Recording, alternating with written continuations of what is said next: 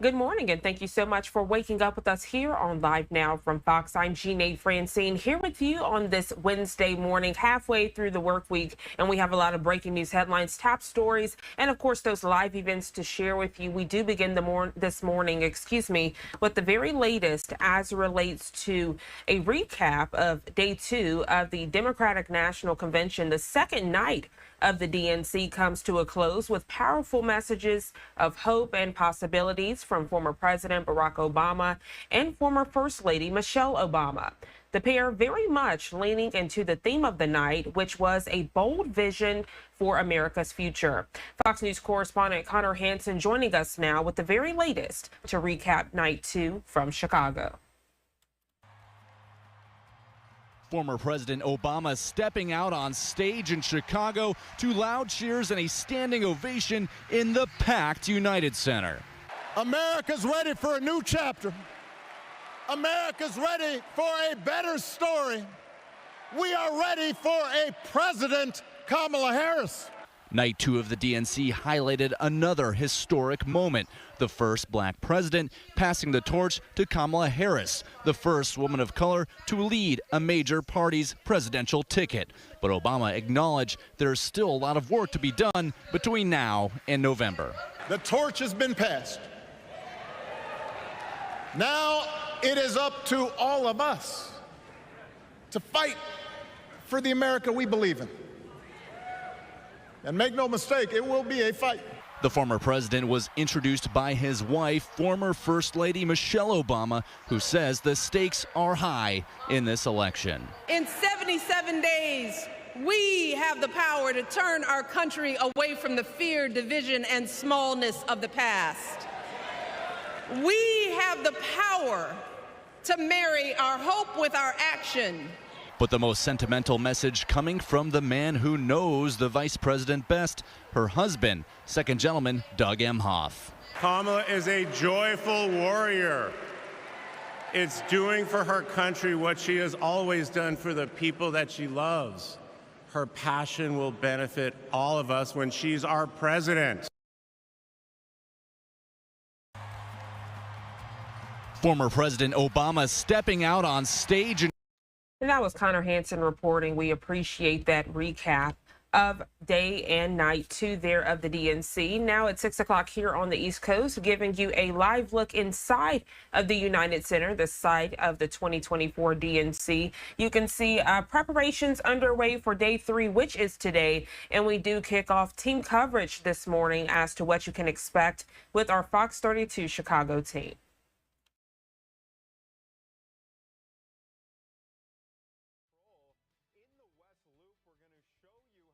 Responded to that situation.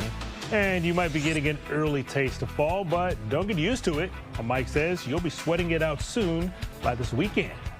Good morning. Thanks for joining us on Good Day Chicago at 5. I'm Brian Jackson. Thanks for getting up early, Brian. For sure. The Bro Show. The Bro Show kicks off right now at 5 a.m. I'm Anthony Ponce. Well, we do have Gabby here standing by, so not technically the complete bro show, but here's Mike Kaplan with a look at what promises to be a gorgeous Wednesday for this convention. It sure is, picking up right where we left off yesterday. Yes, this is more than 3 dude news. We do have Gabriella to brighten things up here. Not that we're not doing our best here. Come on, gentlemen. Yeah. We do have a lovely day on the way today. Good morning, everybody.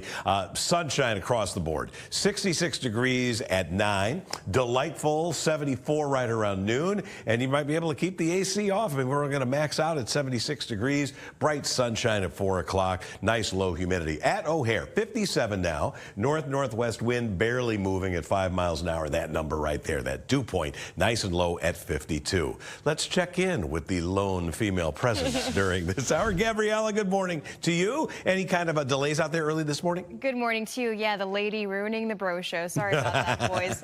Hey, I'm here to stay. You can't get rid of me. Let's talk about traffic. We do have a closure already, Mike, in the system. It's because of a fatal crash investigation. This crash happened around 2 a.m. It's a report of a car rear-ending a tow truck, and that is the cause right now, but still the investigation continues. It's closed between 130th Street and Dalton Avenue going southbound. Traffic is being forced off at 130th, so you have two options to get around this closure. It's, of course, going Indiana Avenue onto Sicily to get around, or taking Torrance Avenue to go southbound as well. We also have one crash in our system up north a bit on the Dan Ryan going outbound. It's in the local lanes. One lane is blocked right now because crews are on scene. Anthony, Brian. Okay, Gabby, thank you so much. It was a jam-packed night for the DNC with star-studded performances and speeches, including former President Barack Obama and First Lady Michelle Obama. They delivered some powerful speeches inside of the United Center. The former president was the headline speaker last night. He made the case for why he thinks that Kamala Harris and Tim Walz are the best option for the future. As president, she won't just cater to her own supporters and punish those who refuse to kiss the ring or bend the knee. She'll work on behalf of every American. That's who Kamala is. And in the White House, she will have an outstanding partner in Governor Tim Walz. The former First Lady Michelle Obama also voiced her support for Vice President Harris, saying that she and her running mate Tim Walz are the only option to improve the country. This is up to us, all of us, to be the solution that we seek. It's up to all of us to be the antidote to the darkness and division. Look, I don't care how you identify politically, whether you're Democrat, Republican, Independent, or none of the above. This is our time to stand up for what we know in our hearts is right. Now, there is still one more former president to give his endorsement of Harris. That will come tonight when Bill Clinton gives his keynote address. Now, outside of the convention, there was a chaotic scene from protesters, this time in the downtown area. Yes, some intense confrontations right near the Israel consulate on West Madison, their offices. This clash ended with dozens of arrests. Demonstrations outside the DNC, look at that, it spilled into the streets, ended at 500 West Madison. Protesters charged a police line that had tried to block the group from marching. These protesters were without a permit. This was not a sanctioned event. They did get past several police officers, but became penned in by officers in riot gear on both sides. Roseanne is going to be joining us in about 20 minutes with a recap and a full debriefing on exactly what unfolded there. Hey, Governor J.B. Pritzker, he also took the stage during day 2 of the DNC. Pritzker used his primetime address to highlight some of the policies he's advanced for the state of Illinois, while also going after former President Donald Trump and his rhetoric. Anita is going to join us from the United Center at 5:30 with much more what our governor had to say. And it's not just Democrats throwing their support behind Vice President Kamala Harris and Tim Walz last night. Former President Donald Trump's own press secretary, his former press secretary, Stephanie Grisham, took the stage as well. Take a listen. When I was press secretary, I got skewered for never holding a White House briefing. It's because, unlike my boss, I never wanted to stand at that podium and lie. Now here I am, behind a podium, advocating for a Democrat. And that's because I love my country more than my party. Grisham resigned right after the January 6th uprising. And tonight, Minnesota Governor Tim Walz will be taking center stage at the DNC. This is going to be the biggest speech of his political career. And Walz is going to be capping off the night by accepting the Democratic vice presidential nomination. But Walz and his VP Harris, they're going to head back to Chicago today after the rally in Milwaukee last night. Vice President Harris will close out the convention with her speech tomorrow night. And you can always find coverage of the DNC both on air and online. There are your sources right there, fox32chicago.com, the Fox Local app, also the Fox 32 News app. All those sources offer not only the latest on street closures and all the protests and logistics, but also the convention itself, along with political analysis. As Democrats convene here in Chicago this week, former President Trump and his running mate, J.D. Vance, are hitting the campaign trail. Their focus this week the battleground states. Yesterday, the former president stopped in Michigan to talk about crime rates in major cities. We want a crime-free America. We're going to stop violent crime in the United States.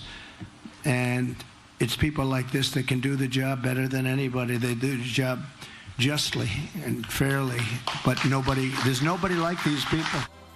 Vance, meantime, spent the day campaigning up in Wisconsin. Both of them are expected to hold an event today in North Carolina centered on national security. Now listen up, we've got a very special programming announcement on We appreciate our content partners over at Fox 32 Chicago explaining what we can expect today with day 3 of the DNC. Also, they're highlighting what the Republican side is doing during this time. Don't forget, right here on Live Now from Fox, live, unfiltered, and uninterrupted coverage all day until Thursday of this DNC. You can catch those speeches at the DNC in full, just like you did with the RNC. Well, now at 6:08 on the East Coast, we're going to go to our first 2-minute commercial breaks of the hour. When we come back, transitioning to discuss the very latest of conflict in the Middle East, giving you a live look. Southern Israel-Gaza border will be checking in with none other than Ken Gray, national security expert with the University of New Haven, as we are following some breaking news headlines this Wednesday morning as relates to conflict in the Middle East. The details in just 2 quick minutes.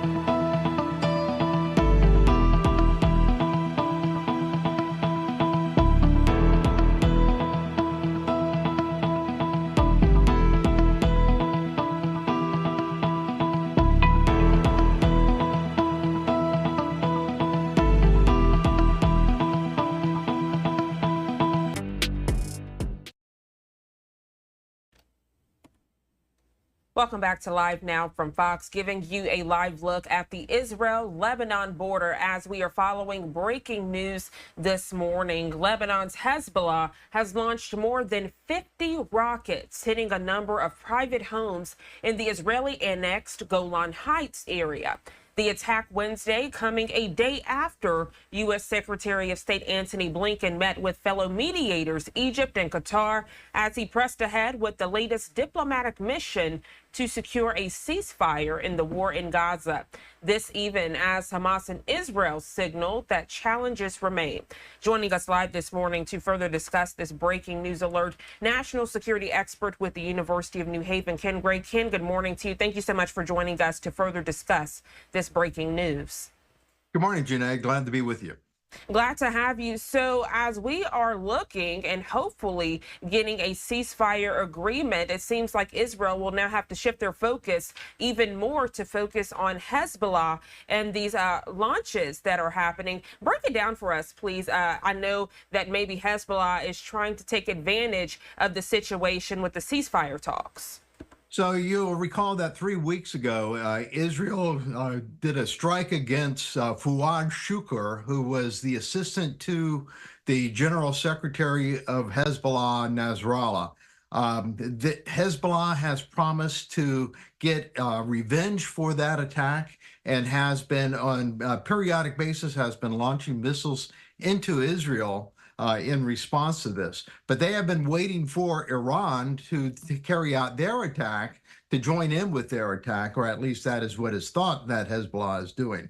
But in preparation for that, Israel struck against a weapons depot within Lebanon, causing very large explosions, meaning that they did actually strike a weapons depot. And in response to that attack on Monday, Hezbollah has launched a large number of projectiles into Israel, over 200 projectiles to include 50 missiles. Those 50 missiles landed within the Golan Heights. And so did not cause a whole lot of damage, but nonetheless, it shows that Hezbollah is standing ready to start the fight with Israel. Israel, in response to that, has said that they are going to change their focus. They're going to start moving assets from the Gaza Strip to the northern part of Israel with the intention of stopping Hezbollah of being a threat to northern Israel. As it is right now, the Israelis have had to abandon their homes in the northern part of Israel because of the constant ongoing threat of Hezbollah launching attacks into the northern part of Israel. And we know this is not a one and done. Israel will retaliate to this. Break down what that retaliation could look like, because obviously many world leaders are urging Israel not to have a full-scale war with Hezbollah, but launching 50 rockets, I mean, I'm sure it's hard to turn a blind eye to that. Absolutely. So remember that Hezbollah, throughout the course of the war there in the Gaza Strip, Hezbollah has periodically launched batteries of missiles into Israel. And Israel has been doing a tit-for-tat type of response, that anytime that Hezbollah attacks them, they in turn do a similar type of attack somewhere in southern Lebanon, but never more than just something that is commensurate with what has been launched against them. But Israel is at a point where it is ready to roll into southern Lebanon and remove the threat of Hezbollah along the northern border of Israel and the southern border of Lebanon. They've done that before. They pushed into Lebanon to push back any potential threat by Hezbollah. They may be ready to do that. The Israeli forces have been practicing such an incursion into South Lebanon. They are ready. They have their mechanized forces. They're in northern Israel, ready to go, and they've been practicing at that. So at some point, they may cross that line and go into southern Lebanon. The problem is that they are already considered to be a pariah on the world stage, that a number of countries have lined up against them because of their ongoing war there in the Gaza Strip.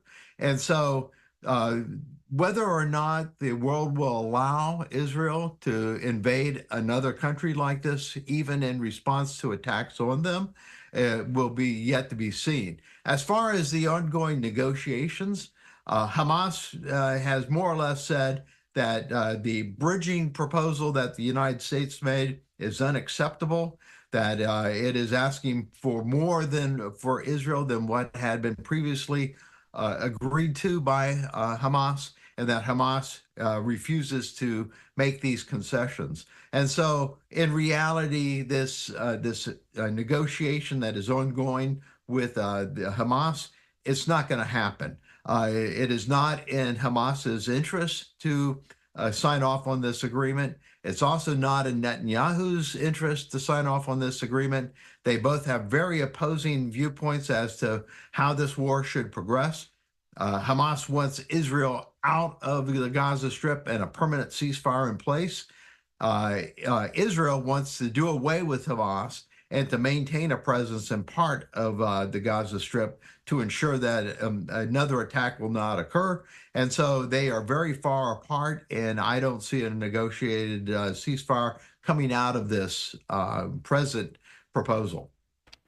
Well, Ken, as we are discussing the conflict with Israel and Hamas, this feed just coming into our Live Now from Fox Studios, I'm bringing it full for you coming out of Jerusalem, Israel. So your timing is perfect to discuss Israel and Hamas and how that relates to the ongoing conflict with Hezbollah as well. I'm learning from our content partners over at the Associated Press that right now taking place in Jerusalem, these are ultra-Orthodox Jews who are protesting against a draft that would force them to join the army. And I know in recent weeks or even days, Ken, we actually spoke about how IDF and the Israeli military, they are kind of low on manpower. So this actually puts that into perspective, these ultra-Orthodox Jews not wanting to join this draft, and this coming after Israel's Supreme Court actually ordered the government to begin drafting ultra-Orthodox Jewish men into the army. We're taking a live look at this feed, Ken. If you could put this into perspective,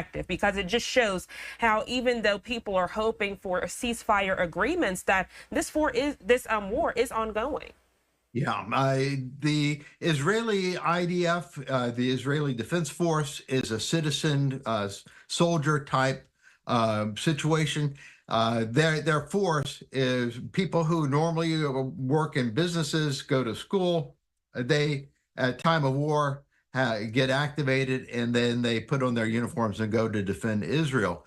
However, 15 to 20% of the male population there in Israel is exempt from that because they were given the benefit of being ultra-Orthodox, allowed to study and not be part of the defense of Israel.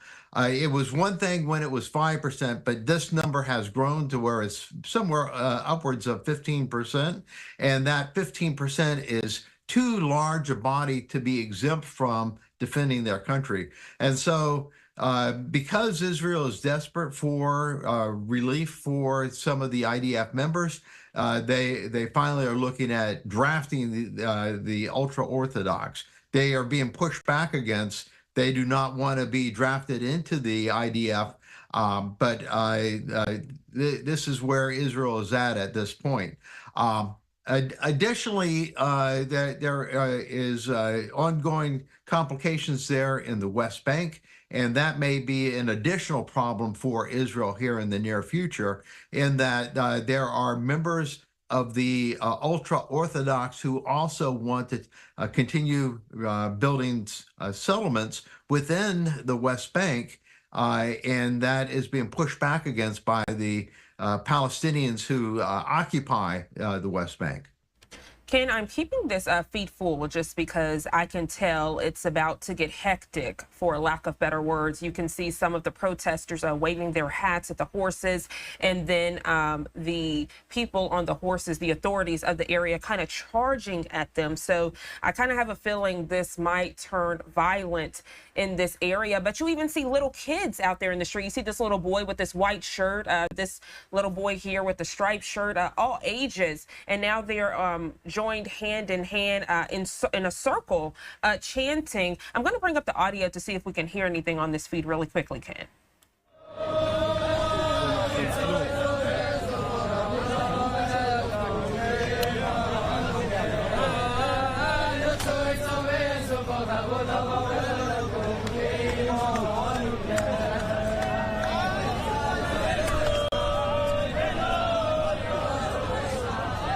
So you can hear them singing and chanting hand in hand. And I don't know how this will end, Ken, because we know that the government and even the military, they do not like defiance. They do not like to be challenged. And again, those authorities on the horses there kind of being taunted with those protesting, waving their hats in the horse's face. So what can come of this, Ken? Because again, this is pretty much a challenge to that Supreme Court order by the Israeli government to begin drafting these ultra-Orthodox Jewish men. So there have been a number of different protests going on against the government of Israel. This is one of those type of protests. This is against the being forced into the military to defend Israel. The other side, of course, are hostage families. The hostages being held by Hamas, their families and supporters have been protesting the government's lack of progress on trying to free up the hostages. So there are a number of different factions within Israel that are protesting against the government there of Israel. But nonetheless, you see the Israeli government willing to use their security forces to put down such protests, or at least to try to hold them in check. So my guess is that despite the fact that this is a show in protest against this order to be drafted, I think that nonetheless we will see these ultra-Orthodox being forced into non-fighting positions more than likely, but nonetheless into the IDF. These are people who are religious scholars who do not want to fight. Instead, they want to be able to be supported by the Israeli government while they are studying, conducting religious studies. But I think Israel is in a position that they are not normally in this extended war. Normally, their fighting has been very short periods where they get attacked and they respond quickly. This has been dragged out now since October and does not look like there's any end in sight. And Ken, we know that these men would much rather be studying in religious seminaries. That's what many of them do. We know here in America, we hear religious freedoms that quote in a phrase, but it seems like in other areas, it's only when it's a matter of convenience when it comes to religious freedoms. Yeah, absolutely. So this is something that Israel has allowed to happen over a period of time. At one point, it was only a very small faction, but those numbers continue to grow. And as those numbers continue to grow, not only are they a financial burden on Israel, but they are also a lack of manpower that could be being used to defend Israel. So you can see where because of their large number of males that are available here that are refusing to defend Israel, you can see why Israel may be forcing them into that role. Yeah, well, we now see cars trying to come through. We see police there. It looks like a police vehicle based on the lights charging there at the protesters. And you see that they're now pushing and trying to get them out of the street, Ken. Yeah. Similar tactics we see being conducted in Europe and also here in the United States, trying to obstruct traffic. But this is still relatively peaceful protest going on right now.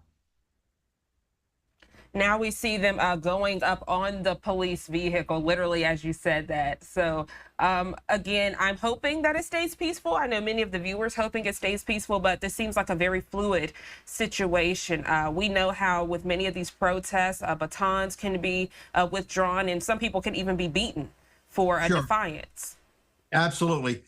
Keep in mind, though, that the numbers you see here are still relatively small as opposed to the hostage families. There were thousands of protesters in the street protesting Netanyahu and the Israeli government. So despite the fact that this is a daytime protest here, it's not the numbers we were seeing that were protesting the government here just weeks ago. Now we see some sort of a fight, Ken, a back and forth push there with authorities. And you see, I don't know who those people are with the hats there.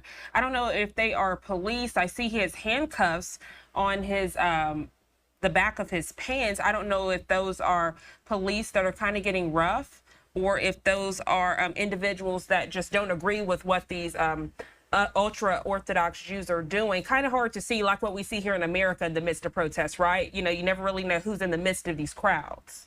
Yeah, these are chaotic, and it's hard to say exactly what is going on until you are able to get the big picture to see where the protesters are and where the forces are. Interesting, the use of horses here is that horses really are very useful in handling crowds like this here, to help disperse a crowd. So it's interesting that the Israelis were bringing the horses in there also. Well, Ken Gray, always a pleasure. We appreciate your candidness. I know we started this interview discussing those 50 rockets launched by Lebanon's Hezbollah. And then as we were discussing it, this ultra-Orthodox protest broke out as they are going against that military draft. So again, just showing that within a moment's notice, things can pop off and things can break out. We appreciate your expertise, as always, Ken, on these topics. Before we let you go, anything else you'd like to add as we continue to monitor this feed? Yeah, we forgot to mention the fact that 6 bodies of hostages, their remains were located in tunnels in Khan Yunis and have been recovered. And so the plight of the hostages, we're learning that these 6, many of whom were believed to have been killed on October 7th and their bodies brought into the Gaza Strip, but some, at least one for sure, died at the hands of Hamas once brought into the Gaza Strip. And so, again, 6 more bodies have been recovered of hostages. Ken Gray, again, thank you so much for your expertise and your candidness on these topics. I hope you stay safe and enjoy the rest of your day. Thank you. And we will continue to follow this feed. Again, this feed coming out of Jerusalem, Israel. Very tense moment, to say the least, out in Jerusalem. If you're just now tuning in, good morning to you. These ultra-Orthodox Jews are protesting against a draft that would force them to join the army. Now, this comes after Israel's Supreme Court ordered the government to begin drafting ultra-Orthodox Jewish men into the army. We're told military service is for this area is pretty much demanded for most Jewish men and for some women, but politically powerful ultra-Orthodox parties have won exemptions for their followers to skip military service and instead study in religious seminaries. And so you see this is a developing situation out in this area. We do have those on the ground speaking to the media. I don't think it's in English, but let us listen in together to see if it is.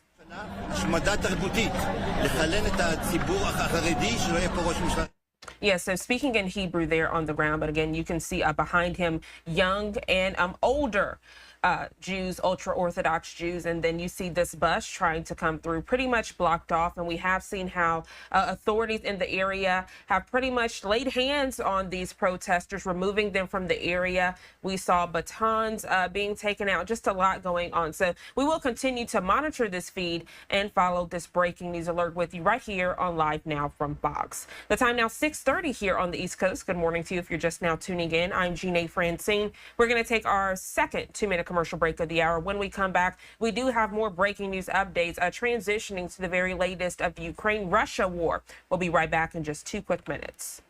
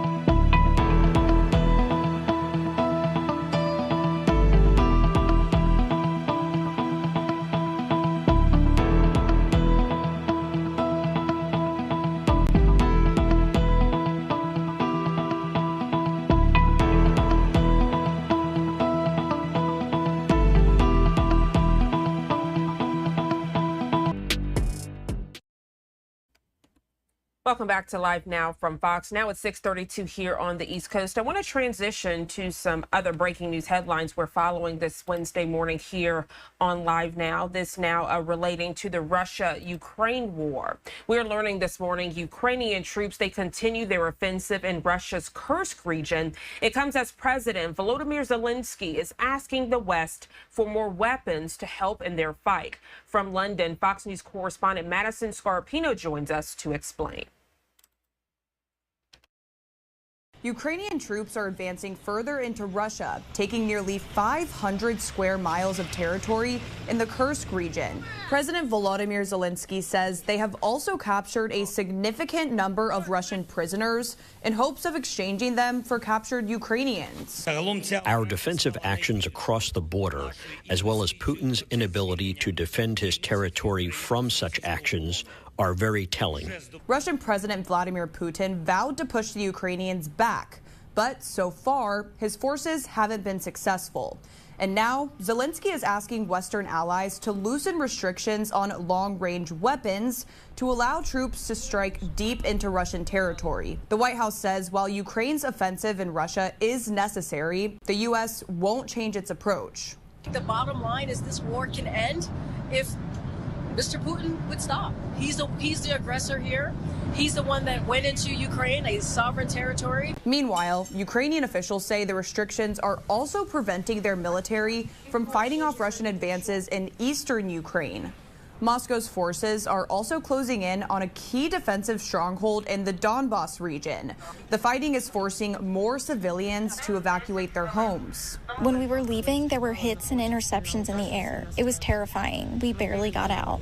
And in northern Ukraine, Russia launched a missile and drone attack overnight that hit energy infrastructure.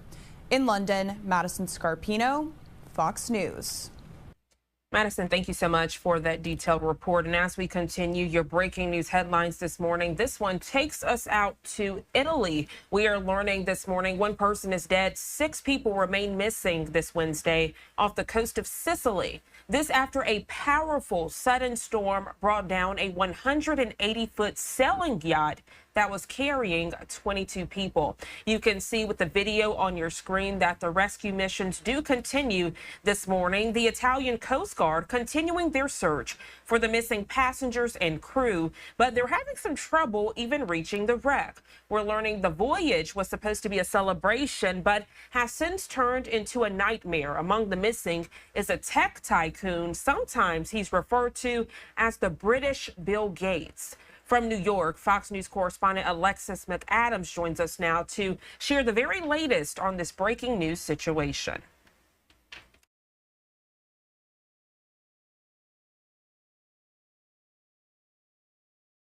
Divers resuming their search for 6 passengers and crew believed to be trapped in the hull of a super yacht that sank off the coast of Sicily. The biggest difficulty is being able to get into the ship. The wreck lies at a depth far beyond what most recreational divers are certified to reach. Rotating search teams made up of 2 specialized cave divers are only able to work in short 12-minute shifts.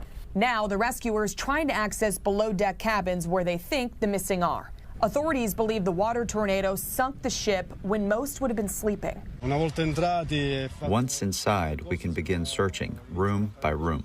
Among the missing is a British tech tycoon, Mike Lynch, and others, some of whom were part of a team that recently helped clear the 59-year-old of U.S. fraud and conspiracy charges related to the $11 billion takeover of his company.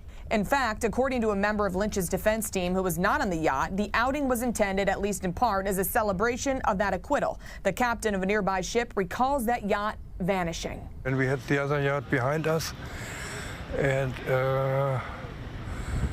a moment later she was gone. 15 of the 22 people aboard managed to get in a lifeboat. Red distress flares guiding a nearby boat to those survivors, including a mom who reportedly held her 1-year-old over the waves to save her. We took our tender and went that direction and found 15 people in the life raft. They didn't tell so much. They told a little bit how it happened, but they were under shock. The British government will send a team of 4 marine accident investigators to the site to try and piece together what happened. Reporting in New York, I'm Alexis McAdams, Fox News. Alexis, thank you so much for the latest information. Again, giving you a live look now, 6:37 on the East Coast out in Sicily. And you see the Italian Coast Guard there on your screen as they continue searching for those missing passengers and crew. Of course, as we get more information into our Live Now from Fox Studio, you'll be the first to know. Right now, I want to transition, though, to a breaking news headline we first brought to you here on Live Now from Fox, as we had detailed information and actually a live interview as well. As I was speaking with national security expert Ken Gray, you're taking a live look now out in Jerusalem, Israel. This is ultra-Orthodox Jews are protesting against a military draft. They do not agree with what the Israel Supreme Court is ordering the government to do to begin drafting these men into the army. And you can see it's becoming very tense now at 6:38 here on the East Coast. When we first showed this to you, it was not this tense, but I was telling Ken Gray, I had a feeling that things were going to ramp up for the worst. You can see police and authorities out there. They're the batons I was mentioning. You can see that a man literally being beaten. So viewer discretion is advised. If we see anything that gets just too graphic, we will have to switch from this feed. But here on Live Now, we do show you these raw and unfiltered images to paint a picture of breaking news headlines that do unfold. And you can see, again, the man being beaten by the baton. You can see people literally holding one another. You see that young man there, arm in arm with another man. I don't know if that's his son or a family member, but young and old are out there for this protest. We saw boys looking as young as 8 chanting with older gentlemen. And these are police officers that are doing this, and some, it looks like military forces there with the combat gear. I'm going to bring up the audio so we can hear and get the emotion from the ground as this is unfolding.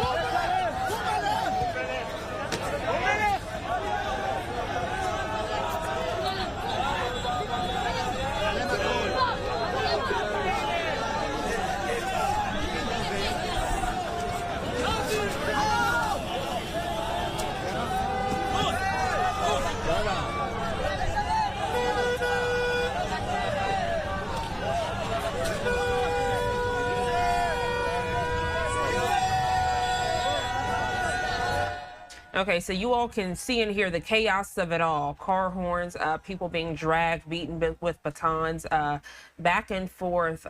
Fighting ensues pretty much. You've seen them pushing back, but it seems like the fists that are and punches that are being thrown are from the authorities there on the ground. You've seen people being dragged by their legs like cattle. You've seen just screaming back and forth. Even the cameraman, we appreciate our content partners at the Associated Press. Someone from the ground was literally thrown into him, an officer throwing the protester into the cameraman. And you can only imagine what they're feeling at this time, trying to grab all of this information for us in real time. So we will continue to monitor this feed. Again, very chaotic, intense situations as all of this is unfolding. So I just want to keep you all up to date with this breaking news alert. We are learning, though, demonstrators also repeatedly tried to breach police roadblocks while clashing with cops and hurling insults at them. So we were told that some of those demonstrators out in the area were actually calling police quote, Nazis, and even calling them Hezbollah. And to put that into perspective, with that breaking news we shared with you off the top of the hour, Hezbollah is a terroristic organization out in the area that has been launching missiles and rockets at Israelis. So they're actually calling the police Hezbollah as they are attacking the protesters. You just saw a police officer hit that young boy in the face right there, who's running towards the camera. Also, some of the protesters were calling police Nazis as well, and you already know how that relates to the Holocaust, just a tragic event that happened in Jewish history. So media reporting this from the scene, and we will continue to follow this. We are learning that some of the chants, you did hear the chants in real time. We weren't able to translate in real time, but we are learning. My producer Taylor sending me this information right now that what they were saying was, we would rather die than enlist. We would rather die than enlist and be forced to join this draft in the Army. We choose prison and not the Army. These are the chants they were saying. Thank you, Taylor, for getting that to me. So a lot going on. We continue to bring this to you in real time. These are some fighters you can see, despite being hit with batons, they continue to lie there in the street and choose not to join the Army. Kind of sad, and putting into perspective, though, that some of these people that are fighting with them are members of the military. So they're being asked to join when they would rather go to seminary school and practice their religious freedom. So we will continue to monitor this feed. 6:43 here on the East Coast. Good morning to you. We are going to go to our third break of the hour. We will be right back.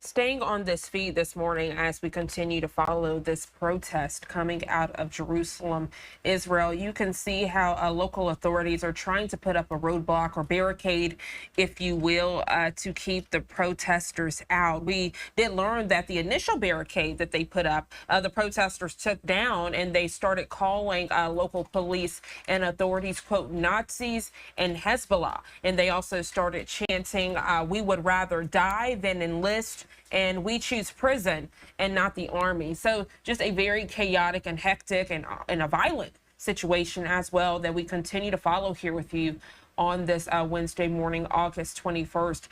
We brought this to you in the midst of other breaking news headlines. So when we first came on the air, we were actually sharing with you breaking news of Lebanon's Hezbollah. We learned that they launched more than 50 rockets, hitting a number of private homes in the Israeli-annexed Golan Heights. And as I was sharing that with you with national security expert Ken Gray, this feed popped up as we were discussing how, you know, the conflicts with Hezbollah is ongoing as the conflicts with Israel and Hamas. And this is why the military is trying to draft these ultra-Orthodox Jews, because if we're being frank, they're pretty much running low on manpower. And they are, and since people are choosing not to enlist, they are pretty much forcing them to enlist. So you can see a very chaotic situation.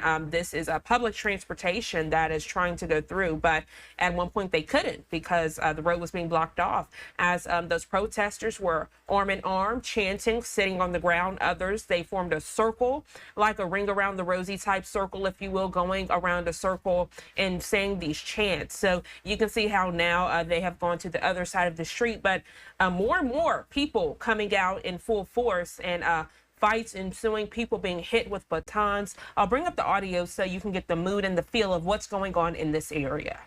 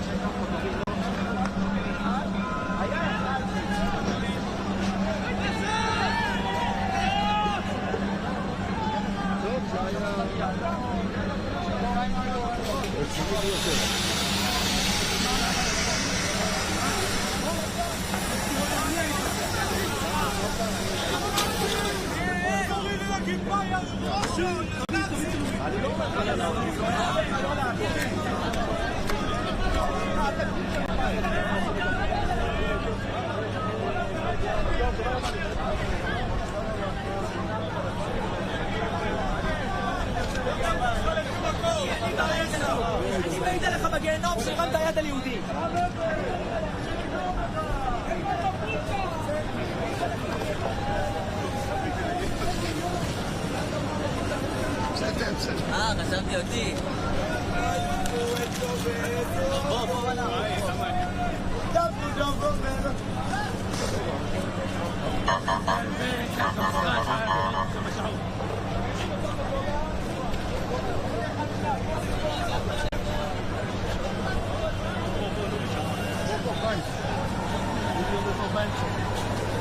לשם חוסמים. כן, כן.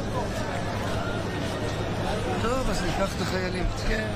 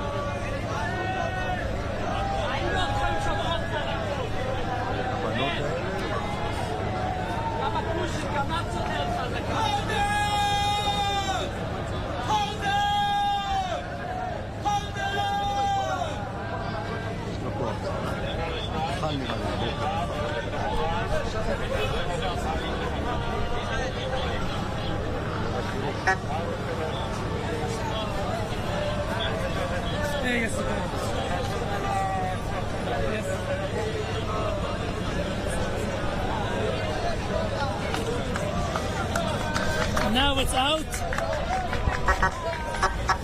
Yes.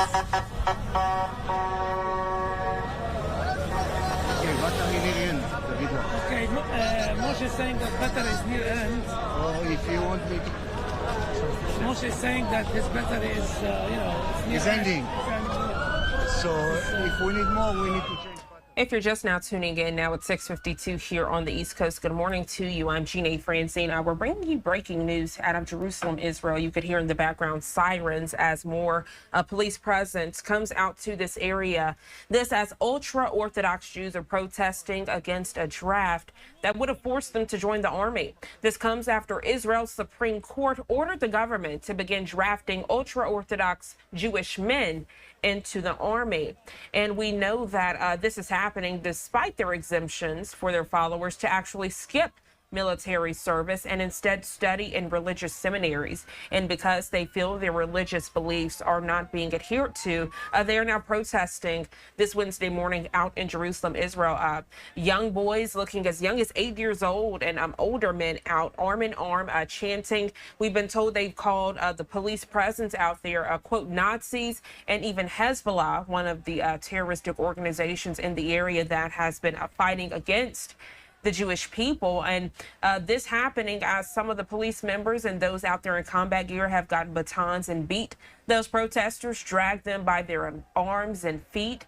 There was kind of yelling and screaming match back and forth. We saw some people getting hit by fists and being kicked. So this is just a very hectic and chaotic situation, and I can tell you that police did have some barricades up, but the protesters did tear those barricades down, and they shouted at them, we would rather die than enlist. That's a quote. They also said, quote, we choose prison and not the army. They are willing to go to any lengths not to be forced into this military draft, and you can see how those lengths have become violent, and how they have been getting hit and beaten because of this. So we'll continue to watch and listen in briefly before we take our final break right here on Live Now from Fox.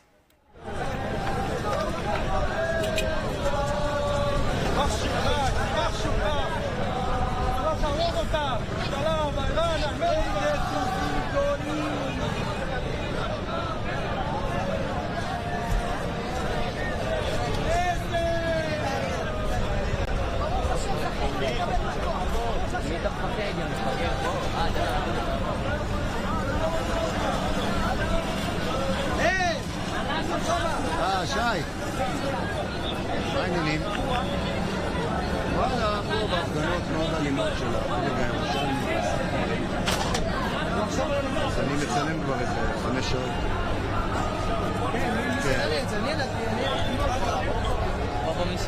כן, כן. לא, זה ככה דבר. טוב אחי, משהו דחוף, כי אני באמצע. יבוא אליך, פתאום נתחיל לו. מה? לא, כי אתה התקשרת קודם, חשבתי שאתה רוצה משהו. טוב, לא נורא, יאללה, ביי.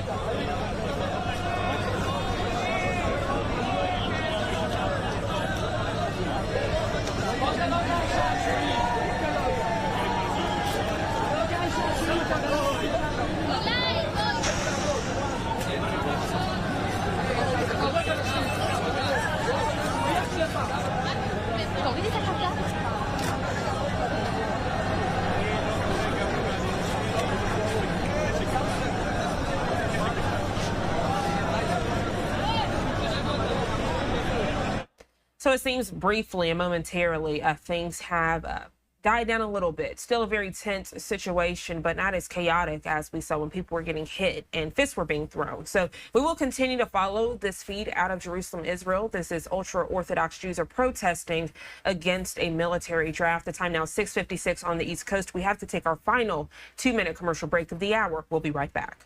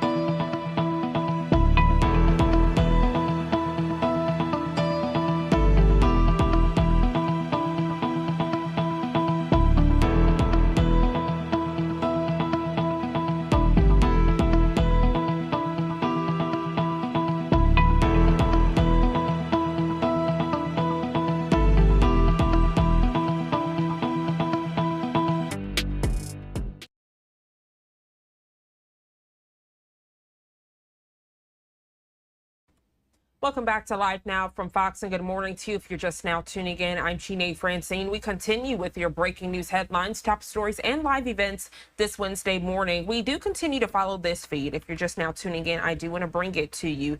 This coming out of Jerusalem, Israel, as ultra-Orthodox Jews are protesting against a military draft with the conflict in the Middle East. IDF, they are running low on manpower, so they are now forcing these ultra-Orthodox Jews to join the military, but these men who are protesting would rather go to seminary school and practice their religious freedom. So this is a feed that has been very chaotic all morning. We will continue to follow it. Now, 1 minute shy of the 7 o'clock hour here on the East Coast. We do want to transition, though, to another top story and headline this morning. This as it relates to the Democratic National Convention, giving you a live look outside of the United Center in Chicago, the site of the 2024 DNC. As we further discuss this headline this morning, we're going to check in with our content partners over at Fox 32 Chicago, as they do have team coverage as to what you can expect for day 3 of the DNC.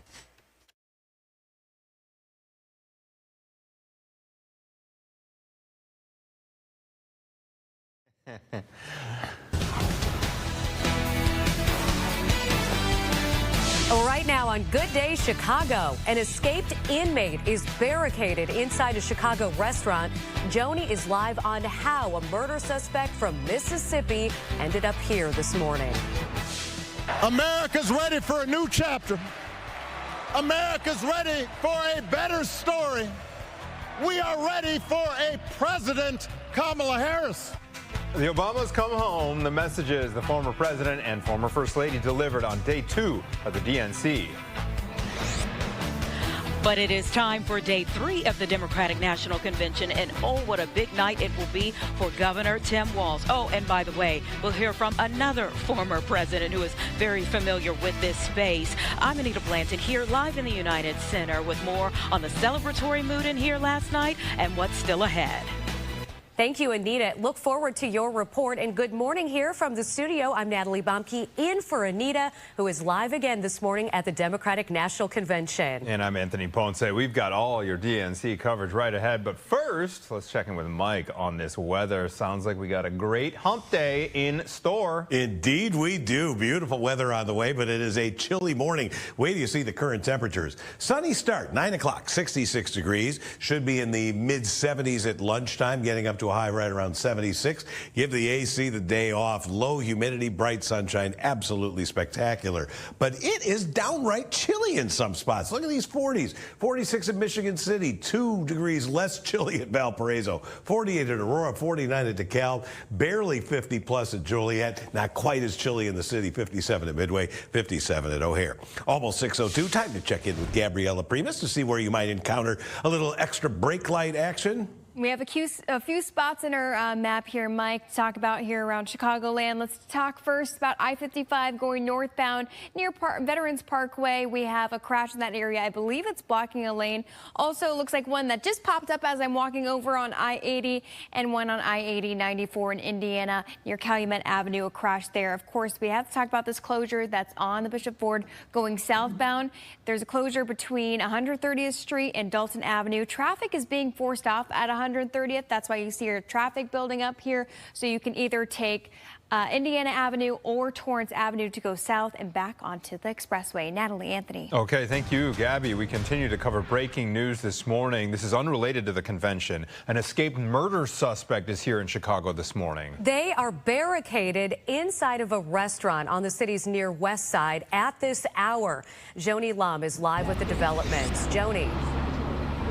Good morning. That scene so close to the United Center. We are at Western and Warren. Last hour we reported to you that a person wanted for murder out of Mississippi is barricaded inside a restaurant in a strip mall.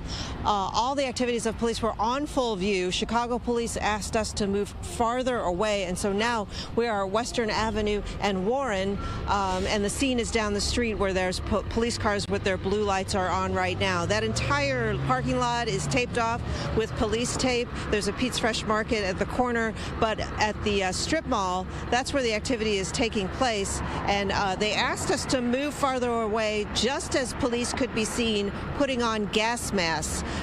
Mississippi authorities confirmed that the man wanted for murder is Joshua Zimmerman. They have video of him walking out of a courthouse in Mississippi, and apparently he hitched a ride out of town. They lost him, but now they believe that he is the person involved in a standoff here on the west side. There are SWAT teams and U.S. Marshals who have surrounded the restaurant. It's called Seafood Junction. Though the activity that we saw across the street, we could see into a lit restaurant which appears to be the one next to the one that they believe he is in. A ladder and some movement of uniformed officers who are moving around inside near the counter area of that restaurant. We also have Chicago police guarding the scene. Mississippi authorities say they don't know how Zimmerman got to Chicago, and they don't know why he is here, but he picked a location that is heavily patrolled today because of the Democratic National Convention that is in town. There are police on every block in the area just west of United Center, but now we have police activity happening here at Western and Madison, that strip mall, all blocked off. We don't know what kind of activity is happening there because we can no longer see it, but you could see that they had a lot of police inside the restaurant, and this has been going on all night. Reporting live, I'm Joni Lum. Back to you. Thank you, Joni. Day 3 of the National Democratic Convention is set to kick off in about an hour. Taking a look inside the United Center right now. Let's check it out. Okay, it is empty and quiet.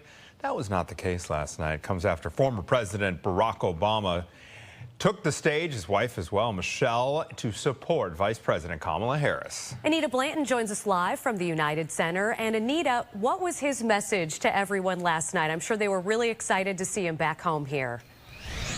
Absolutely, Natalie and Brian. He talked about the contagious power of hope. Something he's talked a lot about over the last 2 decades, if you will. Barack Obama's message to the delegates as well as the Democratic supporters that filled this hall last night, that they need to work together and support strong leaders to bring about, in his words, a secure, just, equal, and free America. A better America, if you will. Let's talk a little bit more about the things that he had to say on stage and the contrast that he was able to draw here. The former president went to the podium just a little after 10 o'clock last night, right after his wife, former First Lady Michelle Obama, took the stage, and there's already a big debate as to whose speech was better. In his words, not mine. He said, I'm the only person stupid enough to go after Michelle because she had a powerful speech as well. Now, during his speech, he touched on multiple topics, from talking about President Joe Biden passing the torch to Kamala Harris, who has been a friend of President Obama for many years, to also criticizing former President Donald Trump over the decisions that he made while he was in office. Although I'm still waiting for someone to actually go through, and I'm sure someone will, and find out how many times Donald Trump's name was actually said between their speeches. I think that was a very calculated decision on their part. So President Obama closed out the second night of the DNC with this message to everyone. And I believe that's why if we each do our part over the next 77 days, if we knock on doors, if we make phone calls, if we talk to our friends, if we listen to our neighbors,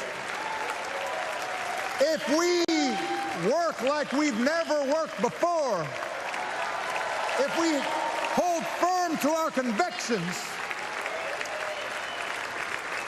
we will elect Kamala Harris as the next President of the United States, and Tim Walz as the next Vice President of the United States.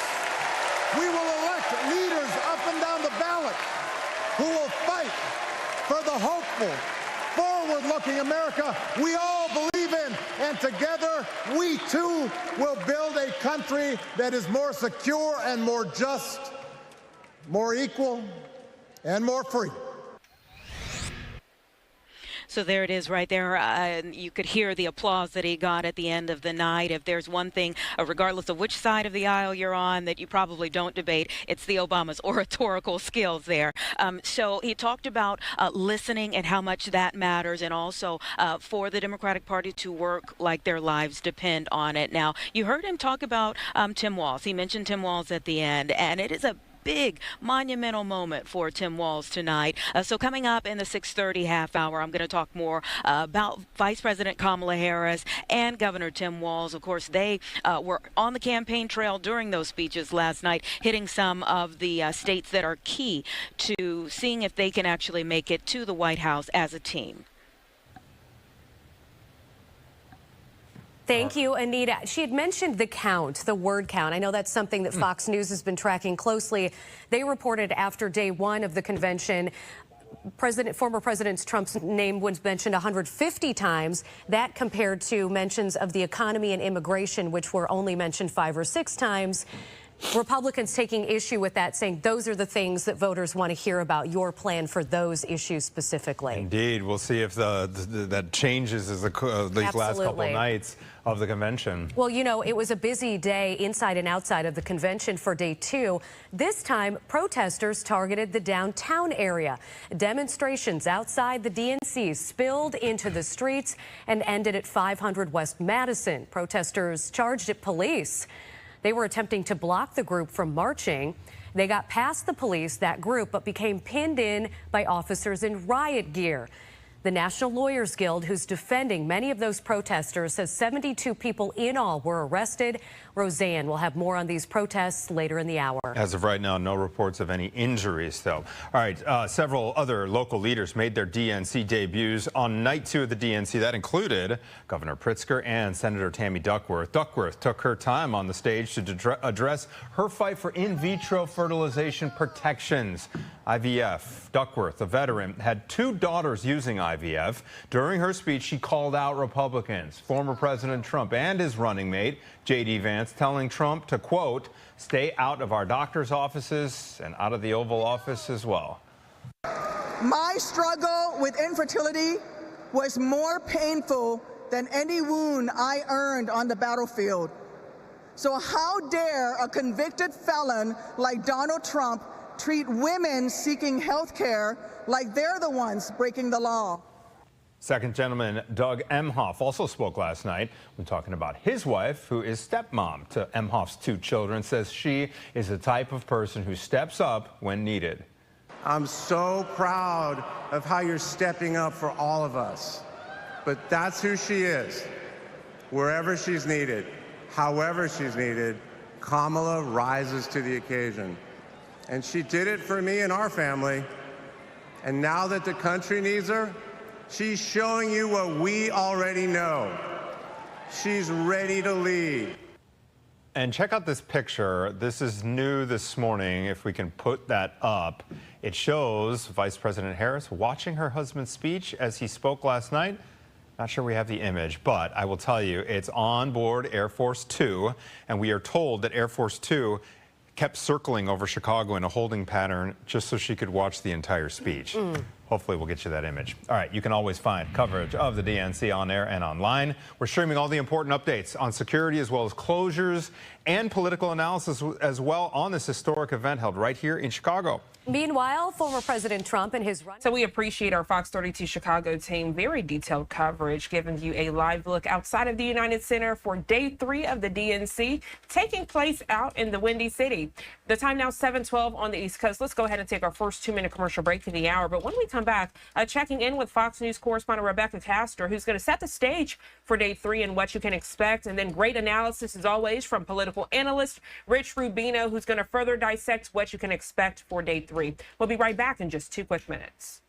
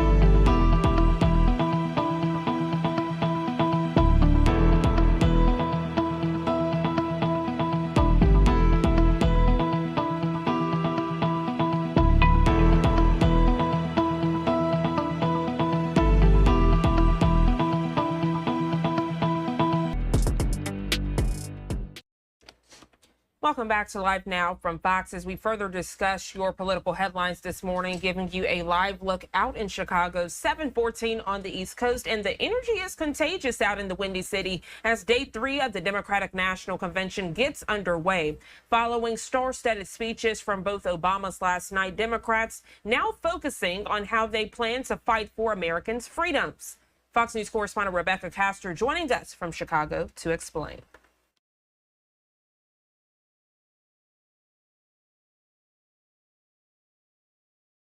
Last night's headliners, the Obamas, did what they do best, giving explosive speeches in support of Kamala Harris. Hello, Chicago! Former President Barack Obama electrifying the crowd in his hometown as he closed out day 2 of the DNC. He acknowledged the momentum behind the Harris-Walz ticket, but said it doesn't mean they're in the clear just yet. This will still be a tight race in a closely divided country. From the DNC to Kamala Harris's campaign rally in Milwaukee, the night was light on policy and heavy on Trump bashing, with some of the hardest hits coming from former First Lady Michelle Obama. For years, Donald Trump did everything in his power to try to make people fear us. Who's going to tell him that the job he's currently seeking might just be one of those black jobs? Trump, meanwhile, is counter-programming the DNC with events all week. Tuesday, he was in Michigan talking crime and safety. Look at radical liberal Kamala Harris. She's been the ringleader for this anti-crime and the anti-police crusade. Back in Chicago, the theme for day 3 of the convention is a fight for our freedoms. Democrats will hit on reproductive rights and the efforts they say Republicans will take to further impact them. They will come for IVF next. And special focus remains on security around the DNC as protests against the Israel-Hamas war continue near the United Center. Tonight, Governor Tim Walz makes his DNC debut to give his vice presidential nominee speech. In Chicago, Rebecca Castor, Fox News. Rebecca, thank you so much. And joining us live this morning for further detailed analysis, none other than political analyst Rich Rubino. Rich, always a pleasure. Good morning to you. Good morning. So as we look ahead to day 3, which is today, fighting for our freedom, what does that look like? What can we expect? Well, I think you're going to see Bill Clinton, first of all, and Bill Clinton obviously has a certain Arkansas charm. He also has a certain appeal to a couple of groups of voters. One of them is centrist voters. He was a member of the Democratic Leadership Council that tried to bring the Democratic Party close to the center. And the other is rural voters. And just like Tim Walz, this is kind of interesting because I see Tim Walz in many respects as an amalgamation between Bill Clinton and former Vice President Hubert Humphrey. Hubert Humphrey has that politics of joy type of an attitude, but like Bill Clinton, he has a certain appeal to rural voters or non-traditional Democratic voters or voters who are leaving the party in droves. I think that's kind of the connotation, and that's what they're going to be trying to appeal to this evening. Great points you're making. We know Bill Clinton out of Hope, Arkansas. I want to ask you, Rich, you mentioned the rural voter. When we think of America's farmers, when we think of the economy, when we hear from people discussing inflation, how important is that? I love that you brought that up. Yeah, it's very important, and it's a group of people that the Democrats used to have, from Franklin Roosevelt to Lyndon Johnson to Jimmy Carter to a certain degree to Bill Clinton. Some of even the southern states. Bill Clinton, for example, won Louisiana, Arkansas, Tennessee, and Kentucky and Georgia the first time he ran. He won in 1992. So this is a group of people that used to be Democrats, but for some reason they have gone to the Republicans. And Tim Walz has an interesting political profile, actually very similar to Bill Clinton, in that he represented a very rural congressional district in Minnesota. He came from a very small town, Lake Hope, Arkansas, in Nebraska, and he was elected. So he was elected from that constituency, so he kind of knows, if you will, how to appeal to that constituency. And he fits the profile, true. He's somebody who's been in the military. He's somebody who was a football coach, for example. So I think this is really, and this may be kind of a surreptitious message. This is really the Democrats' message to try to bring some of those rural voters back into the fold. They're not going to win a majority of them, certainly. The Republicans will really just the prevailing winds or will be going to the Republicans, but they certainly would need as big of a minority of them as they possibly could muster. I know yesterday when we were speaking, we were discussing how Harris has pretty much clinged on to Biden when it comes to what was done good in office from their vantage point. And that could be a double-edged sword for her, Rich, if we're looking at what we're discussing now as it relates to inflation and the economy. Because for those that feel like they can't go to the gas pump or even buy a gallon of milk for their family, since she's clinching so hard onto Biden, that will fall on her shoulders and might potentially push people to Trump. Yeah, and it's very interesting. This is why vice presidents run into problems. As a matter of fact, George H.W. Bush was Ronald Reagan's vice president. He had the same issue. Do you run toward the positive things with President Reagan? You also have to run on the negative things. In that case, it was Iran-Contra. George H.W. Bush became the first sitting vice president to actually win the presidency since Martin Van Buren in 1836, for example. Hubert Humphrey had many problems trying to run with President Johnson's unpopular war in Vietnam.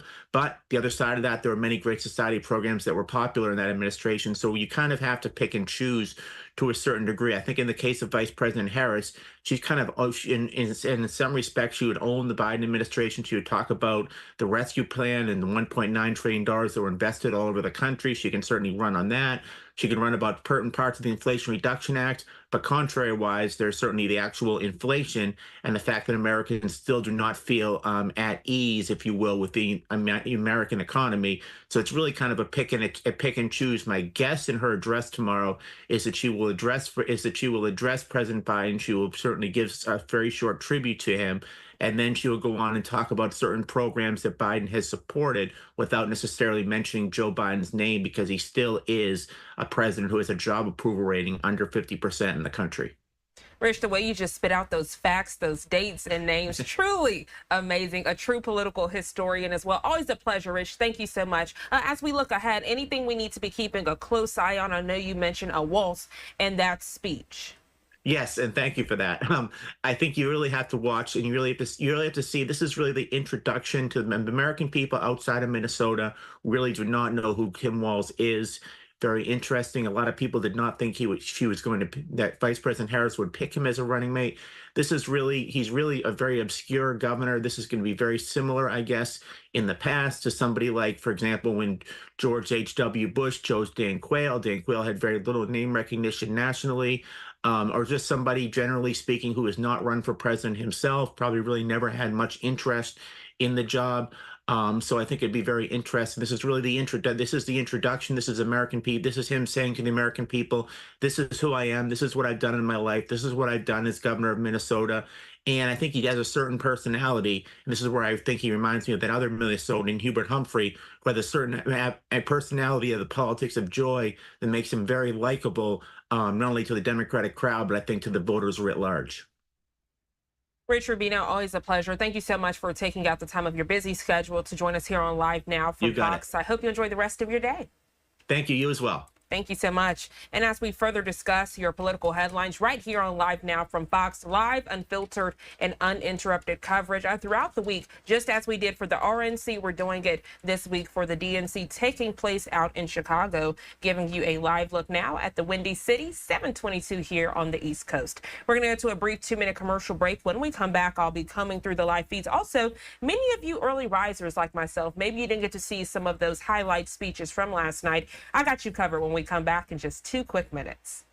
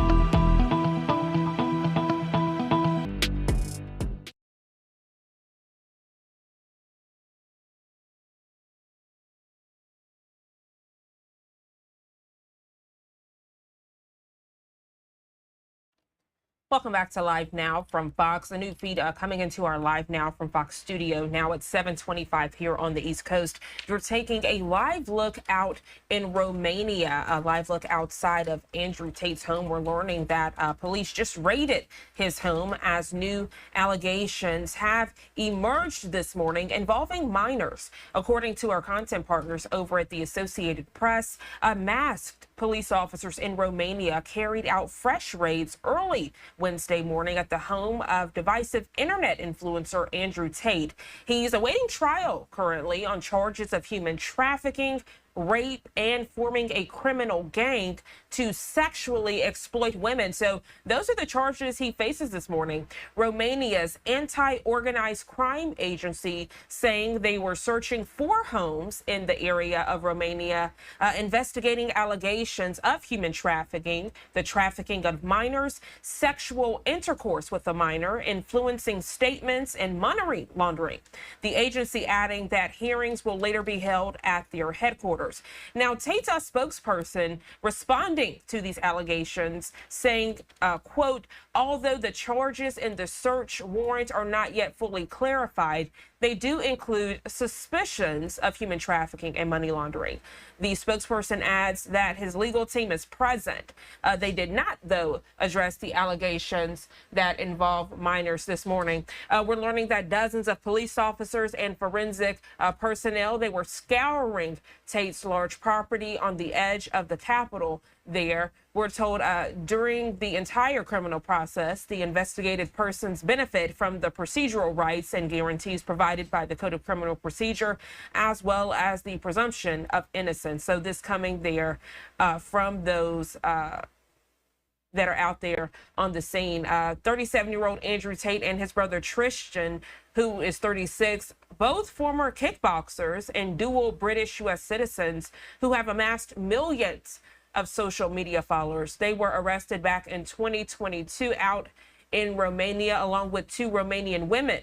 Romanian prosecutors did formally indict all 4 last year. However, they do deny the allegations. So this is something we will continue to follow here on Live Now from Fox, this breaking news situation. You're getting a live look out in Romania as this morning police did raid Andrew Tate's home as these new allegations emerge. As we get more information, and you'll be the first to know right here on Live Now from Fox.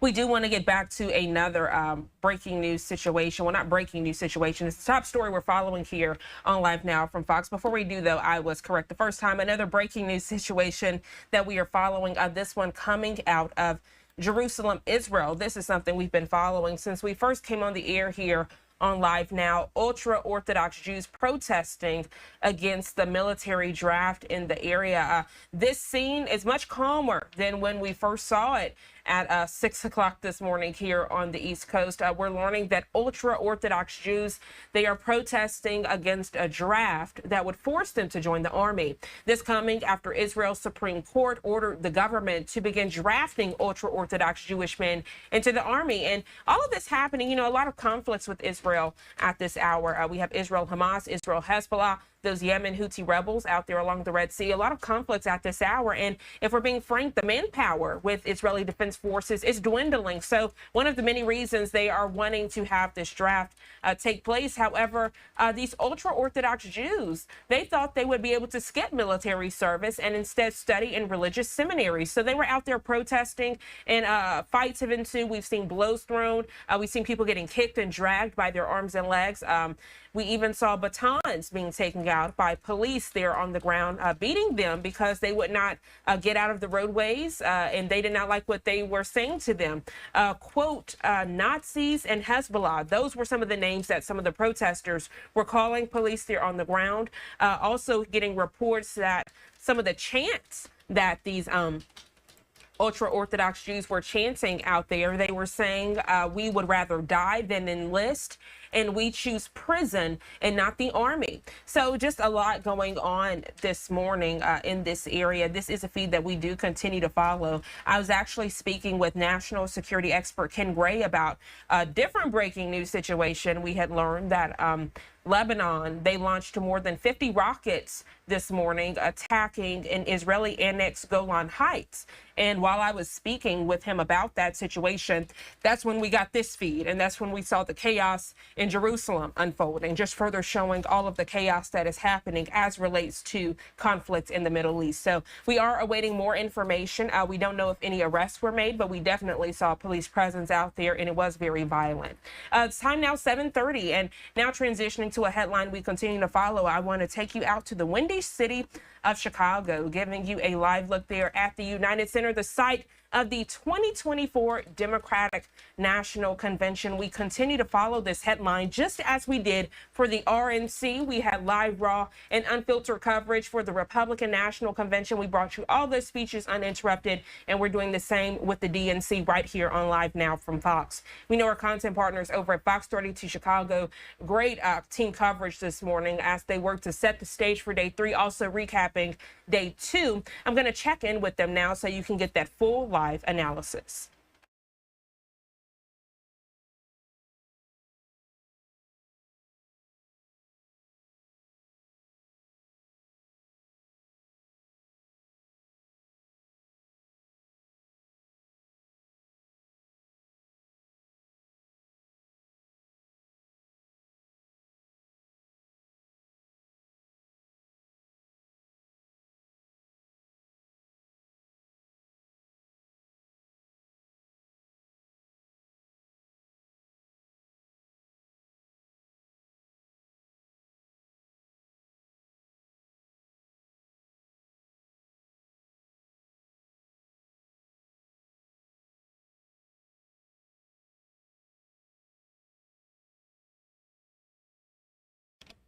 All right, so we are awaiting the feed to come through with our content partners over at Fox 32 Chicago. But again, if you're just now tuning in, giving you a live look at the United Center, the site of the 2024 DNC. If you haven't seen what it looks like inside, I can show that to you now.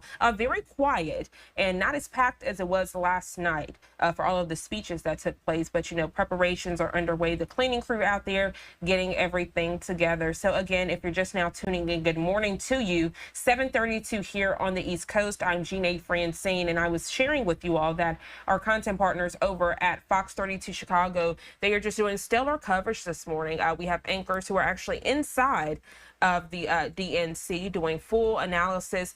They are also following breaking news out of Chicago, unrelated to the DNC, but a man is barricaded in close proximity to the United Center out of Mississippi. We know that one of the reporters is following that as well. We are getting the feed now with our content partners over at Fox 32 Chicago. Let's listen in. And live on the number of arrests made so far. It got turbulent last night.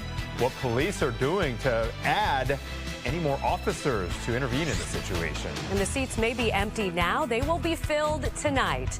How the energy has been so far now that we are halfway through the convention. And speaking of inside the DNC, there she is, Anita, ready to give us today's agenda. We're going to be checking back in with her. Anita and Roseanne standing by, ready to go. But first, we do need to check in with Mike for that all-important Wednesday, day 3 of the DNC forecast. Can I get the headphones and the microphone thing back here? Yeah, it looks cool, doesn't it? That definitely looks cool. It looks so modern. I like it. All right, right now, just a spectacular sky. Can't get over this nice shot here. There's just a little bit of haze in the sky and a couple of clouds, but it is spectacular out there. If you don't mind it being a little bit on the cool side by late August standards, it's only 57 degrees in O'Hare. No wind to speak of. The dew point extremely low for this time of year. Here are other current temperatures, 56 along the lakefront, Joliet 51. But look at these 40s showing up, and it's not only at Aurora's airport. We got 48 at Chicago Heights, 49 at Kankakee, even Valparaiso in there with 48 degrees. Headed for the mid-70s later this afternoon.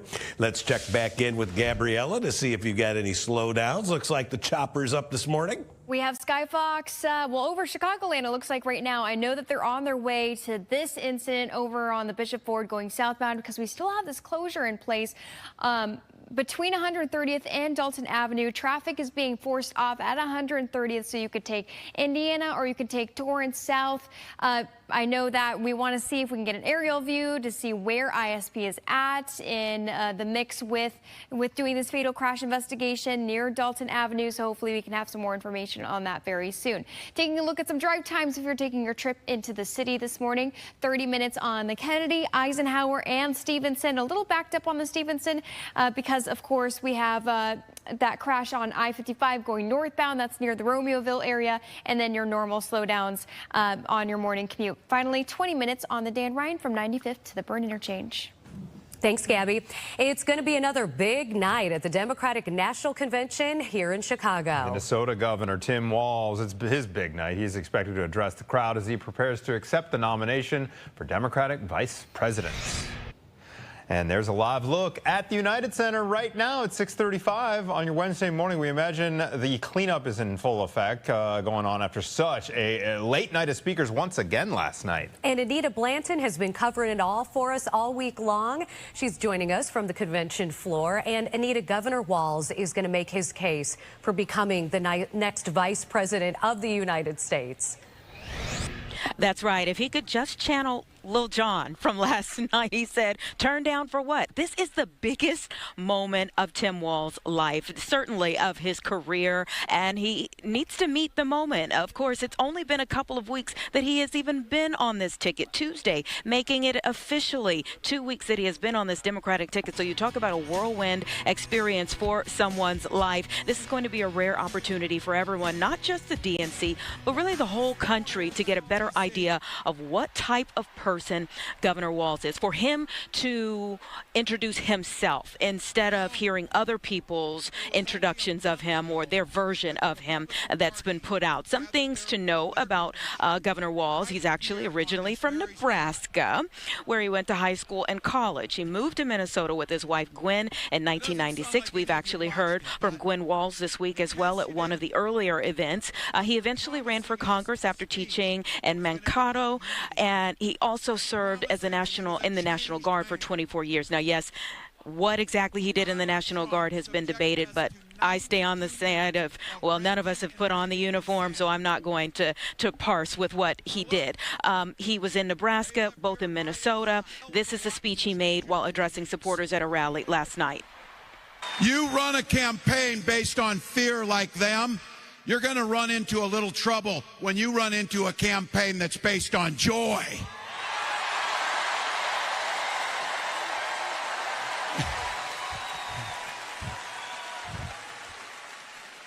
These guys are focused on the past, like the 1850s past. This campaign's focused on your future. So that's kind of the theme of the entire convention, is trying to be future-oriented, to be forward-focused. There's no word yet on when exactly he's going to speak tonight. It's likely going to be another late night because we're also expecting former President Bill Clinton to speak, another Democratic name known very well within these halls. So it could be another late night for the folks in here, but I'll tell you that they left here on fire last night. Indeed. Okay, Anita, thank you for that update. We'll be checking back in with you. And one night after contentious protests that ended in arrests, there is activity on the north side. A group of people are gathered outside a temporary court. Roseanne is there live with developments. Hi, Roseanne. Hi, good morning. That's right. Some of those pro-Palestinian demonstrators have been camped out here overnight at Belmont and Western, showing support for their fellow protesters and cheering. So far this morning, we've seen about 4 of their fellow protesters released. So this group cheering them on as they are released from custody inside. Now, the clash between protesters and police yesterday was far more intense than Monday's fencing breach. Heated moments captured on camera, protesters trying to force their way past police. It all started at a demonstration outside the Israeli consulate on West Madison, but continued with several skirmishes through the evening, ending in the West Loop. Protest observers for the National Lawyers Guild tell us 72 people were arrested. Now, back live now, as I said, we've seen about 4 released this morning, bringing cheers from this crowd. It sounds like another one is exiting right now.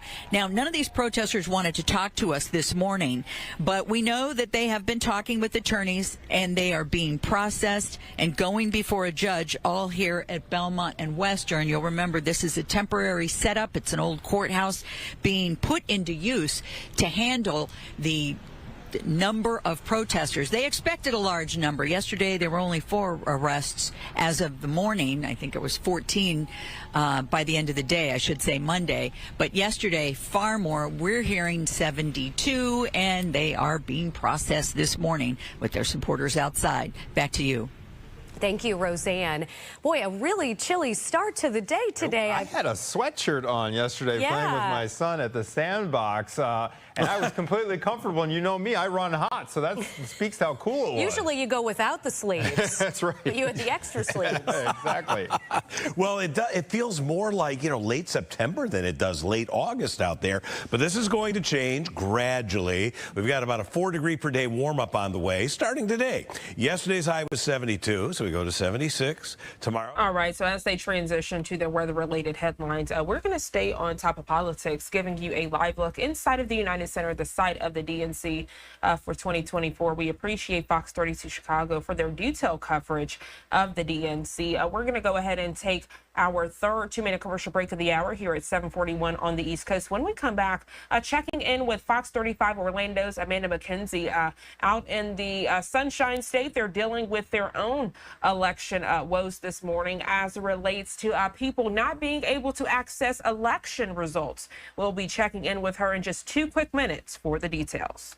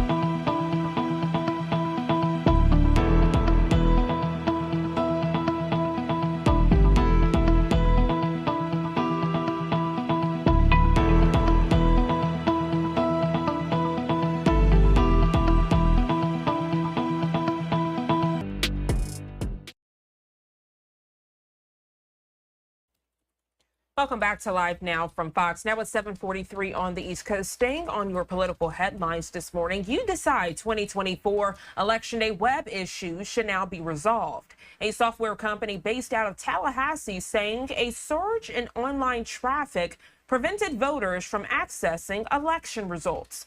Fox 35 Orlando's Amanda McKenzie joining us live this Wednesday morning. Amanda, good morning to you. We're learning this isn't the first time the software company has made headlines. That's right. So back in 2019, VR systems came under fire after Governor Ron DeSantis said that Russian intelligence officials gained access to elections databases back in the 2016 election period, affecting 2 Florida counties. He says the hackers posed as voter registration vendors and sent phishing emails to elections officials. Now, DeSantis emphasized it did not impact the 2016 election, but now 8 years later, we are learning about new issues with the VR systems. Some counties had trouble reporting vote totals to their websites and had to use their backups. In our area, Brevard and Lake County say they had minor issues. Elections websites should be back online this morning. Secretary of State Cord Byrd addressed the issue last night at a news conference. This was an issue with their public-facing websites. It had nothing to do with the data or the votes being transmitted to the Department of State, and we were able to access it on our electionwatch.gov website. It was once again with the county-level public-facing websites that they had a problem. So it's a vendor issue, and we'll get to the bottom of it, what happened. VR Systems Incorporated is a company that several counties use. That company provides election software and systems that can be used at polling places. The company says in a statement that a security feature is to blame for the issues last night. They sent us a statement saying, quote, "We believe the logging that was enabled as a security measure was at the root of the issues that our customers experienced. Late in the day, it began to grow exponentially due to the increase in traffic to the websites. We believe this put extraordinary stress on this system." To be clear, VR Systems says there is no indication of any malicious activity and that the reporting of unofficial results was not impacted. The company says they are working with experts to make sure this doesn't happen again. Live this morning, Amanda McKenzie, back to you. Amanda McKenzie there with Fox 35 Orlando. Always stellar coverage. Amanda, we appreciate you. I hope you enjoy the rest of your day. The time now 7:46. We're going to go ahead and take our final 2-minute commercial break of the hour. When we come back, I'll be looking through the live feeds to see if we have any live events to share with you. And if not, hitting those top stories and headlines on this Wednesday morning. We'll be right back in just 2 quick minutes.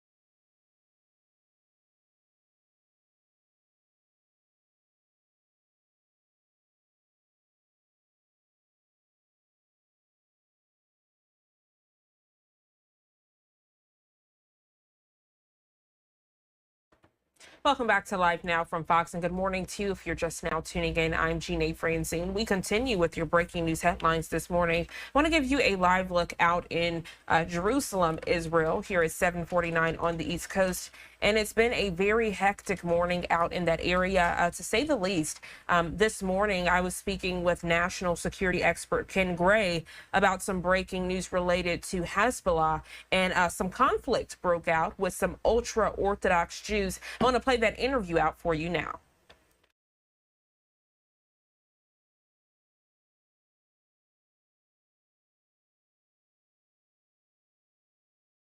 Look at the Israel-Lebanon border as we are following breaking news this morning. Lebanon's Hezbollah has launched more than 50 rockets, hitting a number of private homes in the Israeli-annexed Golan Heights area. The attack Wednesday coming a day after U.S. Secretary of State Antony Blinken met with fellow mediators, Egypt and Qatar, as he pressed ahead with the latest diplomatic mission to secure a ceasefire in the war in Gaza. This even as Hamas and Israel signaled that challenges remain. Joining us live this morning to further discuss this breaking news alert, national security expert with the University of New Haven, Ken Gray. Ken, good morning to you. Thank you so much for joining us to further discuss this breaking news. Good morning, Jeanne. Glad to be with you. Glad to have you. So as we are looking and hopefully getting a ceasefire agreement, it seems like Israel will now have to shift their focus even more to focus on Hezbollah and these launches that are happening. Break it down for us, please. I know that maybe Hezbollah is trying to take advantage of the situation with the ceasefire talks. So you'll recall that 3 weeks ago, Israel did a strike against Fuad Shukr, who was the assistant to the General Secretary of Hezbollah, Nasrallah. Hezbollah has promised to get revenge for that attack and has been on a periodic basis has been launching missiles into Israel in response to this. But they have been waiting for Iran to carry out their attack, to join in with their attack, or at least that is what is thought that Hezbollah is doing. But in preparation for that, Israel struck against a weapons depot within Lebanon, causing very large explosions, meaning that they did actually strike a weapons depot. And in response to that attack on Monday, Hezbollah has launched a large number of projectiles into Israel, over 200 projectiles to include 50 missiles. Those 50 missiles landed within the Golan Heights. And so did not cause a whole lot of damage, but nonetheless, it shows that Hezbollah is standing ready to start the fight with Israel. Israel, in response to that, has said that they are going to change their focus. They're going to start moving assets from the Gaza Strip to the northern part of Israel, with the intention of stopping Hezbollah of being a threat to northern Israel. As it is right now, the Israelis have had to abandon their homes in the northern part of Israel because of the constant ongoing threat of Hezbollah launching attacks into the northern part of Israel. And we know this is not a one and done. Israel will retaliate to this. Break down what that retaliation could look like, because obviously many world leaders are urging Israel not to have a full-scale war with Hezbollah, but launching 50 rockets, I mean, I'm sure it's hard to turn a blind eye to that. Absolutely. So remember that Hezbollah, throughout the course of the war there in the Gaza Strip, Hezbollah has periodically launched batteries of missiles into Israel. And Israel has been doing a tit-for-tat type of response, that anytime that Hezbollah attacks them, they in turn do a similar type of attack somewhere in southern Lebanon, but never more than just something that is commensurate with what has been launched against them. But Israel is at a point where it is ready to roll into southern Lebanon and remove the threat of Hezbollah along the northern border of Israel and the southern border of Lebanon. They've done that before. They pushed into Lebanon to push back any potential threat by Hezbollah, they may be ready to do that. The Israeli forces have been practicing such an incursion into South Lebanon. They are ready. They have their mechanized forces. They're in northern Israel ready to go, and they've been practicing at that. So at some point, they may cross that line and go into southern Lebanon. The problem is that they are already considered to be a pariah on the world stage, that a number of countries have lined up against them because of their ongoing war there in the Gaza Strip. And so whether or not the world will allow Israel to invade another country like this, even in response to attacks on them, will be yet to be seen. As far as the ongoing negotiations, Hamas has more or less said that the bridging proposal that the United States made is unacceptable, that it is asking for more for Israel than what had been previously agreed to by Hamas, and that Hamas refuses to make these concessions. And so, in reality, this negotiation that is ongoing with Hamas, it's not going to happen. It is not in Hamas's interest to sign off on this agreement. It's also not in Netanyahu's interest to sign off on this agreement. They both have very opposing viewpoints as to how this war should progress. Hamas wants Israel out of the Gaza Strip and a permanent ceasefire in place.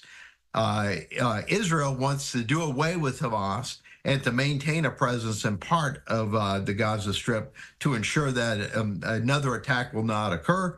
And so they are very far apart, and I don't see a negotiated ceasefire coming out of this present proposal.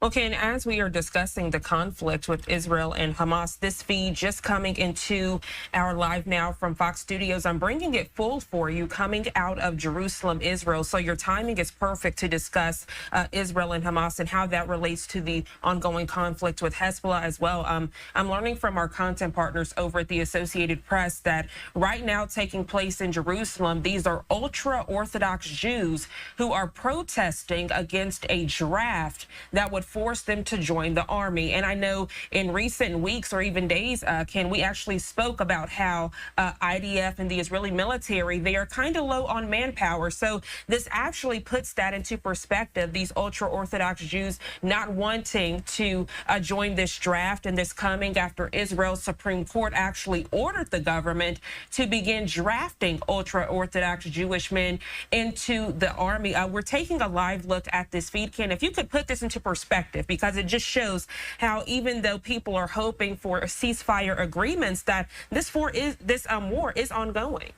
Yeah, the Israeli IDF, the Israeli Defense Force, is a citizen soldier type situation. Their force is people who normally work in businesses, go to school. They, at time of war, get activated, and then they put on their uniforms and go to defend Israel. However, 15 to 20% of the male population there in Israel is exempt from that because they were given the benefit of being ultra-Orthodox, allowed to study and not be part of the defense of Israel. It was one thing when it was 5%, but this number has grown to where it's somewhere upwards of 15%. And that 15% is too large a body to be exempt from defending their country. And so because Israel is desperate for relief for some of the IDF members, they finally are looking at drafting the ultra-Orthodox. They are being pushed back against. They do not want to be drafted into the IDF, but this is where Israel is at this point.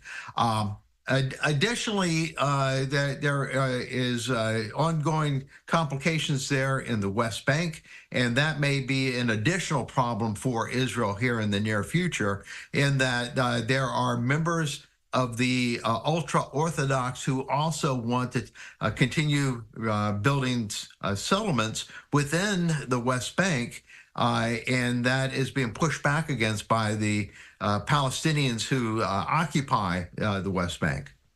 Ken, I'm keeping this feed full just because I can tell it's about to get hectic, for lack of better words. You can see some of the protesters waving their hats at the horses, and then the people on the horses, the authorities of the area, kind of charging at them. So I kind of have a feeling this might turn violent in this area. But you even see little kids out there in the street. You see this little boy with this white shirt, this little boy here with the striped shirt, all ages, and now they're joined hand in hand in a circle, chanting. I'm going to bring up the audio to see if we can hear anything on this feed really quickly, Ken.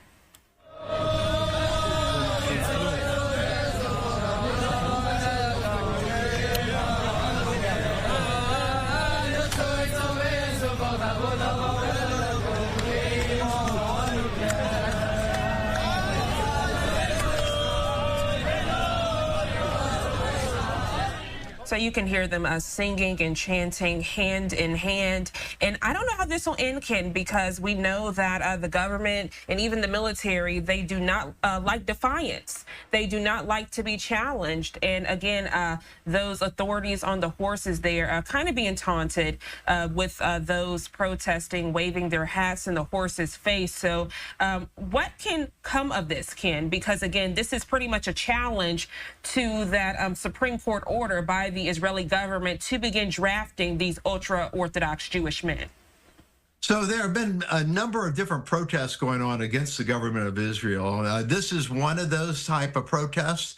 This is against the being forced into the military to defend Israel. The other side, of course, are hostage families. The hostages being held by Hamas, their families and supporters have been protesting the government's lack of progress on trying to free up the hostages. So there are a number of different factions within Israel that are protesting against the government there of Israel.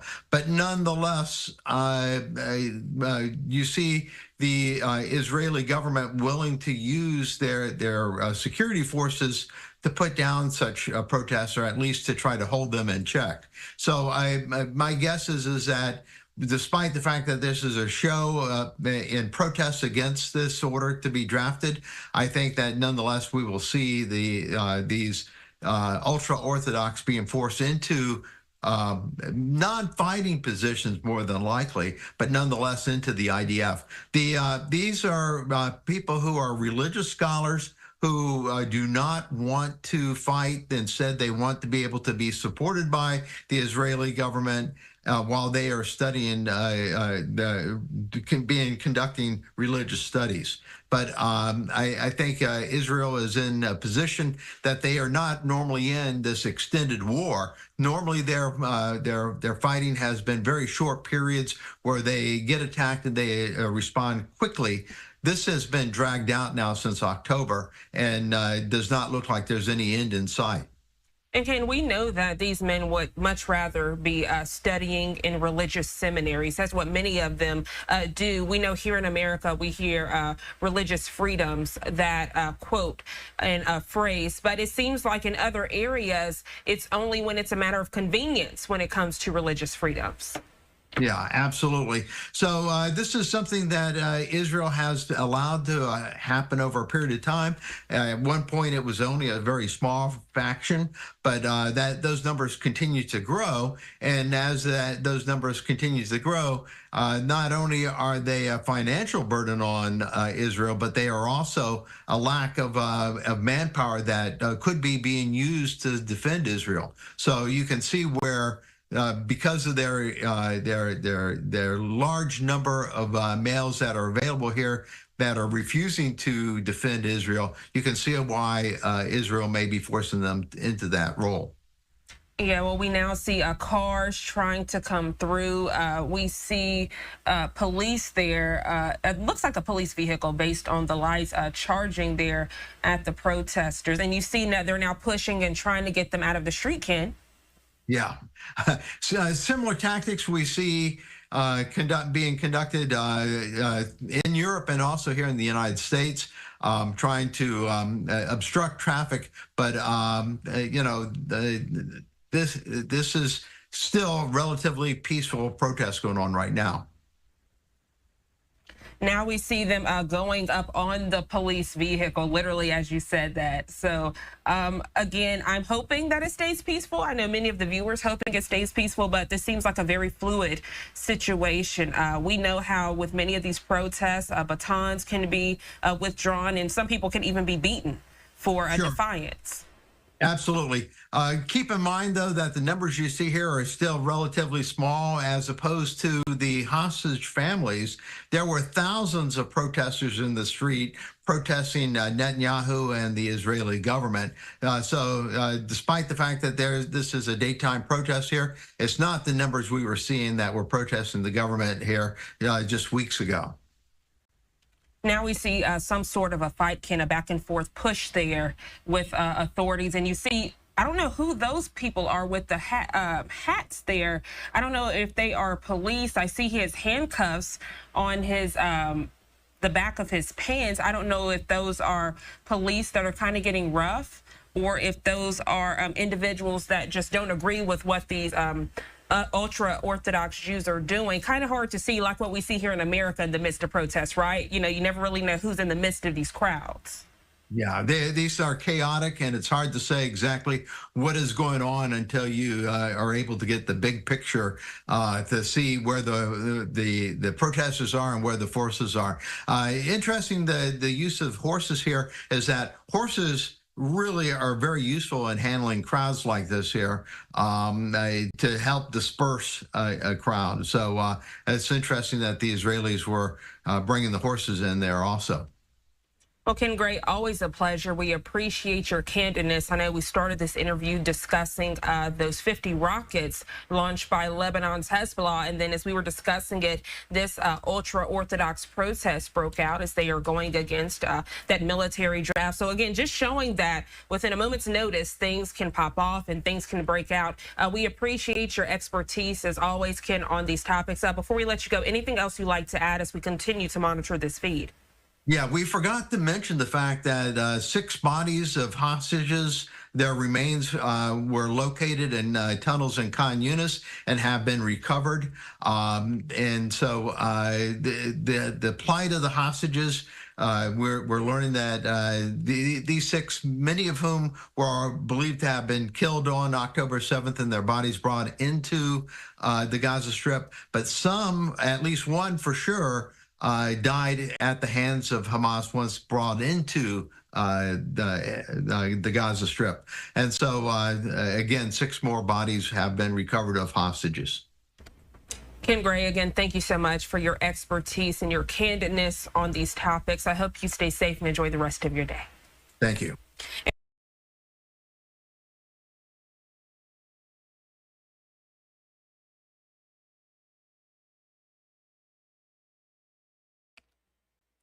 And giving you a live look now, 8:07 here on the East Coast, out in Jerusalem, Israel. That feed that we just showed you, it has since gone out. Our content partners at the Associated Press wanting to get to a safe place. But if we get any more live images of that conflict, you'll be the first to know right here on Live Now. 8:07, the time here on the East Coast. We're going to go ahead and go to our first 2-minute commercial break of the hour. When we come back, transitioning to a different topic as it focuses on the Russia-Ukraine war. We have some breaking news headlines to share with you on that front when we come back.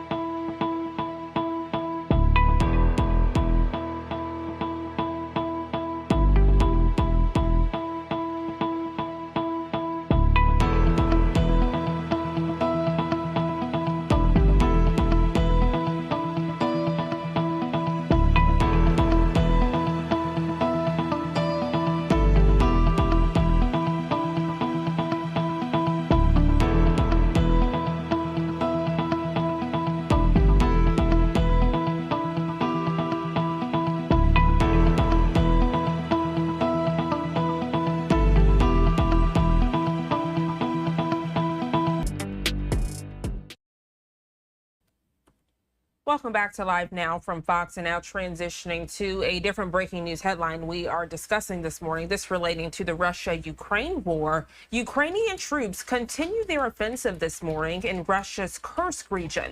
It comes as President Volodymyr Zelensky is asking the West for more weapons to help in the Ukrainian fight. From London, Fox News correspondent Madison Scarpino joins us to explain.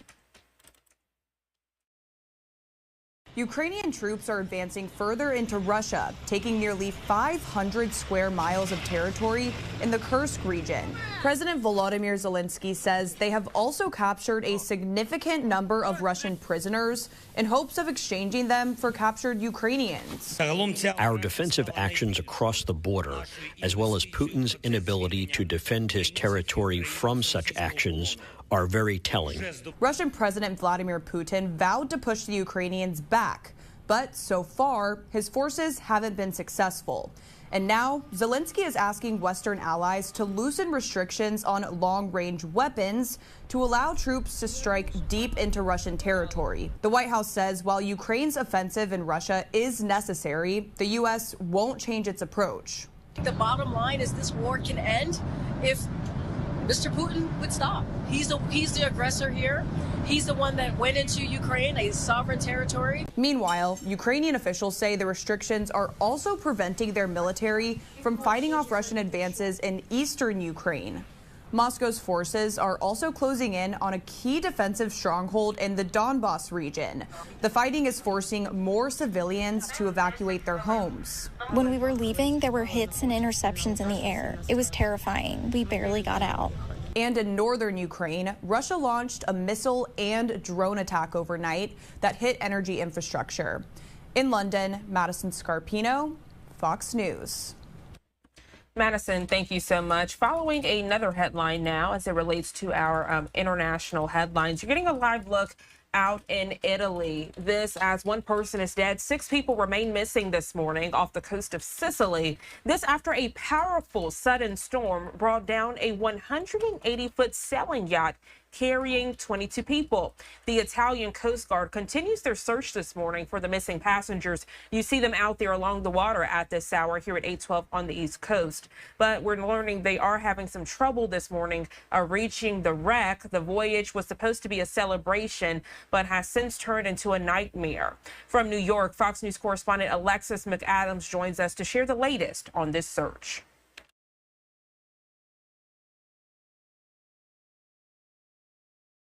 Divers resuming their search for 6 passengers and crew believed to be trapped in the hull of a super yacht that sank off the coast of Sicily. The biggest difficulty is being able to get into the ship. The wreck lies at a depth far beyond what most recreational divers are certified to reach. Rotating search teams made up of 2 specialized cave divers are only able to work in short 12-minute shifts. Now the rescuers trying to access below-deck cabins where they think the missing are. Authorities believe the water tornado sunk the ship when most would have been sleeping. Once inside, we can begin searching room by room. Among the missing is a British tech tycoon, Mike Lynch, and others, some of whom were part of a team that recently helped clear the 59-year-old of U.S. fraud and conspiracy charges related to the $11 billion takeover of his company. In fact, according to a member of Lynch's defense team who was not on the yacht, the outing was intended, at least in part, as a celebration of that acquittal. The captain of a nearby ship recalls that yacht vanishing. And we had the other yacht behind us, and a moment later she was gone. 15 of the 22 people aboard managed to get in a lifeboat. Red distress flares guiding a nearby boat to those survivors, including a mom who reportedly held her 1-year-old over the waves to save her. We took our tender and went that direction and found 15 people in the life raft. They didn't tell so much. They told a little bit how it happened, but they were under shock. The British government will send a team of 4 marine accident investigators to the site to try and piece together what happened. Reporting in New York, I'm Alexis McAdams, Fox News. Alexis, thank you so much. Again, giving you a live look out in Italy, the Sicily area, as we continue to follow this breaking news alert. If we get any new information in, you'll be the first to know right here on Live Now from Fox. Here at 8:14 on the East Coast, we are going to transition as we are following other breaking news headlines this morning.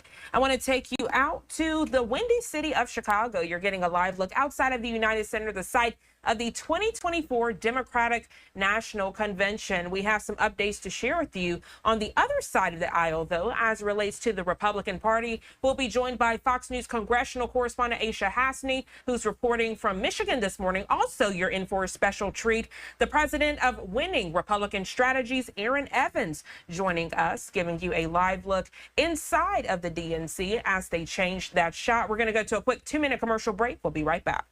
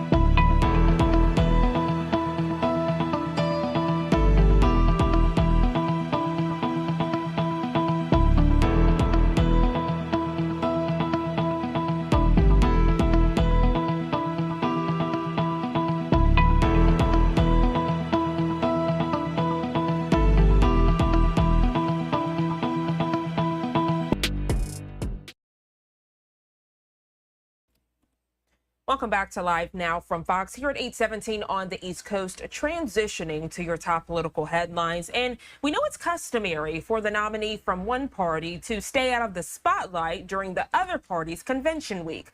But former President Donald Trump is ignoring that tradition. He was actually in the battleground state of Michigan Tuesday. Fox News congressional correspondent Aisha Hasney reporting from Howell, Michigan, to explain. We're going to stop violent crime in the United States, and it's people like this that can do the job better than anybody. Former President Trump standing beside Livingston County Sheriff's officers as he laid out his public safety policies today in battleground Michigan. We're going to be guaranteeing immunities if they do their job. He also slammed Vice President Harris for her stance on police. You look at radical liberal Kamala Harris. She's been the ringleader for this anti-crime and the anti-police crusade. According to recent Fox News polling, crime is not a top concern for voters, but Trump leads Harris in who voters trust to do a better job on the issue. The vice president still hasn't come out with a policy platform of her own on public safety. For now, her surrogates are doing the talking.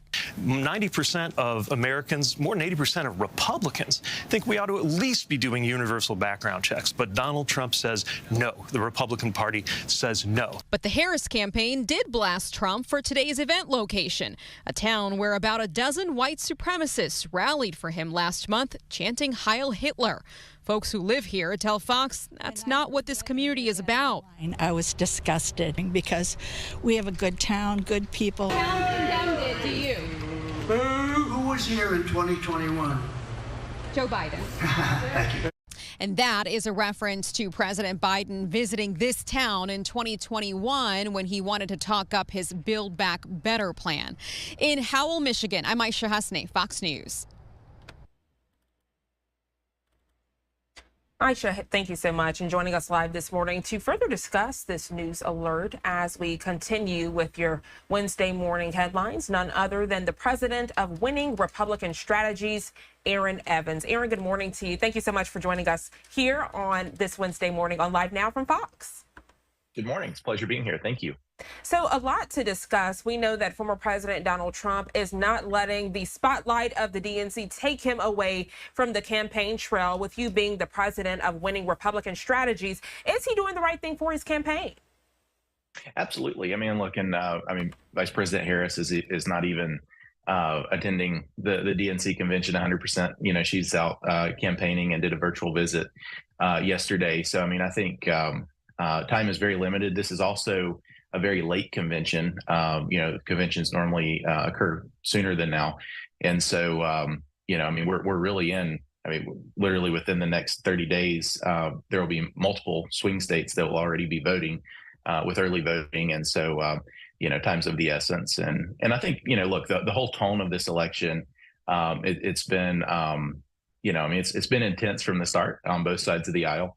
And so I just think that, you know, we're seeing a unique election cycle, but he's absolutely doing the right thing, getting out there, talking to voters, and there's no time to waste, and there's no reason to.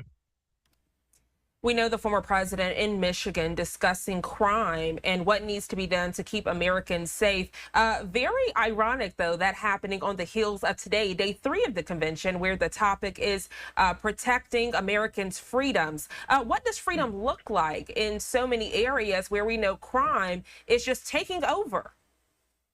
You know, and look, I mean, the DNC itself is a great example. I mean, I read an article a couple days ago, you know, where there was a memo to elected officials to, you know, not even register in their real names when they're staying in hotels to attend the DNC because of crime concerns. And, you know, there's pro-Hamas, you know, protesters have been fighting police already out. You know, they've got their own wall, their own security barriers around the DNC. And actually, you know, one of the things that's been a big debate is the crowd sizes. You know, we saw Obama kind of making a joke about that last night. But ultimately, you know, one of the things that I mean, you've got buses of Democrat delegates who cannot even attend their convention that are, you know, hours late because they can't get through you know, rioters. And so, I mean, this is the Harris America. This is the Biden-Harris America. And I think, you know, they're trying to create this new persona for Harris and trying to make it, you know, almost like reminiscent of the Obama era. But the reality is, you know, she has to own the last 4 years. And I think when we look at what the last 4 years have given us as far as crime surges in all of our major cities, you know, we're literally multi points, you know, as far as global threats that have surged and increased, and you know, multiple places where we could plausibly be going into you know, conflicts that arguably we never had when President Trump was in office.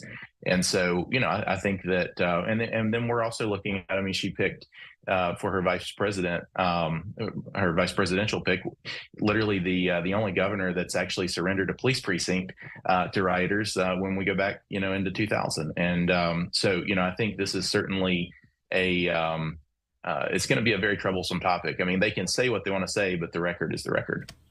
Aaron actually discussed the Harris-Biden campaign. I'd be remiss if I didn't mention, I was actually speaking to a political strategist earlier in the newscast, and we've seen how Harris has pretty much clinched onto Biden to pretty much take ownership of what Biden has done in office, saying that she helped make it happen as well. And I was telling him it could pretty much be a double-edged sword, because if you're not happy with what's happened with the Biden administration, then that does fall on her shoulders, excuse me. But putting into perspective, the reason I brought that up is because as we discuss, you know, crime in America, American freedoms, which is the topic for today, many people feel like the looming migrant crisis, the issues with immigration are taking away from that. We saw that The former president, Barack Obama's wife, Michelle, spoke last night, and she used that phrase that the former president, Donald Trump, did with that, quote, black job, saying that the former president might be soon working a black job. Could you put that into perspective? Because the back and forth, the mudslinging, for some voters, it might get convoluted to where they can't understand. And I know you'll paint a perfect picture for us.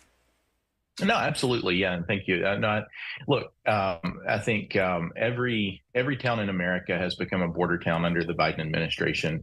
Like whether you're in New York State, whether you're in Michigan, Michigan's always been a border state, but they're impacted by the southern border now all of a sudden. And so, this is a problem that has just been rampant out of control. And it's, we've got, people who have come across the border illegally that have been arrested, with potential terror plots already, people on the terror watch list. So even in addition to the jobs problems, we've got some real bad actors that are being smuggled across the border who are coming across for no other reason than to do America harm. And there are certainly people who are coming across the border trying to find a new life.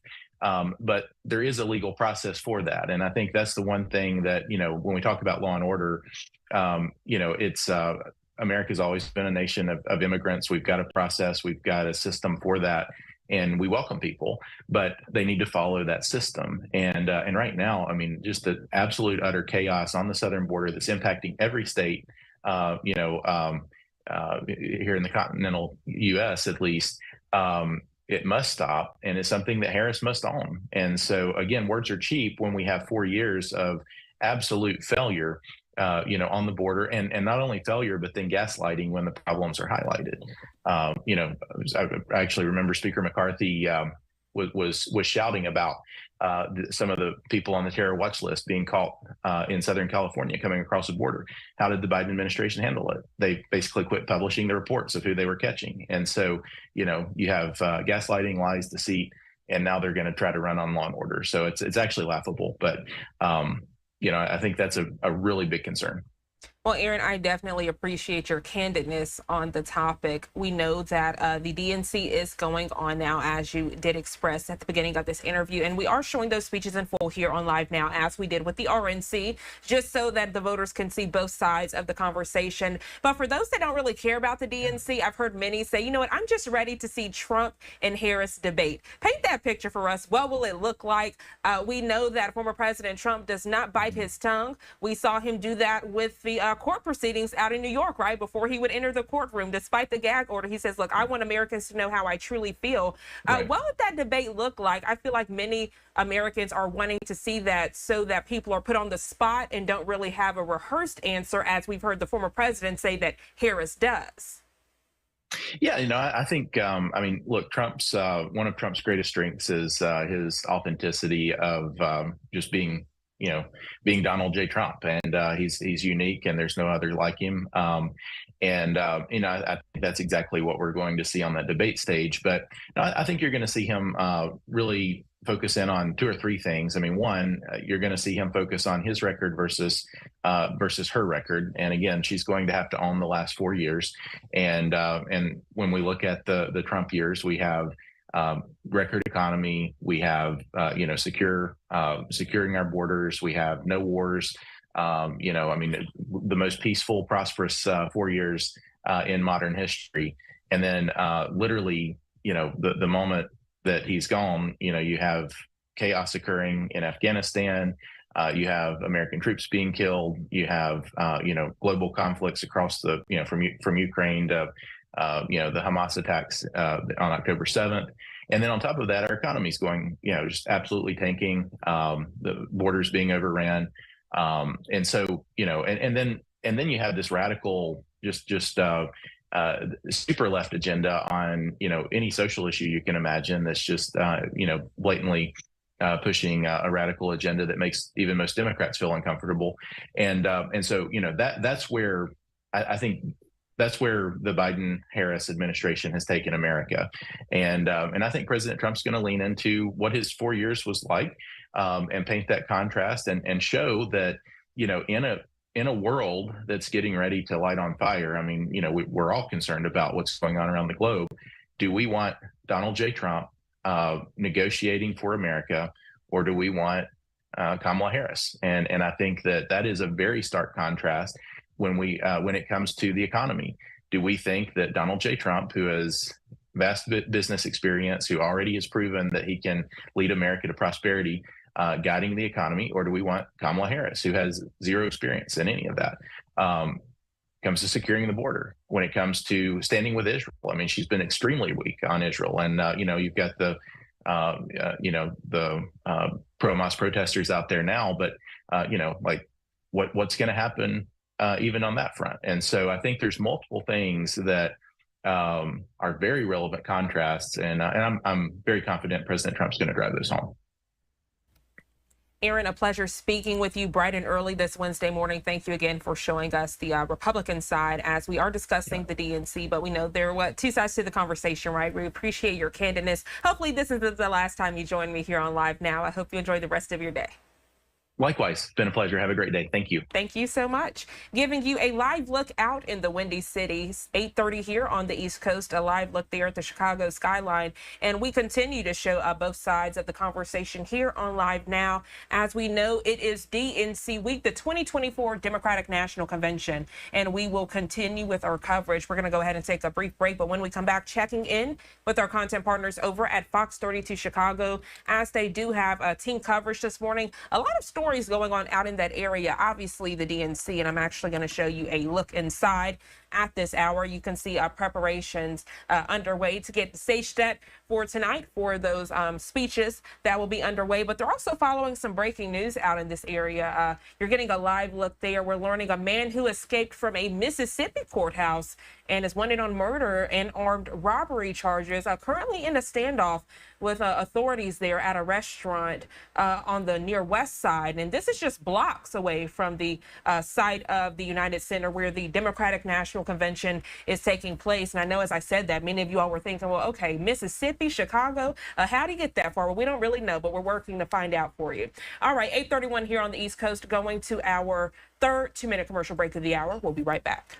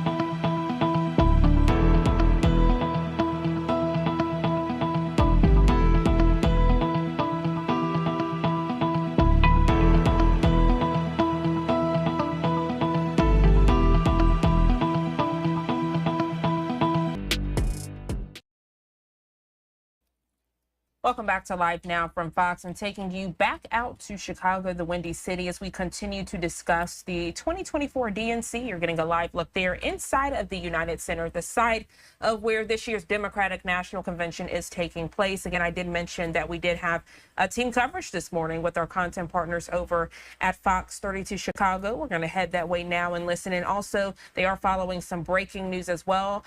This breaking news happening just a few blocks away from this United Center. Unrelated to the DNC, but in close proximity, as a man escaped from Mississippi who's wanted on murder and armed robbery charges. So a lot going on out in the Windy City this morning. We're going to check in with them now.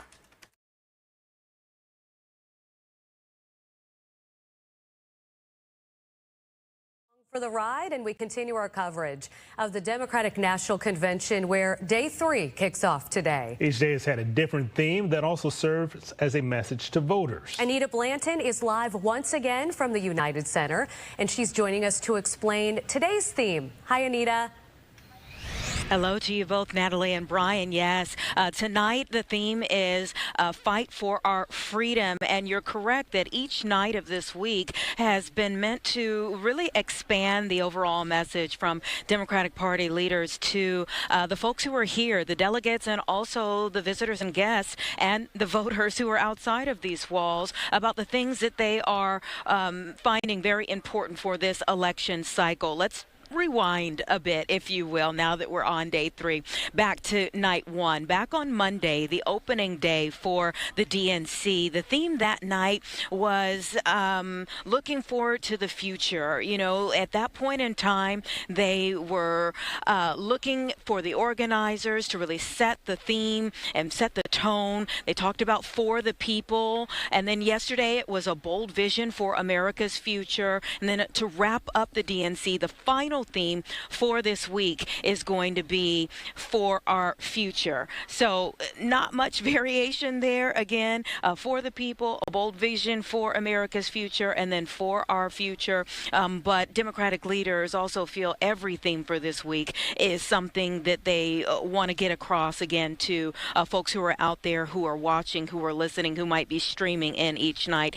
They feel that this is all well connected to Vice President Kamala Harris and Governor Tim Walz. They say that Tim Walz has been a champion for America's working families and a so-called staunch defender for America's freedoms in many different ways. So, of course, this is a big night for Tim Walz. Governor Tim Walz now talking to a larger possible electorate here than just the state of Minnesota, really speaking to American voters overall. This is his moment to introduce himself to voters from all states and see if they will accept his message and also accept this new team. As of yesterday, Tuesday, that made 2 weeks that he has officially been on this ticket, and we'll be able to see tonight whether people really accept what he brings to that ticket and whether he will be able to be a part of the success that they are hoping for in November. Well, I'll be looking forward to see what the potential vice president has to say. All right, thanks, Anita. And you can always find coverage of the DNC on air and online. We are streaming all the important updates on security and closures, as well as political analysis on this historical event held here in Chicago. Or is it historical or historic? You know who would know? Mike Kaplan. All right, and we know that the Fox 32 Chicago team briefly switching to weather. So as they do so, I want to give you this live look out in Chicago. I did mention before we checked in with our Fox 32 Chicago team that we are looking at some breaking news that did happen out in the area. A man who escaped from a Mississippi courthouse and is wanted on murder and armed robbery is in a standoff with police just blocks away from where the DNC is taking place there at the United Center. We do know that they have a Fox 32 reporter there on the ground. I actually want to play what's going on for you now.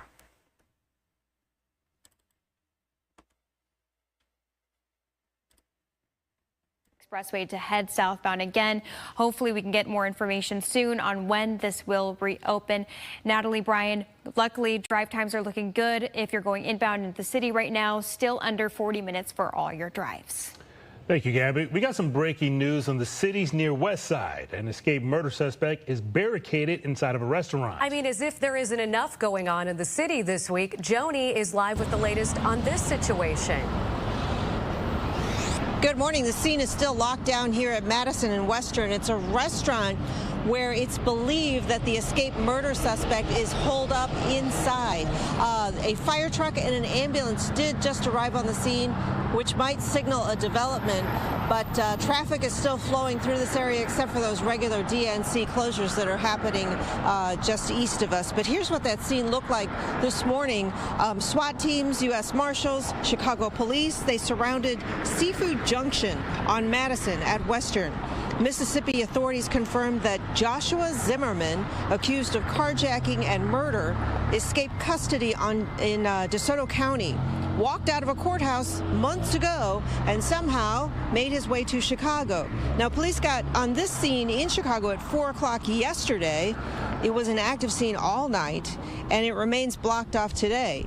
Police were seen using a ladder in the restaurant next door. They got out gas masks and other surveillance equipment, and they have been there now for many hours. Then they asked us, we got those shots earlier this morning, and they asked our cameras to move back. They have pushed us back about a block away. It was at about the time that they were getting the gas masks out, though we have not seen from this angle what's the development is. Though I do see a squad car that's moving, and you can see that it's blocked off down there. The streets are still open. There are 2 parking lots that have police tape around them, and then the strip mall is just beyond those trees. So we're waiting to hear from police whether there has been a development. We saw that fire truck and ambulance go into that area. The fire truck did leave, the ambulance still there. Reporting live on the Near West Side, I'm Joni Lum. Back to you. Thank you, Joni. We are All right, so a lot going on, and you can see how we've now transitioned to give you a live look again at that scene. Now that Joni has stepped out the shot, you do see the photographer there getting some B-roll. We're also following some developments as it relates to Gaza war protesters. This happening amid the DNC. Let's check in now with reporters there on the ground. That's right. Good morning. We are on the lakefront at Buckingham Fountain. So how will we reach a peaceful end, a peaceful resolution to the conflict in the Middle East? Well, some say it will be one step at a time. We are at, I guess you could call it a run for peace this morning. Let me introduce you to some of the people behind this movement that is going on this week. We have Richard Goldwasser. He's a Chicago attorney from Highland Park, and also Anan Abu Talib, the former mayor of Oak Park. You're Jewish. You were born in Gaza, and you two have been friends? For about 5 years, yes. For about 5 years. So tell me how you came up with this idea for this week during the convention to run together. Yeah, we wanted to come up with a positive message, one of shared humanity, and we thought it was very important to stage it during the DNC. We're advocating for a ceasefire, a hostage and prisoner release. And I think at the root of the conflict is a tremendous amount of dehumanization of each other. And we wanted to show the world what shared humanity looks like. And a shared humanity, it sounds like, can be on the lakefront, getting to know each other. Tell me a little bit about, do you talk while you're running? What is this all about? Well, let me just say that over the last 10 months, Richard has been so kind to me. He has checked on me many, many times to make sure that I was doing okay and that my family is doing fine.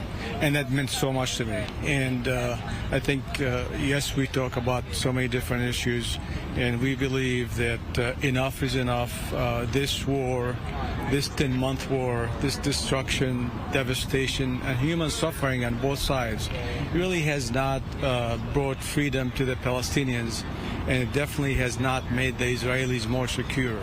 So we believe that our message of coming together and seeing one another as a human and sharing activities together, sharing a meal together, getting to know each other family, it just allows you to be on equal footing, and it's hard to not be able to advance the other side.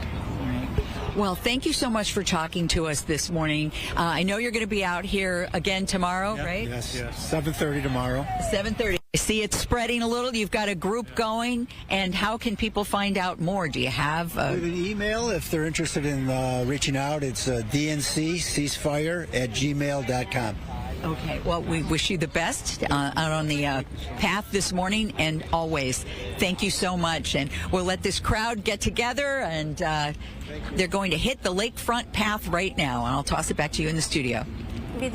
So as you can see, a lot going on. We appreciate our Fox 32 Chicago team. A lot going on out in the Windy City, giving you a live look at their skyline. 844 here on the East Coast. You have that ceasefire run going on. We know there were some Gaza war protests amid the DNC. Then again, I did show you all that breaking news happening out a few blocks from the site of the United Center where the DNC is occurring this year, giving you a live look there. A man from Mississippi out in Chicago this morning barricading himself. He's wanted on some murder charges. Then, of course, the big event out there in Chicago, the DNC itself, giving you a live look inside of the United Center. And don't forget, right here on Live Now from Fox, we are your headquarters for all things DNC. Honestly, all things news and breaking news, because we give them to you as it happens, but you can get that live, unfiltered, and uninterrupted coverage of those DNC speeches right here on Live Now throughout the week, just as we did for the RNC. 8:45 here on the East Coast. I'm Jeanne Francine. We're going to go to our final 2-minute commercial break of the hour. With that last story, though, out in Chicago, they were discussing the ceasefire, giving you a live look. Southern Israel looking into Gaza. We're going to check in with the Israeli government as we see they're about to have their daily Israeli briefings. All of this as Blinken is no longer out in the Middle East. He left, and there's still no ceasefire agreement. The details when we come back in just 2 quick minutes.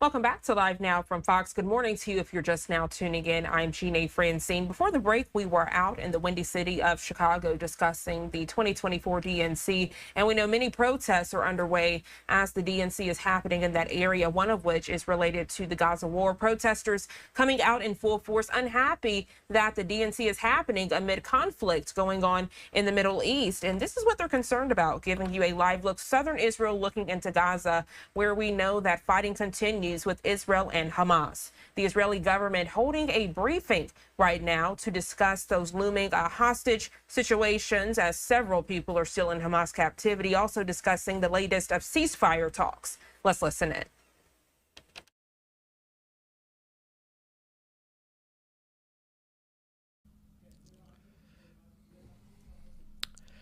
Good afternoon, ladies and gentlemen. Shalom. I'm David Mensa, Israeli government spokesman. So for this press briefing, a quick update from me. Please put your questions in the chat of this Zoom, all of which we will take. We will answer this Wednesday, the 21st of August, day 320 of the October 7th war.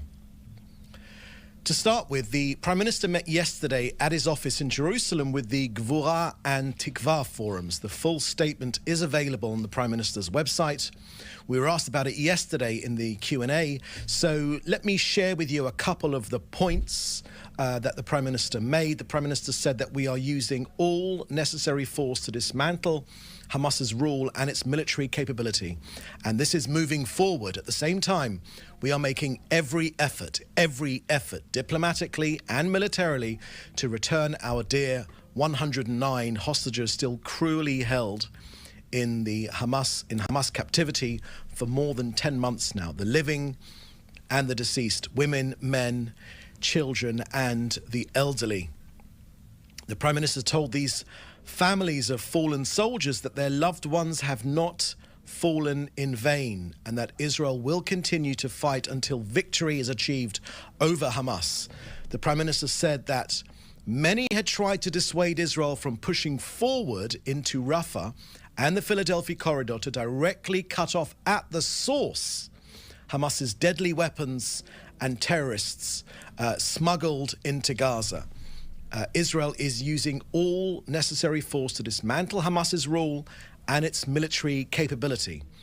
To address the ongoing negotiations for a hostage release deal directly, Israel greatly appreciates the efforts of the United States and the mediators to dissuade Hamas from its refusal to agree to a deal for the hostages, for the release of our hostages. The negotiations continue for a framework agreement based upon the principles presented by the US in May, in a manner that will enable the return of the hostages while achieving the other goals of this war.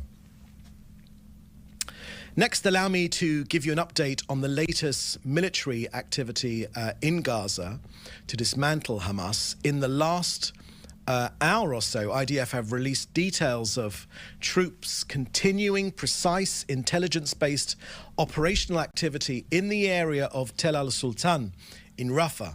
Troops eliminated dozens of armed terrorists, dismantled large amounts of terror infrastructure in the area, located large amounts of weaponry, including explosives, grenades, deadly RPGs, AK-47s, and more.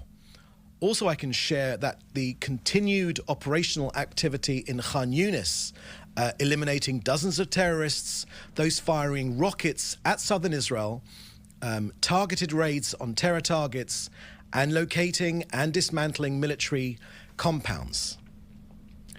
To the north of Israel now, more than 50 rockets, mortars and drones from Hezbollah today alone.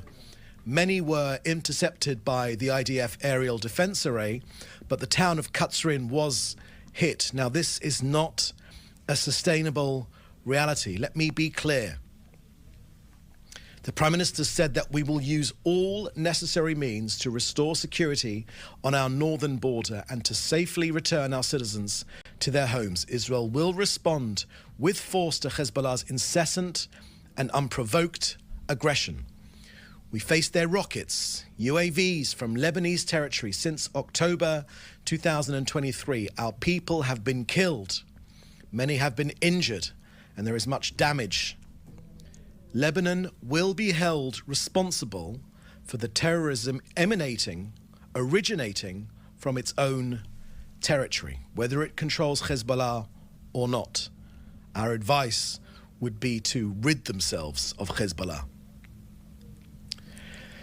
Now from COGAT and an update from their work coordinating aid into Gaza. Aid continues to enter every day via all crossings. Since the beginning of this war, more than 46,000 trucks have delivered more than 907,000 tons. 907,000 tons of humanitarian aid into Gaza. That's 80% more food compared to prior to October the 7th. Working with humanitarian missions, not UNRWA, but working with humanitarian missions doing their important humanitarian work, 87% of humanitarian coordination requests have been approved since October 7th. That's 7,800 requests submitted, 87% of which have been approved.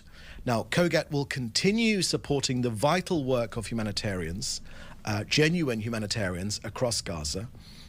On our polio response efforts, COGAT conducted a vaccination campaign strategy meeting just yesterday with our partners at the World Health Organization, UNICEF, USA, together with Israel's Ministry of Health. The aspects of the vaccination campaign were the priority at the session.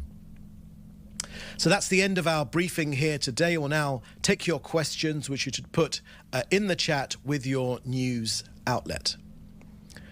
Okay, first question here is from Joel Pollack at Breitbart News. Given that Hamas has rejected the bridging deal that the United States has proposed, does Israel expect there is any possibility a deal could be concluded by the end of the week or in the near future? Thank you for that question, Joel. I gave a fairly comprehensive view of our efforts to push forward this hostage release negotiated deal. We want it to succeed. The Prime Minister's made that clear when Secretary Blinken was here. We want it to succeed. We have yet to receive an official response from Hamas. And we will inform of forthcoming actions accordingly as and when. But our intentions for this war are very, very clear.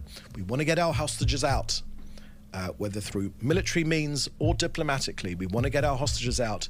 Hamas will be destroyed, their military and their civil capabilities, their governing capabilities. And of course, we don't want to be back here in 18 months' time fighting another war against Hamas. There will be no more threat from Gaza or emanating from Gaza. Next question here is from Fred Ager. Eliyahu Libman, whose son Eliakim was killed at the Nova Festival while saving lives, warns that against a ceasefire prisoner swap deal with Hamas, claiming it would create a cycle of bloodshed and reward kidnappings in additional deals. What is Israel Prime Minister's Office response to Eliyahu Libman and his claims that the current deal is a bad one for the security of Israel? Thank you very much for that question, Fred. Look, everyone here in Israel knows of the heroism of Eliakim Libman, who saved many people in his role as a security guard at the Nova Festival. Even when there were opportunities for him to go free, he did not take that opportunity, and he went back to help other people. And sadly, he was killed by Hamas. Fred, we've made our points very clear on this hostage release negotiation that we are undertaking right now. We want them to succeed. Let's be in no doubt, we want them to succeed.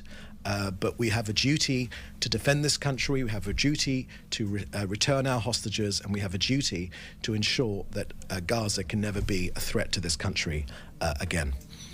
Next question from Fred Ager. US officials are concerned that if negotiations for a prisoner swap deal with Hamas fail, Iran may attempt a direct strike on Israel, escalating Middle East tensions. There is no clear alternative for the deal, and if it fails, the chances of an Iranian attack on Israel increase significantly. What update can you share regarding the state of the swap deal and the consequences it could have on a possible direct attack from Iran if no deal is reached? Okay, Fred, thank you for that question. Look, we've spoken already in this briefing, in my introduction, about our thoughts on this potential deal. We want one to succeed. The Prime Minister's made very, very clear. He said that repeatedly. But when it comes to Iran, we know that their axis of evil has tried to form a stranglehold against our country. It's a ring of armed terror armies. So whether it's Hezbollah in Lebanon, Hamas in Gaza, the Houthis in Yemen, and other militias, Israel must do its duty to defend its people. We will exact a heavy price for aggression against us from any arena. Our long arm, excuse me, Our long arm will reach anyone who causes harm to our civilians.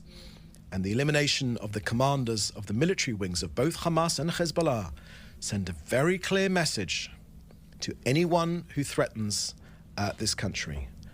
Defensively or offensively, this country will be defended.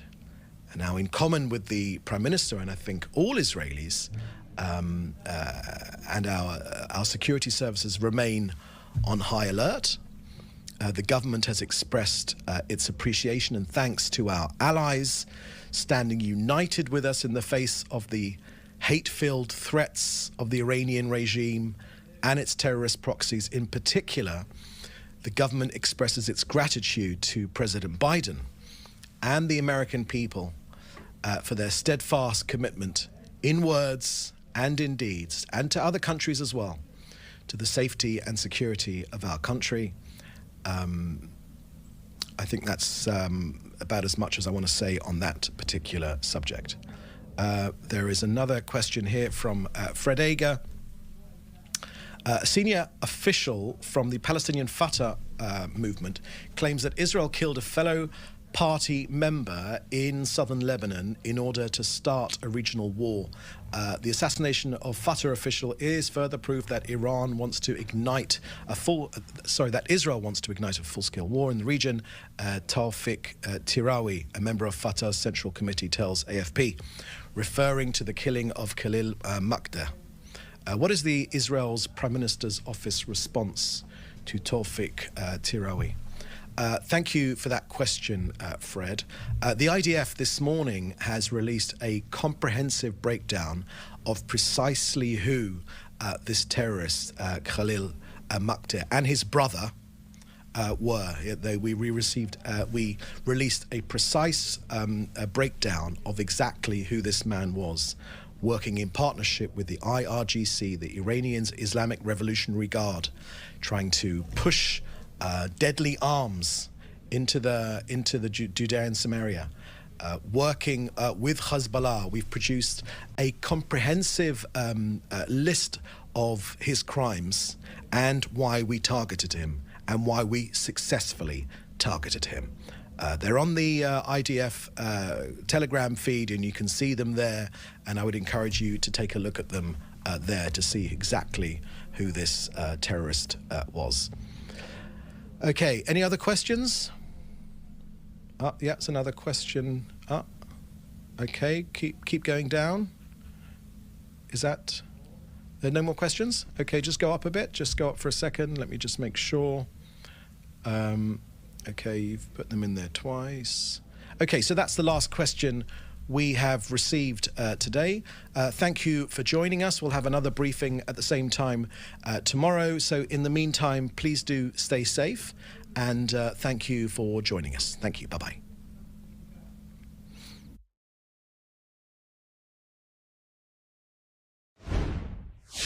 We were just listening in there to the Israeli spokesperson, David Mencer, as he did give an update on the conflict going on in the Middle East.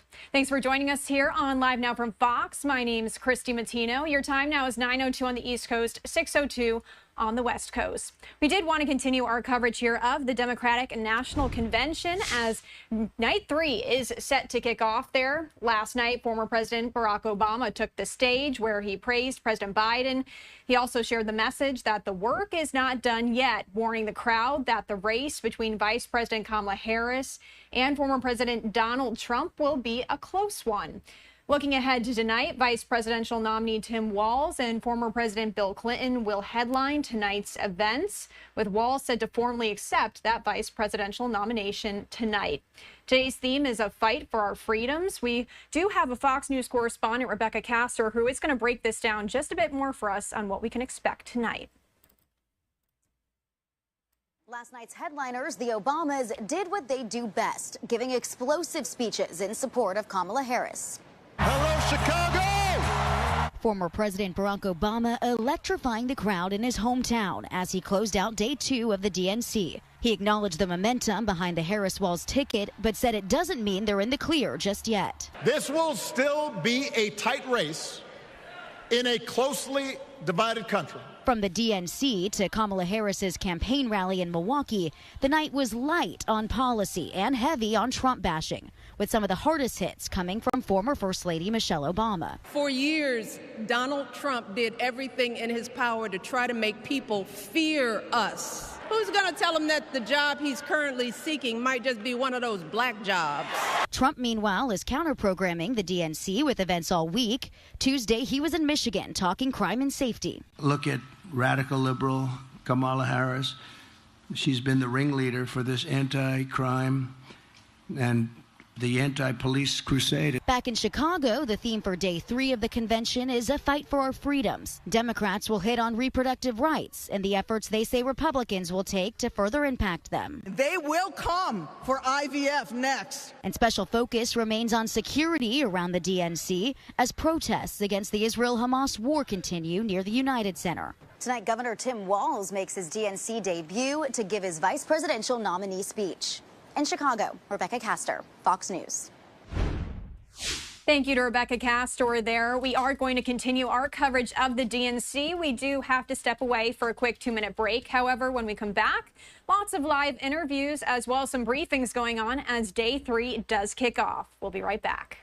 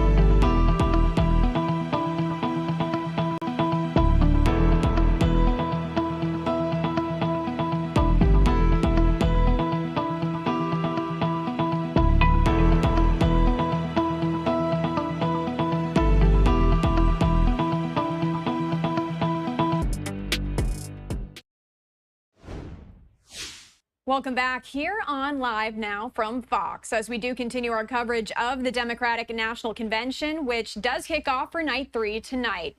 We are going to head over to our content partners in Chicago to get the latest for you. They have some live coverage going on. Let's head over there and listen in.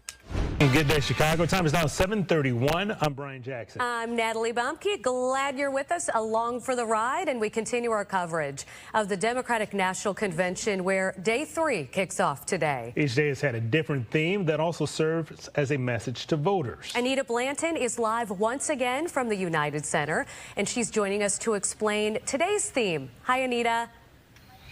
Hello to you both, Natalie and Brian. Yes, tonight the theme is Fight for Our Freedom. And you're correct that each night of this week has been meant to really expand the overall message from Democratic Party leaders to the folks who are here, the delegates, and also the visitors and guests and the voters who are outside of these walls about the things that they are finding very important for this election cycle. Let's rewind a bit, if you will, now that we're on day 3. Back to night 1. Back on Monday, the opening day for the DNC, the theme that night was looking forward to the future. You know, at that point in time, they were looking for the organizers to really set the theme and set the tone. They talked about for the people. And then yesterday, it was a bold vision for America's future. And then to wrap up the DNC, the final theme for this week is going to be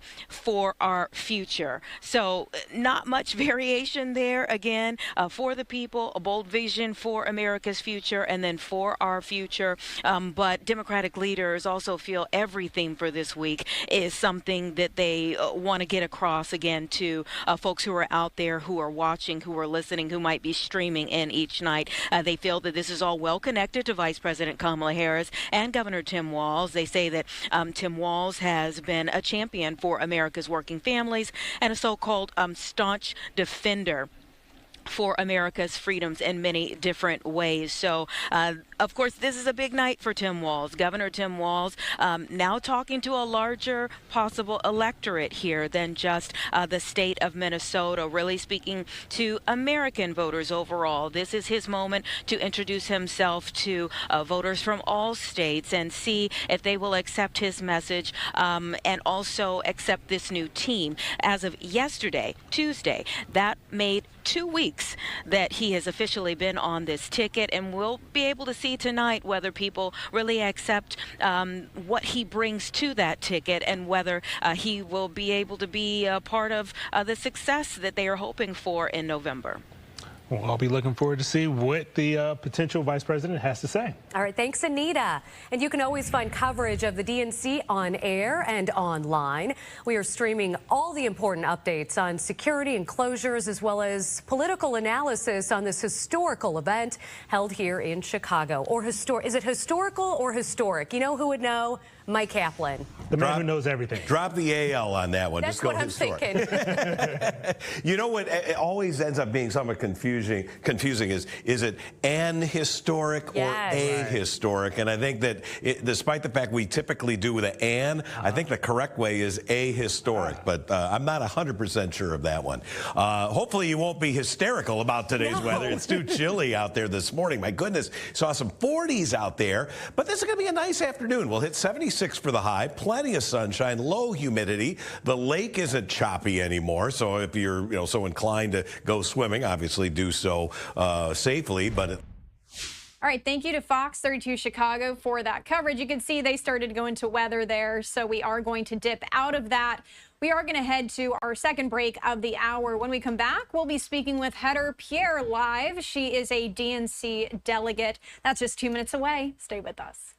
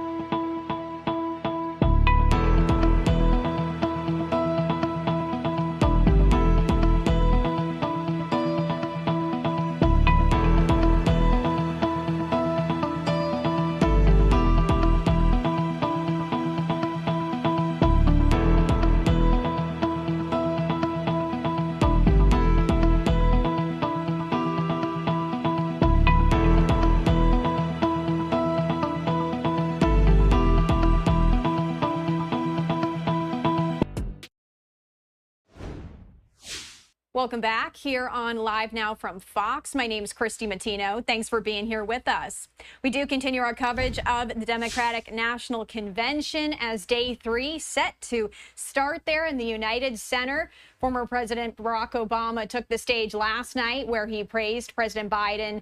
He also shared the message that the work still not done yet, warning the crowd that the race between Vice President Kamala Harris and former President Donald Trump is going to be a close race.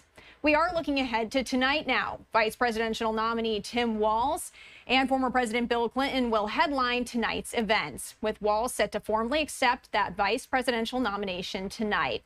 Today's theme is a fight for our freedoms. Here to join us on Live Now from Fox to tell us more is Heather Pierre.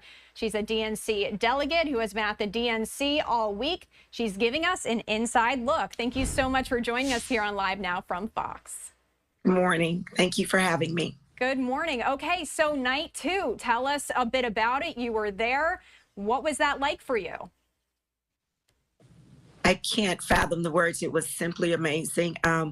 We had voted previously a couple of weeks ago, but ceremoniously we cast our votes, and just sitting there and as a Black woman or just as a woman not having rights to vote and just sitting there, remember Fannie Lou Hamer on the floor, and that we were able to cast our vote without any violence and peace. And it was just amazing. And I just want to honor those who came before us that set the path for us to vote. And Heather, I think it is important to discuss here maybe what a delegate is. What was your path to the DNC like, if you don't mind sharing for our viewers? Oh my gosh. I've never had any idea what a delegate was. You know, you saw this on TV, you didn't pay any attention, you didn't understand. I'm of Haitian descent, of course, one of the Boat people, and I've decided, and I just take that with such honor, and I just decided, looking around in my community, the lack of political involvement of the Haitian community, although the first boatload of Haitians landed in the coast of Florida in December 1973. And so I just decided to go into the Democratic Party. One of my friends encouraged me to vote as a delegate. I understood it. A delegate is once within the Democratic Party, we vote Democrats only for the candidate or the nominee that we would like to represent us on the Democratic Party as president. After those votes are cast statewide, then we have what we call an election for delegates. That also takes place within the party. And I represent Congressional District 10, and I voted for the people that the voters already voted for in the primary. I did want to talk a little bit about as well former President Barack Obama's speech there last night. First, your initial thoughts on that. He's absolutely right when he said, you know, there was a point where he mentioned something and we booed, and he said, don't boo, vote, right? This race is going to be close. The enthusiasm is in the air, but we're in a fight. And that's exactly what we had to do. So a lot of us spoke afterwards. We thought we were in church. We thought it was a sermon. If you look back at the videos, it was extremely quiet, like in a gaze, and realizing that democracy is at hand. And I've heard him speak once, but I think for me, just being in awe of his presence was life-changing. I wanted to ask you too, because as you just said, Obama did say there that this is going to be a close race. One of the things we have been seeing throughout the week here is a lot of these speeches going after former President Donald Trump, particularly Project 2025, although, you know, to give Trump's perspective, he has tried to distance himself from that. Interested to hear your thoughts on what you think, whether going forward that Democrats should continue to focus on Trump, or should they focus maybe more on policy? We did, and we heard mostly about policy. The videos that we saw, we heard about what VP Harris has done. We heard about the initiatives that were placed, and all of our talk has been on policy. Yeah, we're just focusing on policy and contrast, because you have two options. And so when you're comparing and contrasting, there are going to be Donald Trump Kamala Harris. And you have a choice to make. America has a choice to make. In order to make that choice, you're going to have both information on both candidates. Absolutely. Very important to be informed. That's why we try to bring these speeches uninterrupted to our viewers on Live Now from Fox. We also did want to ask you, though, looking ahead to tonight and tomorrow night as this does wrap up, what are you most excited for? Action plan, because for us, we're the boots on the ground. We're the ones that are engaging. So our conversations when we left, so to continue the conversations, okay, what is our action plan? What do we need to do to improve? So I look forward to the friendships that I've built, the collaboration and the planning as we move forward to win, to turn blue in 2024 in November. Heather, thank you so much for joining us. Is there anything else you'd like to add here before we let you go? Yeah, I just wanted to say thank you for allowing me to give me this opportunity to speak and to remind everyone of the importance of voting. And Michelle Obama said it best. We know better. We are better than this America. And thank you so much. Well, we do appreciate you taking the time to come on here. We know that you're very busy out there. So thank you so much for taking the time. Thank you. Have a great day. You too. Bye-bye. All right, and we do continue our coverage of the Democratic National Convention. We do have a breakfast that has appeared to have started here, so we are going to play out those remarks for you right now. Chairwoman Senator Stabenow for her incredible service to Michigan and to the United States Senate and to the United States of America. So transformative in so many areas, and we're thankful for her. Good to see Sri, another important member of the delegation.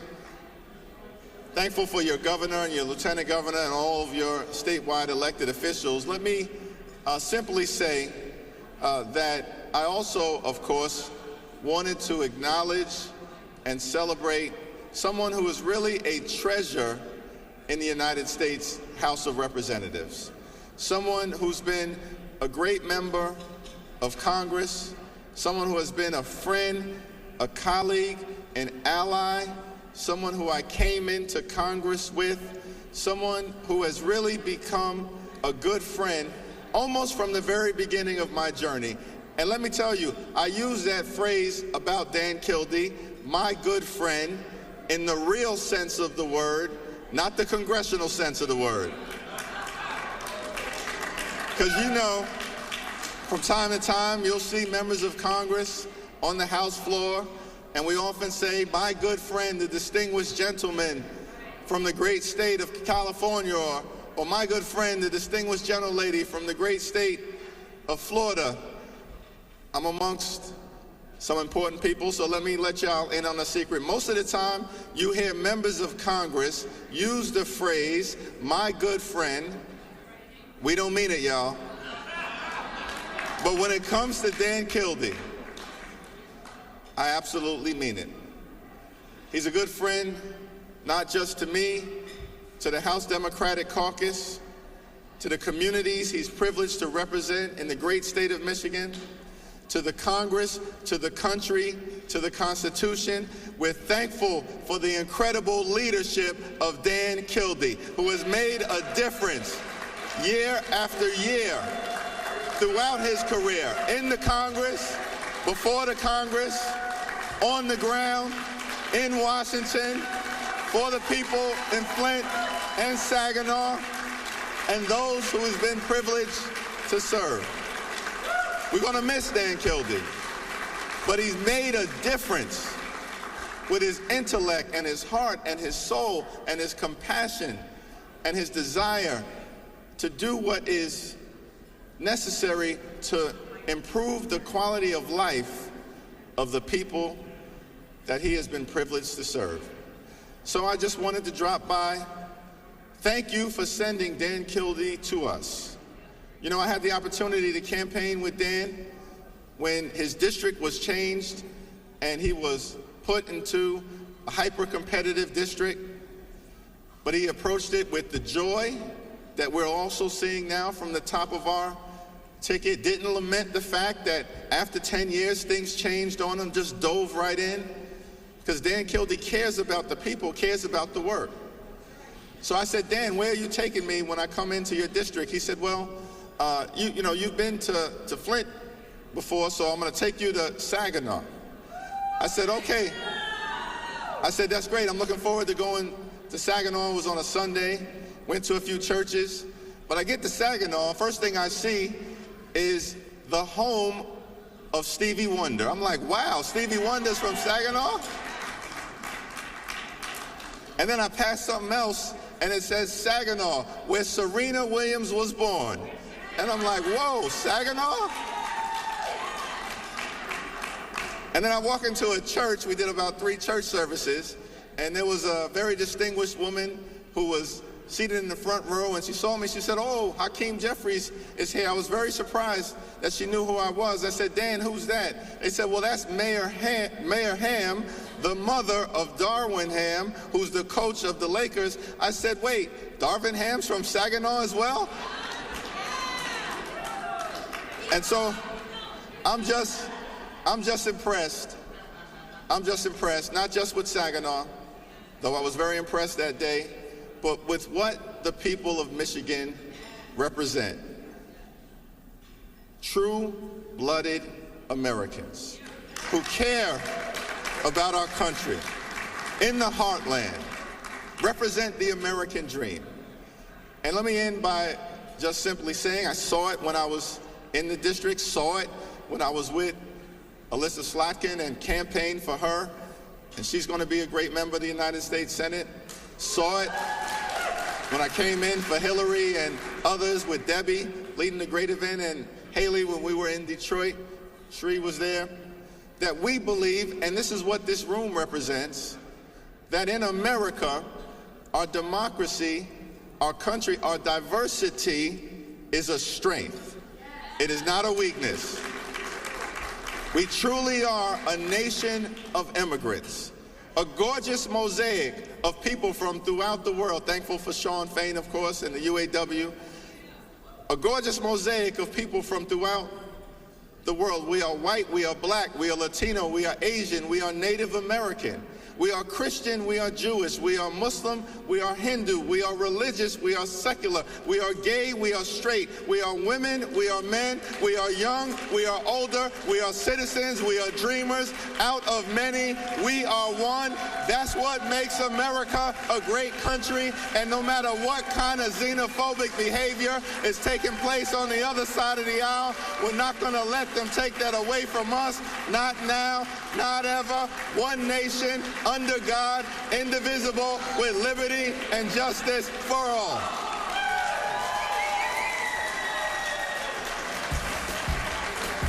Please.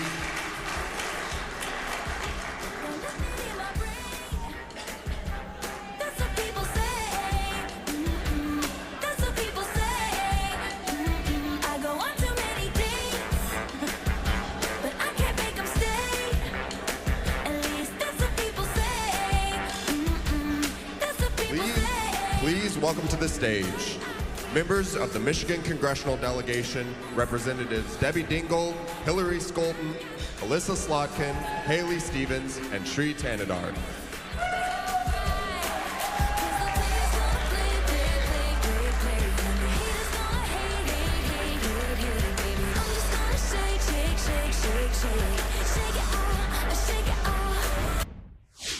All right, so we are going to go to a quick 2-minute break while we wait for another person to step up there, as delegates are having a breakfast right now. This is just one of the several live events that we are anticipated to see later today as the DNC does kick off for a third day in Chicago. We are going to go away for that quick 2-minute break. We'll be right back.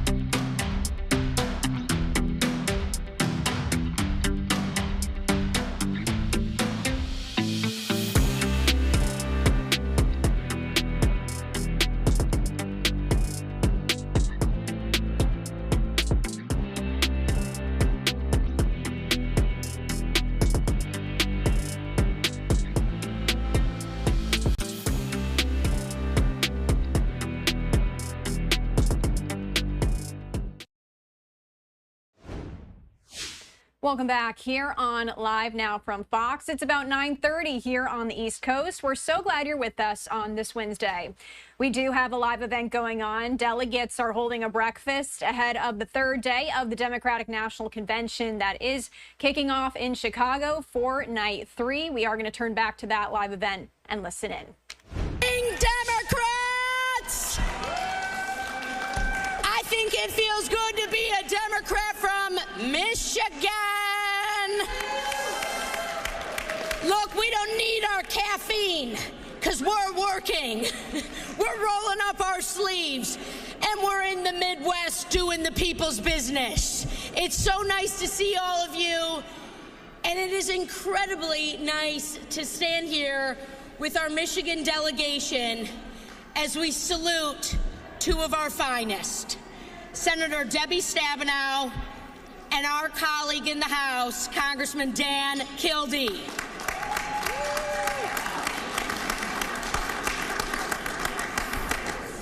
Their work, their dedication, their doggedness, their mentorship to each and every one of us, their steady hand for Michigan, my friends, it has meant the world. And so look, when Debbie Stabenow announced that she wasn't going to be running for re-election, she said, listen, I got a whole term left. When Dan Kildee sat us down on the House floor and looked at us and said, listen, I've made this decision, but we've got more work to do. We've got to make you proud in finishing this election cycle off, my friends. We've got to bring it home in Flint. We've got to bring it home in Lansing. We've got to bring it home in Grand Rapids. We've got to bring it home in Detroit. We got to bring our union brothers and sisters to the table with us, and we've got to win to send Kamala Harris and Tim Walz to the highest office of the land.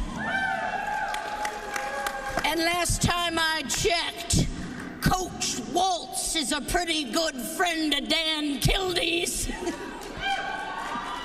You gotta ask him about those stories.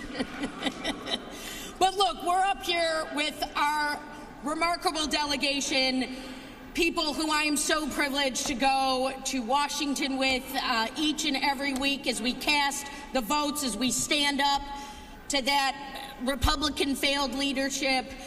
And we just heard from Congresswoman Debbie Dingell, but we'd love to bring you back up here again just to give a quick salute to our dear colleague, because look, there's been a little bit of a thing, folks, okay? It's called mom and dad. Kildee's the dad, Dingell's the mom, all right? And you have to understand, we're in the squirm sometimes, okay? I mean, we're working on tough stuff, like we're trying to get a CHIPS bill done, or we're trying to get a renegotiation of NAFTA done. We're trying to make sure the Michigan voice is heard. Now, Slotkin and I, see, this is back to the beginning when we were the new majority, and Brenda Lawrence, another amazing mentor and leader for Oakland County, and leader for the Women's Caucus, was there. And I gotta confess, folks, okay, I mean, we're with the family right now. I mean, it's just like a little nerve-wracking, okay, this stuff. I mean, we had to impeach a president, you know, Slotkin and I come in, it's, you know, all of a sudden we're responsible for half the nation's impeachments. We were in districts that voted for him. We had mom and dad, okay? We had Kildee's steady hand, always asking the right questions, always playing it smooth and cool. And then we had Dingell. And then we had Debbie Dingell, who was keeping us on our toes. I think that woman sees something before the lights are in the horizon. Like, she just sees it, she knows what's going on. But the reason why it's mom and dad is because Dan Kildee's the dean of our delegation in the House. And so when we're taking those tough votes, when we're trying to get things done, we've always had his steady hand. And we've had Debbie. And now Debbie will be our dean.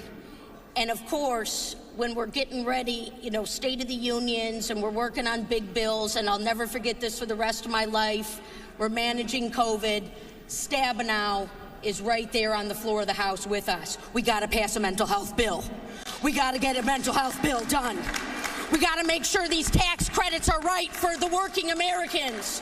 She's been in the trenches day in and day out, my friends, and she's done it. Debbie Stabenow has done it with an amazing smile and an amazing heart, an amazing love of state. So they are a big part of why it feels good to be a Democrat. So I'm passing this microphone, even though, I'm trying to make sure you're all awake, okay? I didn't even have my caffeine yet. I don't think you want me to have my caffeine yet. But we want to give our salute to our colleagues, to our leadership team, to Stabenow, to Kildee. These are big names in Michigan, and they are big names because they have been dedicated to the work of the Democrats, to the people, and to the delivery. So with that, Debbie Dingell.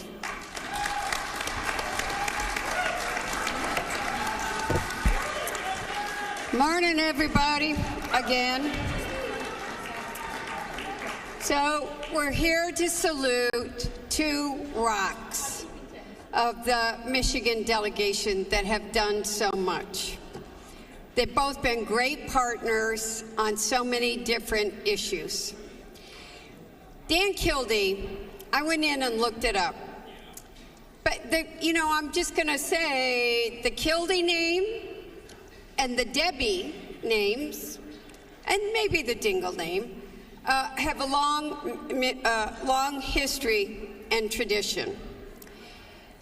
Kildee has been in Dan's been in the Congress for 12 years, but he was preceded by his uncle for 30-some years, 38 or 37.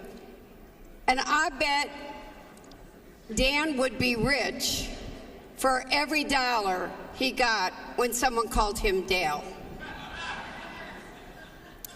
And just for the record, I'd be rich for every time somebody calls John's my father, or they say how sad that they are that I am retiring. And I finally called Debbie's office and said, I got to put something out and say there are two Debbies. One's blonde, one's redheaded. This one's not going anywhere.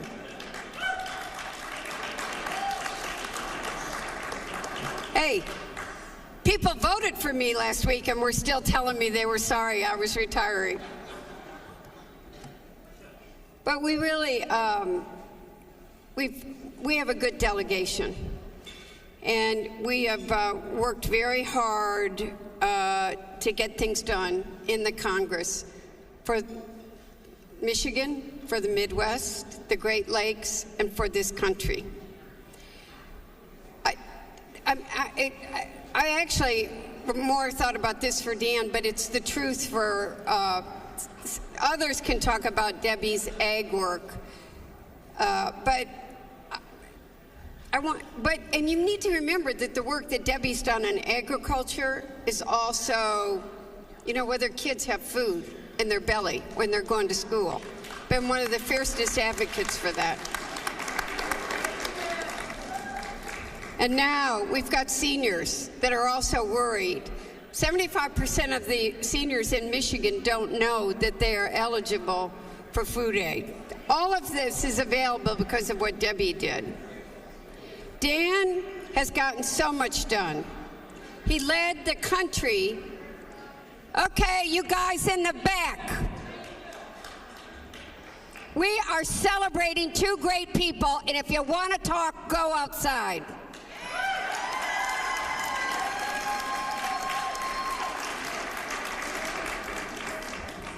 Thank you.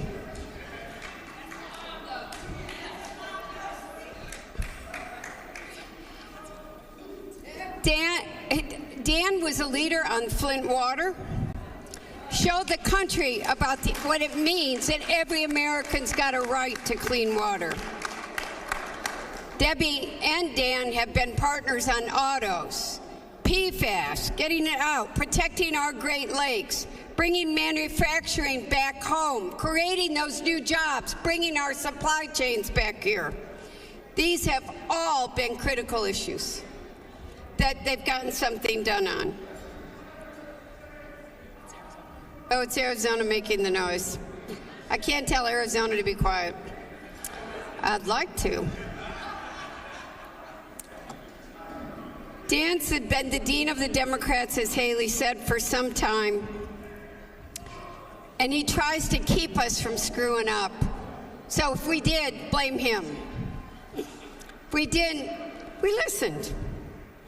What everyone knows about Dan is that he really deeply understands the issues that matter to everybody. And he has a very deep concern and care for everyone that drives his work. Debbie's been the same way. Debbie's gotten 5 farm bills through, set a record.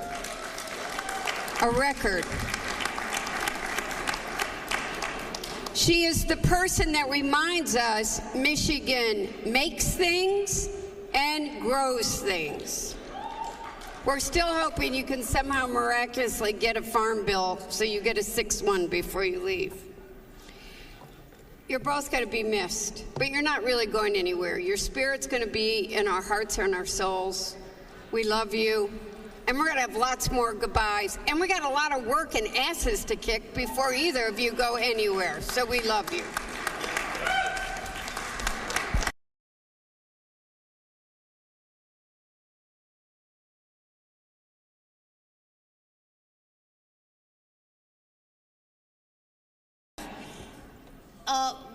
We also have a soon-to-be senior senator, Gary Peters,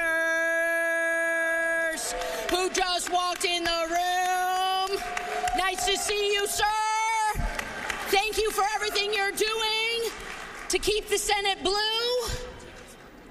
And I think I just saw our Lieutenant Governor. Thank you, sir. Thank you for your dedication to our Innovation Technology Committee. Thank you to your leadership. We got a good team in Michigan. You know, it's pretty cool. How many of you remember when Debbie Stabenow ran for the U.S. Senate? Who was there? Who was there when people looked her in the face? They said, oh my God, you think you're gonna flip this Senate seat? You think you're gonna oust a sitting Republican?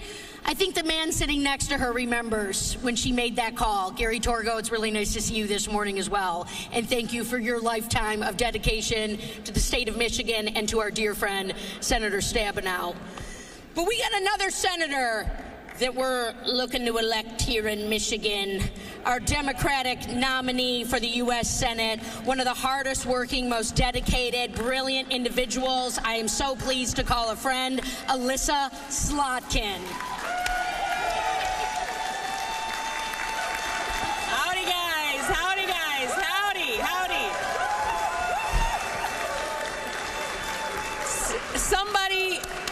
Can we all make an agreement here that Haley Stevens should get no coffee this morning? For Lord's sake. It is so great to be here in front of the Michigan delegation, in front of the entire Michigan team. Doesn't it feel good to feel good?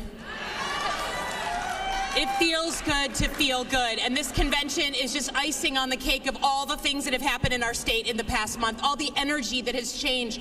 The literal energy in the room has shifted. We know it. We can feel it. And in a swing state like Michigan, we know when that energy is shifting because people are coming up to us who have never been political before, who have never talked about democratic politics, who have never been interested before. They're starting to come up to you because you're all the political nerds in your circles, right? Political nerds. Thank you, political nerds.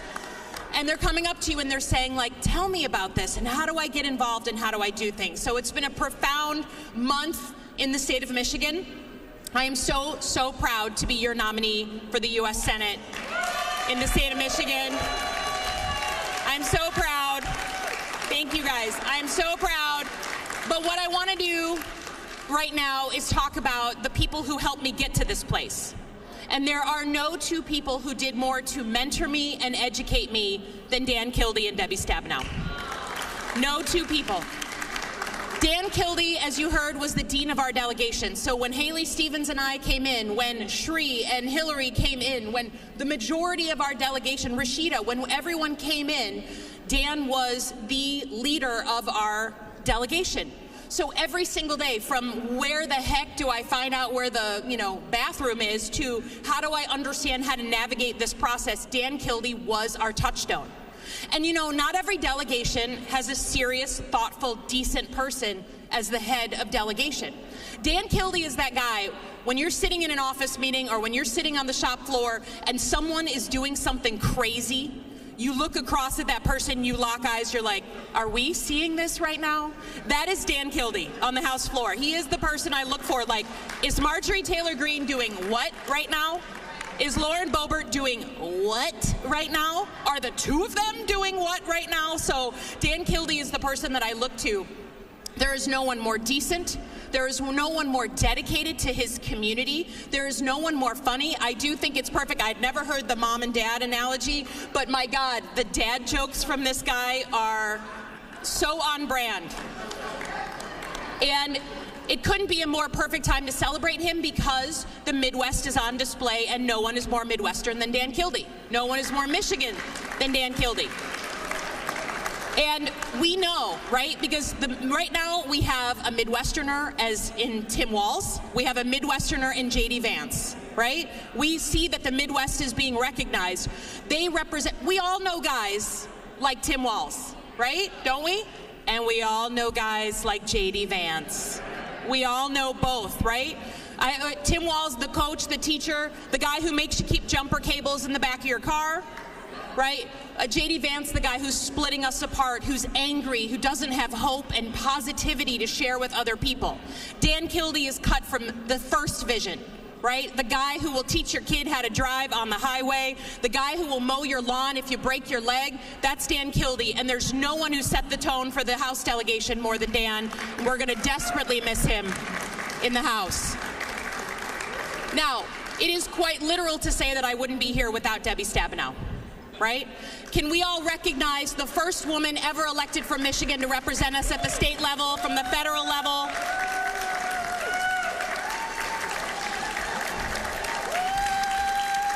She's amazing. And I've gotten to learn from her all these years, but especially in the past couple of years. We just finished a Thelma and Louise driving tour around Michigan.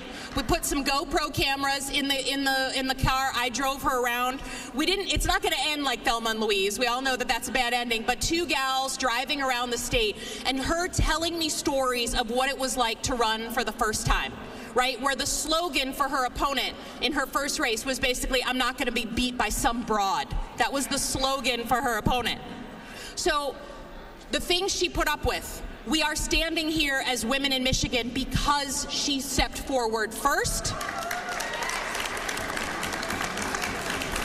And she and I can be very different, but there is no doubt that I'm able to be who I am because she was who she was and plowed through all this pessimism and the anger with women rising to the top. And now I will draw the through line between Debbie Stabenow and what we're all doing at this convention, which is getting ready to elect Kamala Harris, right? You know, all the media in the back of the room, they're constantly asking all of us who are wandering around this convention, like, what do you think? You know, can we have our first woman president? Do Americans see women as leaders? Can we actually win in the state of, in the Midwest? You want to understand how to elect women to every higher office? Look at Michigan. You want to understand how to do it? Look at Debbie Stabenow and how she did it and how we stand on her shoulders. Michigan women are showing the whole damn country what it means to elect women. And then the good that comes after that. The good that comes from women who are empathetic, right? Who was a better joyful warrior than Gretchen Whitmer, right? Nobody. So if you want to understand to the media in the back of the room, like, is the country ready for the first American president? Look around at this room, look at Debbie Stabenow, and understand we are coming for Donald Trump. We were just listening in there live as Michigan delegates are holding a breakfast ahead of the Democratic National Convention Day 3. Again, we have a lot of live events that are scheduled to happen, and we will bring them to you here on Live Now from Fox. We are going to go away for a quick 2-minute commercial break. When we come back, lots more news to get to. Stay with us.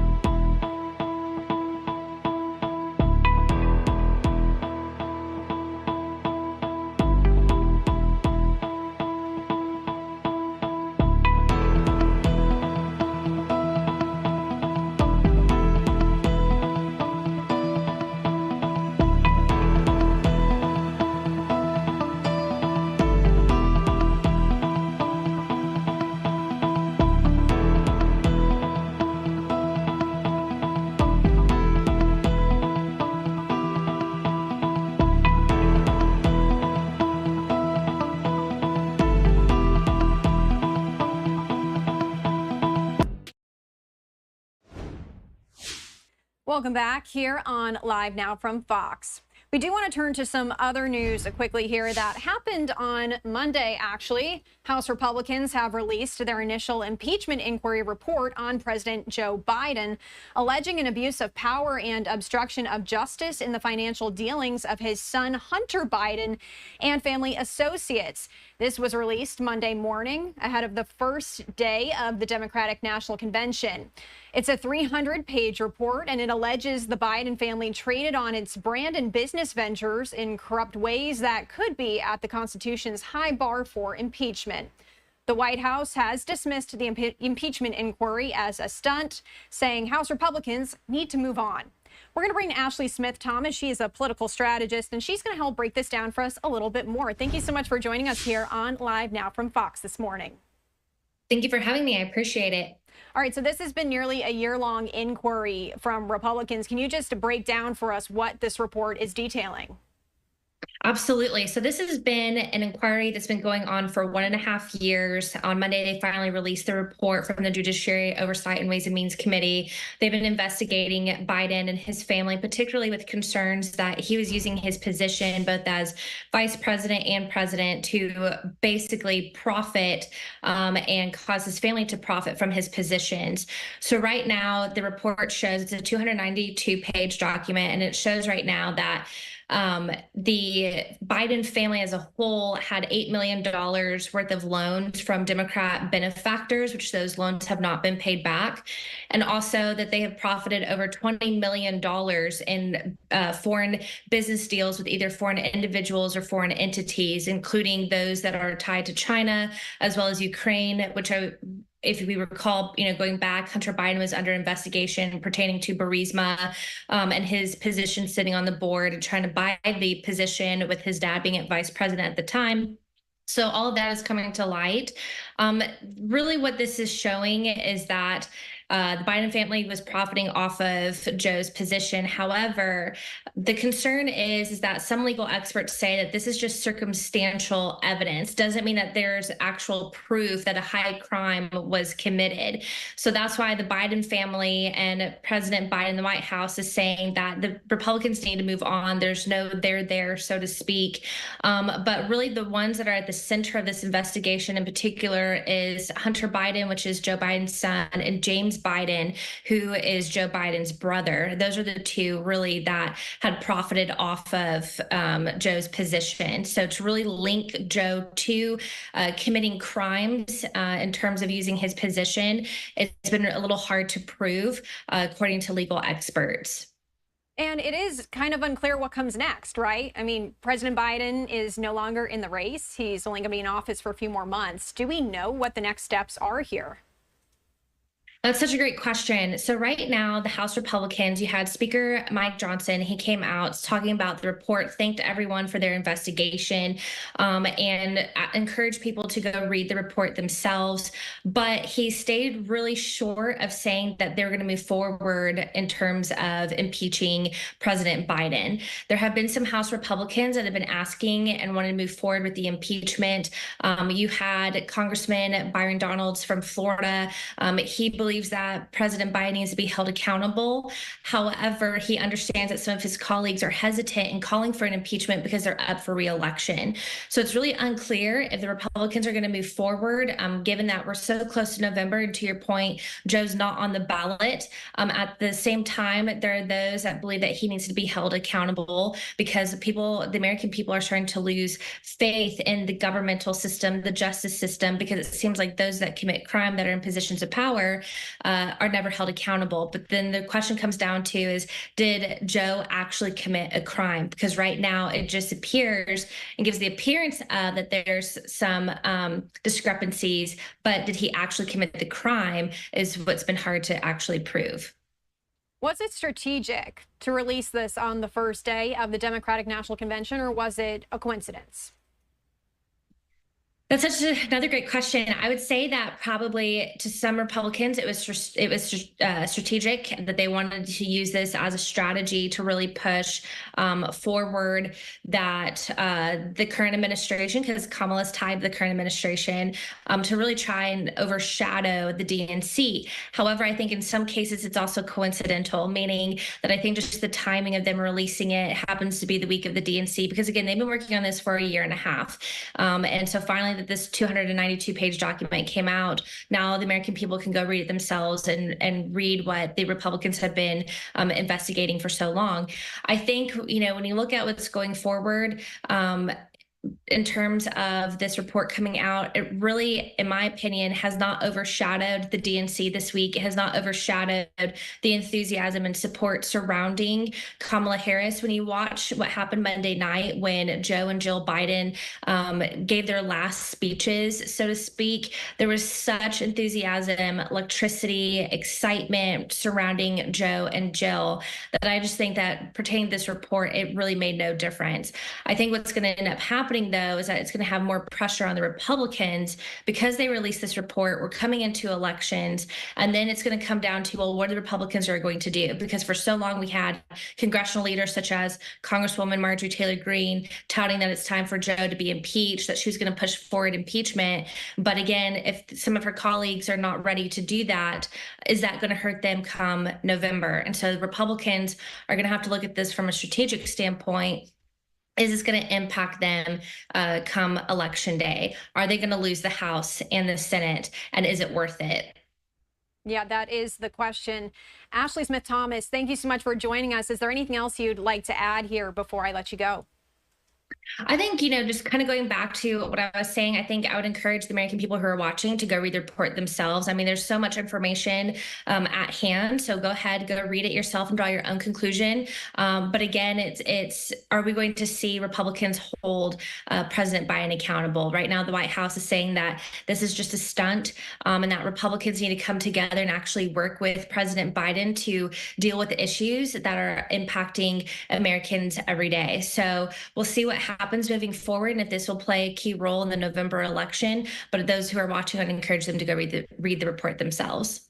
Absolutely, and we will continue to monitor if there are any developments here on Live Now from Fox. Thank you so much for joining us this morning. Thank you for having me. Appreciate it. And we do continue to cover the Democratic National Convention as it does enter night 3 there. We are going to give you a live look right now. As you can see, that's inside the United Center.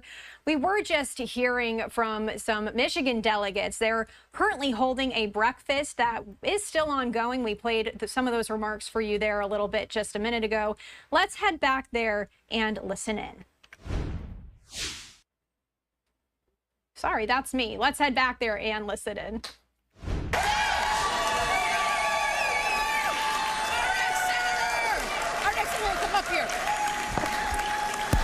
Nicely done. Nicely done. I'll tell you, I'll never forget doing my own race, campaigning. I went to Commerce, Wonderland Bowling Alley. The Bob Seger tribute band was playing. I thought, okay, this might be a place to talk to voters, you know, trying to flip a seat.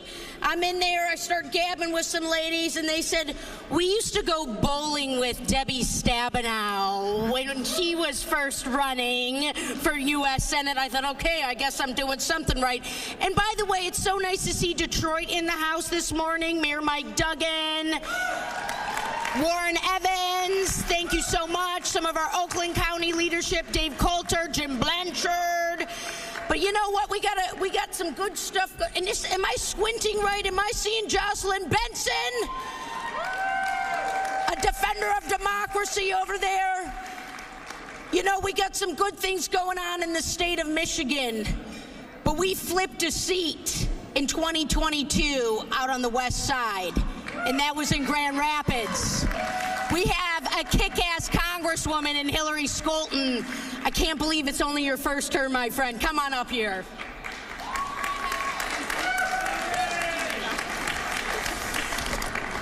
Hello, Michigan Democrats.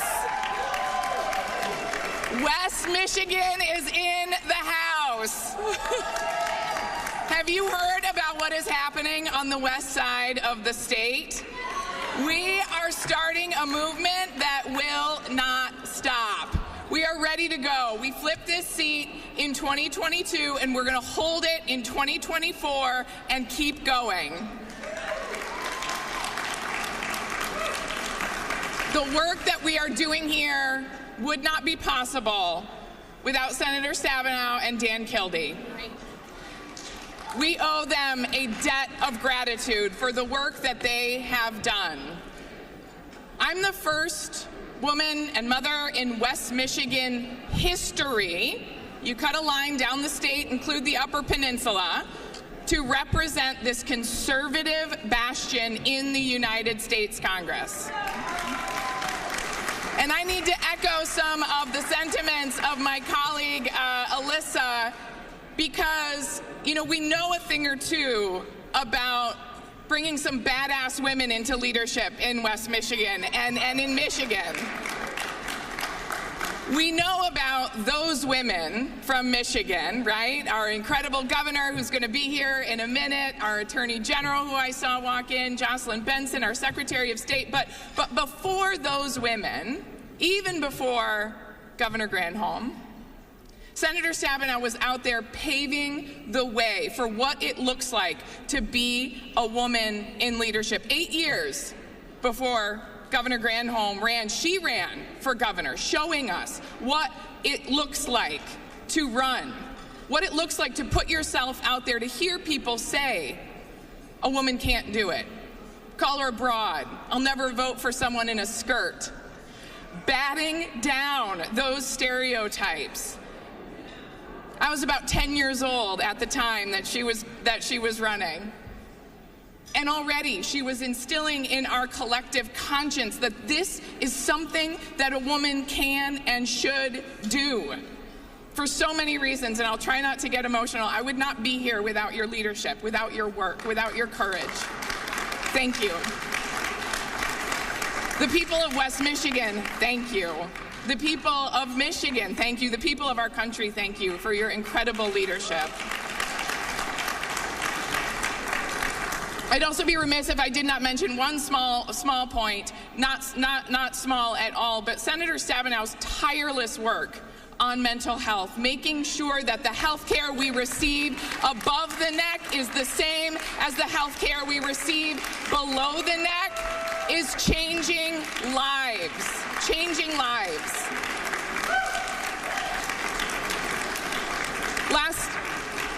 About 2 months ago, we opened a first-of-its-kind crisis stabilization center in Grand Rapids that had been Senator Stabenow's baby, that she had been championing for years, and we were able to cut the ribbon. They started seeing new patients. I caught up with a doctor right before I left here, and she got tears in her eyes when she talked about all of the lives that they have been able to save, all the people that they've been able to help. It is truly transformative. Thank you for your leadership on that issue. When I first raised my hand to run for Congress, it was hard to get people to take me seriously. A Democrat in West Michigan. I'll never forget my first trip to Washington to go and talk to people in the delegation, and I sat down with our dean. And he was coming in sort of bustly from a meeting, and he sat down, and I was so impressed. I was like, oh my goodness, okay, I'm meeting with Dan Kildee. I gotta have my A game. And he was it was a candidate week, so he had met with a lot of other candidates, and he was kind of half listening, but still giving me his full attention. And then he sort of turned and started listening to what I was saying. And he said, oh, so we're gonna win-win. And then I got the full Dan Kildee, the full Nelson. Dan went to bat for me with the Democratic leadership in the House, helped get this seat on red to blue, was with me side by side until we finally won this seat, and now helping to make sure that we can hold it for good. We owe you both a debt of gratitude. Thank you so much for your service to this state and this country. Thank you. We were just listening in there as Michigan delegates are holding a breakfast ahead of the third day of the DNC. We also did just see the daily DNC briefing start there. We are going to go to a quick 2-minute commercial break. But before we do, we wanted to ask you here which DNC speaker you are most excited about. Nancy Pelosi, Pete Buttigieg, Bill Clinton, or Tim Walz. You can scan that QR code in the top right-hand corner, or head to livenowfox.com/connect, and you will be able to vote. And we will show these results here with you on Live Now from Fox. We do love to hear from you all about your opinions, and I'm going to leave this up here for just another few seconds or so you can scan that QR code or head to livenowfox.com/connect. Please vote, and we will show those results here at the end of this commercial break.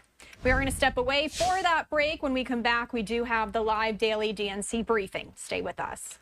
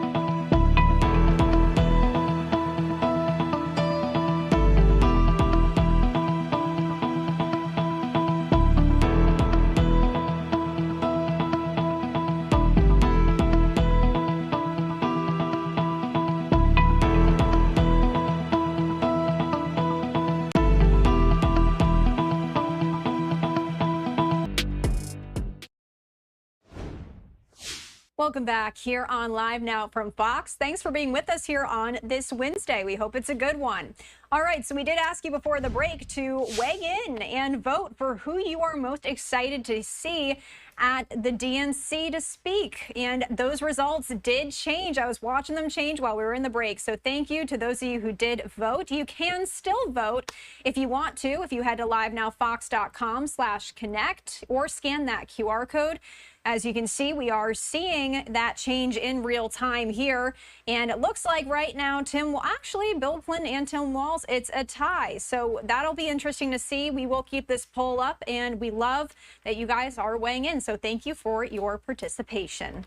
So a bit earlier before the break, we did just see some briefings pop up here at the DNC as they do prepare for day 3. We did see the daily briefing just start to kick off here. So we are going to play that out for you and pop up some boxes so you can see other shots of the DNC as well. All right. Good morning, everybody. Happy Walz Wednesday. I am Harris Walz Communications Director Michael Tyler, joined again today by Convention Executive Director Alex Hornbrook and the governor of the state that J.D. Vance claims he is from, Kentucky, Governor Andy Beshear. So without further ado, I'll kick it over to Alex, then the governor, I'll speak, and then the governor will speak, and then we'll take a few of your questions. Thank you, Michael. Good morning, everybody. Thank you for joining us. The third day of the 2024 Democratic National Convention. So last night you heard from Democrats, Republicans, and Independents about how the Harris-Walz ticket is building on the transformative accomplishments of the Biden-Harris administration and laying out their bold vision for the future for our country. Tonight's theme, Fight for Our Freedoms, will showcase how Vice President Harris has spent her entire career fighting for America's freedoms and why she chose Governor Walz as her running mate, including his record as a champion for America's working families and a staunch defender of our fundamental freedoms. Tonight in our program, you're going to be hearing from everyday Americans whose freedoms and livelihoods hinge on this election. You'll also hear from some of our leaders, both in the Senate, Senator Cory Booker, Senator Chris Murphy, Catherine Cortez Masto, Amy Klobuchar, as well as our leaders in the House, including Leader Hakeem Jeffries and Speaker Emerita Nancy Pelosi. We'll also have some of our other fiercest champions of the Harris-Walz ticket, Governor Wes Moore, Governor Josh Shapiro, and Mayor Pete Buttigieg. You'll hear from Republicans, including Olivia Troy and Jeff Duncan, who are putting their country over their party. You'll also hear from President Clinton, who will underscore the importance of this moment and this election, not just for our party, but for our country's future. And finally, of course, you'll hear from Governor Walz, our vice presidential nominee. He'll introduce himself to the American people tonight on the convention stage, highlighting the small-town values that have shaped his lifetime of service and his commitment to safeguarding the freedoms that we all hold dear. With that, I'll turn it back to Michael. Thank you, Alex. And again, happy Walz Wednesday. So it is halftime in our convention week. So what better time than tonight for Coach Walz to accept his party's nomination for Vice President of the United States. Let's talk about what we've seen in the first half of this convention so far. The American people are seeing a split screen between Vice President Kamala Harris, who's fighting for the middle class, and Donald Trump, who's too obsessed with himself to actually care.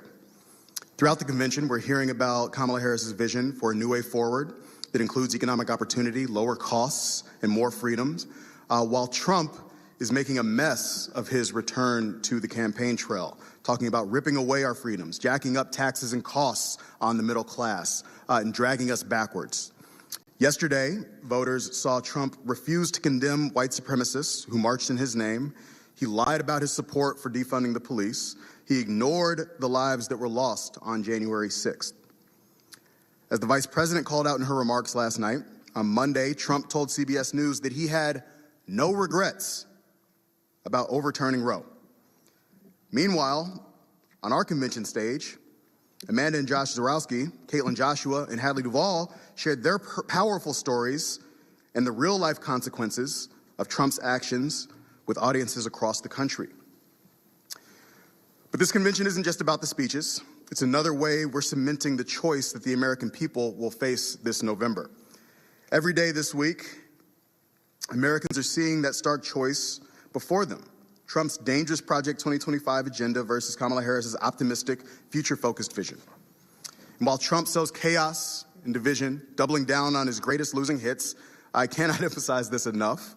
This will be a very close election. And this campaign isn't wasting any time talking to the voters that will decide this election. That's why Vice President Harris and Governor Walz campaigned yesterday in front of 15,000 voters in Wisconsin.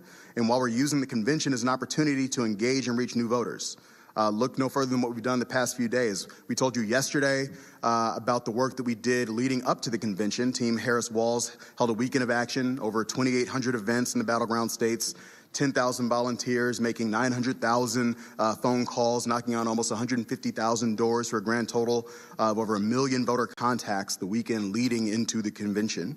So we're building on that momentum this week already. We've launched tools for volunteers to get involved with our campaign, hold trainings, empowering volunteers to organize in their own communities.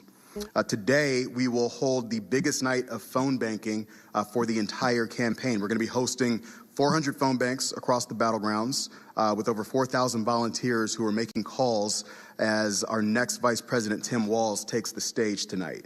And then again tomorrow night, as Vice President Harris accepts the Democratic nomination for President of the United States, we'll host 500 watch parties across all 50 states. Because in this campaign, these are not just made for TV moments. These are critical opportunities to talk directly to the voters who are going to decide this election. And so while the energy inside the United Center has been unprecedented, our energy isn't just in the crowds. It's in the work that we're doing to win. It's work that Donald Trump's campaign couldn't care less about, whether he's in Bedminster or Mar-a-Lago or on Truth Social. And it's the work that will send Vice President Harris and Governor Walz to the White House this November. So with that, I will turn it over to Governor Beshear.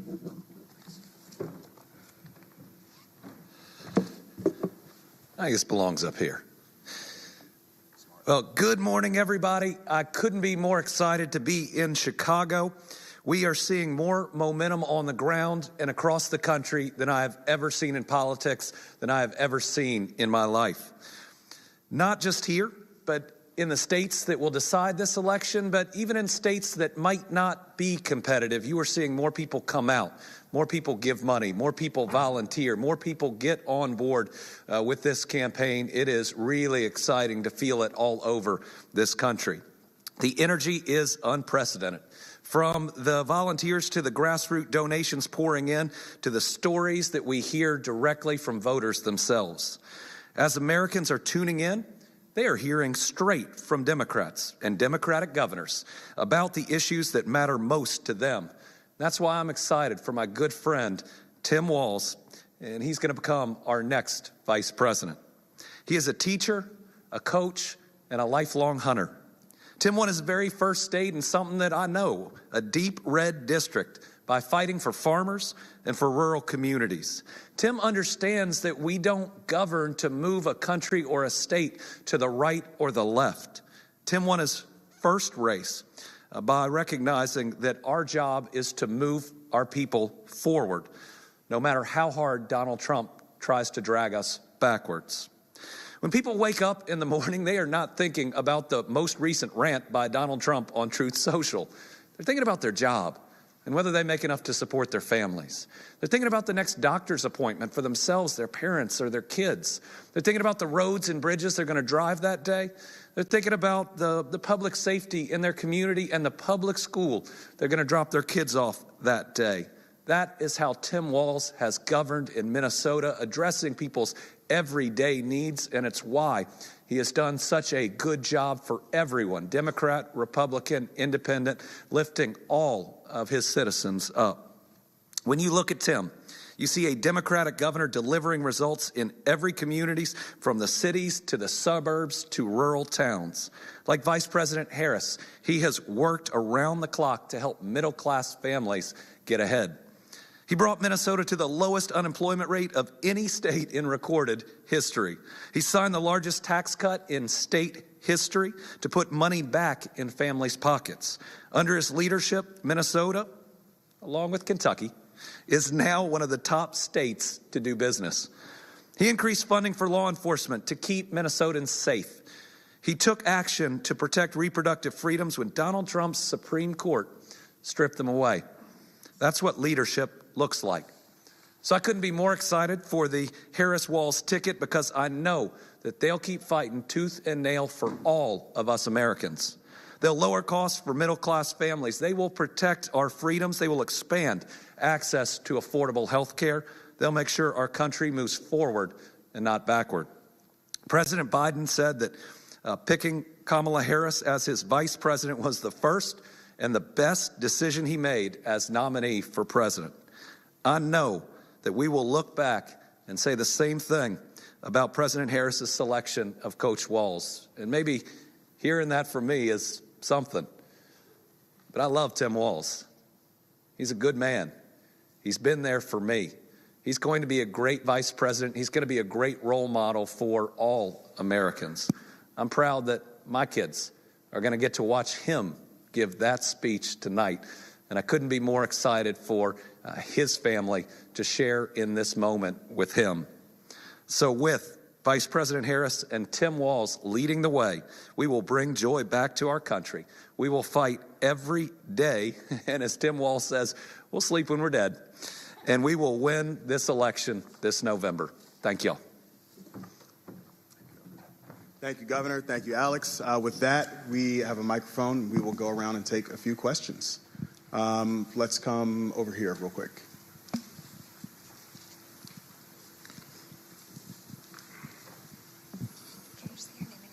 Of course. Hi, Stephanie Lai, Bloomberg News. Thanks for doing this. The question I have for you is, can you tell us about how the campaign is looking at the battleground map? Are there areas to expand? Yeah, listen, I think we've been pretty open and explicit about what we see as our path to victory, right? It's why you've seen the vice president and the governor not just spend time here in Chicago, but leading into the convention, they did a bus tour throughout Pennsylvania, through Western Pennsylvania. It's why yesterday they weren't just here, they were also in Milwaukee with 15,000 people at Pfizer Forum, another critical city in a crucial swing state. And so we know that our path to victory includes, of course, the critical blue wall states of Pennsylvania, Michigan, Wisconsin, but we're also focused on the states that we won in 2020, out west, Arizona and Nevada, and the southeast, Georgia and North Carolina. We understand that what was the Biden-Harris coalition is now fully the Harris-Walz coalition, and that provides us with multiple pathways to 270 electoral votes. And that's why moments like this are critically important, again, as I said earlier, not just for the TV spectacle, but because they provide us with an opportunity to fully engage and organize with our grassroots army. So we have, over 1,600 staff. We've got 300 field offices across all of the battleground states. So that's the work that we're doing on the ground. We just announced our fall paid media reservations, our initial round of paid media reservations, $200 million in digital advertising, another $170 million in television advertising, because we're going to relentlessly communicate with the voters that are going to decide that pathway to 270 electoral votes throughout all of those critical battleground states that I just listed. So we're excited about the work and the enthusiasm that we're seeing on full display in Chicago today. But again, we remain laser focused on the work that needs to be done over the next 76 days here. Yes, good morning. Donnell Suggs with the Atlanta Voice. I wanted to ask, the past 2 days, the speeches by Reverend Warnock, Senator Warnock, and then by the Obamas yesterday in particular, do you think that made an impact on some of the voters that might be middle of the road or not sure what to expect from the Harris-Walz ticket? Yeah, I'll start, and I'll let the governor weigh in here, too. But I think absolutely what you've seen, some of the most powerful and effective communicators in the Democratic Party lay out the case, right? Speak to who Vice President Harris is as a person, her biography, how that connects to her value set, the way that she sees the world, and who she's going to fight for as President of the United States. You've seen them lay that out. You've also seen them call out the stakes of this election in ways that only they can do, right? Speaking to the threat that Donald Trump poses, the work that he wants to do, whether it's his plans to enact a national abortion ban across this country, with or without Congress, whether it's his extreme and dangerous Project 2025 agenda that he's trying to run away from, but the problem for him is that it's written by his people for him, that wants to gut checks and balances, consolidate power into the Oval Office, return us to a failed economic approach that only benefits rich folks like Donald Trump and the people who contribute to his campaign. I think you've seen, whether it's President Obama, Senator Warnock, or all the other speakers who we've had in Chicago thus far, they've all spoken to key sectors segments of the Walz-Harris coalition. We've seen folks respond in kind. And so we're obviously grateful to have what you've seen is a united front in the Democratic Party, people who have shown up to express, number one, their gratitude for President Biden, their support for Vice President Harris, and underscored the enthusiasm for the work that we have to do moving forward here. So we're excited about what's on full display throughout this week. But as I will continue to say, our focus fundamentally remains on the work that we need to do over the next 70-plus days between now and November. But, Governor, I'll let you weigh in here, too. Well, I was honored to speak right in front of the senator on Monday night, and I love how he talks about faith. It's something that certainly drives my life, but also gives everybody an understanding of the why of the decisions that he makes and that I make. I love being able to talk about the golden rule that we're supposed to love our neighbor as ourselves, and the parable of the Good Samaritan that says everyone's our neighbor. And so you look at these two campaigns, one that's trying to lift everyone up, suggesting that there is room for everyone at this table, that we should be kind to each other and support everyone, and another that's based on vengeance and retribution and trying to create an us versus them and constantly trying to make another American our enemy. Now, one of the reasons I'm all in for Harris-Walz is I believe they can not only win this election, but they can move us past this constant division, this constant us versus them. We have real enemies abroad that want our country to fail. We've got to be united as a people, and I believe that once we move past this boiling point that our country has been at, then we are going to move to a better place. And just to hear the Obamas talk about decency, even with everything that was thrown at them when they were in office, when they weren't treated decently by a lot of people, but they are still out there calling on all of us to be better, and still providing such great guidance and such great leadership. So yes, I believe that all three of those speakers truly speak to our American values, because we want to like our neighbor. It doesn't matter how they're registered. We still want them to get ahead. You know, this country can't be, I want Democrats to do better or just Republicans to do better. It's got to be that we all do better. So when we talk about Tim Walz and that lowest unemployment rate, that's helping everybody. When we talk about the middle-class tax cuts proposed by the vice president, that helps everybody. And that's where we've got to get to. And that's where this ticket's going to bring us. Yep. Yes, Miriam Manaka from NHK. I was just wondering whether you could share some more details about what we can expect from Governor Walz's speech tonight.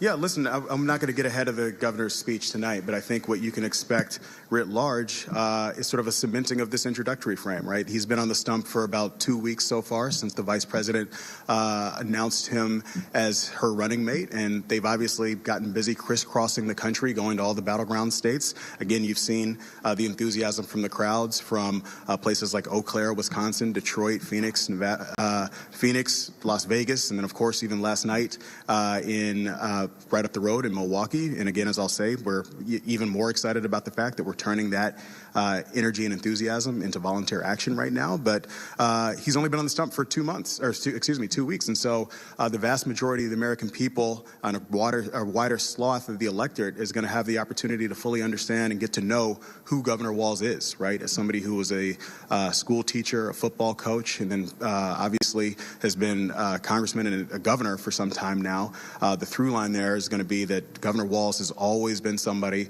who's fought for the vulnerable, who's fought for those in need, who's taken on special interests for the benefit of the people that he represents. And so the American people will have an opportunity to see that in prime time tonight, many for the very first time, and we're excited about it. Where did we go? Yep, let's go right here. Oh, thank you. Sure. Jackie Coppell, News Nation. On the subject of the speeches, whether it's in Governor Walz or Vice President Harris, can you talk about any details in terms of the policy we're going to hear specifically, not just the autobiographical information? Yeah, I don't have anything further to read out insofar as policy previews. I mean, listen, I think what you've seen since the launch of this new ticket beginning on July 21st, you've seen both the vice president and the governor fan out across the country, introduce themselves to the American people, to the voters that are going to decide this election. That's included rallies. It's included, the bus tour that we've done across Pennsylvania. So we'll continue to do that. But what you've also seen is the vice president begin to lay out out her vision for how she wants to move this country forward. It's why last week she went to North Carolina to unveil some of the first planks of her economic agenda that's focused on lowering costs for the American people, right? How do we lower grocery costs, take on meat processors? How do we lower the cost of housing for people through, number one, building more housing, but also assisting first-time home buyers, assisting renters? How do we actually have a tax code that's fair for the middle class? The Vice President wants to give the middle class a tax cut versus Donald Trump through his across-the-board tariffs, wants to raise taxes on the middle class to the tune of $3,900. We've already seen economists point to Donald Trump's economic policies, whether it's his across-the-board tariffs or everything else that he wants to do that would serve as an inflation bomb. Moody's says that his economic policies would likely cause another recession in 2025. And so we are going to run on that economic contrast. And you'll see the Vice President and the Governor as they continue to fan out from Chicago over the course of the next 76 days here, continue to expand on their vision, expand on their agenda, including policy details. And we're excited to share those with the American people.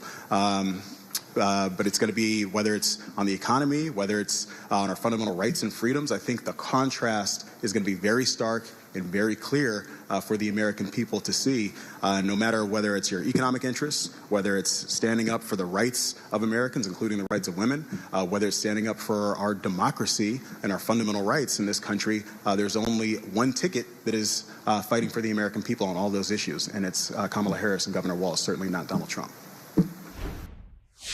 We are just listening in there to a briefing that the DNC is holding ahead of day 3. They have been having these briefings over the past few days or so. We did want to give you a quick programming note here. We are trying to get more active on social media, so you can see that is a code to our TikTok. If you'd like to give us a follow, we'd greatly appreciate it. That's at LiveNOW Fox on TikTok if you would like to follow us, or you can scan that QR code that is on your screen right there too. Just want to leave this up for another second here. We are going to be streaming live on TikTok as well as our other social media platforms. If you'd like to give us a follow there, we will continue to bring you the news there as well. Did also want to pop up this poll again really quickly. A lot of you have voted right now. Bill Clinton, you're saying, is the DNC speaker you're most excited about. You can still vote. You can head to livenowfox.com/connect, or you can scan that QR code in the upper right-hand corner of your screen. We do like to hear your thoughts, and we will bring you these as they do change in real time, the results, and we'll probably pop this back up after the commercial break as well to give you another look. We are going to go away for a quick 2-minute break. When we come back, more live events and DNC coverage. Thanks for watching Live Now from Fox. We'll be right back.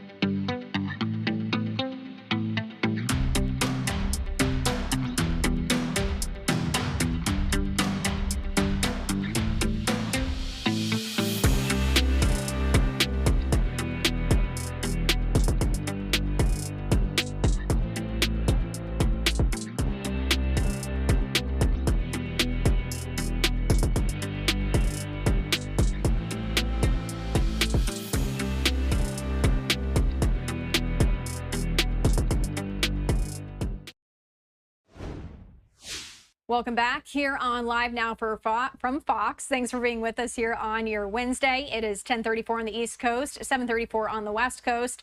We did put up that poll right before the break. I did want to give you an update. You guys did vote, and now we can see Bill Clinton is still in the lead. He was before the break, but it looks like even more of you voted for Bill Clinton as the DNC speaker you are most excited about. And of course, here on Live Now from Fox, we do bring you those speeches live, raw, unfiltered, and uninterrupted. That means no commercial breaks. So we do hope you tune to us for your DNC coverage tonight as we do continue to cover this throughout the day. We did really quickly want to go back to that briefing that we were playing, the DNC briefing that they have daily here. That is still going on. Let's pop back over there and listen in. What we've seen is in every state where reproductive freedom is put on the ballot, that people turn out and vote for that freedom. Certainly in Kentucky, Donald Trump's appointed Supreme Court ushered in the most draconian laws in the country with a near total ban, including no exceptions for rape, incest, or non-viable pregnancies. That's why it's really personal to me when Hadley Duvall stands up and talks about being violated by her stepfather starting at 5 and becoming pregnant at 12. And in my state right now, there are other 12-year-olds going through that don't have options inside of Kentucky. So let me tell you, 85 to 90% of Kentuckians disagree with that, think it's wrong, and think it's gone way too far. So I believe it is both about our freedoms as Americans, freedom for women to make the choices that they choose, freedom over their own bodies, freedom to pursue fertility treatments. I mean, these fertility treatments are gifts from God where people who previously couldn't have children now can. I can't tell you how many children, now young adults even, that I know that without fertility treatments, regardless of the 3 letters of that fertility treatment, without that, those children wouldn't be walking on this earth. The freedom to choose not to have children at all and not to be judged for it. That's something that I think is deeply personal to Americans wanting to have those choices. But the other thing is again, extremism, especially the level of extremism that's been pushed by Donald Trump and J.D. Vance. The people of America are not comfortable with it. They want to be able to make their own choices and not have choices forced upon them. Thank you, Governor. Thank you all for joining us this morning. We're going to get out of here, but we're excited for another day of energy and enthusiasm here in Chicago amongst the Democrats. Thank you all so much. Thank you to that one person. Yeah.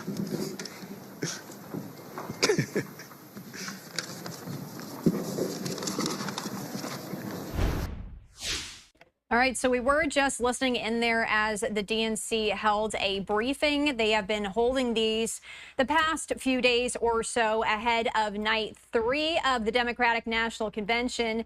You are getting a live look right now inside the United Center there in Chicago as we are expecting Tim Walz to accept that vice presidential nomination tonight there.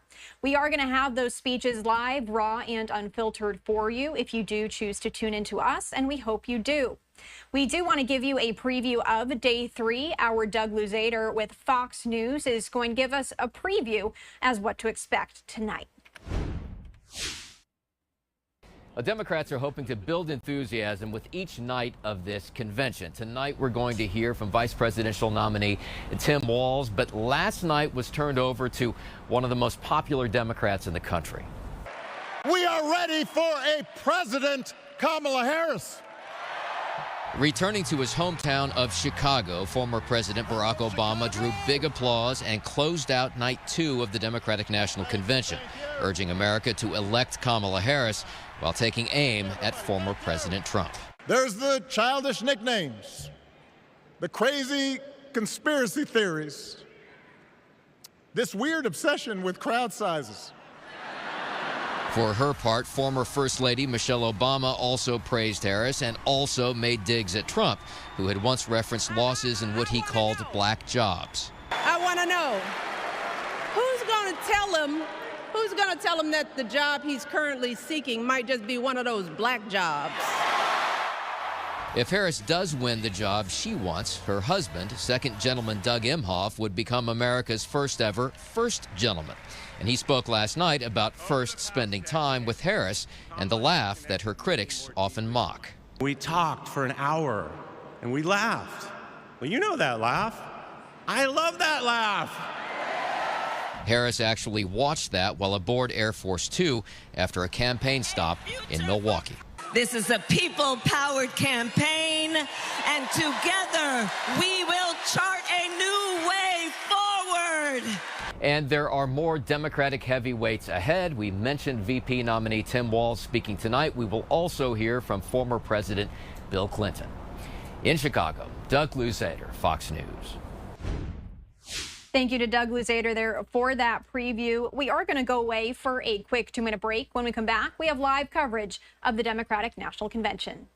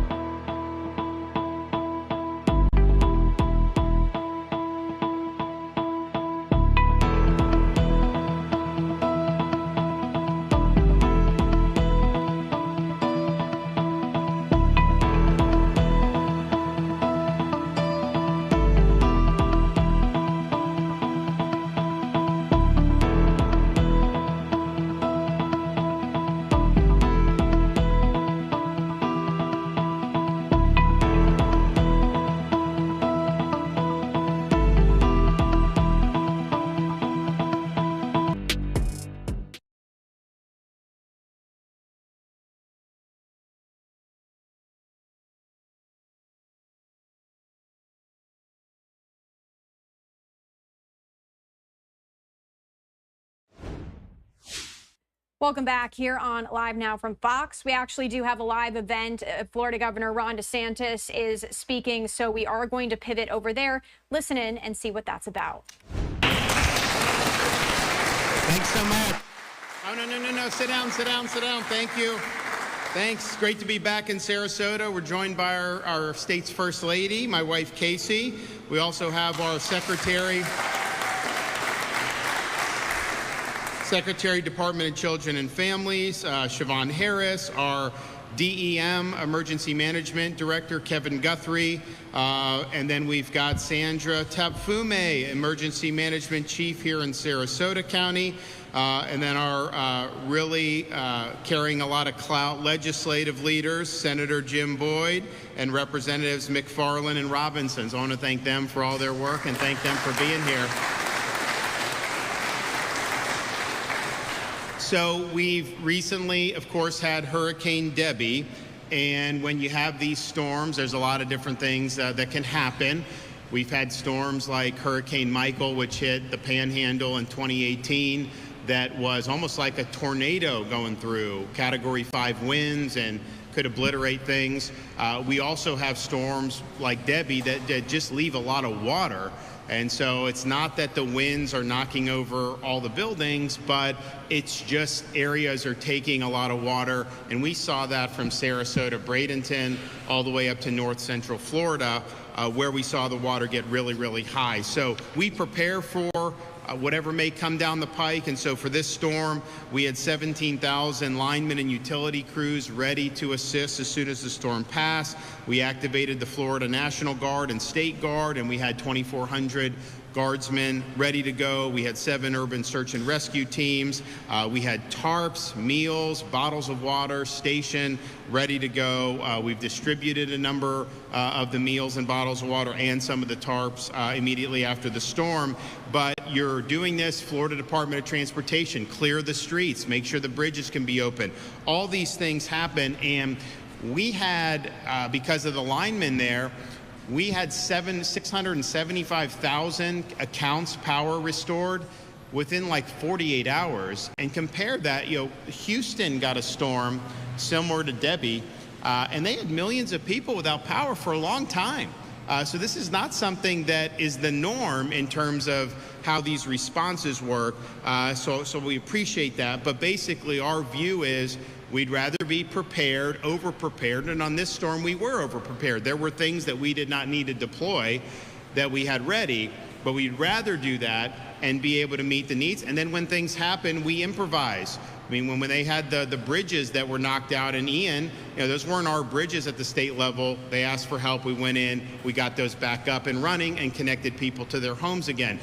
When we had some of the utility companies, the cooperatives, and some of these in Southwest Florida that weren't really moving forward as fast on the power restoration, we surged mutual aid. We had these linemen from other companies show up to be able to get it done. And that's just kind of the way that we see things. Now, this storm is the first storm that included Hope, Florida. So Hope, Florida was spearheaded by the First Lady several years ago. And the impetus for it is just the recognition that government cannot solve all these problems that we deal with as a people. And particularly when you start talking about people that are less fortunate, they may need a hand up. Putting people on a dependency on government is not going to lead to them being able to realize their dreams, and we've seen a lot of government bureaucracies fail. So what Hope Florida sought to do is to recognize we have all these resources throughout our communities, our churches, our charities, individual volunteers, businesses that want to help, that we can tap into. And so rather than think government and be in that silo, let's use government as a way to connect people in need to all these great resources throughout our community. And so that's been applied to things like the Department of Children and Families. And since that has launched, I guess probably about a year and a half into it now, there have been 30,000 people who have either completely or partially eliminated the need for any public assistance at all. So you're moving people to a pathway to self-sufficiency where they're going to be able to do very well. So it's better for those folks. It's also better for the taxpayers. And so based on our efforts so far, Hope Florida related initiatives are projected to save taxpayers almost $1 billion over the next 10 years. Why?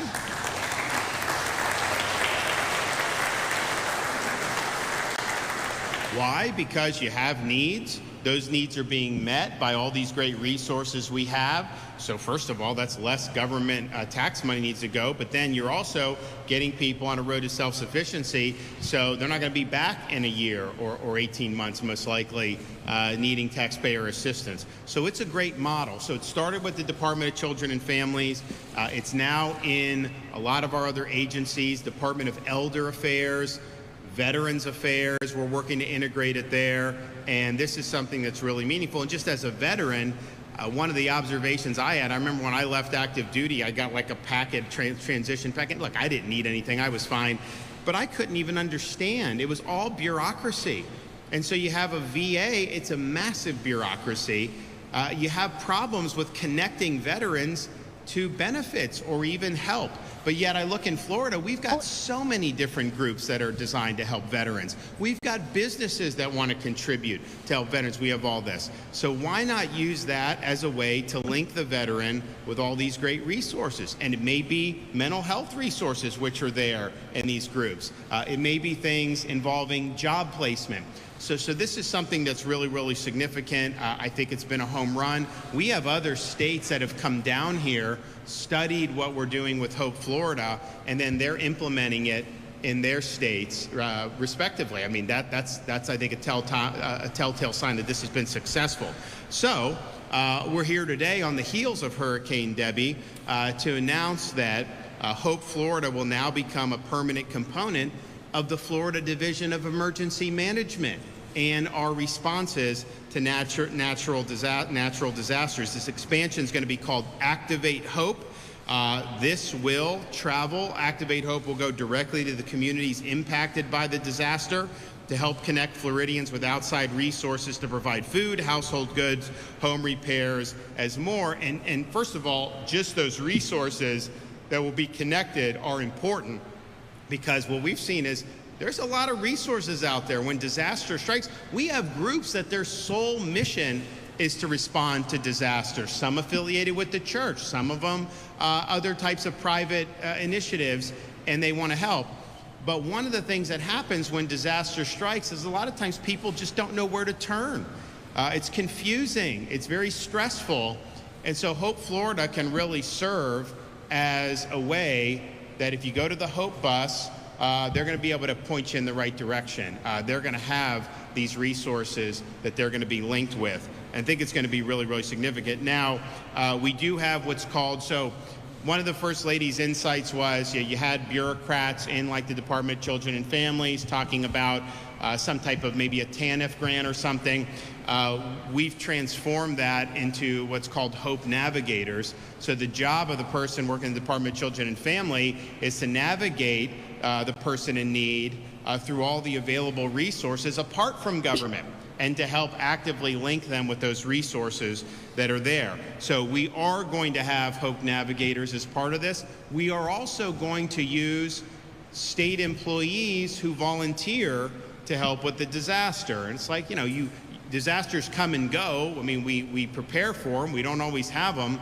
So it's not like you're just going to have a massive people on payroll for the whole time. You surge when these things happen. So we'll be having people integrate into Activate Hope from other state agencies on basically a volunteer basis, because what we found is folks volunteer anyways, and so now we have a great way for them to do it in a way that's going to be most meaningful. So you're going to have, and we saw it in after Debbie in some of the areas, we have a Hope bus, and you'll have Activate Hope will be working out of the Hope bus. They will be at any pods, points of distribution sites, and this is when people can drive their car through. They get food, water, ice, tarps after disasters. We also set up the small business recovery centers. We set up other multi-agency resource centers. So this is going to be a one-stop shop, and that Hope bus will really play a central role. So we've already seen this start. After Hurricane Debbie, we had the Hope bus both in Sarasota and in the Big Bend.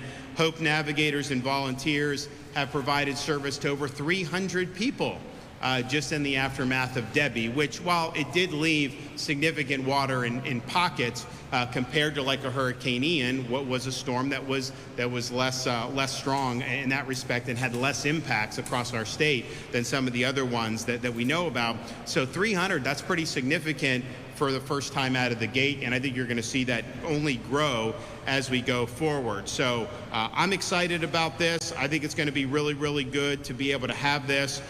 If you are a Floridian who is impacted by Hurricane Debbie, you can actually now visit hopeflorida.com, and you can click on Hurricane Debbie Recovery at the top of the page to get help. And the thought is that when these disasters happen, you go to Hope Florida, we'll have, and hopefully we don't have any more this season, but you will have the name disaster. People can click, and then they can see the resources that are available. And there's so many different things that happen. I mean, we had, after Ian, we had these charities that come in, and they'll muck and gut the houses for the residents.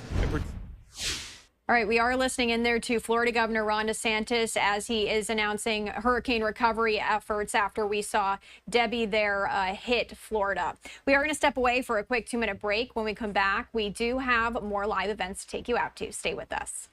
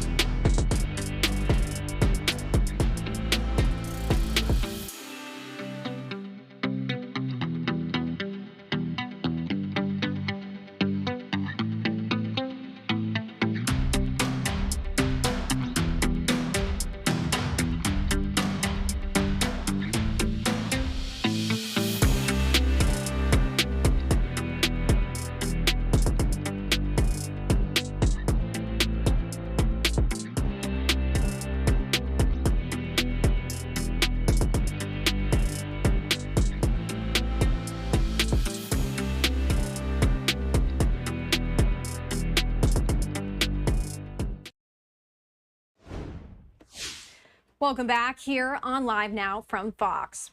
Before the break, we were listening into a live event with Florida Governor Ron DeSantis as he was discussing recovery after the recent storms and hurricanes that we did see down there in Florida.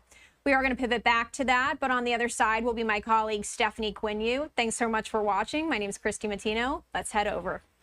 And in the Big Bend, Hope navigators and volunteers have provided service to over 300 people just in the aftermath of Debbie, which, while it did leave significant water in pockets compared to like a Hurricane Ian, what was a storm that was less strong in that respect and had less impacts across our state than some of the other ones that we know about. So 300, that's pretty significant for the first time out of the gate, and I think you're going to see that only grow as we go forward. So I'm excited about this. I think it's going to be really, really good to be able to have this.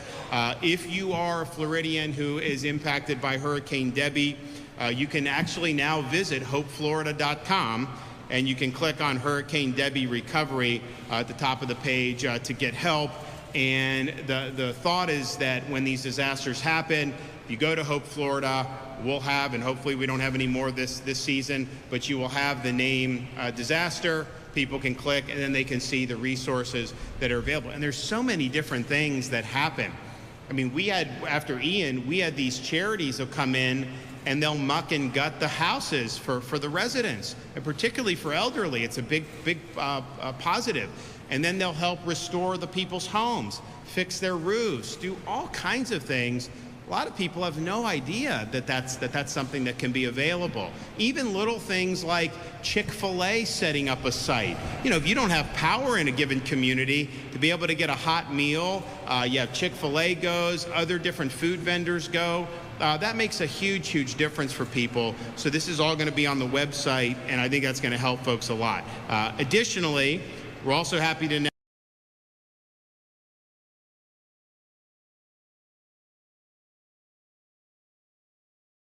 All right, so we did have a little bit of a technical glitch right there, but we're going to head on back to Governor Ron DeSantis as he talks about expanding the Hope Florida program. Let's head back to that right now.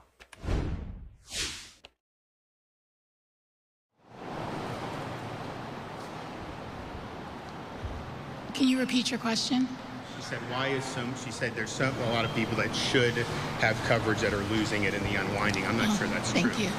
Yeah, so that's not factual. The department has performed over 4 million Medicaid redeterminations over the last year, and the vast majority of those individuals maintained coverage. We're committed to ensuring that anyone who is eligible maintains coverage. And for those who haven't, our economy is doing better. Income is a major part of individuals maintaining their Medicaid coverage. So if your income has gone up, it's going to affect your ability to maintain coverage.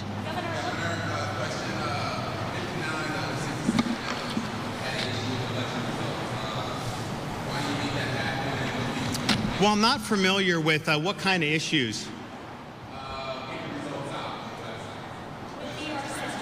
What's that?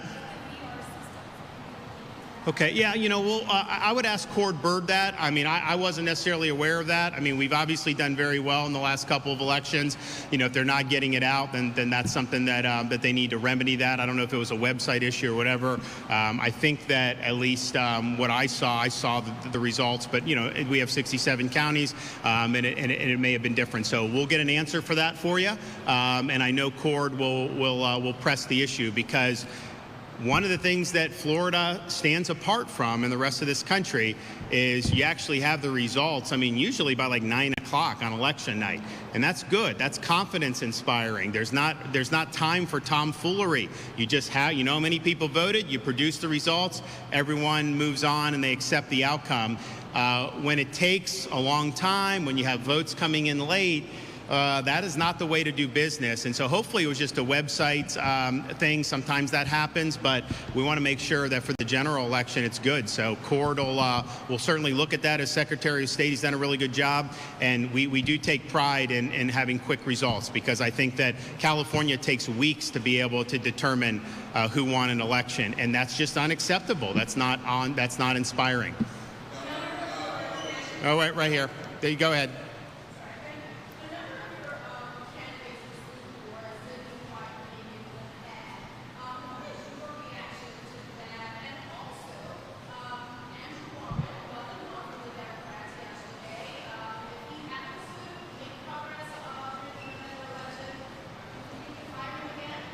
So on the school board, what we said was, we want to support school board candidates in whatever capacity we can that believe in putting students first, that respect the rights of parents, and that believe schools should educate, not indoctrinate. And that really shouldn't even be debatable, but it is now, just given where some of the people want to take education. And so when there's candidates that line up, we've been supportive. 2022, we put a lot of resources in. We weren't in a position necessarily to do that because we've got so much other stuff going on. But when you look at like Duval County, that's 1 million people in that area. They now have a 4-3 majority. A majority of the school board in Duval County, which Joe Biden won in 2020, has school board members that believe in putting students first, that believe in protecting the rights of parents, and that believe in education, not indoctrination. That adds to what was done in Sarasota in 2022, what we've seen progress in Lee, Brevard County, even Miami-Dade. So there's no other state in the country where you have counties, areas of that size, where you've seen those candidates win and win consistently. Now, yesterday, you're going into like some of these areas that Republicans have never been competitive in, like in the heart of Tampa, some of these other places. But my view is you need to field candidates and run them all the way across the board. You shouldn't be seeding any of these elections. And what's happened, I think, over the years, and we worked to counteract that in 22. I think there was an imbalance again just last night. Is the school unions. This is their Super Bowl. I mean, they take the money, the dues, and they put it into electioneering, and particularly in a nonpartisan election, they can market their candidates one way to some voters, one way to others, and that's been going on for a long time. All right, so that's Florida Governor Ron DeSantis talking about expanding Hope Florida. However, we do see that the Trump Campaign Allies event is getting underway in Chicago, so we're going to pivot to that right now. Raise the audio and listen in. I'll pass it to Congressman Waltz. You'll hear some remarks, and then we'll be available for Q&A. As usual, I'll do some housekeeping first. Tomorrow will be our final day. We will have former presidential contender and business leader Vivek Ramaswamy, and he'll be joined by Ambassador Carlos Trujillo, Trump administration ambassador to the Organization of American States. The main focus, topic-wise, will be immigration, although they'll touch on some other policy issues. So today is day 3 of the DNC. It seems like they at least are getting you in a little faster, so kudos to them for finally working out how to get you in and out of the perimeter a little bit better. They did go late last night, just an hour instead of 2 or 3 like the previous night. The Trump mention counts are continuing on our end. We're having some fun with that. Last night, on night 2, Trump was mentioned 10 more times than any major policy issue that Americans care about, including the word inflation or mentions of the border. And by the way, Biden's name was only mentioned twice by our count, which is, more evidence that Harris and the DNC are desperate to sort of gaslight America and detach her from the horrible record that she shares with Joe Biden. Harris and Dems are more focused on Trump than solving the mess they've made for our nation or the chaos around the world. Michelle Obama encouraged folks last night to do something as if they aren't currently in residence at the White House. We found that interesting. Harris' campaign talks about what she'll do on day 1 in the White House. As a reminder, day 1 for Kamala Harris at the White House was about 3 years and 8 months ago. And the record that she's created there is one of weakness and failure. It's dangerously liberal, as we say. And in today's topic of national and global security, I think that really jumps out more than almost any other issue. Their record, the Harris-Biden record, has made us weaker on the global stage and left us more open to national security threats than perhaps we've ever been. To remind you some of the facts of their national security policy, you'll hear more from Congressman Waltz about how since last week, we've essentially been in the 3-year anniversary of the catastrophic Harris-Biden retreat from Afghanistan. And today, we wanted to show a couple videos the campaign is releasing digitally. We'll run those. I'll come back and finish and then hand it to Congressman Waltz. And then when he's done, we'll do Q&A. Afghanistan. Yes. Were you the last person in the room? Yes. And you feel comfortable? I do. She agreed with his decision-making 100%. That decision was to pull all of our military out first. All right, so they're playing out a couple of videos before we actually hear from a number of other speakers. And on that note, we are going to step away for our first 2-minute break of the hour. We're going to be right back.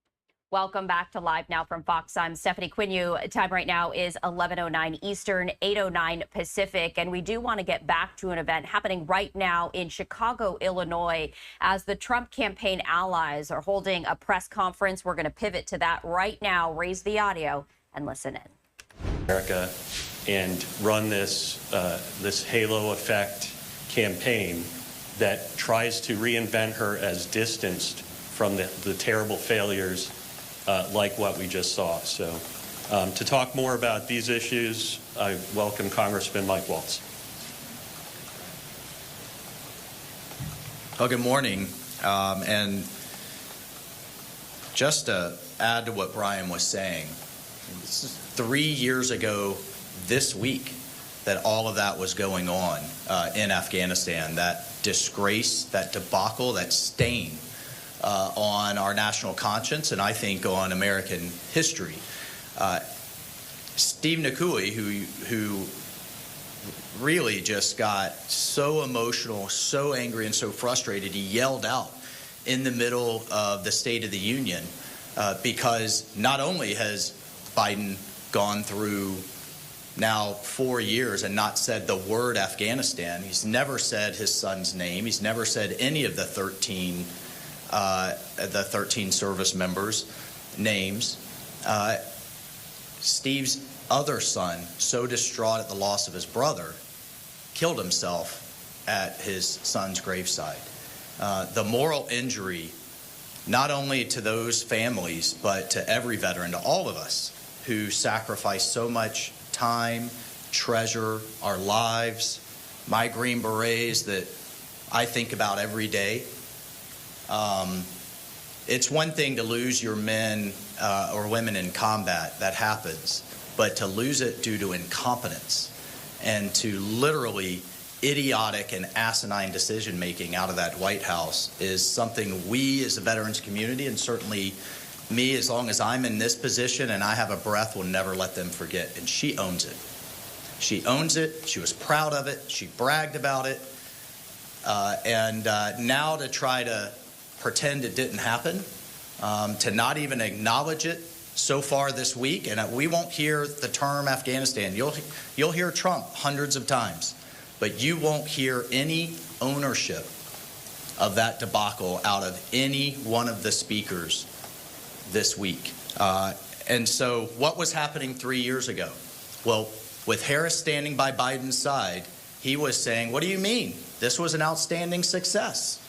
No, no, no. There are less than 100 Americans who want to leave and who can't, which, by the way, that figure was quietly revised months later to be over 800.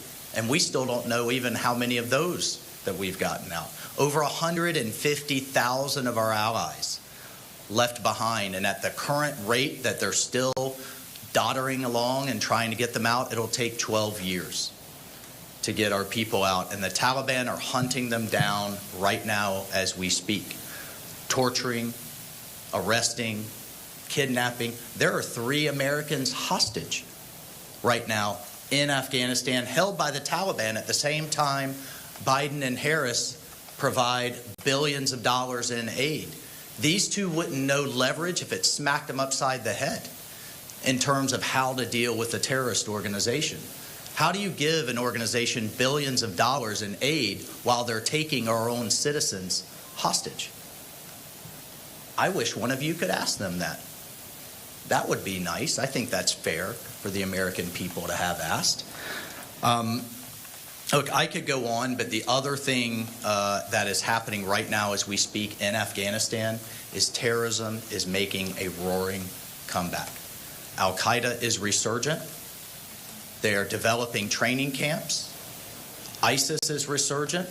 There have been 6 plots thwarted in Europe. Well, 7 now if we count the Taylor Swift concerts. And, oh, by the way, let's not forget the 8 ISIS operatives who were arrested in 3 American cities right here in the United States just a few months ago that came across our wide open southern border, that were smuggled there by an ISIS ring, and that we're looking at various sites to hit on the anniversary of the Pulse nightclub attack that happened back in 2016 right on the edge of my district. So that just occurred. Hezbollah is here. Hamas is here. Well, heck, I mean, Hamas is sitting right down the street, right amongst the protests where they're flying Hamas and Hezbollah flags. I mean, how would we be responding if they were flying ISIS flags? And why are we responding as a society and as a government differently? Because they're all one and the same in terms of organizations. So they are here. Another attack. Biden and Harris's own FBI director has repeatedly said is imminent and just a matter of when, not if, because of the failed policies of this administration that she's proud of. So Afghanistan was the original sin. Putin got the green light between lifting sanctions on Nord Stream 2, between saying, well, maybe a minor incursion, we won't respond as badly, between awarding Putin with a summit after Russian hackers shut down gas on our eastern seaboard, and after Putin invaded Georgia under George Bush, the country of Georgia, invaded Crimea under Obama, didn't invade anyone under Trump because deterrence was established and worked, but knew he could get away with it again with Obama 2.0 in the Biden administration. And we now have the largest land war in World War II. So terrorism is on the march again. Putin is on the march. She is on the march. Didn't see spy balloons hovering over our nuclear bomber sites, our nuclear command and control sites, and our stealth facilities under Donald Trump. You saw it for days on end under Biden and Harris. She's sitting in every National Security Council meeting where Biden is making these decisions. She's proud to say she's the last in the room before making all of these decisions. She owns that too. Kim Jong-un expanding his nuclear arsenal. The Middle East, Donald Trump left the Middle East better off than he found it. He was the first president in modern history for that to happen. ISIS largely defeated and contained. Iran broke, couldn't pay their terrorist proxies, according to the terrorist proxies. Hamas, Hezbollah, and the Houthis complaining that they're running out of cash because it had all dried up coming out of Tehran. And literally Nobel Peace Prize worthy peace accords being signed on the White House lawn between Arab nations and Israel that only a generation ago were invading Israel's, all under Donald J. Trump's watch, and all now literally on fire as we speak. As we speak, 5 Americans held hostage, sitting in the tunnels of Gaza now for going on a year. 6 bodies found yesterday by Israeli Defense Forces of dead American hostages. And what did we hear from the Biden-Harris Secretary of State last night? On the tarmac in the Middle East, on the world stage, criticism of Israel. Israel has to stop escalating. I believe that the reason Iran hasn't struck back yet is because Israel sent a very strong signal. If we can get the leader of Hamas, Haniyeh, in your green zone, in the middle of your presidential inauguration, we can get any one of you, Ayatollahs. So you better think twice, and they are thinking twice. That's how you restore deterrence. Biden and Harris are like the kids we all saw in the schoolyard dealing with the bully that said, "Can I just give you a little more lunch money and you'll leave me alone?" Sometimes you have to escalate to de-escalate. Sometimes you have to punch the bully in the nose to restore peace. That's what President Trump did with the Soleimani strike, and peace was restored. That's what he did by taking out Baghdadi, and ISIS has been largely disassembled, but now is back on the march again, plotting and planning attacks across Europe and in the United States. And oh, by the way, just for the record, just as a reminder, Joe Biden opposed the taking out of Osama bin Laden, actively opposed it while he was vice president, and Kamala Harris criticized the taking down of Soleimani. So if that isn't just an indicator on top of what they've already done, of what they would do and how they view the world, of an appeasement first, a concessions first approach, let's look at the recent hostage trade with Russia. They literally gave Putin his crown jewel in Victor Bout in exchange for, what's her name, Brian? What's that? Greiner, thank you. But they had been asking for him. Putin had been asking for him for a decade. He was the crown jewel. We kind of, the Biden and Harris administration ran out of people to give. So what did Putin do? Well, maybe we can get them to get the Europeans to clean their prisons out. And guess what they did? Because the guy that the KGB or now FSB hitman that German gave literally executed someone in broad daylight in Germany. And Biden leaned on them to clean out their prisons. They just are literally running out of concessions to make. And the world and the country is far more dangerous for it. So what do we have to deal with that? Well, we have a military now under their watch that has a recruiting crisis, the worst since Vietnam, the worst in the history of the all-volunteer military. I'm the chairman of military readiness on the Armed Services Committee. Our readiness is abysmal. It's nowhere where it needs to be. The most advanced and expensive weapon system in the history of the world, the Joint Strike Fighter, do you know what its readiness rate, full mission capable rate is? 29%. 29%. Our submarines, our last major strategic advantage of any Navy in the world, 40% of them can't leave the yards. 40% are too broke. But we have an administration here that is more worried about base renaming, pronouns, Chinese-made solar panels on the Pentagon, of all places. And yes, I don't know if we have CNN here. My friend Daniel Dale, who wanted to try to fact-check me on this at the RNC, and yes, investing research and development dollars to the tunes of millions in electric tanks. Last I checked, there's no charging stations across Africa or the Middle East or what have you. Not to mention the fact that the battery technology and everything else is made by who? China. So this is the truly dangerous and ridiculous priorities that Biden and Harris have put in place, and that Harris would absolutely continue in a next administration that has us to a point where not only do we have threats the likes of which we've never seen in the history of the United States, but a military that now has an army that's the smallest since World War II, a Navy that is smaller than China's and broke in many ways in terms of its maintenance and readiness, and an Air Force that's so expensive that it's literally not sustainable. And just one more thing. Judy Woodruff last night needs to retract her statement.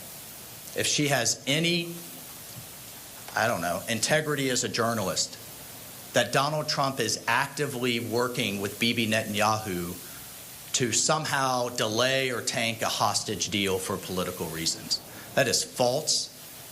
It's ridiculous. And by the way, not Netanyahu, don't take it from me or the campaign. Netanyahu's office has absolutely denied it.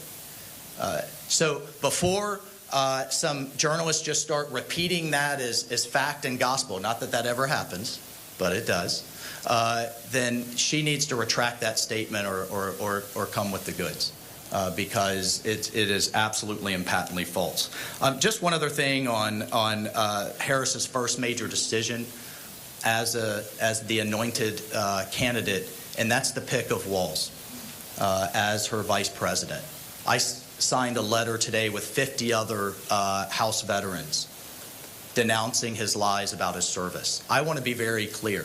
I know I served in the National Guard for 22 out of the 27 years I served in the military. I know many people that for whatever reason never went to combat, served proudly. I'm proud of their service. He should be proud of his service. He says he's proud of his service. Why do you have to lie about it, and why do you have to exaggerate it?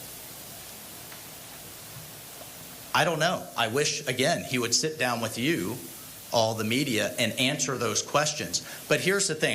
Anybody here go to Harvard or Yale, to an Ivy League? Good. But there you go.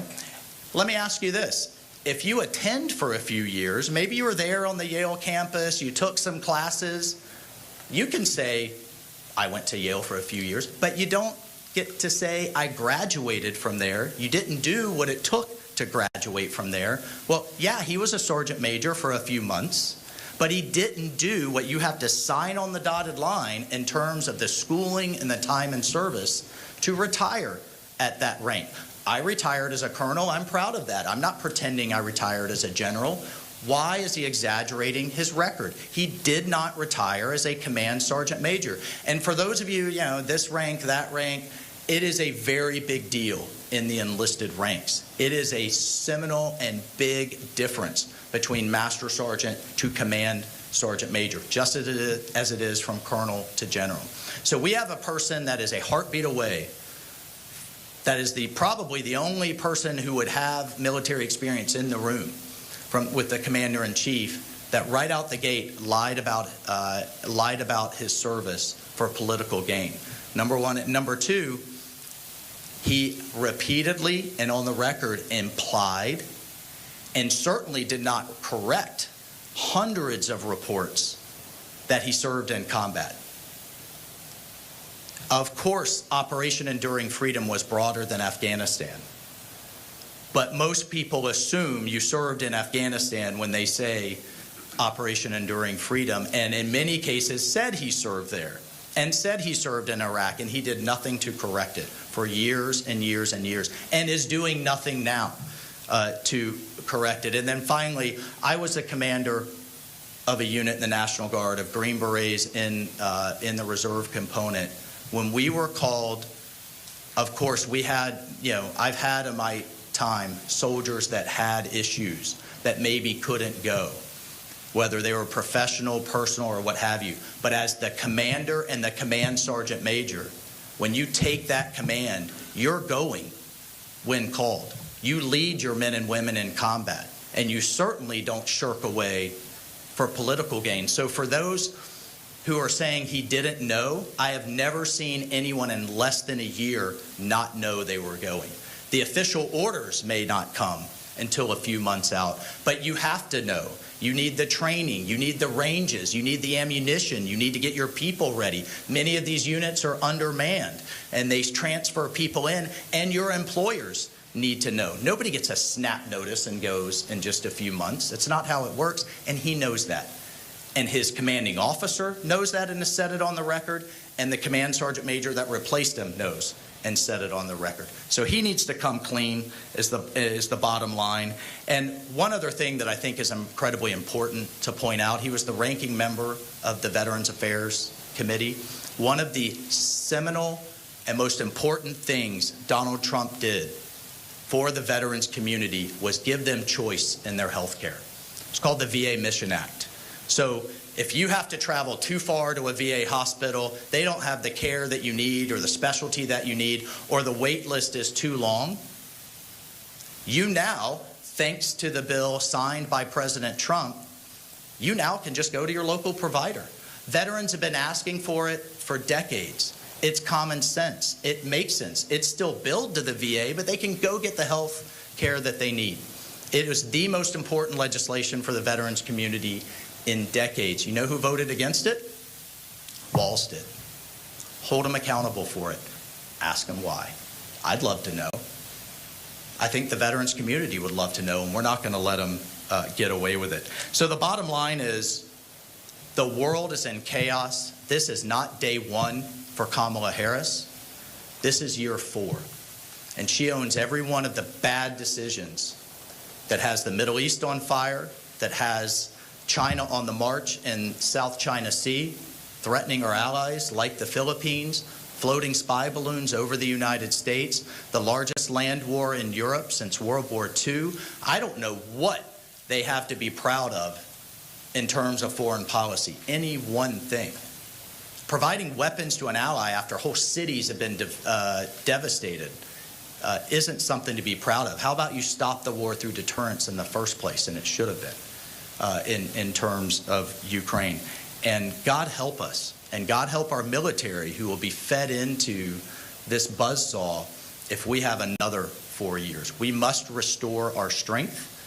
We must restore our economy, which is our real strength, and we must restore peace through that strength, and that can only be done with Donald J. Trump. And I think with that, I will stop, and over to you, my friend. Thanks. We'll take Q&A in a minute. Obviously, there's a lot of material specific to the topic, but I think the Congressman and I both have a few other things that we may get to. The one I'd like to sort of point out is that while we've been here this morning, the Bureau of Labor Statistics downwardly projected the job growth numbers that were touted just a few weeks ago. That downward revision is nearly 1 million. It's 818,000. This is not a unique occurrence. Over the course of years now, there have been frequent, large-scale downward adjustments to the statistics touted by Harris and Biden as evidence of some sort of economic recovery or new job growth. And similar to the other topics that we've brought up and been talking about all week, it's time to hold them accountable.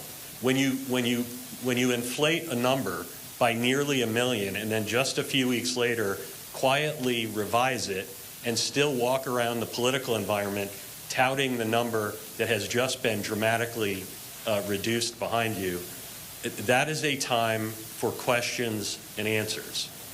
And that can only be done if you all hold them accountable for these facts.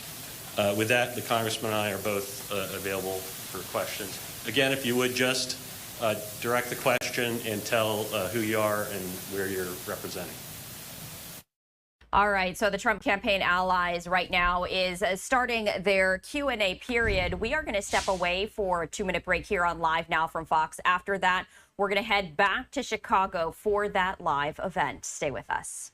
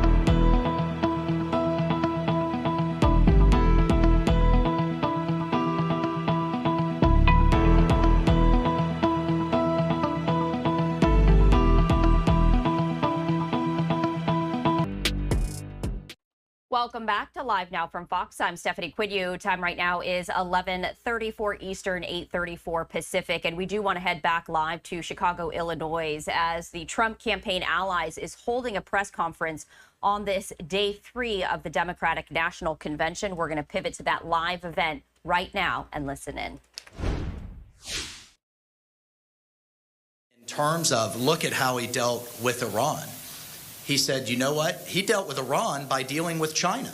He looked at China and said, if you don't stop buying their oil and filling their coffers full of cash in violation of international sanctions, you can't buy from us. And you know what? China listened, and Iran was broke, and their terrorist proxies were broke, and you had peace in the Middle East. So President Trump went to the core root of the problem, rather than what Biden and Harris have right now, which is our military chasing its tail in the Red Sea and in the Persian Gulf or in the Arabian Gulf and in the Mediterranean. The aircraft carrier that is currently sitting off Iran was diverted from the Pacific. So she has cheap Iranian oil. He has our military bogged down in the Middle East again. He's buying just as much gas from Russia because of our feckless sanctions there than he ever was. China, right now, under Harris and under Biden, is the big winner.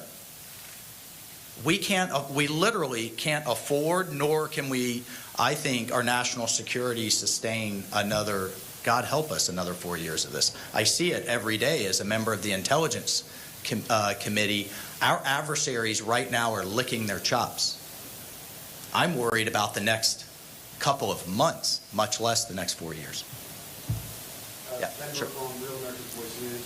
Sure. And kind of a spin-off to that question, from a strategic threat assessment, what's more concerning to you, that tie with Walz and Harris to communism, the jihadists, pro-jihadist sympathizers at the base of the Democrat Party that are behind Hamas and Hezbollah, or our open southern border that we're fighting?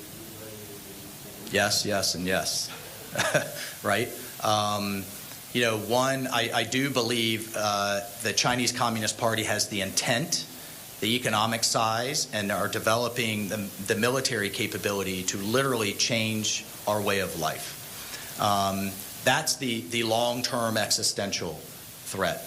But God help us, a boom from a suicide bomb or another attack like we had in Pulse nightclub and almost just had again with those 8 ISIS operatives that were rolled up. That's the near threat. So I look at it as kind of the threats from abroad and then the termites eating up our foundations from within. And the anti-American really not only protests, but what was reflected on our college campuses with college administrators condoning, if not looking the other way, that are teaching our next generation that the United States is not a force for good, that is inherently racist, misogynist, and colonialist. That is as much of a threat. I mean, that's basically parroting what the Chinese Communist Party is saying in their propaganda. And to, literally laugh that off, as Kamala Harris has done, and to sit before Xi and his people with this parade of Biden administration cabinet officers begging for more help with climate change, while the Chinese Communist Party are opening a new coal-fired power plant every week. And these aren't small plants. I mean, these things are going to be around 20, 30 years that, oh, by the way, are running on Russian coal. I mean, think of the irony there. I can show you photographs of the largest solar panel factory in the world is in Western China, run on slave labor, where a genocide, a real genocide, is actually happening. And if you follow the transmission lines, that solar panel factory is being powered by coal. It's a joke if it weren't so serious. So yes to all of the above. Sir.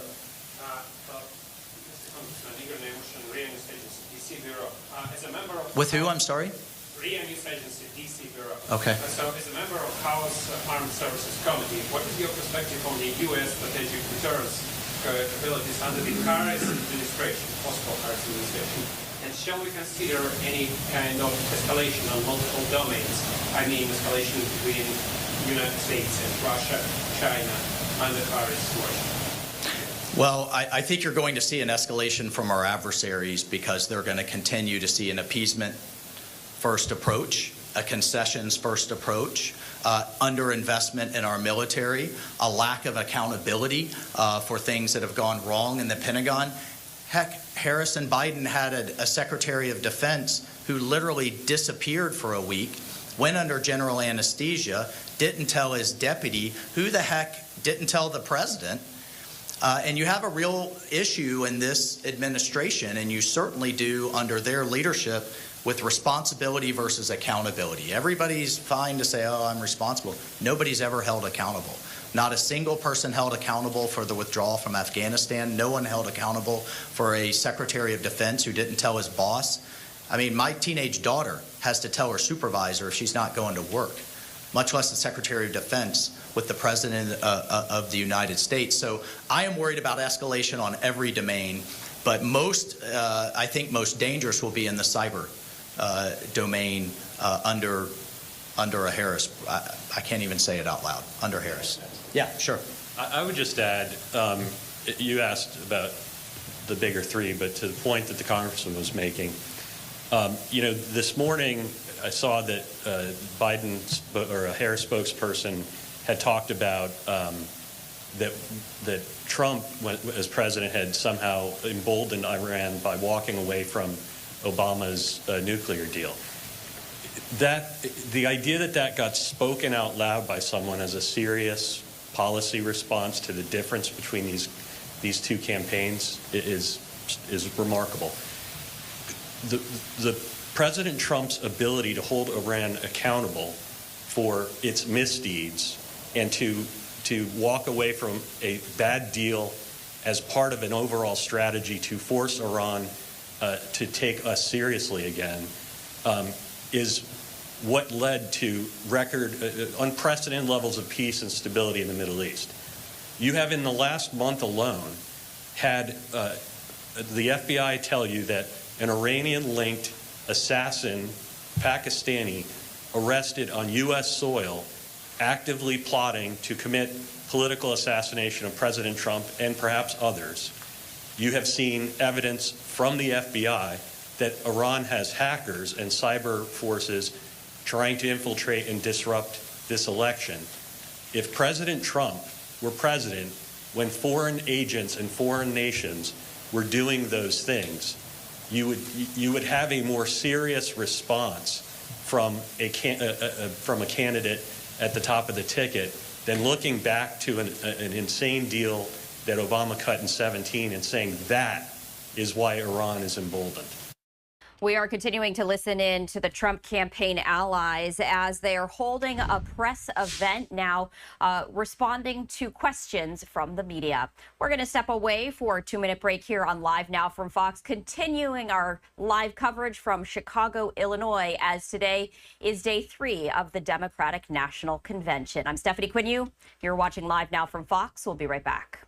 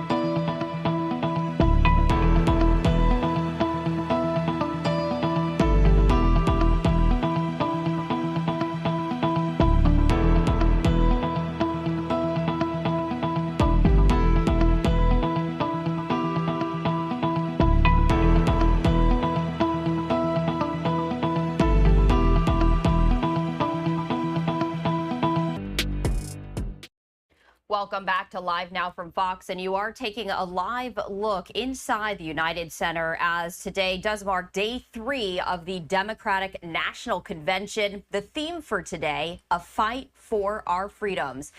Tonight, Vice Presidential nominee Tim Walz and former President Bill Clinton will headline tonight's speeches. Tonight will be the opportunity for Walz to really introduce himself to the American public. Walz has faced repeated questions about embellishing his background. His wife, Gwen Walz, this week clarified that she did not undergo in vitro fertilization, but used other fertility treatments after Republicans pointed to multiple times her husband talked publicly about his family's reliance on IVF. J.D. Vance, the Republican vice presidential candidate, has called him a liar. Republicans have also pointed to a 2018 comment in which Walz refers to weapons, quote, that I carried in war, while talking about gun violence. He did serve in the National Guard for 24 years, but did not deploy to a war zone.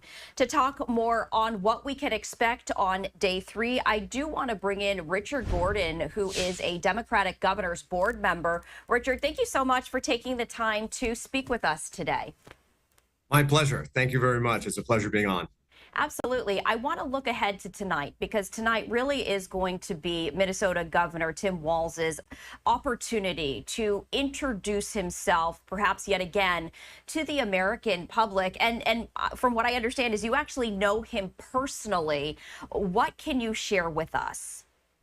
Sure, I'd be happy to. I've had the pleasure of knowing Governor Walz since before he was elected governor. I've spent a decent amount of time with him at different events and whatnot. I've gotten to know him well. I've had breakfasts and lunches and dinners and sat with him and talked about a whole bunch of issues.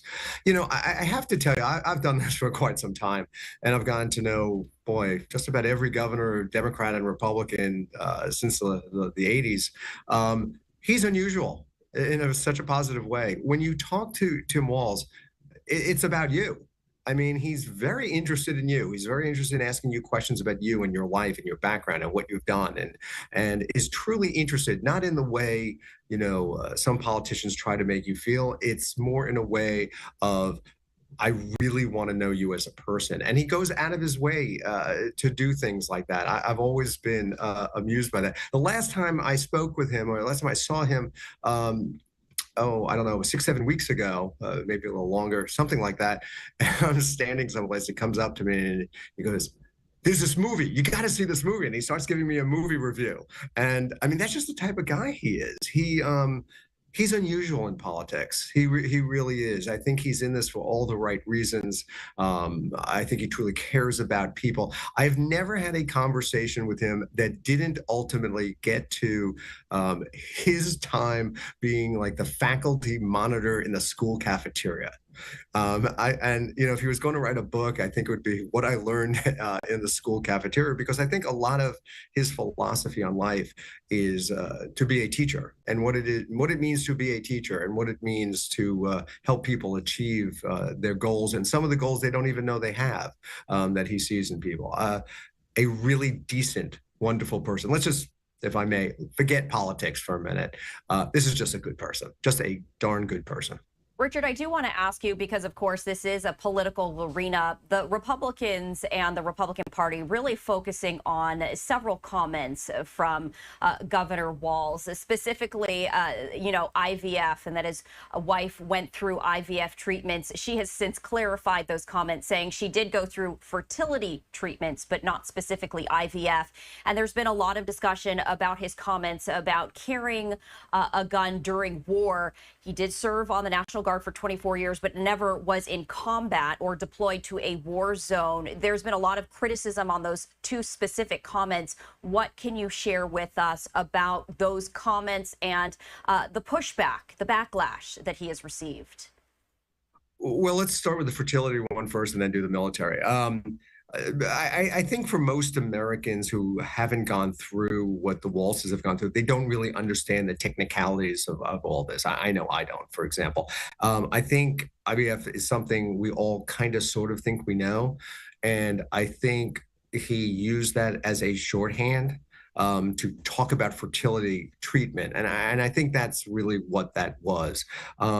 You know, it's interesting how times change and sands of history change. You know, you talk about something in one time where people sort of understand it, and then who would have guessed, who would have thought that this would become a major campaign issue? I'm talking about the fertility issue in a future campaign. So I think, I don't look at that as an exaggeration. I look at that as a shorthand. I tried to find a way to make it clear and obvious what I was talking about. I wasn't talking about an exact medical procedure. I was talking about fertility treatment. On the military thing, I have a couple of views on that. One is, boy, go here at your peril. I mean, go here at your peril. This is a man who has dedicated his life to public service. He doesn't have a dime in the bank. He doesn't own a house. He doesn't have any stocks. He doesn't have any bonds. He gave all his time as a school teacher, 24 years in the National Guard. It sounds to me like he misspoke. I think he overstepped, and I think his words, when you take them literally, are not truthful. I think what he was trying to say is that you know, I worked on guns that eventually somehow or another got into military service. Not that I was in military service. I think it was a lack of clarity in what he said. I don't think he purposely tried to exaggerated service. I think it was a mistake. But boy, I think it's a mistake for the Republicans to try to replay the 2004 campaign book, the campaign they ran against John Kerry. I just don't think with this guy, the affable coach guy, it's going to work. I think it's a mistake. And I think a lot of Americans are going to, I mean, look, politics is let's rip you down as much as we can. But to me, it's a slippery slope and it is a dangerous place, I think, for them to go. I think he really was very, very, very inarticulate about this in the way he handled it. And I think there was a much clearer, easier way to handle it, and he didn't do it. Is he open to criticism for it? Darn yeah. I mean, I think it's fair game, but I think there are a lot of National Guardsmen in this country, a lot, who are going to be offended by someone taking, no pun intended, taking a shot at them.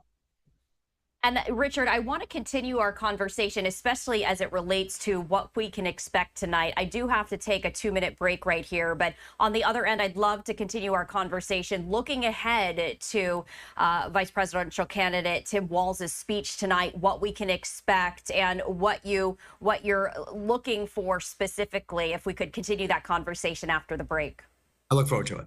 All right, so we're going to be joined once again by Richard Gordon, a board member of the Democratic Governors, after this 2-minute break to continue our conversation. Stay with us.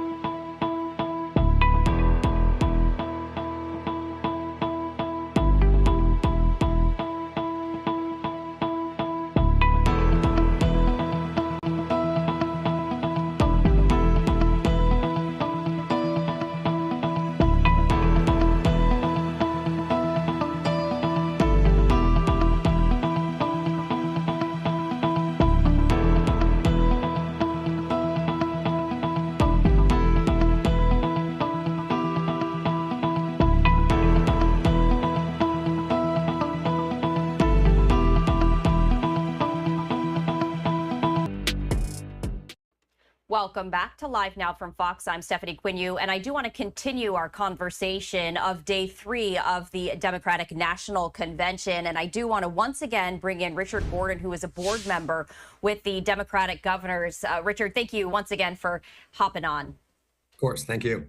So I want to look towards tonight. Previously, right before the break, we were talking about maybe some miscomment from Minnesota Governor Tim Walz as it relates to fertility treatments, as well as his time with the National Guard, talking about carrying a gun to war. You know, this is an election where, and I think in every election, truly words matter, but we've seen both sides really focusing on specific comments, perhaps ones that have been made years ago. For instance, the Democratic Party really focusing on what Senator J.D. Vance had said about childless cat ladies. You know, as we look ahead to Governor Walz's speech tonight, do you think he will address some of those comments, or do you think that that's not necessarily the appropriate time and place for him to clarify? Well, I think we're in a gotcha type of political climate, and I think the parties like to get each other on the smallest of things. And frankly, I don't think the American people care about things like that. I mean, they really care about the big issues, and I wish they would get to that. I'm not sure what the governor will say tonight. Excuse me. I could tell you what I would tell him to do, which is I would prefer him, if he mentions it at all, to mention it truly in passing. And then at some point in the very near future, do a sit-down interview with someone like you and clarify it. And I think as the Democratic Party tries to build up Governor Walz and make everyone feel comfortable, the Republican Party at the same hand is trying to rip him down and make people uncomfortable with him. And this isn't a Democratic, it's not like the Republicans are doing something evil. The Democrats do the exact same thing. Like I said, I think the American people are getting tired of it. I think it's going to be really difficult with someone like him because I have this theory about politics, which is that it goes beyond your views and it goes beyond your actual politics. It's comfort. Do you want to? There's the thing we say about George Bush. Do you want to go out for a cup of coffee with this guy? And clearly, the answer with Bush, is yeah. I mean, what a fun person. I think with Governor Walz, I think the American people are going to like him as a human being. And when you like somebody, it is really hard to rip them down on. Oh, was it the gift procedure with the fertility? Was it the, in vitro? I mean, which one was it? I don't think people are going to care about that. Carrying weapons in war, that's a little tougher issue. I wouldn't go there. I would take the opportunity when I was meeting with someone like you to have a serious conversation and explain, look, I didn't really say it it was very inarticulate. I didn't say what I wanted to say. This is what I really want to say. So I wouldn't go there. I think he has a lot of other things tonight he needs to do. He really needs to do. America needs to hear out of his mouth who he is. They need to hear his background. They need to understand that this is a teacher. This is a guy who volunteered at 17 when I don't think a lot of people would have had the courage to do what he did. Who put himself potentially at risk. I think they want to hear from him. Why did he run for Congress? I mean, there's a story there. I mean, he ran for Congress because he was upset about how we were handling the war in Iraq. What did he do when he was in Congress? What are some of the major accomplishments? And as governor, look what he has accomplished. I think that's what the American people want to hear from him. I'm sure there'll be a lot of football references and a lot of jokes like that. These two relatively minor controversies, I wouldn't waste much time. Specifically, looking back now at last night's speech, because every night builds upon the one before. When we were listening to former President Barack Obama, former First Lady Michelle Obama, and they were really getting the crowd enthused there inside the United Center. Is there anything particularly that stood out to you last night as we look ahead to tonight? Well, I just like Barack Obama did not want to go after Michelle Obama, I would not want to speak tonight. In the sense of I was on the floor. I was 10 rows back probably for the Obama speeches. It was electric. I mean, it was powerful. I don't think I've spent and by the way, being a total nerd, I did come home at 1 o'clock in the morning and watched it on TV. So just to see, because I like to see how the public sees it. It's very different when you're on the floor. It's a very different experience. I think when Bill Clinton in 2008 told the convention about Barack Obama and how important it was a signal to the Democratic Party. It was a signal to the Clinton diaspora that you need to support this guy. We need to get behind him. This is important to me. Last night, Barack Obama did that for Kamala Harris. I mean, he basically told the Democrat electorate, but a much broader portion of the country, this is the person. This is why she's important. This is why she has to win. And I think that will carry over into tonight. And I think you're going to hear, freedom is the word, right? I don't think 4, 5, 6 weeks ago, the Democratic Party had the right message. It was all about democracy. Now I am strongly all about democracy, but it is very hard to explain to people why democracy is on the ballot. But some very smart person, whoever that may be, realized it's not democracy per se, it's what democracy gives us. And what democracy gives us is freedom. It gives us the right to make choices about our lives. That is the big theme. You're going to hear that over and over and over tonight. The Beyonce song, I'm sure, I don't know if they'll use it tonight, they'll use it tomorrow night, but these are the themes you're going to hear. That's where Governor Walz is going to go. He is going to build off with Barack. And if you put the two speeches together, you know, it's the negative Donald Trump and it's the positive where we're going in the future. Tim Walz, I think, will marry that together and talk about the freedom of the future and where he wants to take the country. Richard, before we let you go, I know there are a lot of events that you are involved with, and I appreciate you stepping out to speak with us. Is there anything in particular as we look ahead to tonight that you are particularly interested in? Well, again, you know, I'm very interested in talking to people. I mean, it's not a particular event. I went to a great event last night. Billy Porter sang. It was incredible. But forgetting that for a minute, on a substantive level, I have been fascinated by the delegates and the elected officials who are here. And I have a podcast I do on conventional times, and I've been talking to a ton of people, Steny Hoyer, a bunch of other people, and it's just fascinating to hear the differences and what people are thinking of. And the word freedom, people aren't saying it, but you know, when I talked to a group of gay mayors, they were talking about like what this means for marriage equality, you know, and why you have to win. When I was talking to a number of Black elected officials, it was the role of Blacks in the Democratic Party and where they're going and why they don't feel appreciated. It's fascinating to hear people talk about how this election impacts their lives. To me, it's fun being at the convention. It's interesting to be at the convention, but what's fascinating about the convention is being with people who are open to talk about what this really means for their future. And more than any party, more than any speech, more than anything, that to me is what makes this the most exciting event. I look forward to it every few years. I mean, it's just amazing. That you do 11 DNCs, if I remember correctly. Richard, as always, we do appreciate you taking the time to join us here on Live Now from Fox. Well, thank you for having me. It's a pleasure seeing you again. Thank you. Absolutely. Thank you. And we once again take a live look inside the United Center. As you can see, the stage is set for those major speeches tonight. Again, Minnesota Governor Tim Walz will be speaking, as well as former President Bill Clinton. Also, other speakers of note include U.S. Transportation Secretary Pete Buttigieg, Maryland Governor Wes Moore, and former Speaker of the House Nancy Pelosi. So we do want to let you know about that as well. We also have a poll that we want to invite you to take part of. This is a little bit of trivia for you. When was the DNC last held in Chicago? So you have those 4 different options. We see one person very excited to vote right there.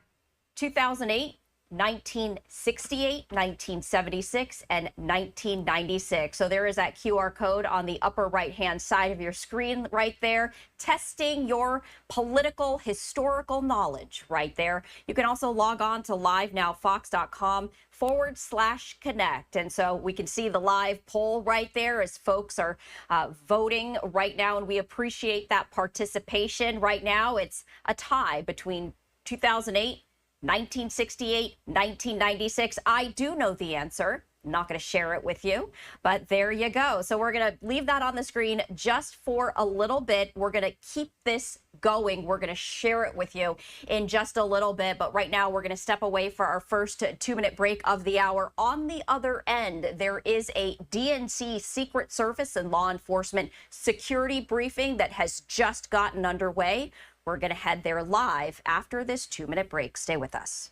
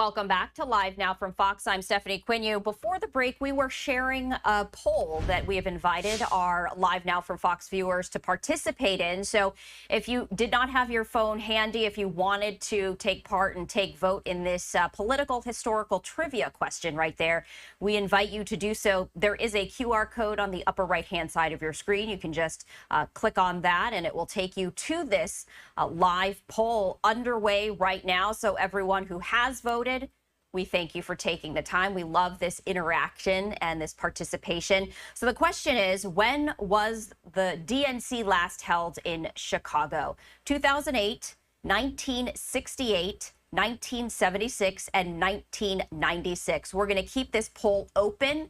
We are going to be closing it in just a little bit, and we will reveal the correct answer as well as some more information about that correct date right there. So right now it does look like 1968 has the majority of the votes at 61%, followed by 2008 and 1996. No cheating, guys, okay? This is off the top of your minds. Don't go checking in that internet. Chicago, we're going to raise the audio and listen in.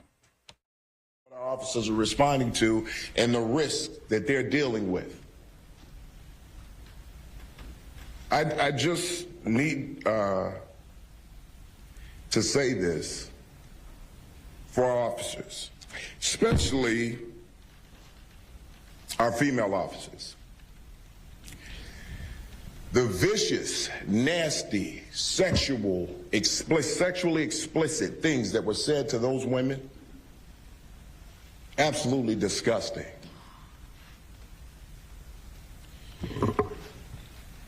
I have women in my family and the anger that I felt.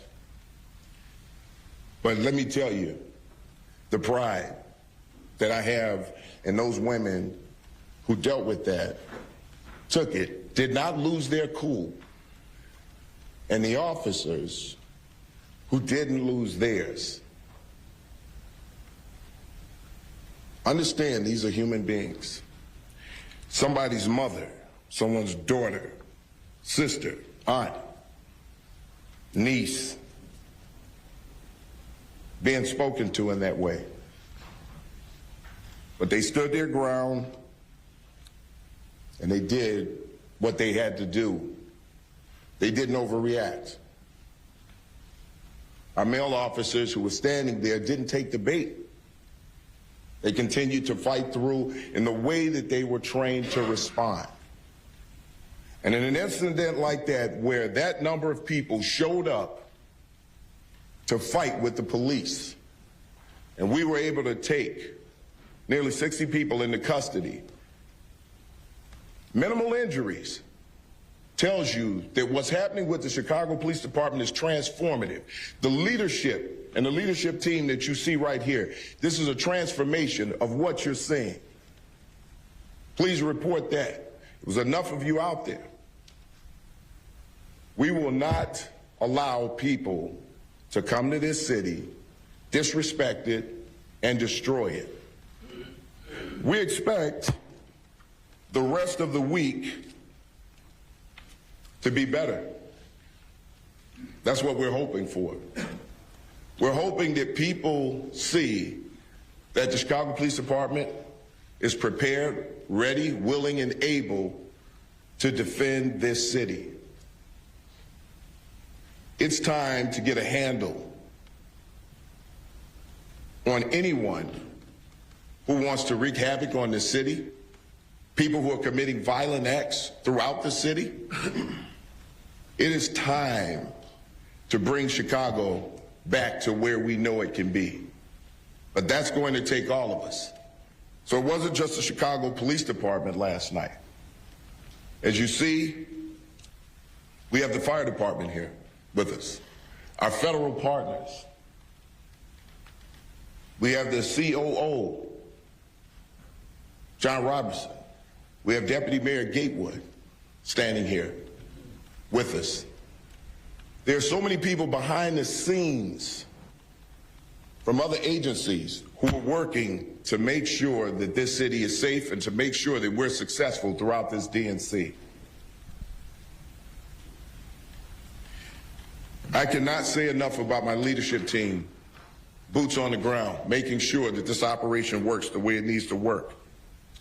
The overall incident commander, Chief of Counterterrorism, Dwayne DeVries, the Chief of Patrol, John Hine, the Chief of Detectives, Antoinette City, our Chief of the Bureau of Internal Affairs, Yolanda Talley,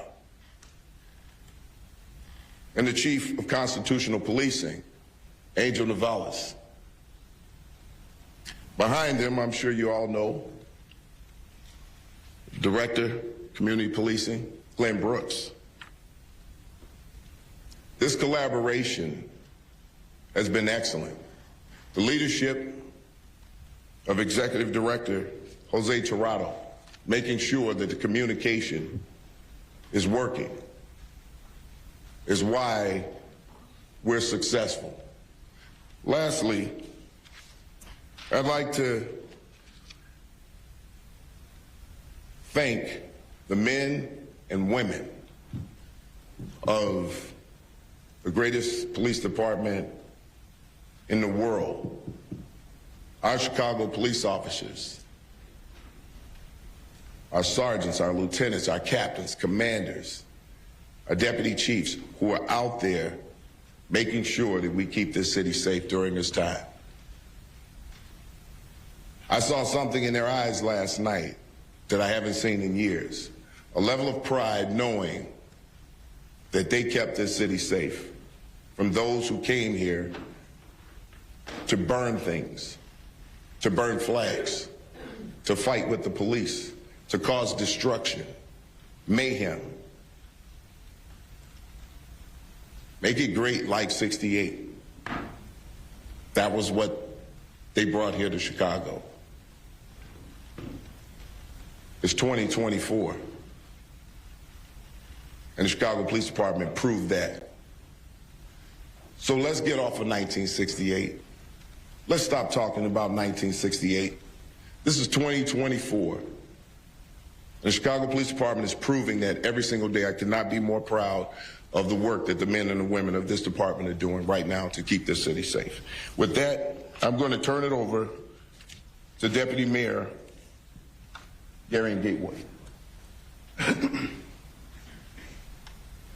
Thank you, Superintendent. Good morning. I stand here yet again.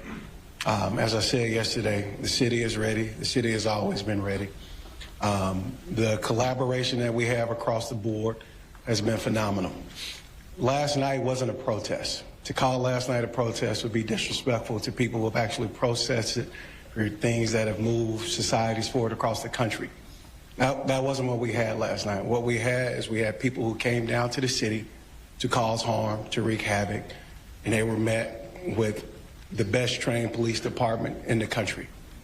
They were met with collaboration across the board with all of our agencies working together around the clock, with leadership like Deputy Mayor Lori Lipson, who makes sure all of our agencies show up on time every time to make sure this work happens. We work in partnership around the clock. We work to keep this city safe. And again, as I said yesterday, we welcome protests. We welcome peaceful protests. Last night wasn't that. We expect protests. We expect them to be peaceful going forward. We expect that level of collaboration and partnership. We welcome it. We look forward to it. And with that, I have the pleasure of bringing up Derek Meyer, the Deputy Special Agent in charge of the United States Secret Service. Thank you, Gary. Thank you to Superintendent Snelling. I could not ask for a better friend, and the city of Chicago could not ask for a better leader.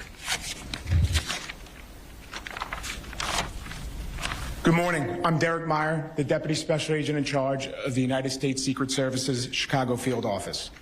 We're starting the third day of the 2024 Democratic National Convention, and I'm proud of the work the U.S. Secret Service, Chicago Police Department, and the rest of our federal, state, and local partners have done securing this historic event. It is a total team effort. There have been several large demonstrations this week. We are very appreciative of the Chicago Police Department for safeguarding the city and the convention. I'm also proud of our Secret Service personnel for their great work during the DNC so far. As we head into the DNC's final 2 days, I'd like to thank everyone heading to the convention for their patience and understanding navigating the large crowds associated with an event of this size. We ask that attendees and delegates arrive early and allow extra time for security.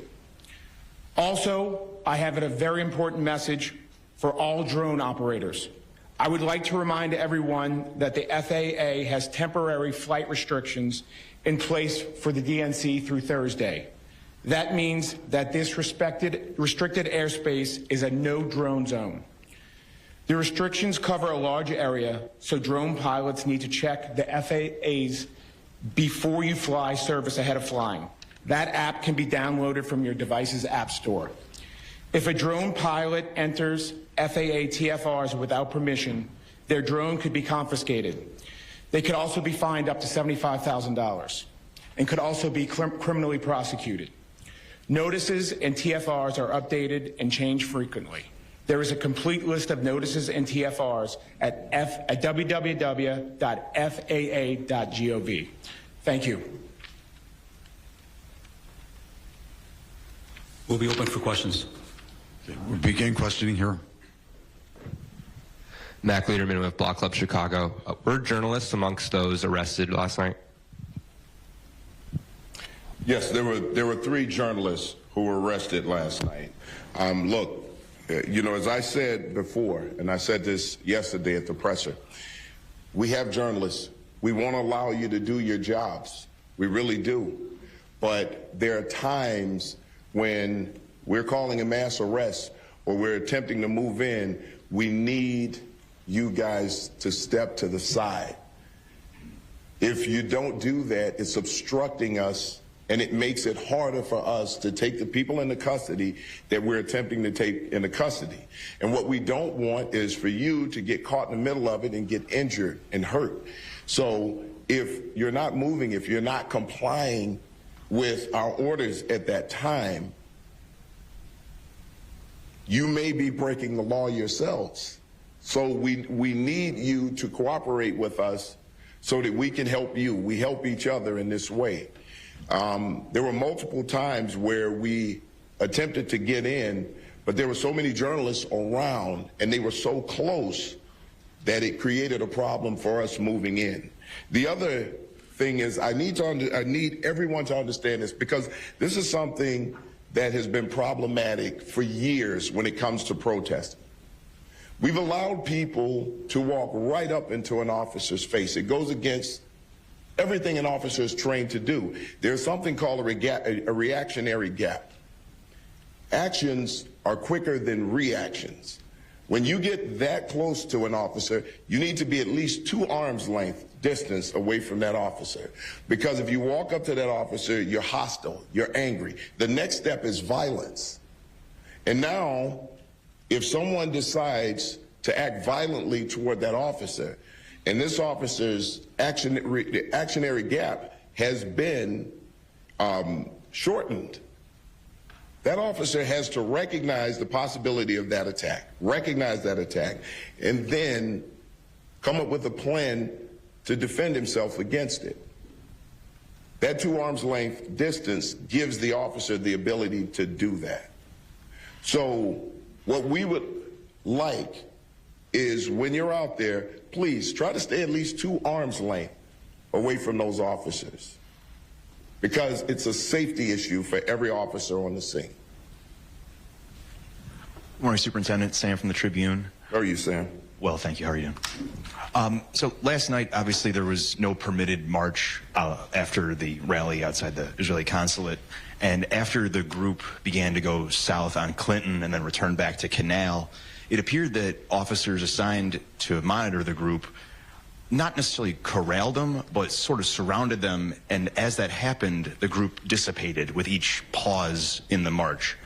Was that a planned tactic by responding officers? It was planned by the leadership. So the leadership makes the decisions based on what we're seeing. And when we're seeing people peel off, they're having these conversations, and that's why I can't say enough about this leadership team. They came up with a plan as it unfolded. And what you have to understand are demonstrator tactics. At some point, sometimes people break off to cause a diversion for officers, all right, to try to split the resources. But that's not something that the leadership fell for. We made decisions on the fly, and as we saw things unfolding and moving, we knew we had to take action. We could not allow these people to continue to move through our city, you know, unwatched, you know, because they would have committed other acts of vandalism and violence. So, yes, these are things that we do as we see them unfold, and it's a part of the training. Hi, this is Brona with WGN. How are you, Brona? I'm good. How are you? I just have a quick question.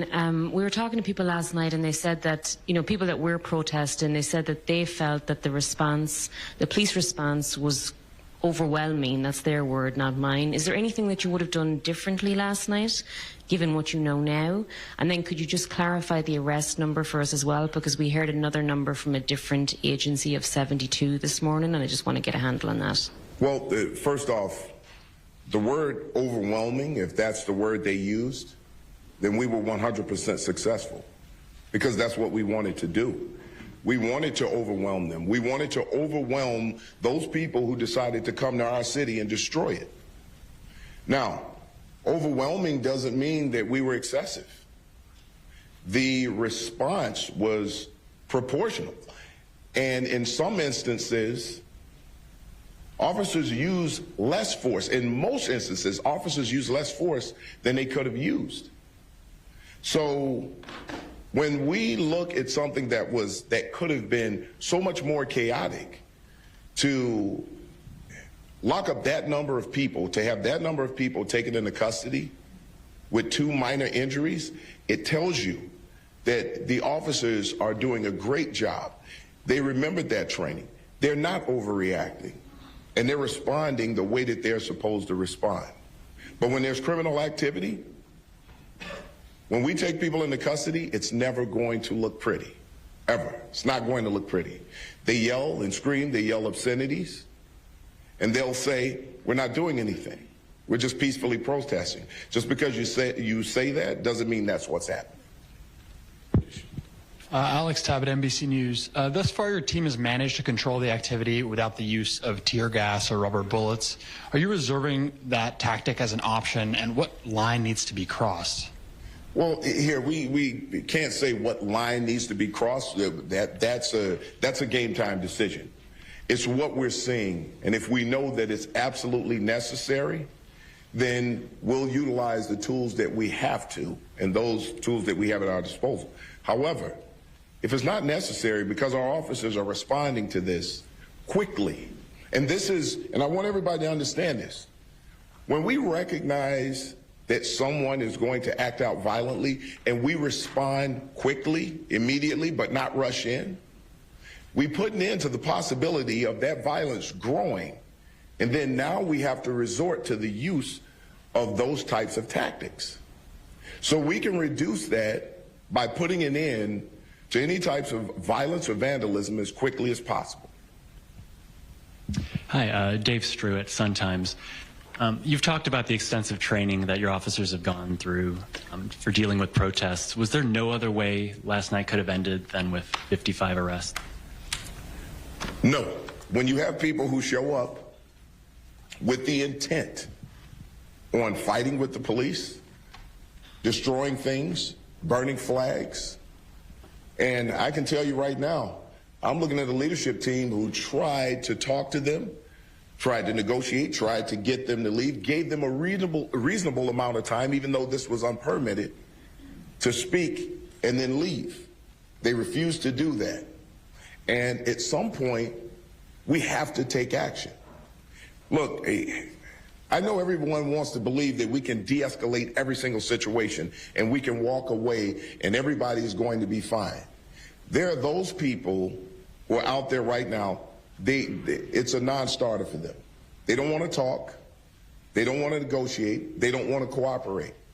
They want what they want, and that's it. And if what they want is to harm others and to destroy property, we're going to put an end to it. Superintendent Martin Costi, NPR. How are you, Martin? Hi. You spoke about the 3 journalists and said the problem is they were too close.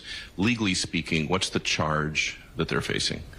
We'll get back to you on that one. I don't have that in front of me right now, but I'll get back to you on that one.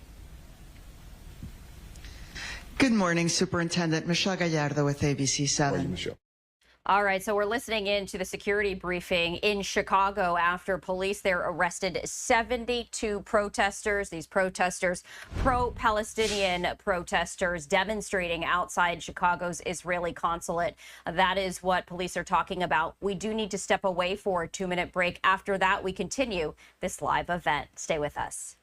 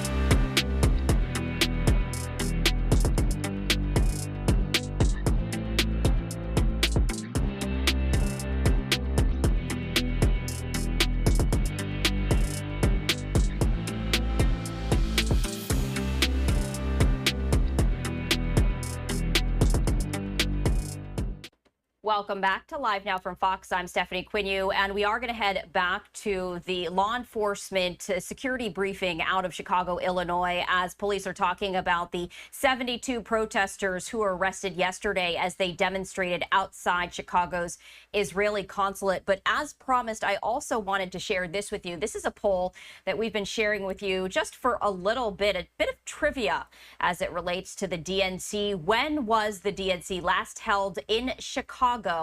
And we want to share those results with you. So what we're going to do is we thank you for voting. We are going to close the poll right now. And as you can see, the correct answer is 1996. That is the last time that the DNC was held in Chicago. Bill Clinton, former President Bill Clinton, was nominated as the presidential nominee back in 1996. So we appreciate you taking part in this poll. We're going to be sharing and bringing you more throughout the day as well as the evening as we continue our DNC coverage. We are going to go back live to Chicago as the security briefing continues. We're going to raise the audio and listen in. Come here to damage and destroy our city are going to be prosecuted. That's number one.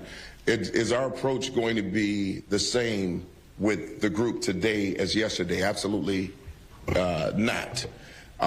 Unless things change.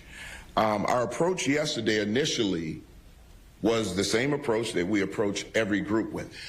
Obviously, we had heightened concerns about this one because of the threats that were coming out of the group initially.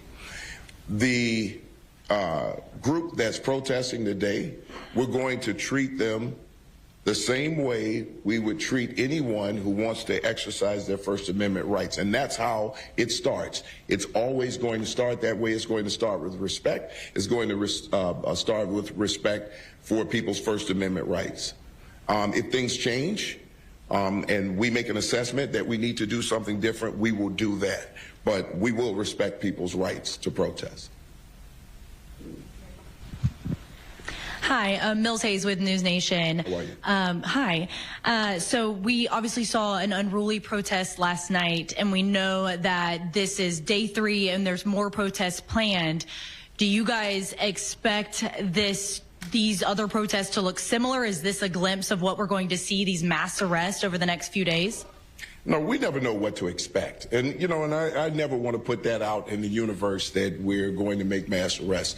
I've said it before, if we can get through this Democratic National Convention with no arrests or the least amount of arrests possible, that's a win. It's a success. However, again, we're going to respect people's First Amendment rights, and those who are protesting peacefully, following the law, we will give them that right and we'll protect it while they do it. But we're not going to allow people to come into this city and destroy it. Good morning, Superintendent. Julie Bosman with the New York Times. How are you? Good. You said earlier today that it is time to bring Chicago back to where we want it to be. Can you say specifically what you mean by that? Well, listen, Chicago gets a black eye, you know, about the dangers of the city, and they have people who don't live here who believe that if you just show up here that, you know, you're going to suffer immediate harm. This is a beautiful city, and we need to bring back our reputation. We need everybody to see Chicago as what it is. It's one of the most beautiful cities in the entire world. I'm proud to live here. I'm proud to be a Chicagoan, and so is everyone standing here. And I'm proud to be a part of an organization right now that's defending this city against destruction and harm. Hi, Superintendent Heather Sharon, How are you, Heather? WTT. Can you talk a little bit more about the taunts directed at female Chicago police officers? They were explicitly sexual in nature and directed at them because of their gender. Do you have a sense of how the female officers in particular responded to it? That seems somewhat unusual to me, and I want to know a little bit more in specific about what they faced last night. Well, I tell you, you know, listen, I was here in 2020. I was here during the NATO event, and I was on the front lines in each one of those. And women suffer those taunts on this job all the time. You know, I mean, just vicious nastiness. But our officers are resilient. I mean, I can't say enough about the women who work this job. Just the strength that they showed to work through that was amazing. And we have to make sure that we check on them to make sure that they're working their way through it. But I'll tell you, the level of resilience that they showed through this was amazing. And I can't say enough about them. And, you know, a lot of times we see these tactics, because they're demonstrated tactics, to also upset the male officers who want to stand up for their fellow officers. But they didn't take the bait. They didn't take the bait. But I just can't say enough about these officers and those women who dealt with that and were resilient throughout it all. Good morning, Superintendent. Joey Kaplan with the Associated Press. How are you, Joey? Good, thank you. Kind of a change of subject, but there was a fugitive that was arrested about a half mile from the DNC at a restaurant, a fugitive from Mississippi. Do you have any more information at this point about that, how that, you know, fugitive was located? Sounds like he was in a restaurant, and how, you know, that kind of seemed like he was taken into custody this morning. That's something I don't have a bunch of facts on right now, but we can get some information to you afterwards. Okay? Good morning, Superintendent. Megan Hickey, CBS Chicago. How are you, Megan? Good, thanks. Do you have any sense of where the majority of these protesters who were arrested are from? Are these locals? Are these people coming in from out of town? So right now we have identified 22 of them from out of town. 14 of them right now we're trying to work through because I believe they've refused to give addresses. So we haven't been able to determine where they're from at this point. But right now, nearly half of them, and that's without the 14 being accounted for, are from out of town. They're not from Chicago. A lot of them are from the West Coast. That's just last night, yes. Thanks, Superintendent, for doing this. Shimon Prokopis from CNN. When I was out there on Monday with the protesters, like the 3,500, I wanted your observation on this. There seem to be, and perhaps it's these outside groups that are coming in and are trying to agitate the protesters. And what's happening is actually the protesters who have the permit and who live here are actually blocking them. There was a group that was trying to break through a group of officers that were on bikes. And so I just wanted to get your observations on that and what you're seeing out there. I saw some of your deputies out there and obviously saw you out there, but I just wanted to get your sense if that is something that you're seeing and just your take on that. And then I would like to ask the Secret Service a question as well, if possible. So when you say block, you mean where they trying to stop the bad people within the group from getting, well, so here's what I will tell you. And the protest on Monday, you had a lot of great people in that protest who just simply wanted to express their First Amendment rights. Now, you will have people who will infiltrate those groups. Now, when we have those groups who self-police to some point, they have their own who are monitoring that. And in some cases across the year, we've worked with those people to make sure that if we need to extract someone from the crowd who's doing harm so that they don't hurt the cause, we will do that. And we'll do that with any protest group. If you want to protest and you have your own people just kind of self-policing and you're cooperating with us, there's someone within that group doing things, committing acts of violence, vandalism, point them out, step aside, we'll go in, we'll extract that person, and we will continue to move on. Okay, and just for the Secret Service, if I may, there was a lot of concern over these email threats at the hotels, and I just want to see if there was any update on that and how things are going with that. We in law enforcement, especially the Secret Service, have to run out every threat. I know we ran out every single threat yesterday, and I think they're continuing to come in today. But as our agency, along with the Chicago Police Department, will continue to run out all of those threats. Steve Vado from the New York Post. How are you, Steve? Good, how are you? Good. I know you said you didn't know the charges against the press, but do you know the charges against the protesters or a range of charges? Well, there are multiple charges. There are disorderly conduct charges. There are obstruction charges. There are charges of battery to police officers, and quite a few more. Now, at some point, you'll be able to get that information, and I have it right here. From the Joint Information Center, they'll be releasing the information when it's finalized. So you'll be able to go in and look at all of that information. Also, we're also setting up a FOIA portal at some point, and you'll be able to get the information through there also. Morning, Superintendent. Morning. Ben and Haberly with NBC5 Chicago. How are you? I'm good, thank you. I wanted to ask because it appears as though the tone and the interactions between protesters and police has changed. And Sunday, there's a marked difference in your tone this morning. Crowd control policies inherently have a little bit of discretion. You've said a couple times you felt like officers could have potentially used more force. Can you talk about whether you believe they should have? And are there incidents in which you believe your officers should use chemicals or kettle protesters if they're being unruly in your view? Well, first of all, let me say this: our officers, we didn't have any major injuries of our officers yesterday.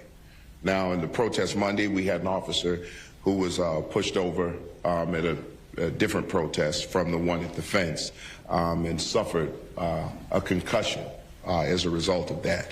But minimal, minor injuries to 2 officers. Minimal, minor injuries to 2 of the arrestees. So if you ask me the question, was it necessary to use those higher levels of force? At that point, no, because our officers weren't injured. Now, there are times where we know that when the risk of injury becomes greater, the risk of death to an officer is imminent, now we go to those higher uses of force. But because the officers worked together, there was a coordinated effort, and we had a number of officers where they could work in coordination with each other. They were able to take these individuals into custody without resorting to the use of weapons. Now, that's not to say that if officers are outnumbered and they have to respond to attacks, that they should not go to a higher level of force to protect themselves. So it's based on the conditions and the circumstances, and then having a leadership team out there guiding the officers, recognizing certain things, and making sure that the officers are staying within the boundaries of their training. I mean, it was just an excellent job. We're listening in to a security briefing in Chicago after police arrested 72 pro-Palestinian protesters outside the Israeli consulate there, giving an update on those arrests. We are going to step away for a 2-minute break, and we're also going to bring you after the break the very latest out of the Middle East as tensions continue to escalate amid ongoing ceasefire negotiations. All of that coming up in 2 minutes. Stay with us.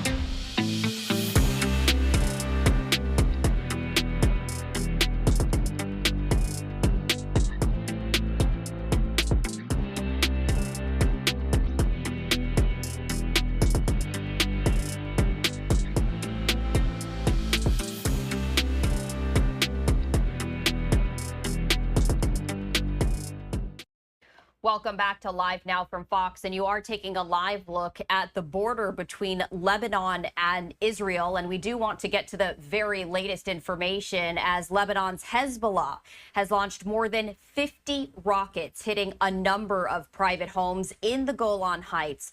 The attack earlier today came a day after U.S. Secretary of State Antony Blinken met with fellow mediators from Egypt and Qatar as he continued to work towards a ceasefire in the war in Gaza.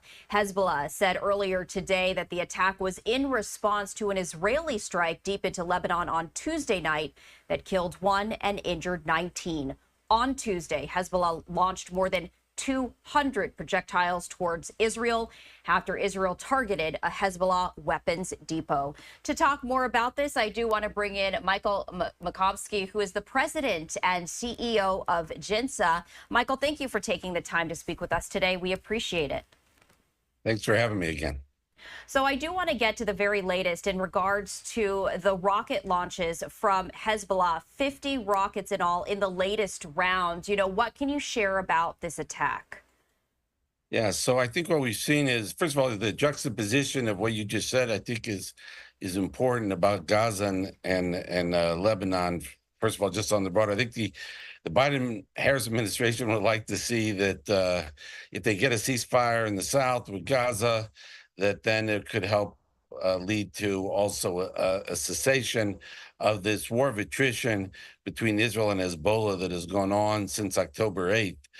The day after October 7th, Hezbollah, initiated this campaign of rocket attacks in Israel, and there's been this back and forth ever since then. And as you point out, the latest attack is this one about 50 rockets or so in Katsrin, which is a town. Fortunately, it seems like there was only one person, but with mild injuries. The thing is, Israel, it's been a vigorous, I'd say, exchange since October 7th. And Israel, even in the threat of, let's say, an Hezbollah attack in response to a major Hezbollah attack in response to Israel knocking out basically the number 2 of Hezbollah a few weeks ago, Israel hasn't been relenting. As you pointed out, they're hitting these arms depots. They're continuing to kill commanders of Hezbollah. And Hezbollah retaliates by basically firing at Israeli civilian population centers. So we have seen almost a daily exchange between Hezbollah and Israel. However, in the recent days, particularly earlier on Wednesday, 50 rockets, that seems to be escalating. What is the end goal, and could there be a wider regional war, as it does seem like tensions are escalating? Yeah, you have a situation here, I think, which has been based on the fundamentals in the north have been roughly the same since October, Hamas's savage attack on Israel on October 7th, is that you've had Hezbollah doesn't want a war now, I think, with Israel. Iran doesn't want, and Hezbollah is Iran's most powerful and principal proxy in the region, and its role, Hezbollah's role, is effectively to defend Iran. And I don't think the mullahs in Tehran really want Hezbollah to get into a major war with Israel, because Israel's made clear that they're going to go very hard on Hezbollah and possibly Iran if something like that happens. And I think the Iranians would prefer that Hezbollah remains dry powder for them. So if Iran help deter Israel from attacking Iran's nuclear facilities. So I don't think the Iranians want a war. I don't think Hezbollah wants a war. And I don't think the Israelis want a war now with Hezbollah, despite the fact that you have like 60 or 80,000 Israelis that have left their communities near the Lebanon border because of this war of attrition. However, you could have a war any day. Either a major attack, something gets out of hand. These 50 rockets actually, unfortunately, kill a lot of Israelis, or other things, or Hezbollah retaliates more strongly than it should for Israel's assassination of Hezbollah's number 2. Anything could trigger it. And by the way, I should add the fourth party is the United States. And the United States, certainly before November, does not want any war. But that said, even though none of the parties really want it, it's possible that could happen, unfortunately, any day. And there continue to be more developments out of the Middle East. Michael, thank you so much for taking the time to speak with us here on Live Now from Fox. We appreciate it. Thank you. Absolutely. I also wanted to share this live look with you because we are expecting a live event to get underway very shortly right here. You're taking a live look from Asheboro, North Carolina, as we are expecting former President Trump and his running mate, Senator J.D. Vance, to take to the stage right there. This rally outside today is the first time since the assassination attempt against former President Trump to be held outside, and it's a little hard to tell, but you might be able to make out the ballistic glass that's actually in front of the podium. If you take a look, there's a slight glare. That is actually a shield of glass that is bulletproof, and so Trump will be protected by that, of course, as security remains tighter than ever following that assassination attempt as he was holding an outdoor rally in Butler, Pennsylvania. So I did want to share that live look with you.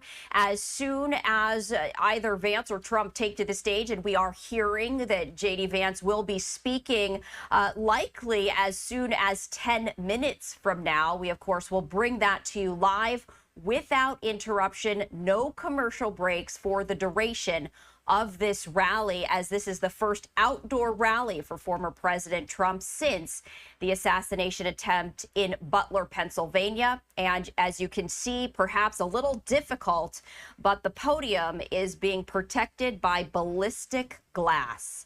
All right, we also want to share this live look with you. This is out of Chicago, Illinois, as we continue our DNC coverage, live, uninterrupted, as those major speeches are set for tonight, including from Minnesota Governor Tim Walz as he accepts the vice presidential nominee for the Democratic Party. I'm Stephanie Quinn. You are watching Live Now from Fox. Time right now is 12:53 Eastern, 9:53 Pacific. We're going to step away for our final 2-minute break. After that, Mike Page is going to be your host to guide you through a number of live events, including former President Trump at J.D. Vance's rally in Asheboro, North Carolina. We'll be right back.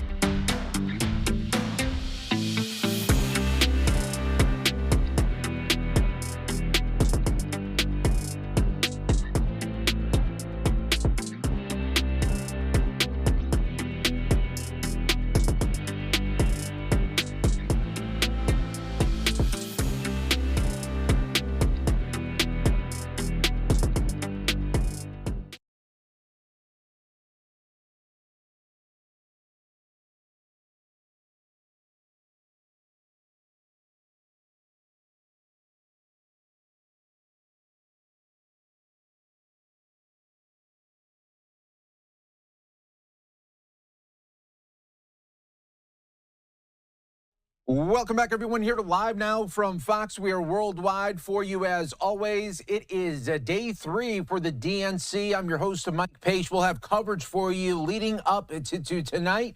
But we do want to go out to North Carolina right now. We do have J.D. Vance ahead of Donald Trump speaking. Let's listen on Live Now. Actually win elections. And Kamala Harris hasn't won a single vote for the Democratic Party, and yet they're going to make her nominee. Now, I watched it last night, and Democrats, they think they've cracked the code for how to appeal to normal Americans. Did you watch last night? Are they going to change their policy? No. But now they're distributing camo hats with Kamala Harris's name on them. That's their strategy for appealing to rural voters and veterans, is a camo hat with Kamala Harris's name on it. Now, you know what I think would appeal to rural voters and veterans, Kamala? Not having a running mate who lies about his service record. Why don't we try that? You see, Tim Walz says that he served in a war zone. And it turns out the closest he ever got to war is when he let rioters burn down the city of Minneapolis under his watch in the summer of 2020. Remember that? Now let's just reflect, now that we're in day 3 of the Democrat National Convention, how bizarre it is that they're doing some of the things that they're doing. Normally, conventions, they celebrate nominees who are elected by the people. And let's remind ourselves, how many votes has Kamala Harris won in the Democratic primary? Zero. Zero. That's exactly right. 10 million illegal aliens, but 0 votes. That is the record of Kamala Harris. Now remember, the party bosses installed Kamala Harris because they can control her. That's all this is about. Her agenda is not an agenda for the American people. It's an agenda for the people who have gotten rich off the decline of this country, and we are not going to take it. Are we? Now remember, it was her donors, it was Kamala Harris's donors who got rich when we shipped millions of manufacturing jobs off to China and other countries. Americans, we got poor. Her donors got rich when America printed trillions of dollars to fund her green scam policies, but Americans, we paid higher prices for groceries and housing because of it. And now her party wants more power, and the way they're going to do it is that she wants to give all those illegal aliens the right to vote. But out here in the state of North Carolina, we believe the only people who get to vote in our elections are the people who have a right to be here, not illegal aliens, Kamala Harris. And this November, starting right here in the great state of North Carolina, we're going to send a message to the corrupt leaders of this country. We do not need a president selected by power brokers. We need a president for the people, and that's why we're going to send Donald J. Trump back to the White House.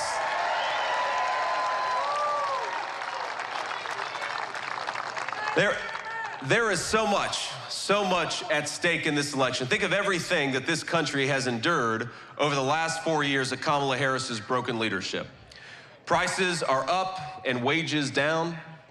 Our borders are wide open, but we've had a lot of factories closing down.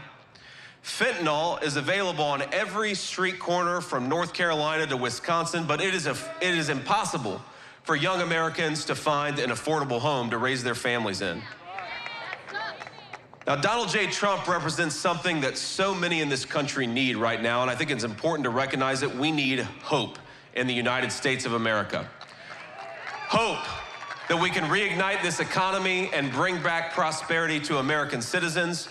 Hope that we can raise our kids in secure neighborhoods and safe streets. Hope that we can renew the patriotism that binds us as a country together, one nation under God.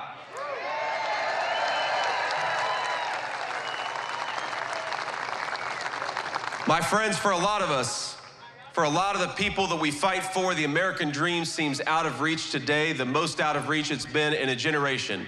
But in 75 days, we're going to save the dreams of every single American, and it will mark the beginning of the future all of us deserve, and we're going to do it together.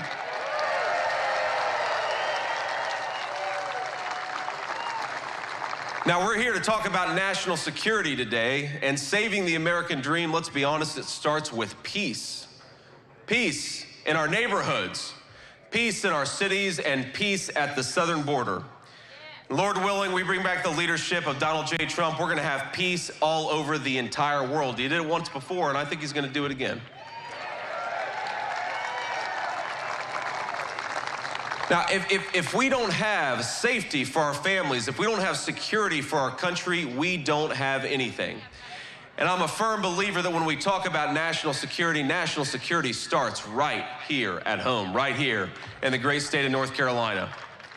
And there's been no greater area where Kamala Harris has failed to deliver peace and national security than at the American southern border. It is a disgrace, my friends. I cannot believe how bad it is.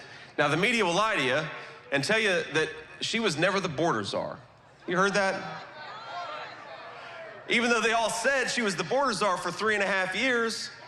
And remember that as border czar, Kamala Harris has allowed a literal invasion of this country, more than 10 million illegal aliens, and she's refused to deport the people who are already here.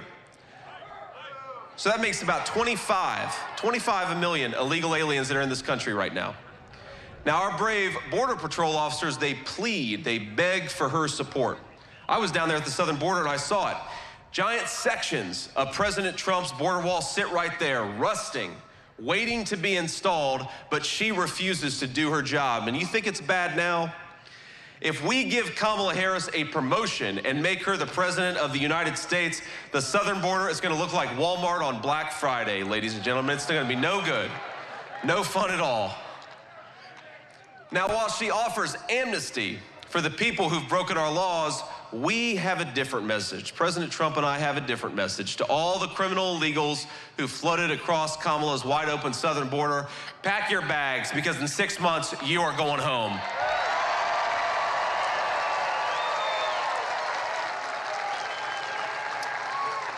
Now, just weeks ago, I actually visited the southern border, which means that I've visited the southern border more than our borders are, Kamala Harris.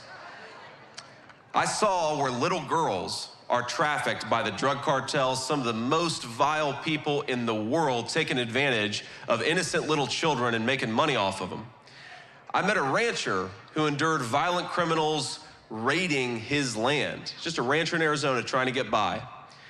And I see the desperation of families torn apart by the fentanyl and all the other poison the cartels are bringing into our country. Now, I know the hurt of that poison very personally. A lot of you know my story. I remember being a kid whose mom struggled with addiction. I remember waiting at the bedside of my mom, angry that she had taken something that she shouldn't have taken, but just praying, Lord Jesus, please let her wake up. Let her make it through this time. And we got to remember, my friends, because of Kamala Harris's border policies, way too many of our loved ones are not waking up. Way too many kids have been orphaned. Way too many grandparents are raising kids they didn't expect to raise because Kamala Harris allowed the drug cartels to wage war on this country. I think it's time to wage war on the drug cartels, and that's going to start with Donald Trump's leadership.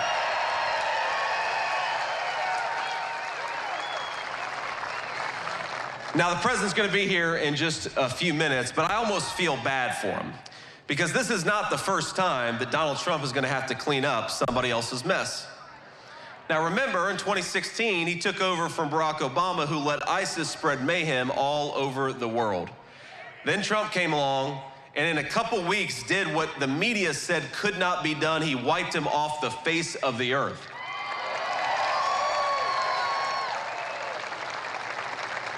And remember, when we win this November, and it's going to start right here in North Carolina, I think the cartels are next. We're going to do just to them what Donald Trump did to ISIS.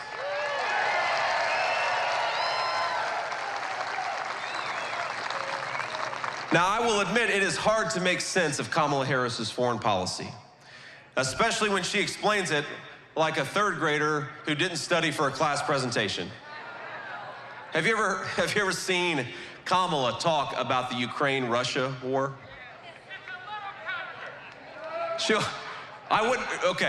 I'd recommend you go and see it, but wait until November, because you're going to lose about 20 IQ points when you watch Kamala Harris talk about Russia and Ukraine, and we need that over the next few months. We need you guys in top form, so don't watch it just yet. But she'll say, well, Ukraine is a country in Europe, and Russia's a country in Europe. And then you say, okay, well, what comes next, Kamala? And the answer is nothing comes next, because she doesn't know what the hell she's talking about.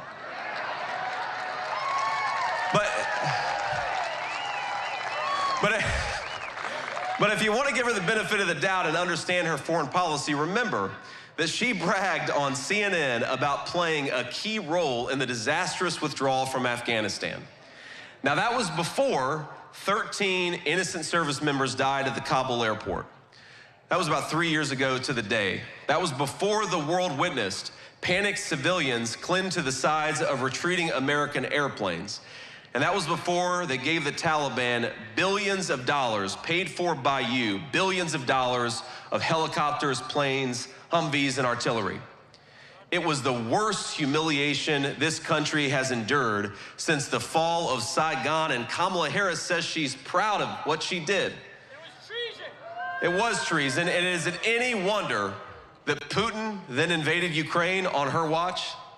Or that Iran attacked Israel on her watch?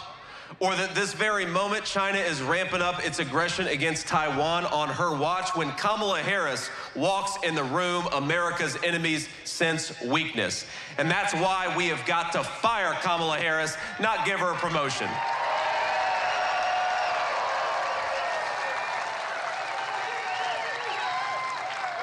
Now, she wants to represent America all over the world, but she's terrified to face a friendly media. Does anyone think that the person who runs from the friendly American press could stand up to Vladimir Putin or Kim Jong-un or Xi Jinping? Of course you couldn't. So if you believe that a strong America requires a strong leader, I've got a recommendation for you. Why don't we re-elect President Donald J. Trump?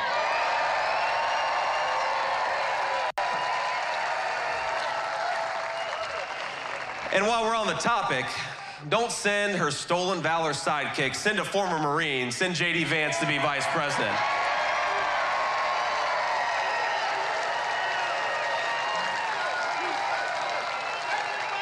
We got some Marines out there. Semper Fi. Now, Kamala Harris, she gets really mad when I bring up the stolen valor of her running mate. But let me tell you why it matters. Every single person here understands why this matters. Here's the record on Tim Walz, the governor of Minnesota. He dropped out of the military and allowed his unit to go to Iraq without him. And he knew they were going to Iraq. He lied about it, but he knew they were going to Iraq. Even his chaplain called him a coward. And those of you who served in the military know the chaplain is the nicest person in the unit. If the chaplain is calling you a coward, you must have really screwed up. He claimed to carry a weapon in war, but you ask him, Tim, what war have you ever been in? And the answer is he's never been to a single war. He lied about it. He lied about his rank, and he stood in silence as Nancy Pelosi and a lot of journalists praised him for his service on an imaginary battlefield instead of correcting the record. What won't stolen valor Tim Walz fib about? In fact, I believe at his next speech, he's probably going to say he survived an assassination attempt in Pennsylvania. I think that's what Tim Walz is going to claim next time. Now look, we don't criticize, and this is where the media is dishonest here, we don't criticize Tim Walz for his years of service in the National Guard. We condemn him for lying about that service for political gain. It's disgraceful, and nobody should tolerate it. Now, Tim Walz needs to not only explain why he abandoned his Guard unit, he also needs to explain his bizarre love affair with China. Have you seen this? This guy's been to China more than the U.S. ambassador to China. He got married in China. He visited China over 30 times. He honeymooned in China. He taught a course approved by the Communist Party in China. He even brought American high school students with him on visits to China. Now, I know, and we all know, that Kamala Harris wanted to outsource our factories and jobs to China, but I didn't expect her to outsource the selection of her running mate to China, too. But here's the problem in choosing him for vice president. It's not just about Tim Walz, it's about Kamala Harris's terrible judgment. We do not need a president with terrible judgment. We need Donald J. Trump back in the White House. Nothing matters in national security and foreign policy more than judgment, because nobody knows what's going to happen. Nobody knows what crisis is going to erupt over the next 4 years. And I got to be honest with you, my entire adult life has been shaped by presidents who threw Americans into unwise wars and then failed to win them. And if we're being honest, it wasn't just Democrats, it was sometimes Republicans too. And what did Donald Trump do? He stood up to the chicken hawks. He bucked the foreign policy establishment. Even sometimes he resisted pressure from within his own party. In President Trump's 4 years in office, we had 0 new wars. We had peace all over the world when Donald J. Trump was president. In the Middle East, he brokered the Abraham Accords, brought stability, and created a long-term balance to Iran. In Europe, he pushed the Europeans to take more responsibility for their own defense so the United States would not have to pay for a bunch of freeloaders. We ought to focus on our own security, not subsidize European welfare. They can take care of themselves. And never forget, as much as the Democrats said that Donald Trump was somehow on the side of Russia, the only president of the last 20 years who had Russia not invade a neighbor was the presidency of Donald J. Trump. He kept Russia in check. He's the only president of our lives to do it. Under Kamala Harris, Putin invaded Ukraine. But under Donald Trump, Putin didn't do a damn thing, and that's because of strong leadership. People respected him. And that's, by the way, my friends, why we were able to defend our own border, is because Donald Trump didn't have us distracted by fighting wars that we had no business being involved in. We got to focus on our own border right here at home. That is the Donald Trump principle, and that's what we're going to bring back to the White House. It's funny, all these people said that he was going to start a nuclear war, but President Trump knew more about diplomacy than any president of the last 40 years. In Asia, he opened diplomatic talks with North Korea after a half-century of stagnation.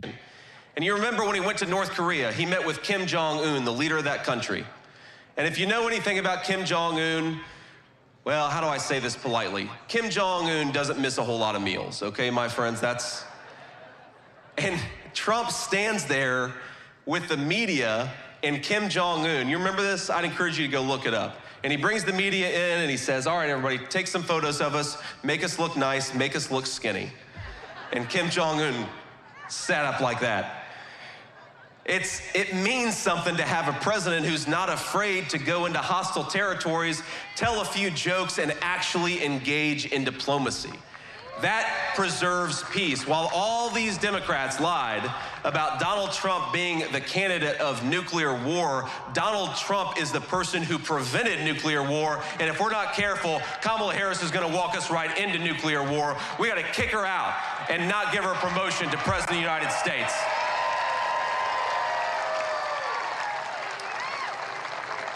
And maybe the most important thing Donald Trump did is he began the process of ending America's economic reliance on China. The most important thing, because Donald Trump understands economic security is national security. The whole world knows that China doesn't have better workers than America, but they're willing to lie, cheat, and steal to win. They lied about unleashing COVID-19. They cheat and they ignore trade rules, and they steal America's intellectual property. Now, Kamala Harris lets China get away with all of it, and China Tim helps her. Donald Trump isn't going to let China steal a damn thing. He's not going to let them steal our factories, not going to let them steal our jobs, not going to let them steal the American dream from American workers. Donald Trump will not allow America to be dependent on Chinese medicine for our children. That's a big thing. You know, so much of what we put into the bodies of our children is made in China. Doesn't make any sense. And Donald Trump will tell China that if they don't stop sending fentanyl into our city, there is gonna be hell to pay. No more of that crap. We need somebody who stands up for American workers. Now, the establishment loves to complain about President Trump's approach to diplomacy. They don't like the way that he talks. Have you seen this? Why is it that our leaders are so careful with their words but so reckless with their actions? I prefer a different kind of statesmanship, one that stands up to the crowd, one that stands for American interests, and that pursues those interests ruthlessly but also carefully, with strong words and the strongest military in the world, but with great restraint to balance it out. Donald Trump's presidency was the first disruption to the failed consensus and the terrible consequences that it wrought. So I say, let him whine about Donald Trump's tweets. Because let's be honest, folks, mean tweets and world peace has a pretty nice ring to it. I think we ought to bring it right back.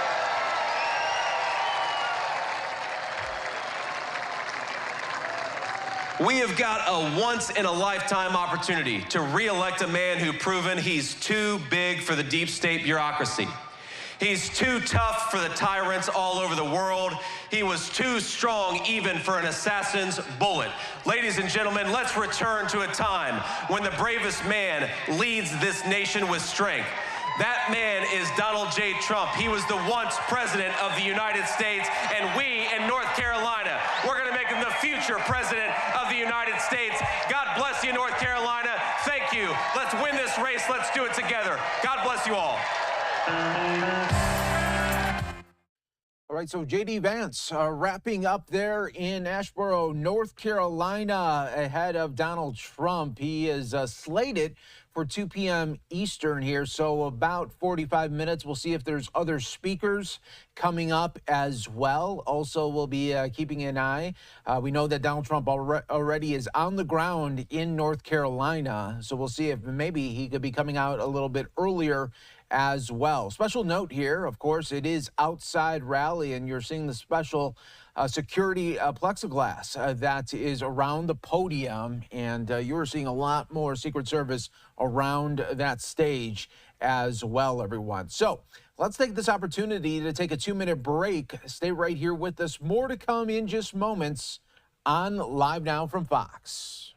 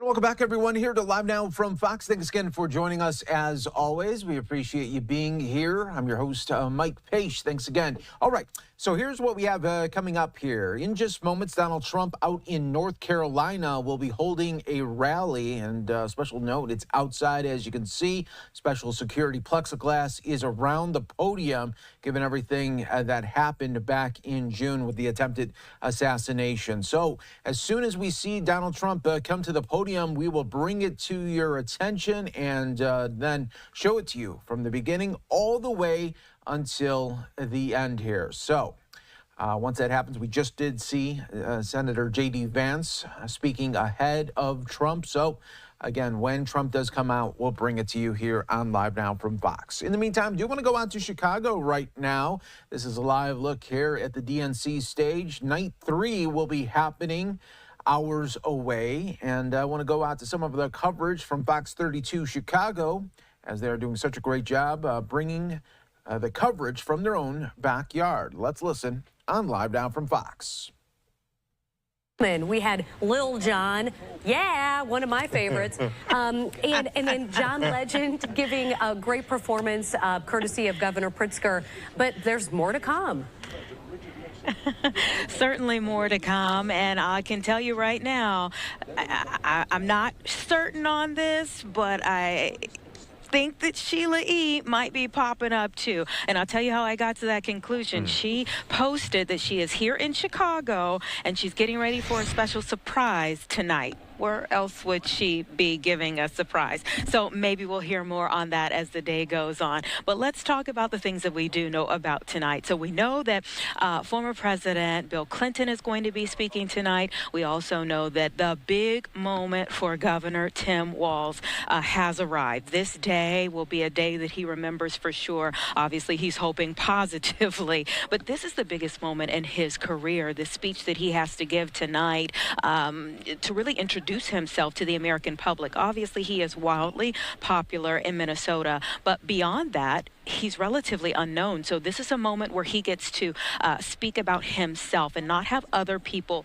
define him. He has definitely come into this race and taken a lot of hits in a very short amount of time. Tuesday was 2 weeks, so 14 days. I'm not sure how much your life has changed in 14 days, but his life has changed quite a bit in 14 days. And so he's got to kind of steady himself and deliver to this moment, reach and make this moment, if you will. So, I also talked to some political strategists about what this means for the ticket. He's really got to talk about what he brings to the ticket. And they said that they will probably tonight really focus on Coach Walz and not so much some other things that have already been attacked. I can tell you that just this week I'm preparing to go back to Texas and for a celebration at my old high school, and my old coach reached out to me, and I got that warm fuzzy feeling, and it's been years since I have talked to my track coach. But coaches have that kind of effect on people. They become a part of your life. They become a part of your memories. They become a part of your family. So they're really hoping to kind of hone in on that aspect of his life and that aspect of his reach within his community, what has catapulted him to success in Minnesota. Let's dig back, though, as they did the same thing really last night, trying to do the same for Kamala Harris, the vice president. Even though she is vice president of the United States of America, a lot of people really don't feel like they know her. And so that is something, a hurdle that this campaign is having to climb. So last night you saw her husband, who knows who better, who knows her better than Doug Emhoff, a second gentleman, Doug Emhoff, who spoke last night about how they met, about how they blended a family. He took that moment on a big stage, and he even mentioned by name his ex-wife.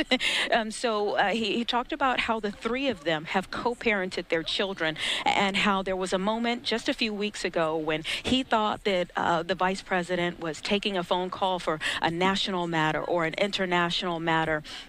And when she got off the phone, he asked, okay, are you all right? And she said it was their daughter.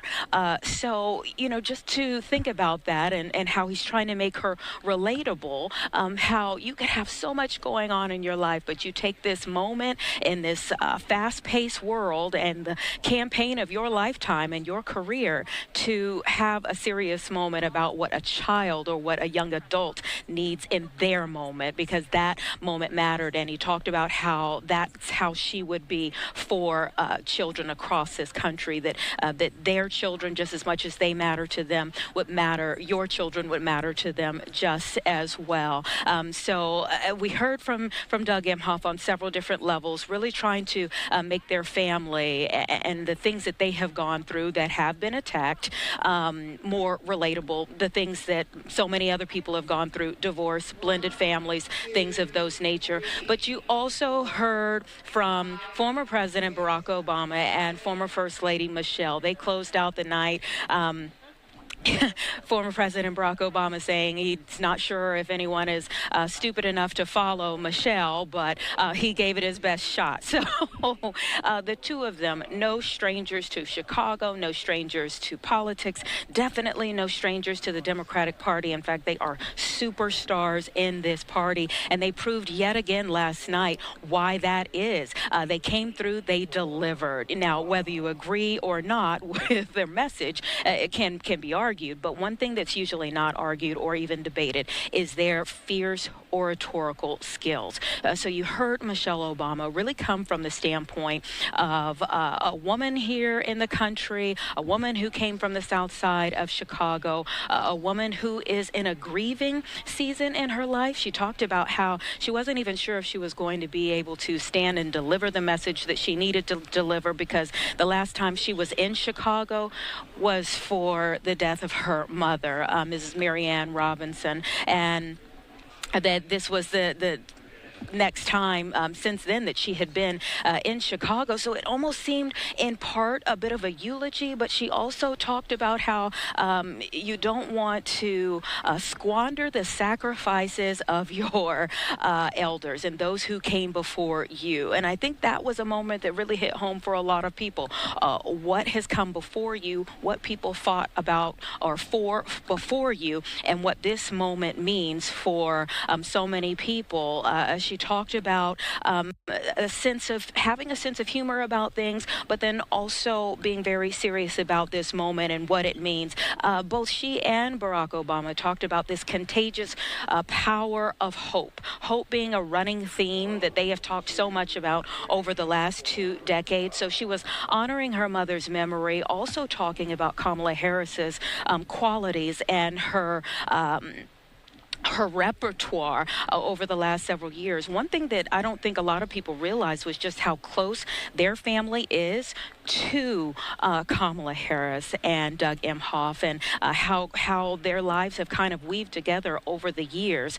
That Kamala Harris was actually an early supporter of Barack Obama at a time when he was running for president in 2008, and a lot of people, establishment Democrats, were actually going with Hillary Clinton at the time, former Secretary of State Hillary Clinton. But she, Vice President Kamala Harris, went to Iowa knocking on doors for Barack Obama, that Barack Obama returned the favor in 2010, and he actually went to California and he went to go campaign for her. So I know there was this time period right after President Biden left the race where people said, where are the Obamas when it came to Kamala Harris maybe ascending to the top of this ticket? And everyone was kind of wondering, well, are they actually going to support her? Well, come to find out that they had placed a call immediately. They were just kind of logistically trying to work out when it would be best in terms of their former running partner and their friend here that they've had for years, when it would be best for them to actually come forward and speak. So you're looking at a little bit of video of Kamala Harris when she popped out on Monday night, just to kind of say hello, if you will. This convention,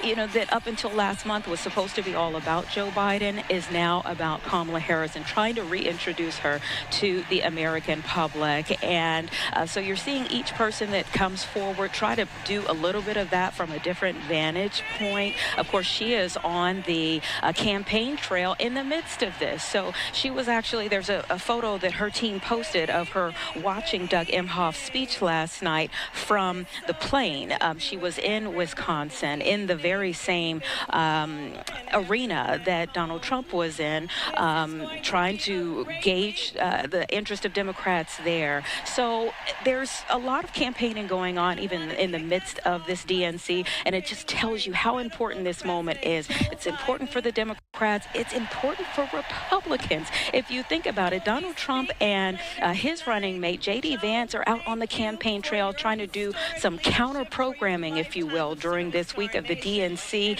And I asked Republican strategist and former chief advisor to George W. Bush about how important this moment is for him as well. He's at a critical moment because he's having to adjust. He's very comfortable with doing these big rallies in which he gives everybody his 60 or 90 minutes of greatest hits. But he's now got to get in a place where he has a very specific, focused message on big issues where there are differences. And if he does that without all of the greatest hits and wild remarks and ad hoc ruminations of his mind, then the media will have to cover what he says. But if he says something wild, like he's been saying in the past couple weeks, they're going to cover the stuff that's not helpful to him. Mm-hmm. So it looks like in these stops that he's had in Pennsylvania and Michigan, and now Arizona's coming up later this week, that he's getting more focused, and that's a useful thing for him to do. In a presidential campaign at this point, there are three big things out there: money, issues, and time. You can always create more issues, you can always raise more money, but you can never create more time, and time is the most valuable commodity he has. Mm-hmm. You talked about raising money. The economy is a big sticking point in terms of this election cycle, and it's an area where he is leading in the polls. Think about it. The three biggest issues on the minds of voters, and especially swing voters, are inflation, economy, and the border crisis. And on all three of them, he has a lead over Kamala Harris. But in order to make that lead mean something, he needs to say, here's what they've done wrong, and here's what I will do. It can't simply be, the economy was better under me. He has to explain to voters why we got inflation and what he's going to do to make certain that it goes away. And how do you feel he's pivoted his target, if you will, in terms of his messaging from President Biden to now Vice President Kamala Harris? Well, he was more comfortable with, 4 years or 3.5 years of Joe Biden in office than he is with, trying to figure out how to deal with Kamala Harris. But he better figure it out. And he does have, let's take inflation, for example. He does have a lot to work with. He can say, look, she was the deciding vote on the American Rescue Plan, the $2 trillion spending bill that even Barack Obama's Treasury Secretary Larry Summers said will stoke the fires of inflation. Tied in the Senate 50-50 as vice president, she could break the tie, and she did. She did that on the FY21 budget. She did it on the FY22 budget, adding hundreds of billions of dollars of spending, and therefore to the inflationary fires. And then she did it on the so-called Inflation Reduction Act. So if he went out there and said, you want to know where this inflation came from? It came from the government spending way too much money, and she was the deciding vote on 4 big spending bills, and then said, here's what I'm going to do. I'm going to restrain the growth of the federal budget. We're going to spend more on the military and hold the line on everything else, and that's going to help dampen down inflation. I mean, that would be a credible case, but he's got to make that kind of credible case to get at the people who have not yet made up their mind. And there are a lot of people who have not made up their minds as of yet. And so this is a critical time for both of these campaigns. Again, we expect President Clinton, former President Bill Clinton, to speak tonight. And then we will hear from Governor Tim Walz, who has a big job ahead of him. But if we just take one more final note of what the Obamas said last night, President Biden said, talking about the ties that bind us through this country, he said people don't want a bitter and divided country, but a better country, and that ultimately their job is to work toward a more secure, just, equal, and free United States of America. Obviously, right now, that's a big sticking point for the Democratic Party, but it's also a big struggle as you have protests that are happening right outside of these walls and throughout the country. We've seen, given the war in Israel and Gaza. So that's one of the issues. There are many issues that have brought protesters to the DNC outside of these walls, but that's one of the major issues and one of the major things that the Democrats have struggled to find the right messaging on as they move forward, is how to respect the rights of those who are in this country and how they feel, but then also how to deal with the protests that have been happening and the feelings of people who are seeing them and feeling that they're going the wrong way as well. And I know you have a little bit more on that in terms of what is taking place here in our city this week. That was just some of the coverage from Fox 32 in Chicago. We are going to take another 2-minute break. Stay right here with us. More to come on Live Now from Fox.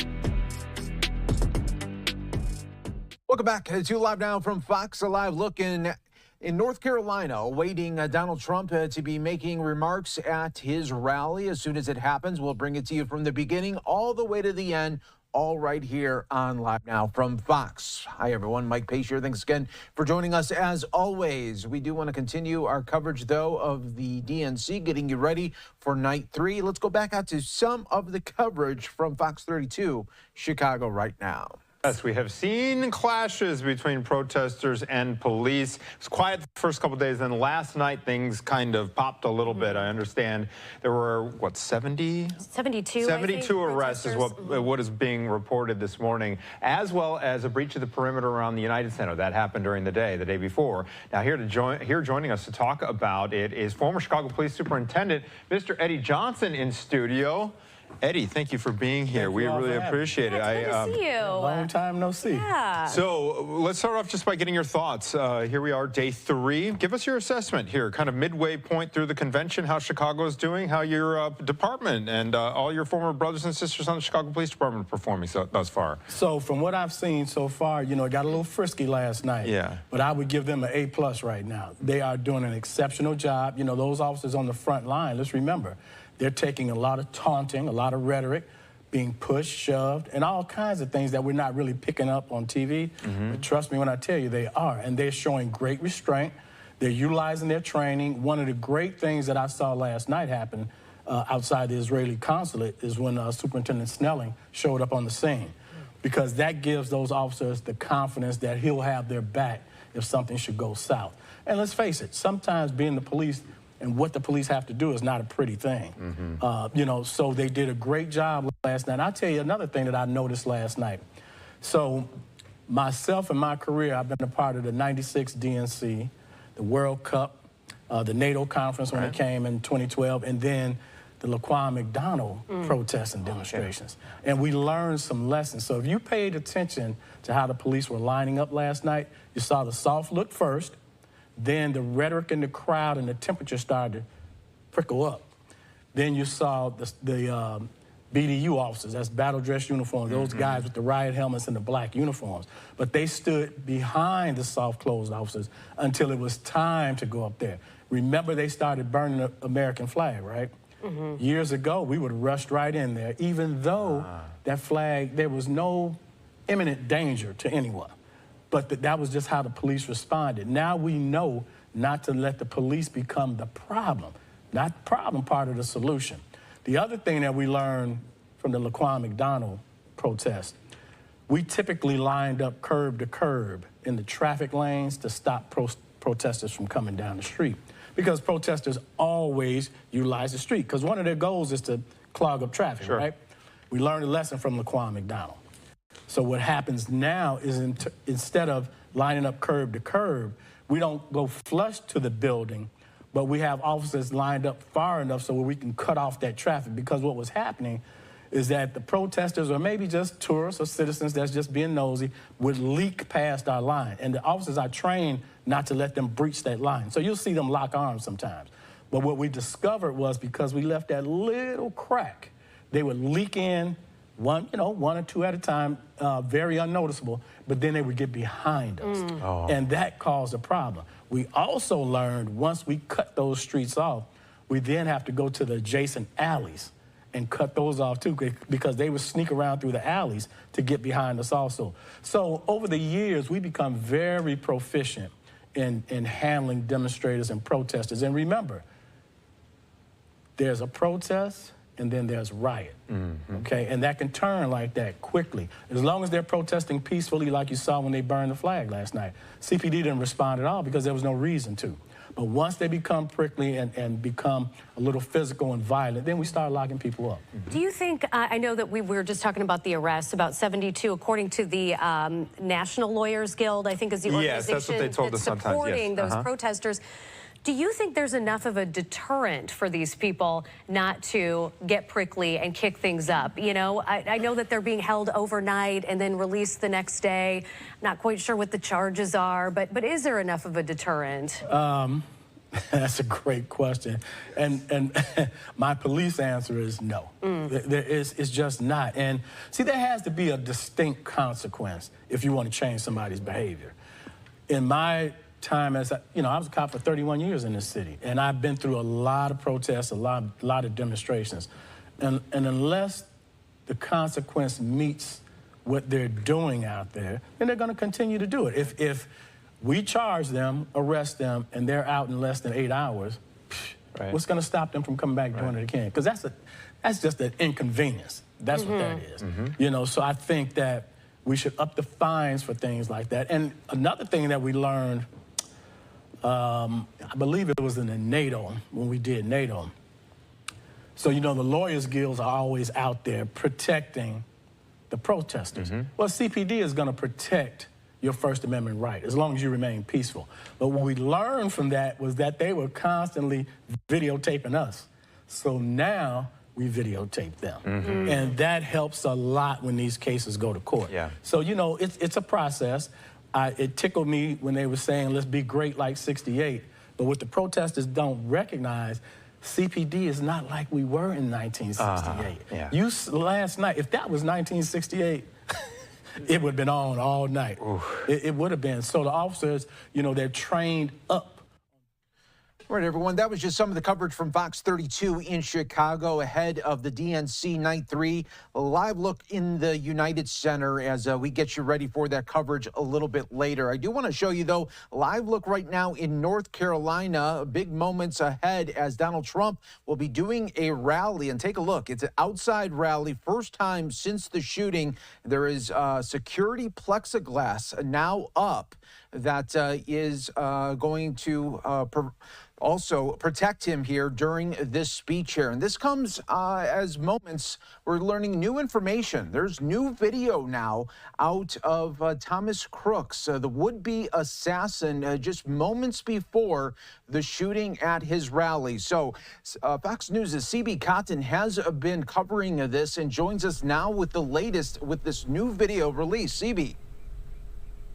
Hi, Mike. Great to be with you. Yeah, this video is now the earliest known recording of would-be assassin Thomas Crooks. And much like how federal investigators described him as a loner, this video captures Crooks by himself, wandering among vendor stands at the Butler Farm Show. This was taken, Mike, at 4:26 p.m., less than 2 hours before he opened fire at the July 13th rally. And when you slow the video down, you can see that Crooks appears to look straight ahead and then move his gaze to a nearby merchandise stand.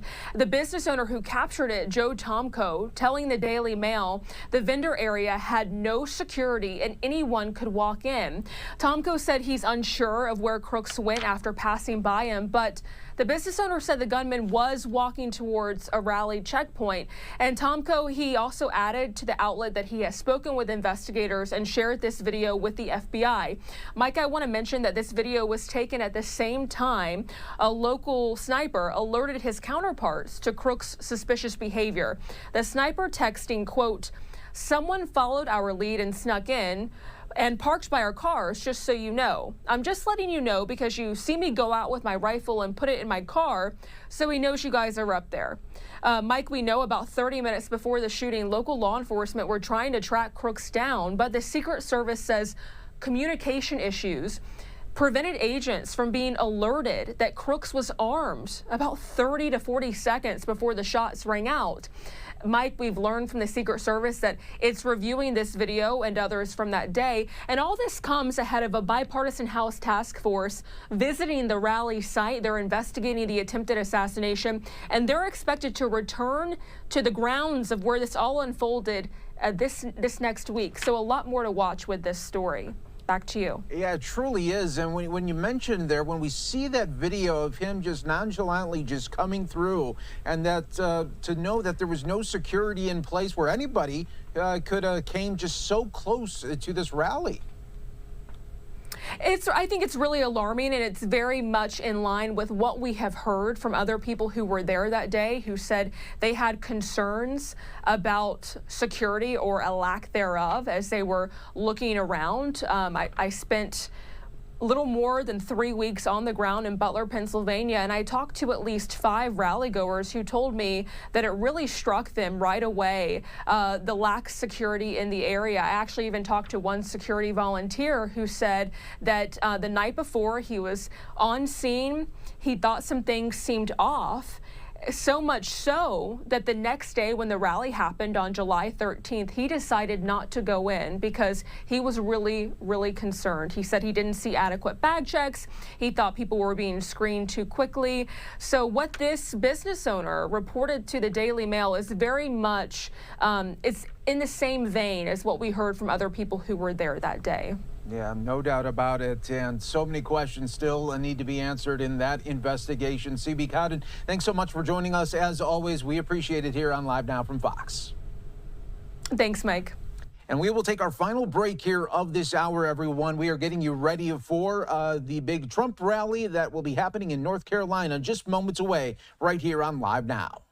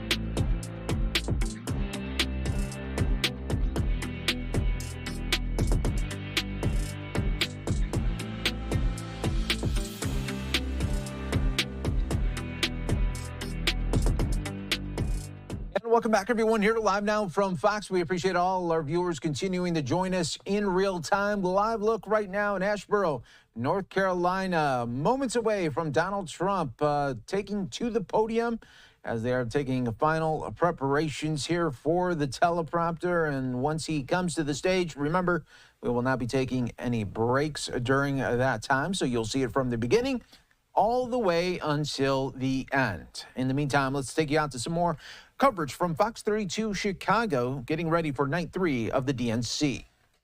I have known Doug, I was just telling you this, for like 14 years, but yet never met you. And so this is an exciting time for us and for our viewers. Well, it's great to be in Chicago. The city is just beautiful. We appreciate the moderate weather that you had greet us when we arrived. We rolled it out for you. It gets so humid in D.C. I lived there for a couple of summers, and yeah, not on my list of summer destinations. And they say it's built on top of the swamp. They're not kidding. You can tell. They're not kidding at all. All right, so Tim Walz is going to take the stage tonight. Other than accepting the nomination itself, what else do you expect to hear from him? Well, you know, I think in a lot of ways it's an introduction. He's obviously been a political player for a while, but not really known on the national stage. So I think from that standpoint, there's a lot at stake for him because he's going to be talking to people that don't know a whole lot about him. And so this introduction is going to be important. It will be interesting to see the degree to which he goes after former President Trump. We heard the Obamas pretty aggressive going after the Trumps, Yes, going yes. after Donald Trump yesterday. So I think Walz's speech is highly anticipated. It's going to be interesting to listen to. And that's kind of where I want to go next, because Michelle Obama famously saying, when they go low, we go high. And that's not necessarily the case. So what did you make of that? I mean, and we've been reporting this all morning. Our viewers are probably sick of us hearing the statistic, but on the first night of the DNC, Trump's name mentioned 150 times. Issues that are important to voters like the economy and immigration mentioned 5 or 6 times.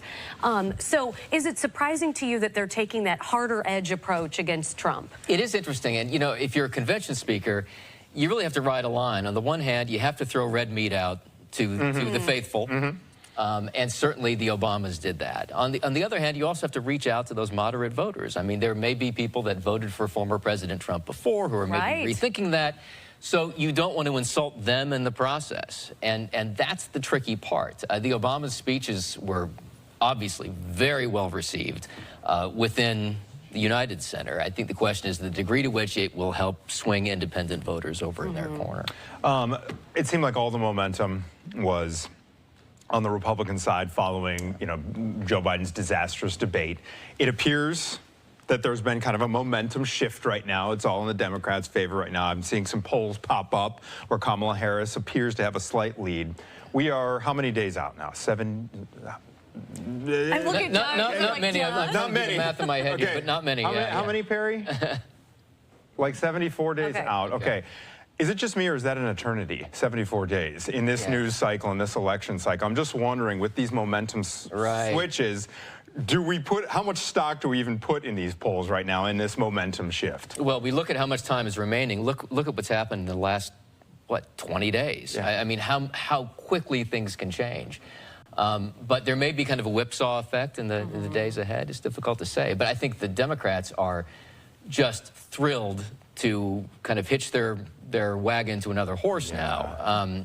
And you look at last night when Kamala Harris up in Wisconsin, up in Milwaukee, and drawing a big crowd there, and then of course the big crowd at the United Center at the same time.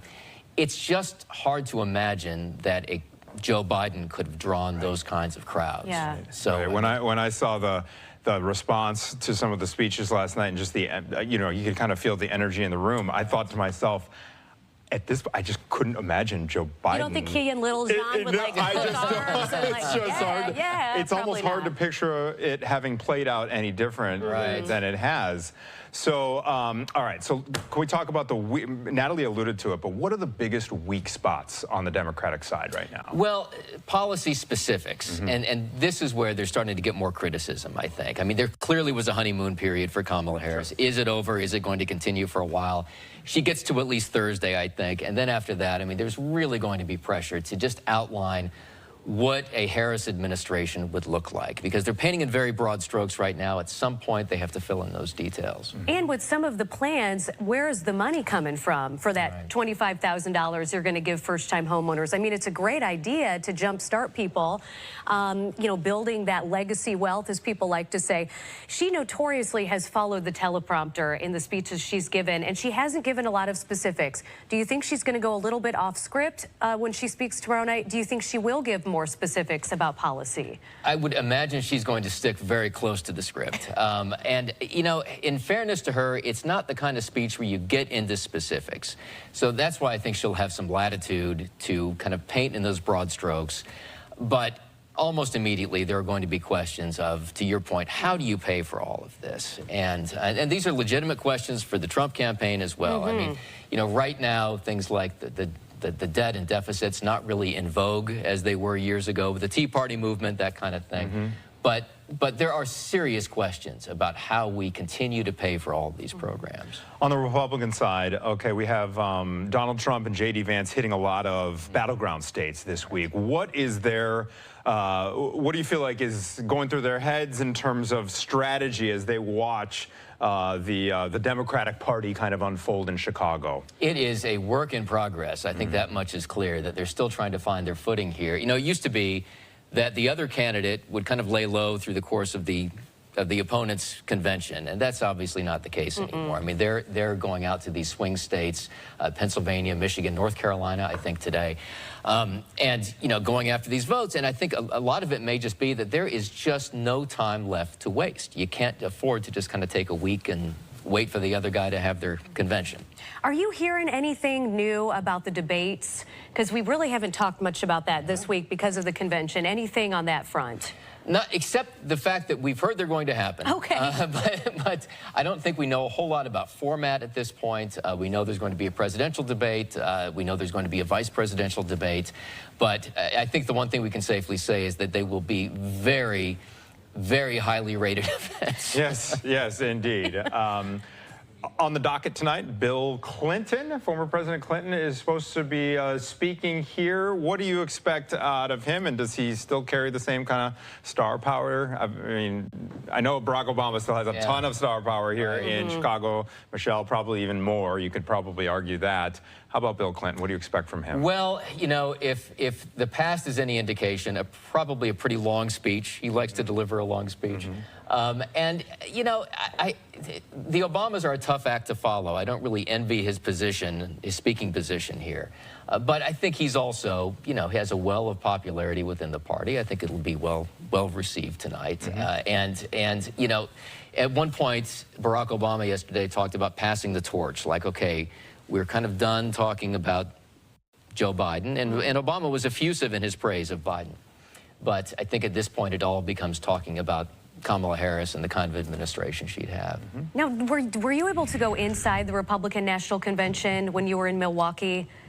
Yeah. You were. What are some of the biggest differences between the two? Because we've had guests on logistically who have said the DNC is just kind of a nightmare to get to and from. The United Center, there are long waits, unnecessarily long.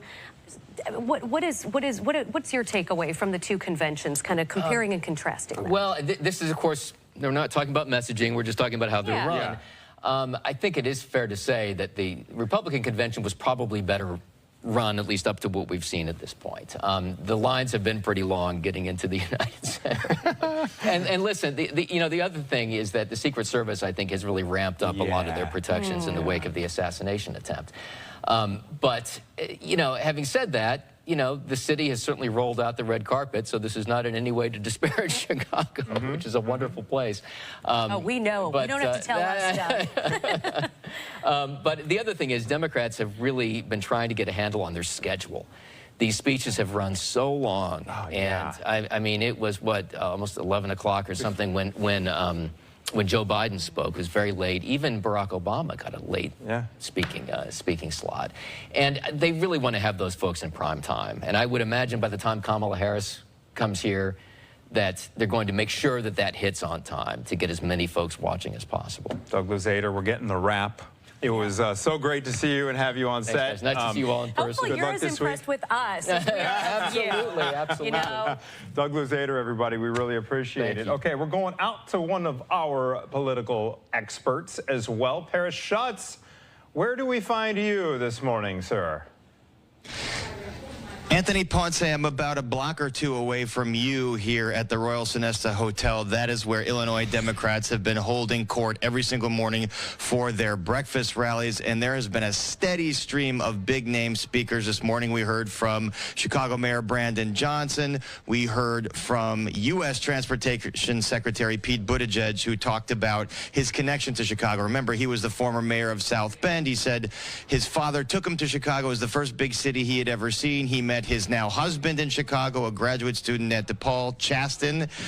They got engaged at O'Hare, that romantic place in Chicago named O'Hare Airport. No, not on the bridge, not at the Bean, at O'Hare Airport. And then we heard a rousing speech from Georgia Senator Reverend Raphael Warnock, who gave a very well-received speech at the DNC, considered a rising star in the party.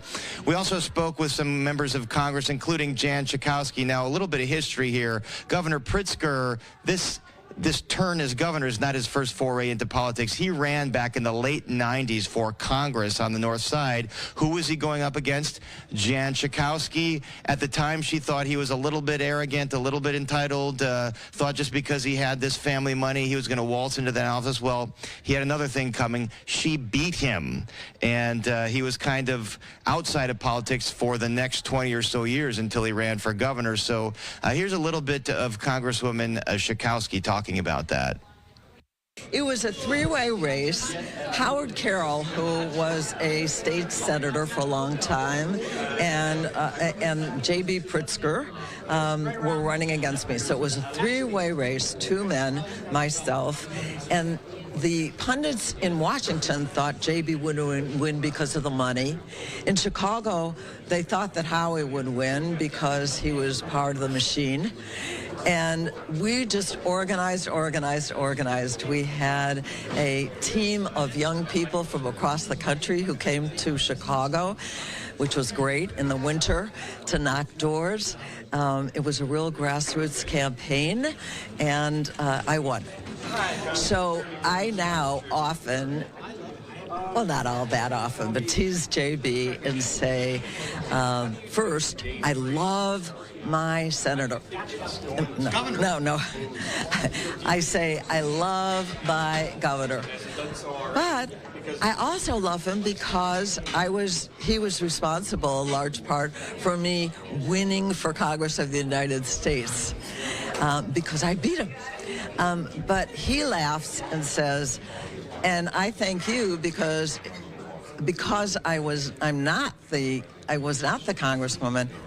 congressman, I was able to now be the governor of the state of Illinois. So we're great friends. I think he is a fabulous, fabulous governor, and that was a much better position for him.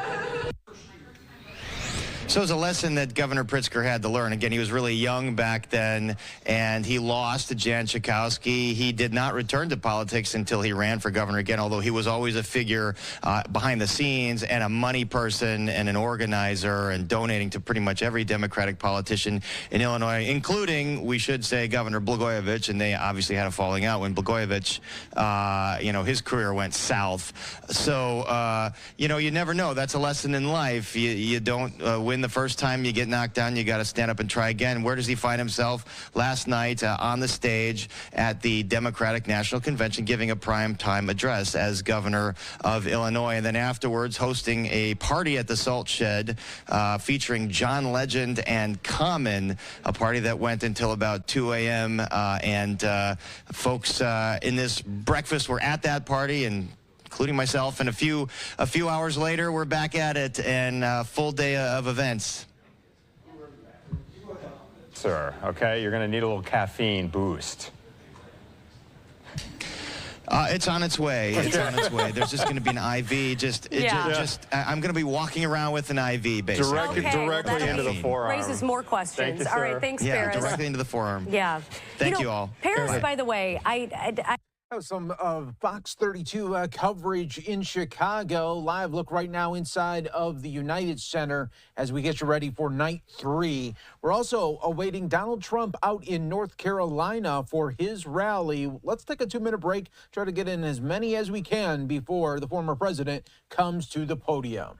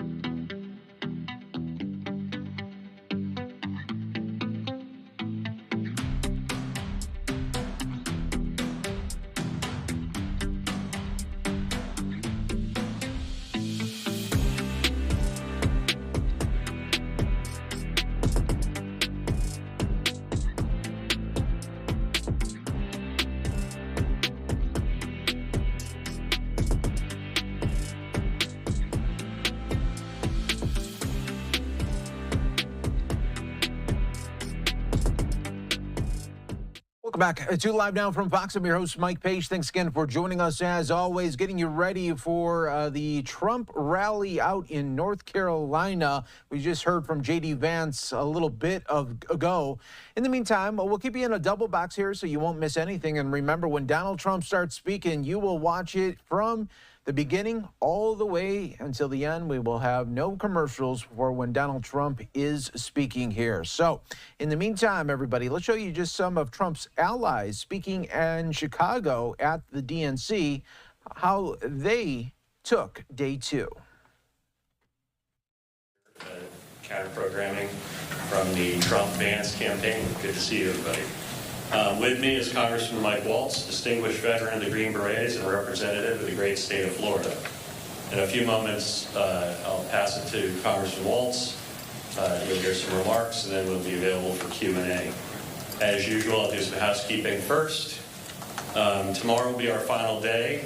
We will have former presidential contender and business leader Vivek Ramaswamy, and he'll be joined by Ambassador Carlos Trujillo, Trump administration ambassador to the Organization of American States. The main focus, topic-wise, will be immigration, although they'll touch on some other policy issues. So today is day 3 of the DNC. It seems like they at least are getting you in a little faster, so kudos to them for finally working out how to get you in and out of the perimeter a little bit better.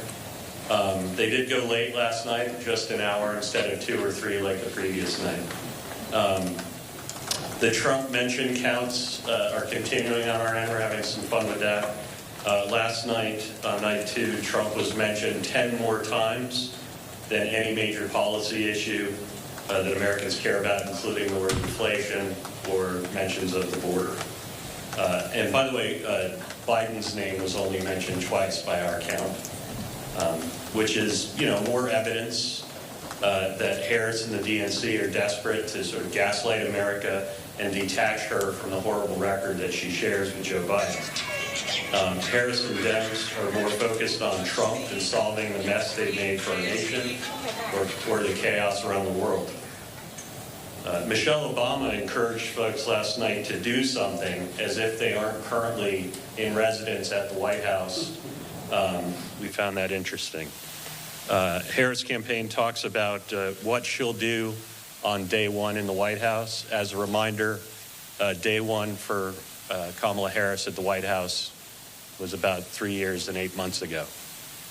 And the record that she's created there is one of weakness and failure.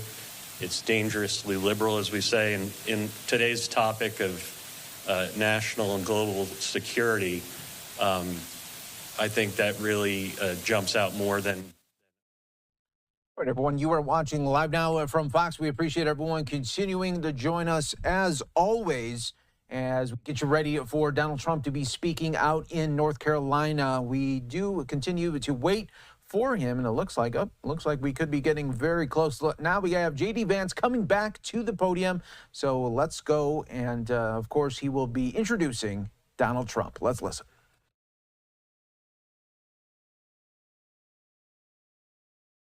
The next president of the United States.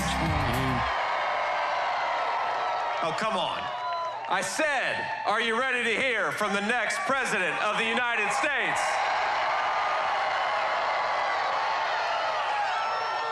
Let's remember, 8 years ago, Donald Trump had everything you could want. Fame, fortune, family, friends. He gave the easy life up so that we could get our country back. He traded everything for an unjust persecution, for slander, for scorn, so that we could save the United States of America. Now, they couldn't beat him at the ballot box, so they tried to bankrupt him. They failed at that, so they tried to impeach him. They failed at that, so they tried to put him in prison. And they even tried to kill him.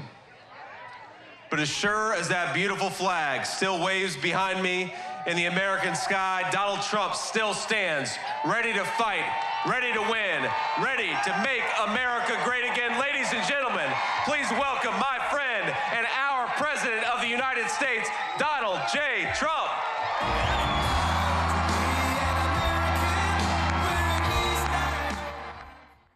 You are watching Live Now from Fox, everybody, as we have Donald Trump now coming to the stage. Important note right here that this is his first rally outside since the attempted assassination. And you are seeing a big crowd there in Asheboro, North Carolina. And when he gets closer to the podium, we need to mention there that there's that special bulletproof glass that will be in front of him and the podium, as well as to the sides as well. And there it is right now. And then J.D. Vance giving him the handshake as well. And they are going to play out his music there in full right there for everyone on Live Now from Fox as well.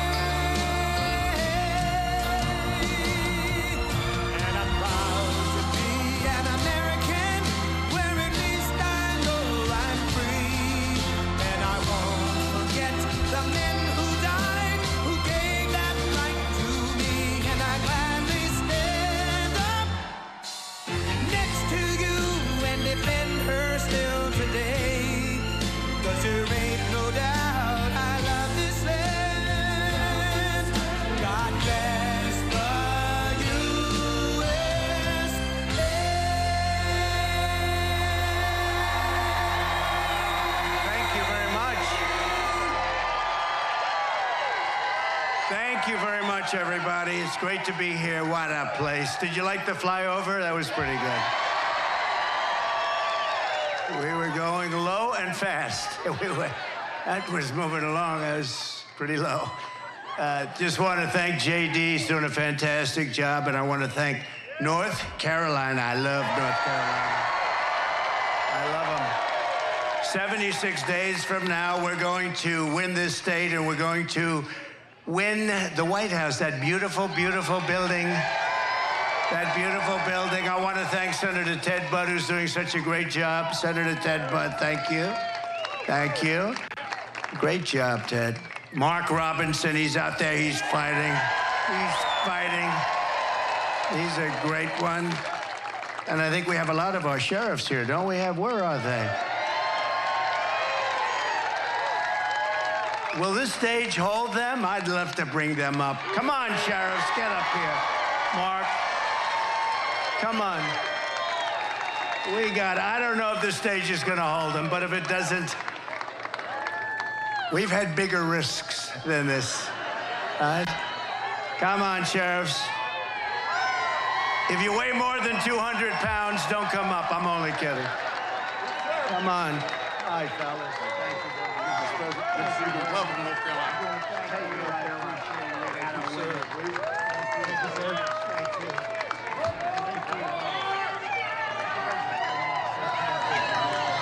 Slow down, guys. Come on down. Double them up.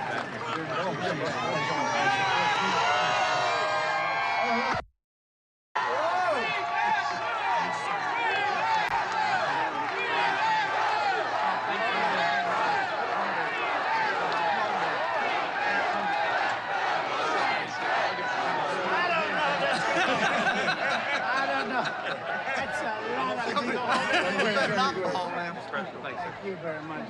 Hey, sir.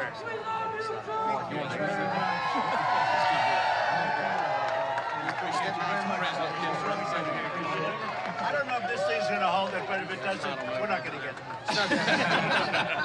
It's been a worse day. Thank you. Back the wall. Thank you. Come on up. Come on up. Good man, I think we get it. I think you better stay up to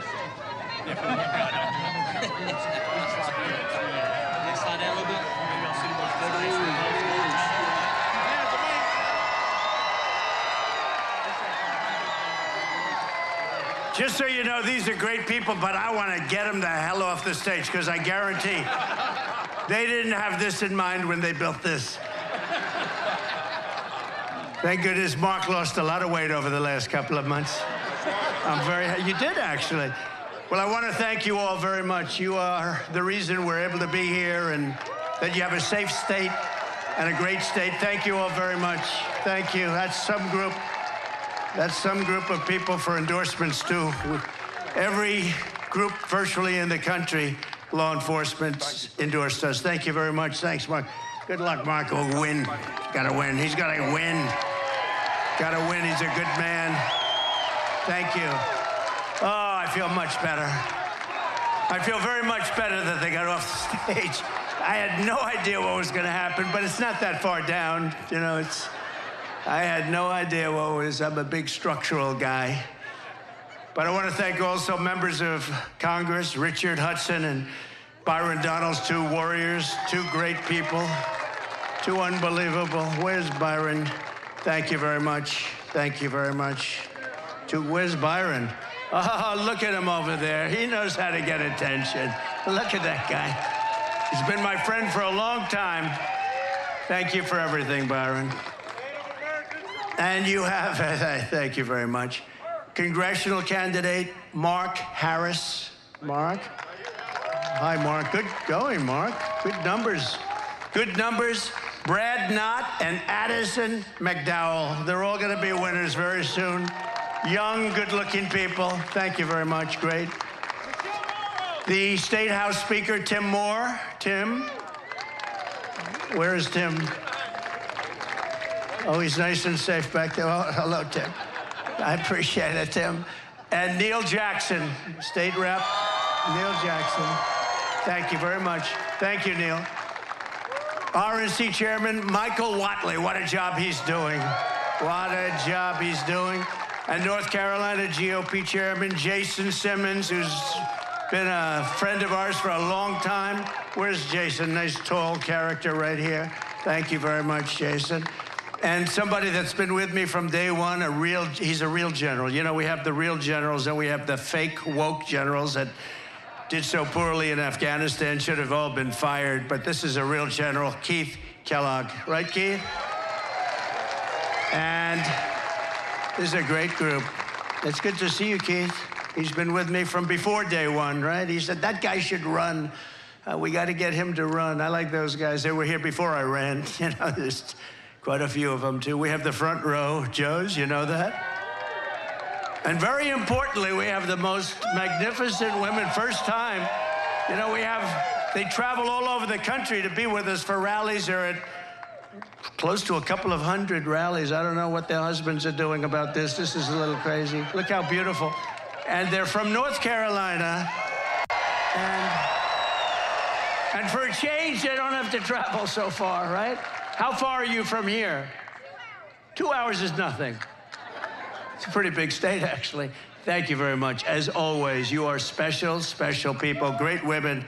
They love our country. Before we begin, I want to address the massive scandal around the revised job numbers that were just announced this morning, a little while ago, just before I came up, I got to see them. And it really isn't a revision. It's a total lie. Total lie. There's never been any revision like this.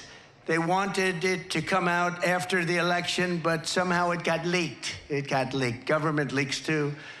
The Harris-Biden administration has been caught fraudulently manipulating job statistics to hide the true extent of the economic ruin that they've inflicted on America. The new data from the Bureau of Labor Statistics shows that the administration padded the numbers with an extra, listen to this one, 818,000 jobs that don't exist. So they said they existed, and they never did exist. They built them up so that they could say what a wonderful job they're doing. No, we've never had numbers like this. They don't exist. They thought they could do it sometime after You know, we have an election coming up very quickly, but they wanted this to come out after November 5th when it wouldn't have meant so much, but it came out a little early, so there's a patriot in there someplace, right? The real numbers are much worse than that. And Comrade Kamala, you know, she's Comrade, the most radical left person ever to run for a high political office in our country. Gets another 4 years, millions of jobs, and it'll vanish overnight. She gets 4 more years, you're going to see jobs vanish. Millions and millions will vanish, and inflation will completely destroy our country. We'll have inflation worse than they've given us. You know, when I gave it to them, I had virtually no inflation, and now their number's up to 22, 23%, but their real number is probably 40 to 50% because a lot of the things in their numbers aren't included. I saw another one where the FBI releases crime statistics, and they weren't that bad. And then they left out little things like New York, Chicago. They left out various areas, and that wasn't so good. Your life savings will be totally wiped out. And if you put somebody like that in there with him, how about him? How about him? She'll destroy our country just like she destroyed San Francisco, just like she destroyed California. With the Trump victory, we will once again have the greatest economy in history. We're going to do things that are going to make us so great so fast. We're going to bring it back. We're going to make America strong again. We're going to make America great again. It's going to be fantastic. It's going to be fantastic. So I just want to thank you very much for your support, because I've always had fantastic support from you. Thank you.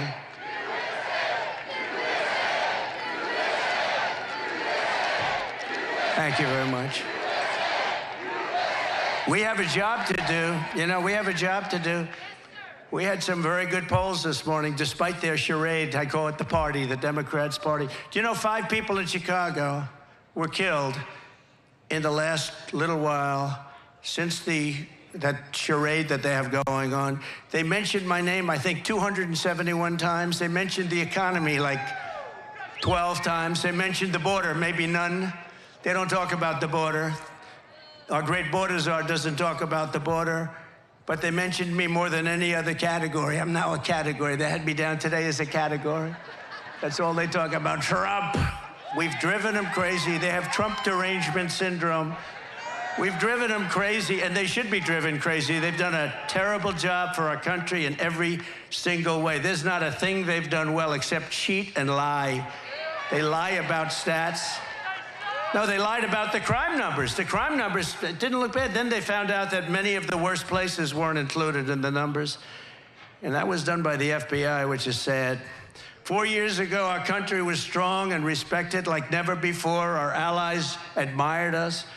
Our enemies feared us because everyone knew that as an American president, I was all about putting America first. That's true. Under my leadership, we rebuilt the United States military, created Space Force, and we made our allies pay their fair share and their fair dues. You know, we went to NATO, we say, you're not paying, you got to pay. If you remember, President Bush would go and he'd make a speech. Obama would go, he'd make a speech. They all made speeches. This one didn't even make a speech, this last one. But I went, I said, nobody's paying. You got to pay. And they did, paid hundreds of billions of dollars. They said, well, does that mean you won't support us if we don't pay? I said, that's what it means. I had to say that. I got a lot of heat for that. People, the fake news. Oh, that's a lot of fake news. Wow, that's a lot of fake news. No, the fake news gave me a hard time for that. The fake news was saying, what a terrible thing to say to our allies. Our allies weren't paying. And I said, you got to pay. We were paying for everybody. So they take advantage of us on trade, and then we also pay for their military. That somehow doesn't work. So they had to pay. They paid hundreds of billions of dollars. But I said to them, no, that means I will not protect you. I will not protect you. They said, sir, if we're attacked by Russia, will you protect us? Used to be Soviet Union, now Russia. Will you protect us? I said, are you paid? No, let's assume we're not paid. Then you're delinquent, right? Well, yes, that's an old real estate term. You're delinquent, yes. No, we will not protect you. The press went crazy. that I said, and you know what? If I would have said the other way, they would have never paid. Hundreds of billions were sent into NATO. But we defeated ISIS, we killed the world's top terrorists, we secured our borders, we achieved energy independence, we stood up to China, we protected Israel, we made peace in the Middle East with the Abraham Accords, and more. We did things like nobody ever heard of, and we brought our troops mostly back home. We didn't start any wars for 79 years it was before. We didn't start wars, 79, 80 years. Everybody said, oh, he's going to start wars with his attitude. No, my attitude kept us out of wars. I stopped wars with phone calls. Russia should have never happened. With Ukraine, would have never happened if I were president. Would have never happened. Nope, there was no talk of that. Would have never, ever happened with Putin. Would have never happened. And Israel, October 7th, would have never happened. Iran would have never done that. They had very little money at that point. Now they're rich as hell. But Biden allowed that to happen, and Kamala, where's Biden? What happened to Biden? Where is he? He's on a beach. He's on a beach. You know, he's got somebody that thinks he looks great in a bathing suit. He likes to go to a beach. How do you leave here and go on a beach? You can't do it. There are things you just don't do. People don't want to see you in a bathing suit. Walks badly. It's hard to walk in the sand, you know. He has a hard time lifting his feet through the sand. And then he grabs the chair. The chair is meant for old people to lift and young kids to lift, like, you know, 4-year-old kids, right? And he can't lift it. He needs a little help.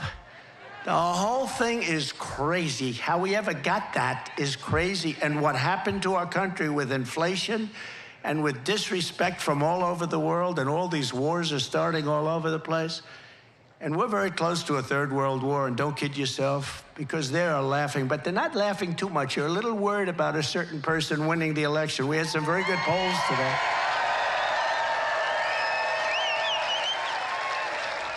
And if that happens, you're not going to have any third world wars. Every American was safer under President Trump. In fact, the entire world was safer when I sat behind that beautiful Resolute desk in the Oval Office. You know, I heard the other day, for the first time, I heard Biden say, the beautiful Resolute desk. He never said that before. They copy me. When I say we're a nation in decline, guys are copying me. Then they say they shouldn't say that, but they thought the words were beautiful. But they copy me all the time. In that case, it was Republicans that were copying me because they happen to be right, so I don't mind if a Republican copies me. Any of you guys want to copy me. But it's a sad thing to have to say, but they copy me. The Resolute desk, he never mentioned that. He doesn't even know what the hell the Resolute desk is. Exactly 3 years ago this month, the weakness and incompetence of Kamala Harris and crooked Joe Biden delivered the most humiliating event in the history of our country and one of the biggest military disasters in the history of the world, as far as I'm concerned. No one will ever forget the horrifying images of their catastrophic retreat from Afghanistan. Desperate Afghans fell to their deaths from the wheels of U.S. cargo planes that were 3,000 feet up in the air. Bloodthirsty terrorists poured out of the prisons after Biden and Harris surrendered Bagram, one of the largest air military bases anywhere in the world. We spent billions and billions of dollars building it many years ago. And, you know, it was important to keep it. I was never leaving that. I would have been out faster than them. I said, that's not, we were there for almost 21 years. And I said, what are we doing? What are we doing here? And we had no soldiers killed for 18 months while I was there because they knew, don't play around with our soldiers. They were killing them. They were killing them under Obama. Did you see Barack Hussein Obama last night? Take little shots. He was taking shots at your president. And so was Michelle. You know, they always say, sure, please stick to policy, don't get personal. And yet they're getting personal all night long, these people. Do I still have to stick to policy? Sir, you must stick to policy. You'll win it on the border. You'll win it with inflation. You'll win it with your great military that you built that they gave away $85 billion worth of it in Afghanistan. Sir, you're going to win it on crime. The crime is running through the streets like never before. You're going to win it on all of these things, and maybe especially, I think two things, the economy, inflation, because I view them together. what they've done to inflation, and they caused it with energy. What they did with energy is so stupid. If we were there, our energy, we would be so dominant all over the world right now. We were already energy independent. I made you energy independent, but we would be energy dominant, we'd be paying back debt, we'd be reducing your taxes still further. We gave you the largest tax cuts ever. And a lot of good things were going to happen, but now we're just going to have to sort of call it a delay of 4 years. But these people don't have any idea what they're doing. You had 13 heroic U.S. service members were tragically and needlessly killed. I got to know a lot of the relatives, friends, and mothers and fathers of those 13 people. 45 others were horrifically wounded, and $85 billion worth of the best military equipment anywhere in the world was handed over to these people. In fact, Afghanistan is now one of the largest arms merchants anywhere in the world. Did you know that? They're selling our equipment at tremendous prices. They're selling our beautiful. We had 70,000 armored trucks, many of them armored trucks and vehicles. Think of this. We had 700,000 rifles and guns. I actually say, what the hell did they need so many for? 700,000 rifles and guns. We had goggles, brand new, right out of the box. You know, they didn't fight at night because they never had goggles, right? Good fighters. They never had goggles. Now they have brand new goggles, all left by the Biden-Harris administration. Gave them billions and billions of dollars, just gave it to them, and now they sell that equipment because they don't need 700,000 rifles. They need 20,000, little difference.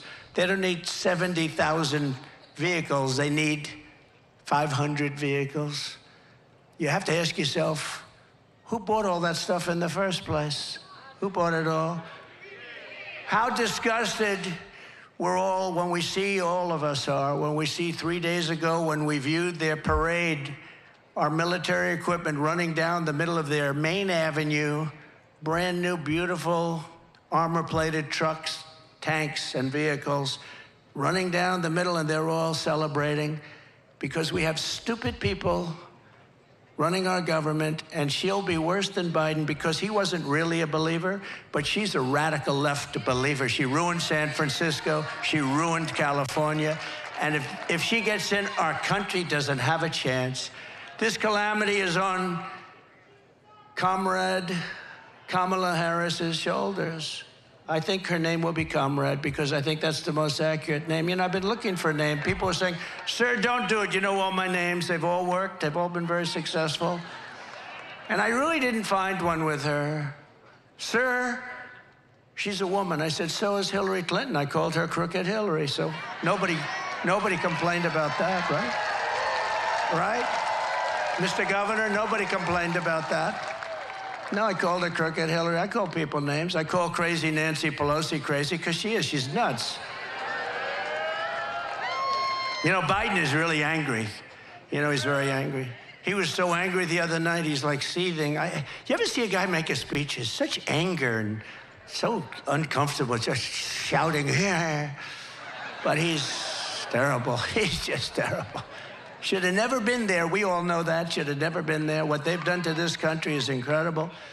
But she bragged that she would be the last person in the room, and she was. She was the last person in the room with Biden when the two of them decided to pull the troops out of Afghanistan. And by the way, pulling them out was absolutely right. I was going to do it. I'm the one that got the soldiers down to 5,000 people. I was going to do it, but we were going to get out last. You don't pull the soldiers out first. You let the soldiers stay last. And the head of the Taliban respected me, Abdul. I had conversations with him. After my conversations, not one soldier in 18 months was killed, but you pull the soldiers out last. Milley and these guys, you know, we have great generals, but Milley and Mattis and these guys, they didn't know what the hell. I call them television generals. The television generals are no good, but the generals that defeated ISIS, for me, were great. We have a great military. But she had the final vote. She had the final say, and she was all for it. You take the soldiers out. If I took that young person right there, about 5 or 6 years old, beautiful young person, and if I said, I gave little details, like about 30 seconds worth of details. Would you take the military out first or last? Sir, I'd take the military out last. But they took it out first. And then we left hostages, we left all of the equipment, we left everything. And we left Bagram, and now China is occupying Bagram. Bagram being 1 hour away from where China makes its nuclear weapons. Wouldn't it have been nice to have our big, fat, beautiful base? It was probably built there for that reason. But China 1 hour away, and now China is occupying that massive, big base. Some of the biggest runways in the world. They can hold heavier loads than any runways in the world. Under my leadership, we were getting out of Afghanistan, but we were going to get out with dignity, pride, and with strength. When I left office, we had not lost a single service member in the combat in Afghanistan in more than 18 months. And then we had that horrible day where we lost so many, and so many were so badly hurt. Arms, legs gone, face just obliterated. We lost so many great people that day. Nobody talks about the people that were so badly injured. They never mention them. I always mention them. All over the world, our adversaries knew that America was not to be trifled with when I was your commander-in-chief. And you know, it's very interesting. If you look at Hungary, very strong country, very strong leader, Viktor Orban, he said the only thing that's going to save the whole world is Trump has to be president again. We had no problems. We had no problems. He said, we had no problems. I don't use the term, but he did. He said, China was afraid of him. Russia was afraid of him. They always said, oh, I was so friendly to Russia. I'm the one that stopped the Russian pipeline called Nord Stream 2. Nobody ever, the biggest development they ever had to feed oil all over Europe, I stopped it. And then Biden comes in and he gives them everything. He gave them the pipeline. They built the pipeline, but I stopped it. Putin said, that's the worst thing that's ever happened to us. I said, I'm sorry, I have to do it. And he approves it right away. And then they say, Trump was not strong on Russia. I think they got it wrong. Putin actually said, if you weren't strong, I'd like to find out how bad would you be if you were strong, because you were brutal. But you know, I got along with him. It's good to get along with these countries. I got along with China. That wouldn't have happened. What's happening right now, they're planning an attack on Taiwan. There's no question about that. That wouldn't have happened. It wasn't going to happen. They knew that you weren't allowed to do that. Putin would have never gone into Ukraine. Israel would have never been attacked. It's a sad, sad situation. So many people are dead. So many people are gone. So many cities. You look at Ukraine, those cities are just wiped off the face of the earth. They're outside of Kiev and a couple of others have basically just flattened. Far more people dead than they let you know. It's like your numbers that were released fraudulently today. Far more people dead in that war than anybody would know. When those big buildings come tumbling down, hit with rockets, so ridiculous. There's nothing left.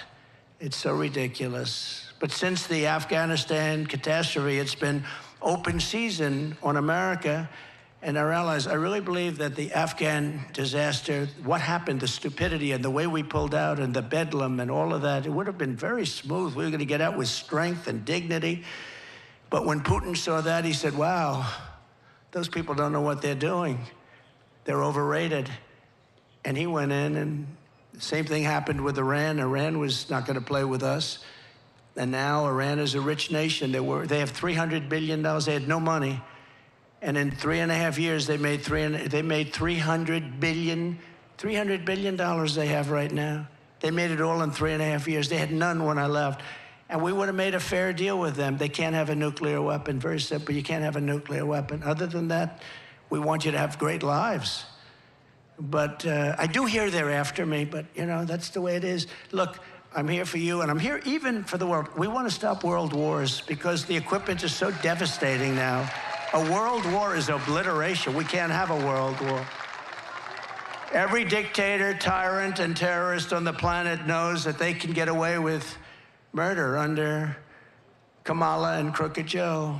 Kidnappers are getting millions and millions of dollars, but now they're getting billions. They're getting billions. What did you get for the 4 people that we released? Sir, they got $6 billion. What is $6 billion? Does anyone know what that means? $6 billion. They got $6 billion. People get kidnapped and, they ask for like, how about $1,000? How about 500? They got $6 billion from these idiots. And you know what happens? When that happens, a lot of people are going to get kidnapped because they say, we're dealing with stupid people. A lot of people.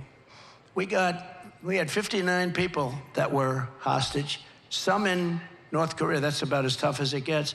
We got people out without paying for anything. We never gave money. We didn't want to give money. If we gave money, all they do is they go around kidnapping everybody. These people give, not only do they give $6 billion, they got the Prince of Death out. He's the #1 arms merchant in the world. Russia got him as part of one of the deals. The #1 arms merchant in the world. We got a couple of people. But, why were they there? And why did they do what they did?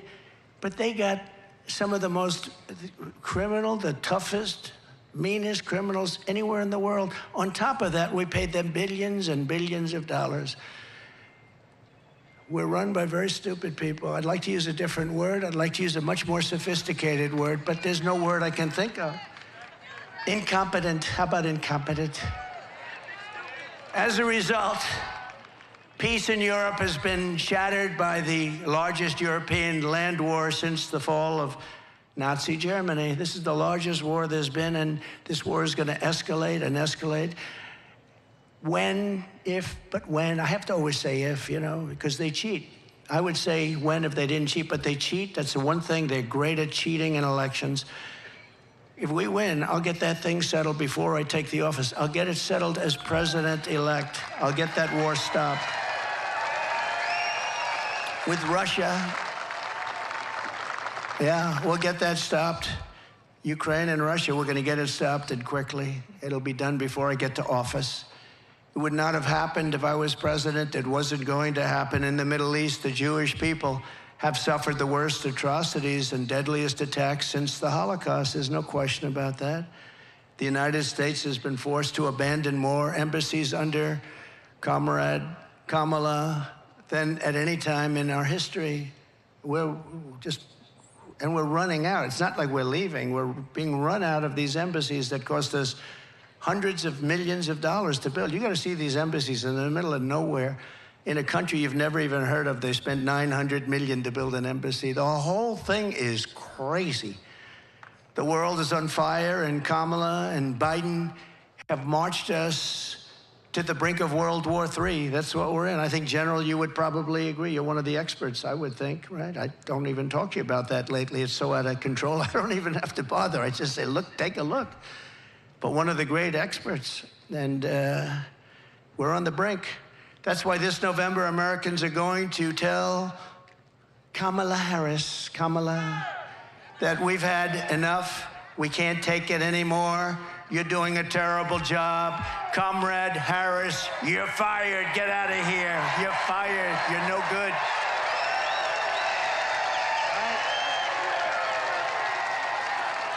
You're fired.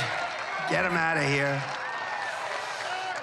All you have to do is take a look at San Francisco. Look at the job she did. She had one policy.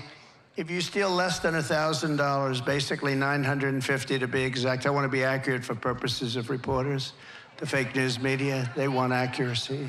They don't have to be accurate, but we have to be accurate. But if you steal less than $950, they basically leave you alone. So I have guys going in robbing stores with a calculator. Let's see, this is $100. Did you know this? This is not going to happen in North Carolina, I don't think, is it? Let's see, that's 100, that's $59. Bing, bing, bing, bing. Stop. But we don't want to go over $950. They walk out with it. Nobody does a thing. Starting the moment I lift my hand from the Bible after taking the oath of office, I will move to restore America to maximum strength and return the world to peace. We're going to return the world to peace. And mostly I can do it with a telephone call. You know, we don't have to send troops. I can do it with a telephone call. You go to war with another country that's friendly to us or even not friendly to us. You're not going to do business in the United States, and we're going to charge you 100% tariffs. And all of a sudden, the president or prime minister or dictator or whoever the hell is running the country says to me, sir, we won't go to war. I talked this world out of a lot of wars with telephone calls. I don't have to send in the troops. One of my most urgent priorities will be to quickly rebuild the readiness and spirit of the United States Armed Forces. And we had it built. We rebuilt it. We rebuilt the whole military, but it was decimated under this group of stupid people. You know, we had so much. When I came in, we had no ammunition. Did you know that? Remember? I used to talk about it. And I said, if it's true, which it was, why would you say that? We had people on television. Well, the United States has no ammunition. You know, some things you just keep to yourself, right? Do you remember I used to, from North Carolina, do you remember I used to talk about that all the time? Those are my best witnesses, those ladies. There's about 40 of them. They're all over the place. And they're always perfectly coiffed and perfectly dressed. They're beautiful and they're great. But no, I used to talk all the time. If you have no bullets, I can ask this group of leaders, you don't talk about it. But you get the bullets really fast, right? So within a year, I had so much that our warehouses were stocked to the gills. We never had so much. I bought so much, missiles, everything. I rebuilt our military, but that's been all dissipated now again because we give it away to everybody. And for nothing. I mean, they don't do anything for us. We don't get anything. We don't even get a pledge that we'll pay you back someday if we have the money. How about that? Pay you back someday if we have the money. You know, I sponsor athletes sometimes. If I see somebody that I like in sports, I sponsor some golfers. Usually doesn't typically work out. I don't know if you know, it's like a 5,000 to 1 shot. But I'm good at that stuff and I can see talent. And I'll give them a few $1,000s, I'll give them $50,000. I'll say, you know, you're really good. You could make it. Why aren't you trying out for the tour? Sir, I have no money. I have to give lessons. I have no money. He said, you're too good to give lessons. You can be a tour player. I said, I don't have any money. I say, here's $50,000. And here's the deal. If you do well, you pay me back with no interest. Just good luck. If you don't do well, which you probably won't, because it's very hard, they say the worst is a boxer. If you sponsor a boxer, they're all great, they're winning all their fights, and then they turn professional, and they go in, and this goes with the UFC, run by Dana White, one of the greats of all time, which has really taken over for boxing. But it's the same thing, and people sponsor people, and they get what they get. But the worst is that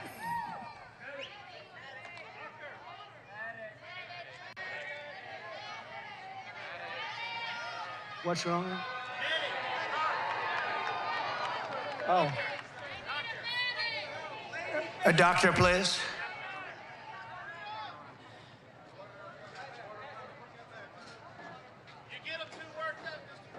It is very hot here, I noticed. It's very hot. And a lot of the people waited for days to get here, so I understand it. Take your time, doctor. Take your time. Thank you.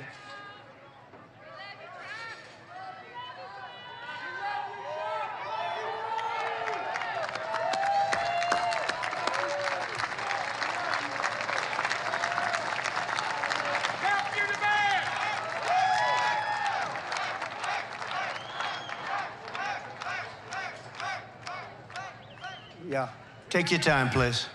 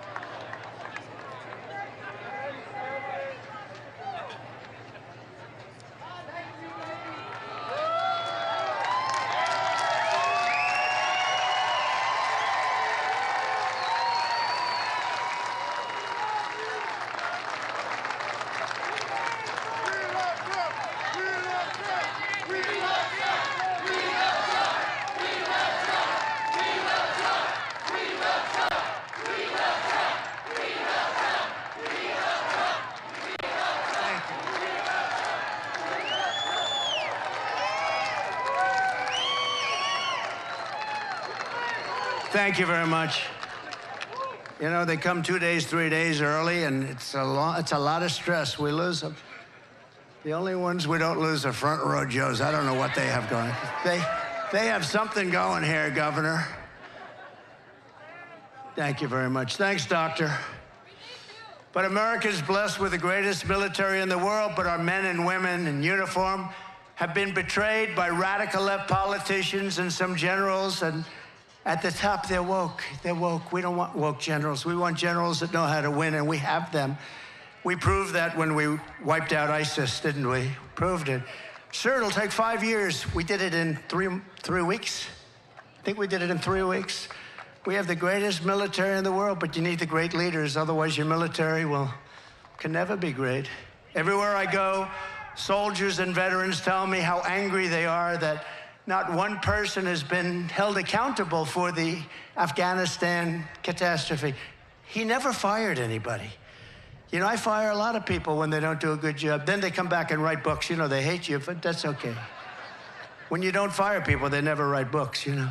But I fired a lot of people. I wasn't happy with their service. I wasn't happy with the job they did. I fire them. I let them go. I mean, I'm working for you. I'm not doing this for myself. But when you fire them, they always come back with something. And now nobody's ever been in the position where, you know, they get offered all sorts of money from the fake news and everything else, and fame. We're going to make you famous. All you have to do is make up some stories about Trump. But people don't seem to care. It's phony stuff, phony, horrible. They're lightweights. They're terrible people. You know, when I came, don't forget, I didn't know anybody in Washington. I'm president of the United States. I'm going down Pennsylvania Avenue with the biggest load of military and police and motorcycles and everything you've ever seen. And I didn't know anybody. I said to my wife, I don't know a lot of people, but the people I know, I got recommendations from a lot of good people, well-meaning people. Some were good. Most were great. But we had some bad ones, too. But now I know them all in Washington. I know the good ones, the weak ones, guys like this. I know the weak ones and the bad ones, General. We know the dumb ones and the smart ones, don't we? We know them all. But the voters will hold Kamala and Joe accountable for this November when I take office, and they're going to be held accountable for what they've done to this country. Right? Thank you. I will ask for the resignations of every single senior military official who touched the Afghanistan disaster. I want their resignations immediately. And I want them on the desk in the Oval Office, the Resolute desk. I want them on at 12 o'clock, Inauguration Day. Everybody involved with that disaster. When you have a disaster so stupid as that caused us such problems, you don't know what that's done to the reputation of our country, the Afghanistan disaster. This house cleaning will be a signal to the entire world and America, military, and everybody else. They want people to be held accountable for failure and incompetence. And it's just not acceptable that something like that could happen. These are fighters. They fight with broken, old, obsolete weapons and knives. We have F-16s. We have F-35s, F-32s. And we were knocking the hell out of them, just knocking the hell out of them. It was easy. But I said, what the hell are we doing this for? Let's get the hell out of there. We were getting out with such strength. They were so happy they couldn't believe it. And then these people came in, and it's horrible to even think about what happened. And countries all over the world lost respect for us because of Afghanistan. We demand success and we demand victory. We want victory from our soldiers and from everybody else. Under Comrade Kamala Harris, and I call her that because there's never been, she's a Marxist, okay? I was saying, do you think she's a Marxist or a communist? To people that really study this stuff, they weren't able to tell me. They said it could be all the way, it could be communist, but she's damn close. They said it was definitely one or the other, but they couldn't actually tell me. Was it communist or Marxist? Sir, it's one or the other. We're not sure. We'll figure it out. But under Comrade Kamala, Our military has been abused for radical social experiments. On day one, I will get critical race theory and transgender insanity the hell out of our U.S. Armed Forces. We're taking it out.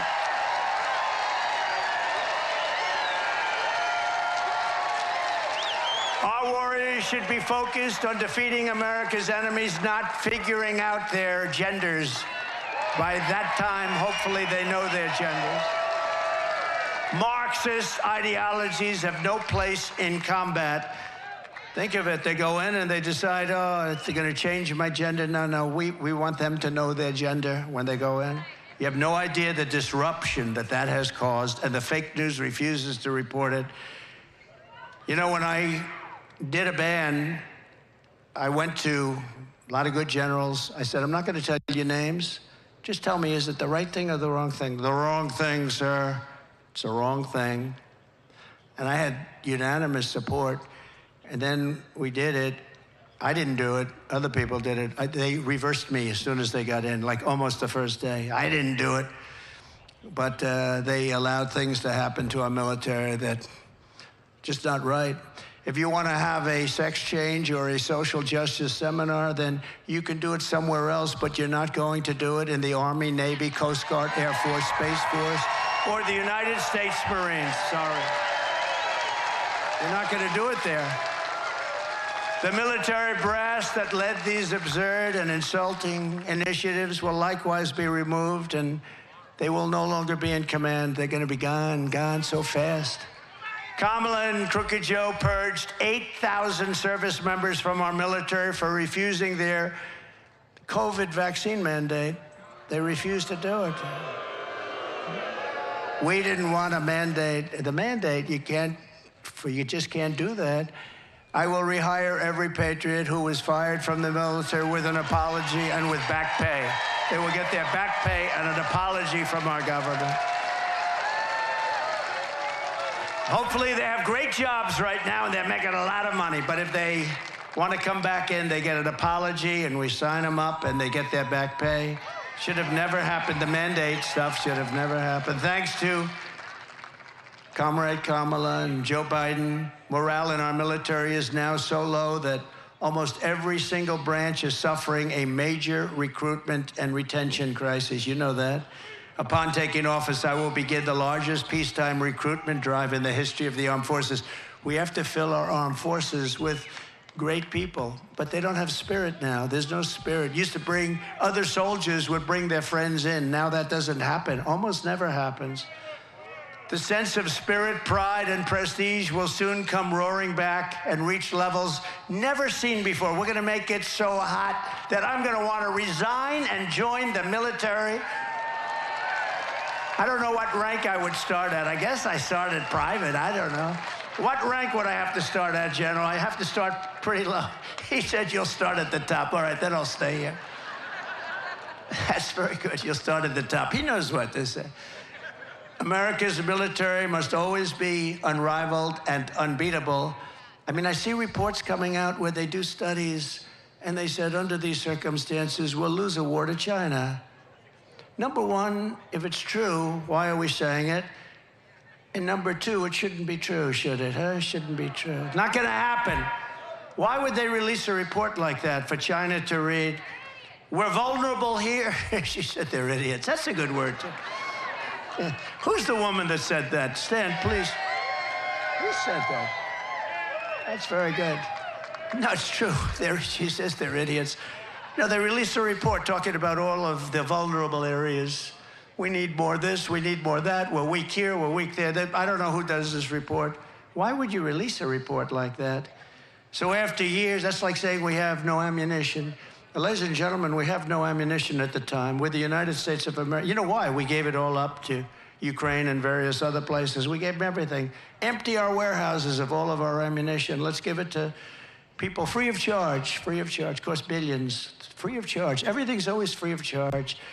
So after years of horrific depletion with the comrade sending our missiles and airplanes, ammunition to other countries, I will make a historic investment in rebuilding the U.S. Armed Forces. I did that once before.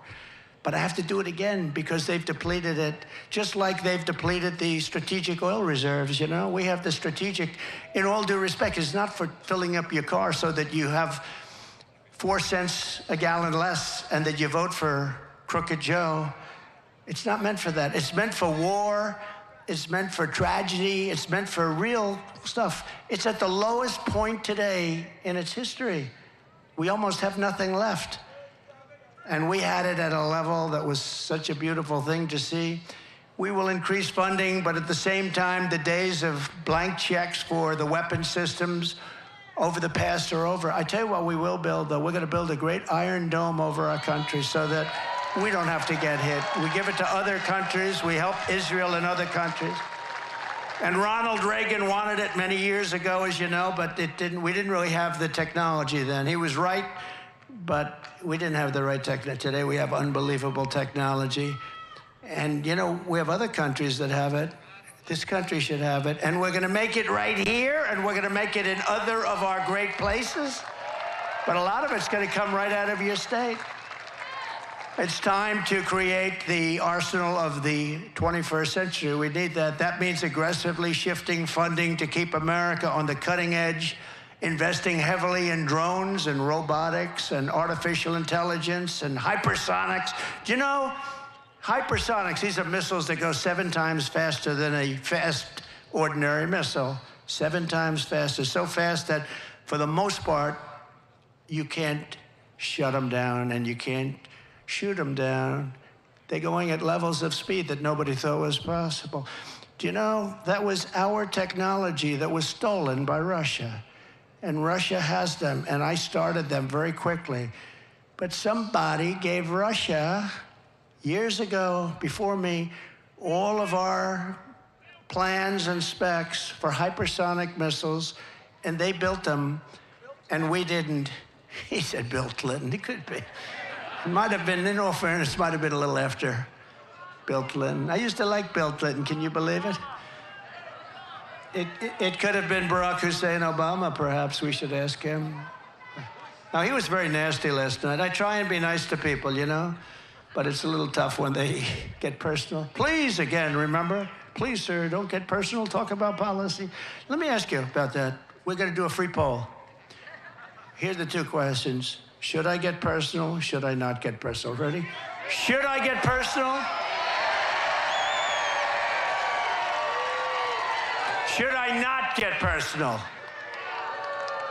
I don't know. My advisors are fired.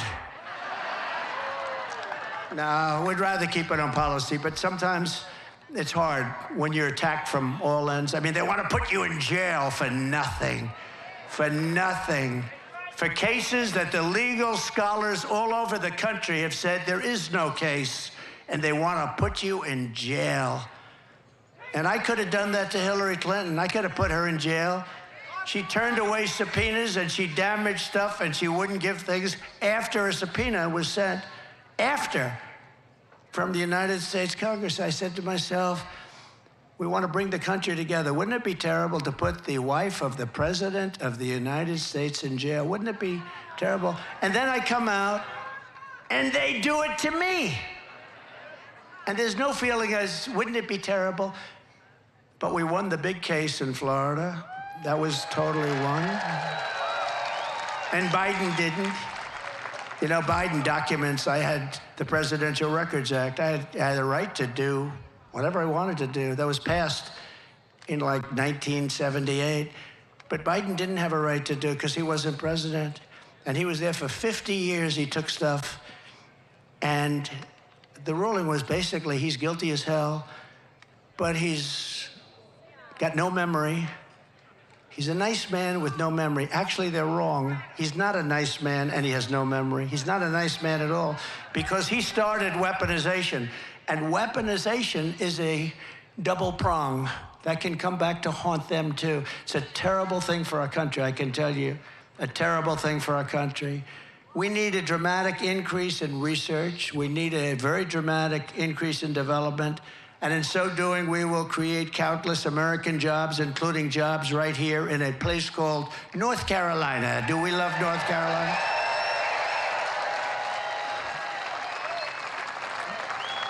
Laura Trump is from North Carolina. She named her daughter Carolina, the wife of Eric. I now say that he's the husband of Laura. We changed it. He's great. He's great, and it's a great couple, but she loves this place. She just loves it. She's here all the time. And, you know, she comes and we love her too. She's amazing. She's got a great talent, and she, along with Michael Watley, are running the Republican National Committee and doing a great job.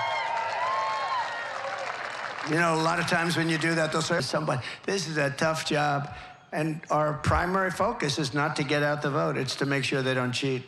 Because we have all the votes you need. You can see it. Every house along the way has signs. Trump, Trump, Trump, Trump Vance, Trump Vance. And by the way, Vance is doing a great job. Vance is doing a great job. Look at that beautiful red Vance. No, but these signs are all over the place. I see it everywhere, no matter where. In Florida, they're all over. Because people want to see common sense. You know, we're the party of common sense. It's not conservative, liberal. They don't want to be called liberal anymore. They want to use progressive. We're progressive. Progressive. I think liberal is more appropriate. Progressive is such a beautiful word, right? You know, it's progressive. Progressive means go forward. They don't go forward. They go backward. As we rapidly rebuild American deterrence, we will quickly restore peace and stability in our country, but all over the world. We'll make our country a much safer place. We're in grave danger of a war, a third world war, I tell you. Before I even arrive at the Oval Office, and as I said, we're going to do things that are going to be shocking to people. But what I'm going to do more than anything else, I'm going to get things in line, and we're going to prevent that World War III. And if you look at what's going on with Ukraine and Russia, if you look at it now, there's an incursion into Russia. Then there'll be another incursion the other way. Then there'll be, and then all of a sudden, bad things will start to happen. They're already starting. By contrast, if Comrade Kamala wins this November, World War III is virtually guaranteed to happen. Everything she touches, she destroys. Everything that she's touched, you look at her life. She was district attorney in San Francisco. The place went to hell. It's the best city in the world, probably 15, 18 years ago, 20 years ago. Maybe in the whole world, it was one of the best cities in the world. Then she becomes the Attorney General of the state of California. That place went to hell. It was helped by Gavin Newsom.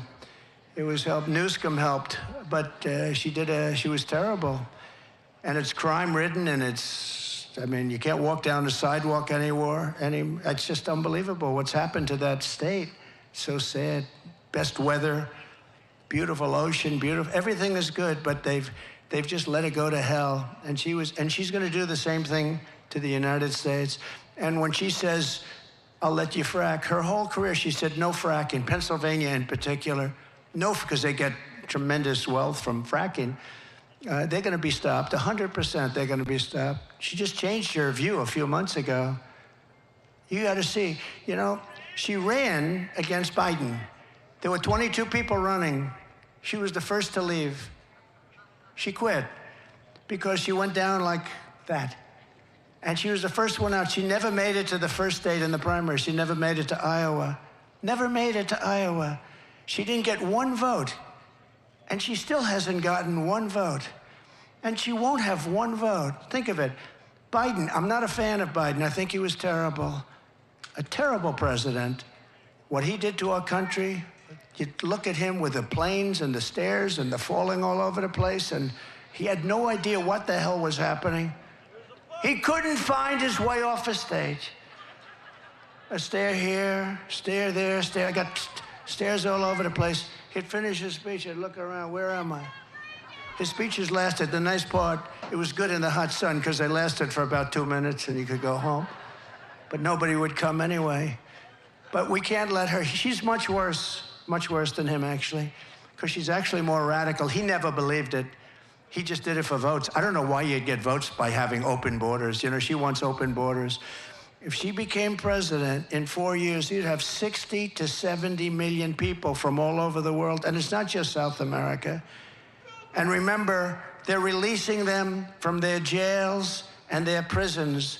They're coming out of jails and prisons and mental institutions and insane asylums. Then we have hundreds and probably thousands of terrorists that have come into our country. We probably have a few here. Welcome, welcome. But we probably have a few here. And she's all for it. And now she's saying, and you see what she's saying, well, the wall was largely built. We were adding space onto the wall. We built hundreds of miles of wall. I actually took it because Congress gave us a hard time and the Democrats were brutal. We had 11 lawsuits and we won all 11, but I took it out of the military. I called it an invasion of our country. It was an invasion.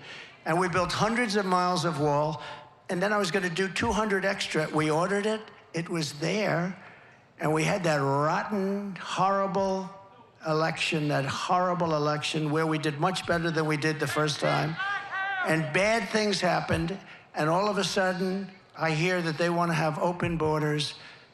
And I thought they were kidding. Who the hell wants open borders? And then they said, we'll give you health care. You know, now they're saying all about how they're getting tough on the borders and how they were tough, except they have a couple of problems. Do you know that we flew in 1 million people, airplanes, over the top of the border, beautiful airplanes. They're flying them in. If you want to stop people, you're not flying them in on airplanes and many other things. No, they wanted open borders, and we have a country that's loaded up with many, many criminals right now, of the worst. They emptied their jails. They emptied their jails and prisons. They emptied their mental institutions into our country, largely. Now, they're continuing to do it. But if you look at many of these countries that we're talking about, frankly, who can blame them? They're dropping their prisoners into the United States of America. They're dropping all of these people into the United States, including their mental institution people. Any terrorist they have, they're dropping them into the United States. We're taking hundreds of thousands of people that were in jail for murder. You take a look at Venezuela, their jails are half. And I'm surprised half, because frankly, I would have worked faster than that if I were running it. I would have had all of them out of there by now. They go to Caracas, they take all their gang members, all of their killers, their murderers, their drug dealers, they take them and they're putting them into the United States, and their crime is down 72%. In fact, next time what we'll do, instead of North Carolina, we'll have our next little gathering in Venezuela, because it will be much safer than being in our country. If these people win, you're not going to have any meetings, you're not going to have anything. There'll be chaos in our country. And we just can't let it happen. We can't let it happen. We can't let it happen. Remember, when Biden sent Kamala to Europe to stop the war in Ukraine, she met with Putin, and then 3 days later, he attacked. How did she do? You think she did a good job? She met with Putin to tell him don't do it, and 3 days later, he attacked. That's when the attack started. Did you know that, General? Should have sent you. But over 500,000, they say, are dead or wounded, but it's a much higher number than that.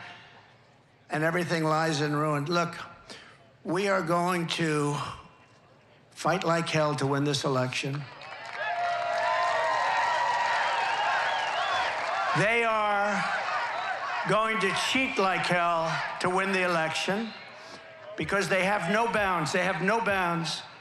I've said to some Republicans once, in a place called Philadelphia, which I love. I went to school in Philadelphia, but it's suffering tremendously, like Chicago, like every Democrat-run city is suffering. But I said, like, why do we allow them to do it? Do Republicans do what they do with the stuffing the boxes, with all of the different things they do? Sir, we're proud Americans. And that's really the right thing to say.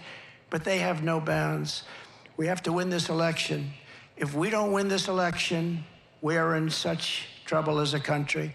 We're in trouble right now, but you have the right guy to straighten it out. I'll get it straightened out. I'll get it straightened out fast. We're going to have peace through strength all over the world, like we had just a short while ago. And I just want to say, closing, it's an honor to have served for 4 years. I wish we didn't have this break. The only thing good about the break is it shows how bad it can get, because we've never had a country that's been in shape like this country is in right now. We have squalor in our streets.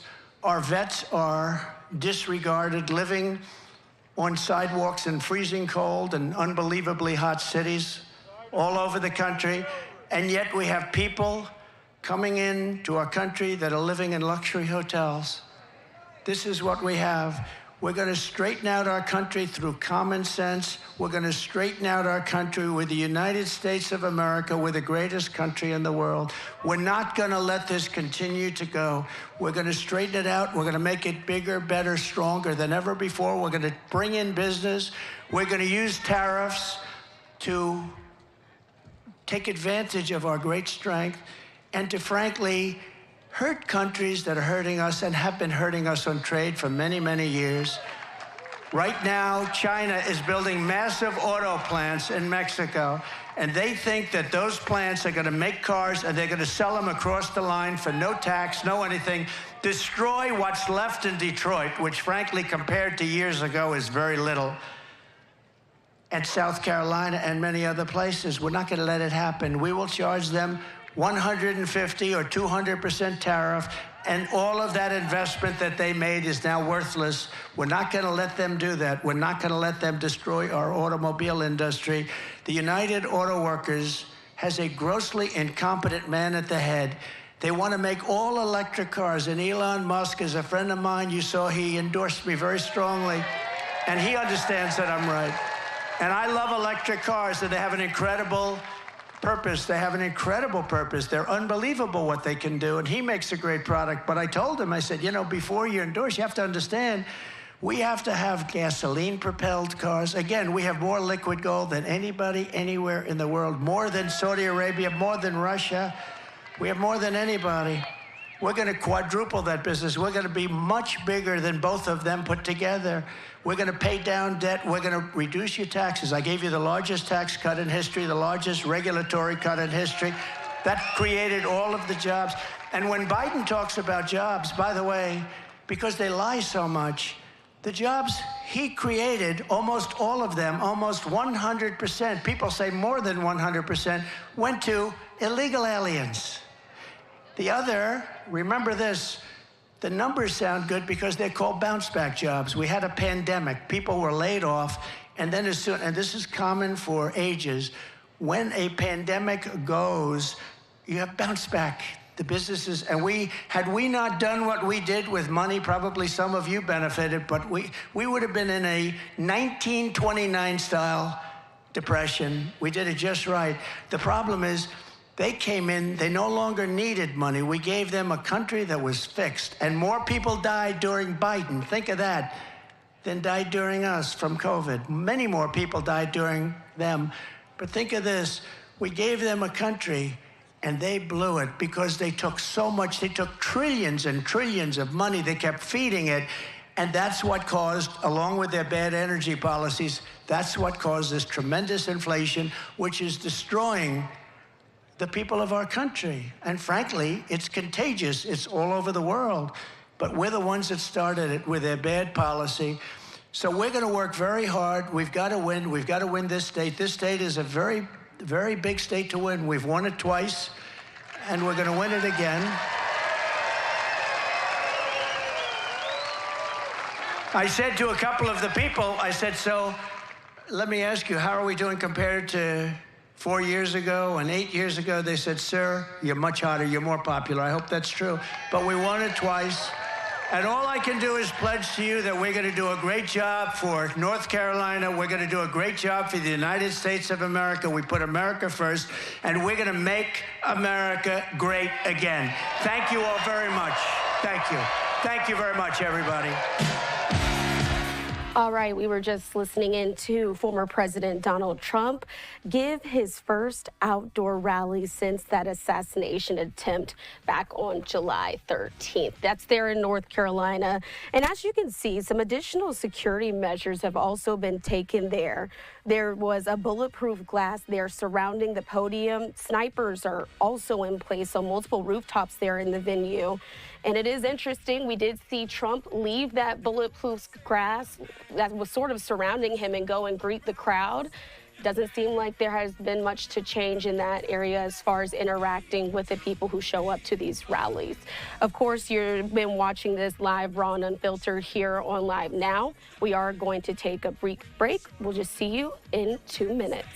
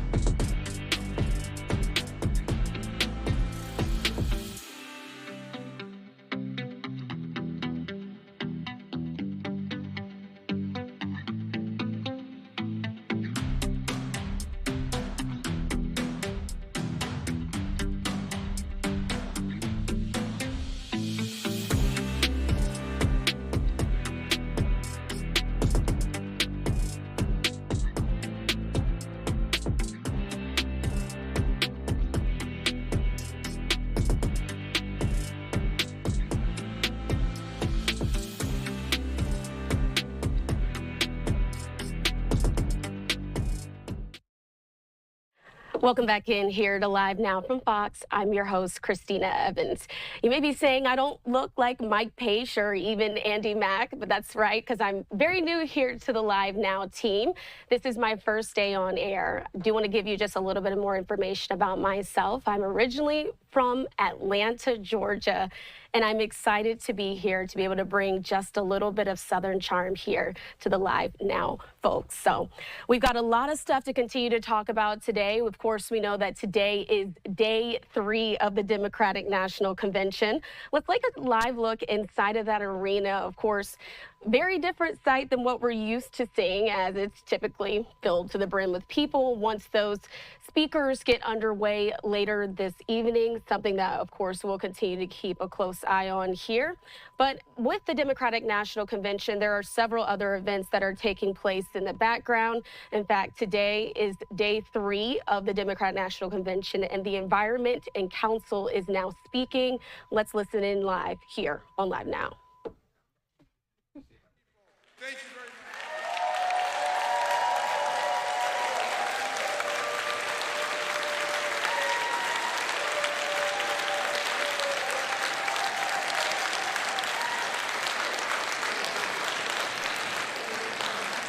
Well, as a former English teacher, I definitely enjoyed that part of the speech and all of it. That was amazing. Thank you so, so much, Congressman Raskin.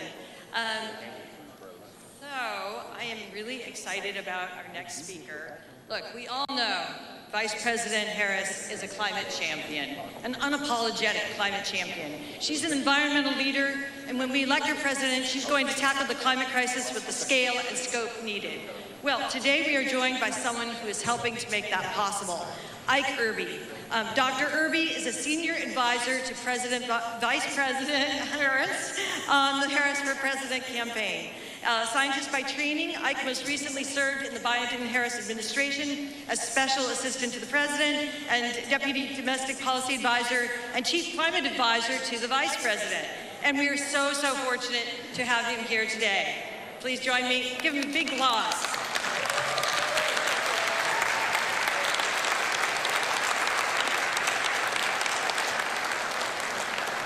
Hi, everyone.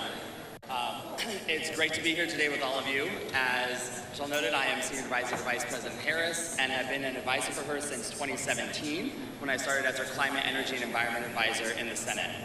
It's so good to be here at the DNC convention in a room full of people committed to a future where clean air and clean water are a right for all and not just those who can afford it. A future where we build an opportunity economy that lifts all communities and powers the dreams, ambitions, and aspirations of all Americans. Vice President Harris and Governor Tim Walz are committed to bold action to build a clean energy economy, create good jobs, ensure America's energy security, reduce emissions, protect public health, support communities in the face of climate disasters, and hold polluters accountable. As District Attorney, Vice President Harris established one of the first environmental justice units in the nation. As Attorney General, she won millions in settlements against big oil and fought alongside communities simply calling for cleaner air. As Senator, she held the Trump administration to account for dismantling our environmental and public health protections, and as Vice President, she cast the tie-breaking vote to pass the largest investment in climate action in history.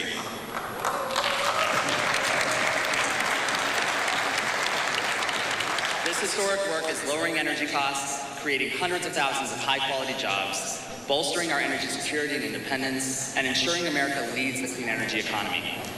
Over the last 3 years, Vice President Harris has worked alongside President Biden to expand protections for public lands, make historic investments in clean water, clean transportation, and resilience, advance environmental justice, and harness the power of America's future leaders by establishing the American Climate Corps. Vice President Harris and Governor Walz are fully committed to building upon this progress. What I want to share with you today is a glimpse behind the scenes at how Vice President Harris approaches and thinks about these issues.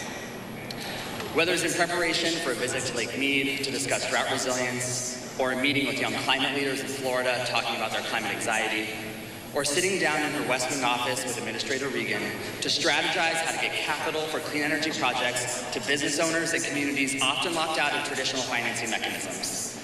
The Vice President, in every briefing, in every discussion, and in every decision, is intentional about asking how our policies will impact individuals and then taking the next step of asking who we have not thought about, who is not in the room or at the table, or even aware that this discussion is happening at all.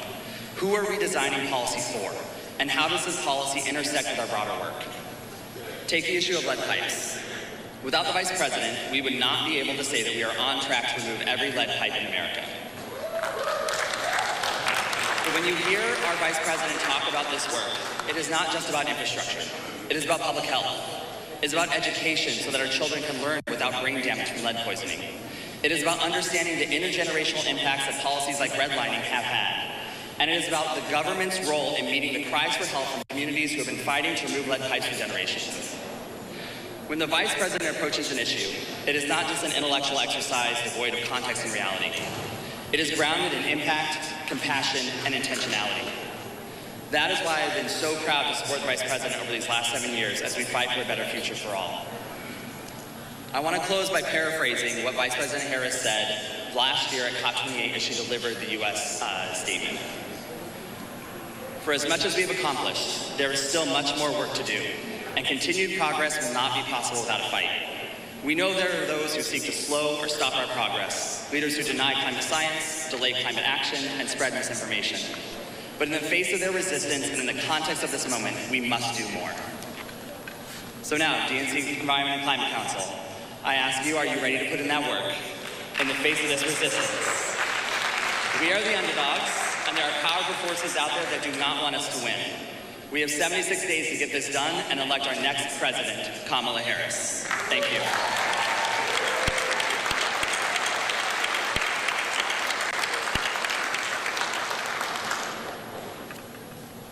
All right, we've been listening into DNC Day 3. The Environment and Climate Council has been having a meeting there talking about all the things that they plan to do going forward. We are going to take a quick break. Stay with us right here on Live Now.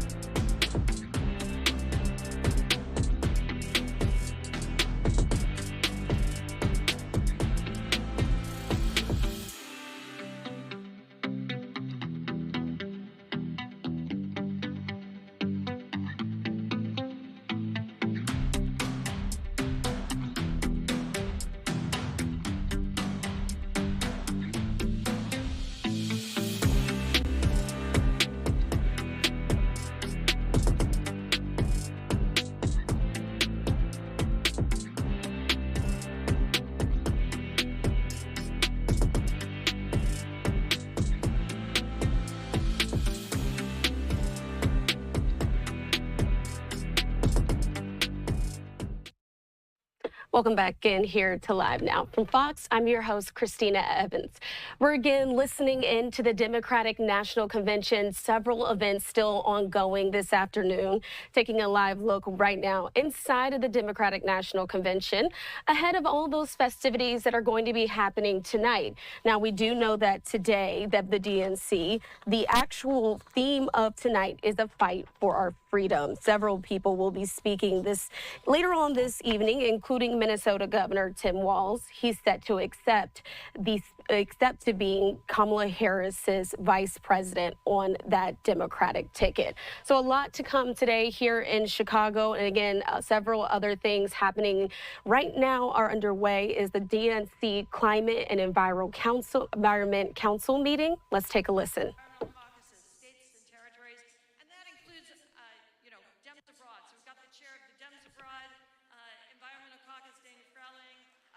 Democratic Environmental Caucus, Rob Hogue is here.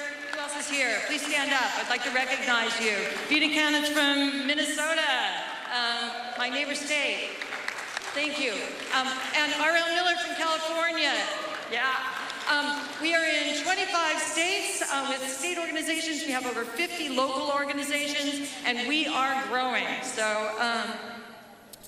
I am really proud to be working with this growing coalition. And I also want to thank the staff and volunteers who've made this day possible. Tyleek McMillan over there, and Maggie Van Heenst is here for Tyleek. And for Maggie, she's watching. The council launched in 2020 to elevate and empower those most impacted by the climate crisis, along with environmental leaders and activists in all 57 states and territories, and to further the party's commitment to protect our environment and tackle the climate crisis, and to elect Democrats. Because the Democratic Party is the party of climate solutions. In 2023, we held or participated in more than 35 events from DC to Minnesota, from Pennsylvania to Michigan to Alaska, including state Democratic Party environmental meetings, events at the White House and the Vice President's residence, and packed enthusiastic meetings like this one in St. Louis. Anyone here from Missouri? You hosted a really great DNC meeting. Thank you. And in 2024, we are doubling down. We've held more than 30 events already, co-sponsored a presidential campaign fundraiser, and continue our advocacy to end fossil fuel subsidies, because no reason we should be subsidizing, folks that are using our skies as open sewers. So we held our third annual Netroots Nation panel, a conversation about how to engage younger voters on climate. And this election year, we continue to tour the country in person and virtually, holding events in red states, blue states, purple states, I don't know any other colors. Is Alaska a white state or snowy state? So climate is on the ballot in 2024 in every election. And a significant part of our work is organized by these state Democratic Party environmental caucuses that we've had some of the representatives, some of the leaders stood up. And it's Democratic Environmental Network. We affectionately call it DEN for short. And you can see here the states that we're in, the states we're organizing, and the national organizations. Really proud that recent launches have been in Iowa, in DC. High school Democrats have an environmental caucus, which is really awesome. Yeah, a way to get involved from the beginning about an issue they care deeply about. During our Earth Month 2024 mobilization, we supported and publicized more than 30 Democratic environmental events across the country. Our distributed events map, you should go to our website, dncclimate.org, and bookmark it. It provides support for Democratic climate events, outreach to drive visibility and attendance. We're glad to post yours. We're glad to do outreach to support it. Your events. We offer messaging assistance to state groups and parties to help win on climate. So again, please sign up now. Go to dncclimate.org and if you are interested in getting the slides that will be presented later on climate messaging and polling, you sign up for our newsletter, you will get them. We don't do fundraising, so just really great newsletters a couple times a month. And please connect with us on social media as well. So I could not be more thrilled now to introduce someone who has been such an important leader for all of us. And I'm going to find the slide. There we go. Wondering, who is it? You have to see where I stop on the slides. Oh, there we go. Anyone from Oregon here? Yeah. Yeah, so I'm absolutely, whoops. Okay, well, do you want to come up and find the slide? Yeah, just slide. Okay. We're going to go back to the end, sorry. This is for the sake of those who are online or watching with closed captions. It's just really important to get that right when we can. So, apologies. So, Senator Merkley was raised in a union family in Oregon. First in his family to graduate from college, he lives in the blue-collar neighborhood that he grew up in. But he sees opportunity for working Americans slipping away as the powerful rig America's politics and economy. He fights for people who need a chance. He's about justice. He's about equity. He is leading fights to protect voting rights, kick hedge funds out of the housing market, secure fairer drug prices, reform the filibuster, and hold corporate polluters accountable. And every day, he takes on the powerful, trying to and working hard to create a better future for us all. And I'm so glad to welcome Senator Merkley.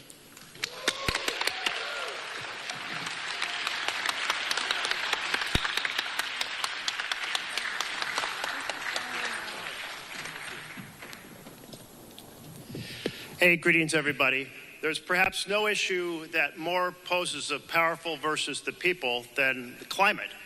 And so I thought, because we're doing 4-minute increments here, I would just share 2 positive things and 5 hard facts that we're going to have to overcome if we tackle climate change. And I can tell you I've been immersed in this fight for now 26 years, 10 years in the Oregon legislature, 16 years in the U.S. Senate. There's nothing easy about that. But let's take out a couple of positive things. The first is that the United States has cut its carbon emissions by 20% since 2005. There aren't that many favorable things, so let's just say thank you, this is good. The second thing is that we did pass the IRA, has a whole series of ways to promote renewable energy and to convert the use of energy from fossil vehicles and fossil heating to renewable vehicles, renewable heating, and that's positive. So that's good. IRA, a big victory. My third positive thing is that the formula for tackling climate change is not that complicated.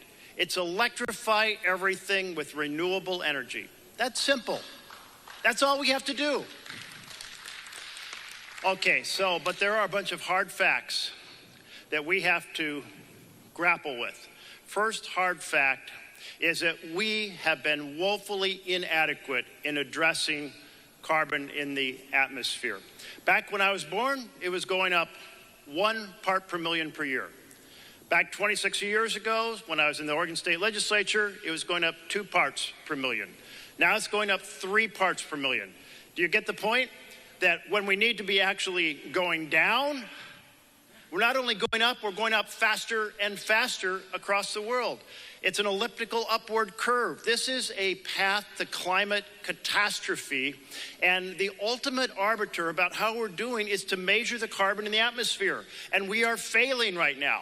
So that's the hard fact, that we have been operating in a woefully inadequate way as humanity. Second of all, anytime you hear the words all of the above, you're part of the problem. Now, folks like to say, well, if we just produce more renewables and a few more electric cars and a few more heat pumps, won't this solve the problem? The answer is no.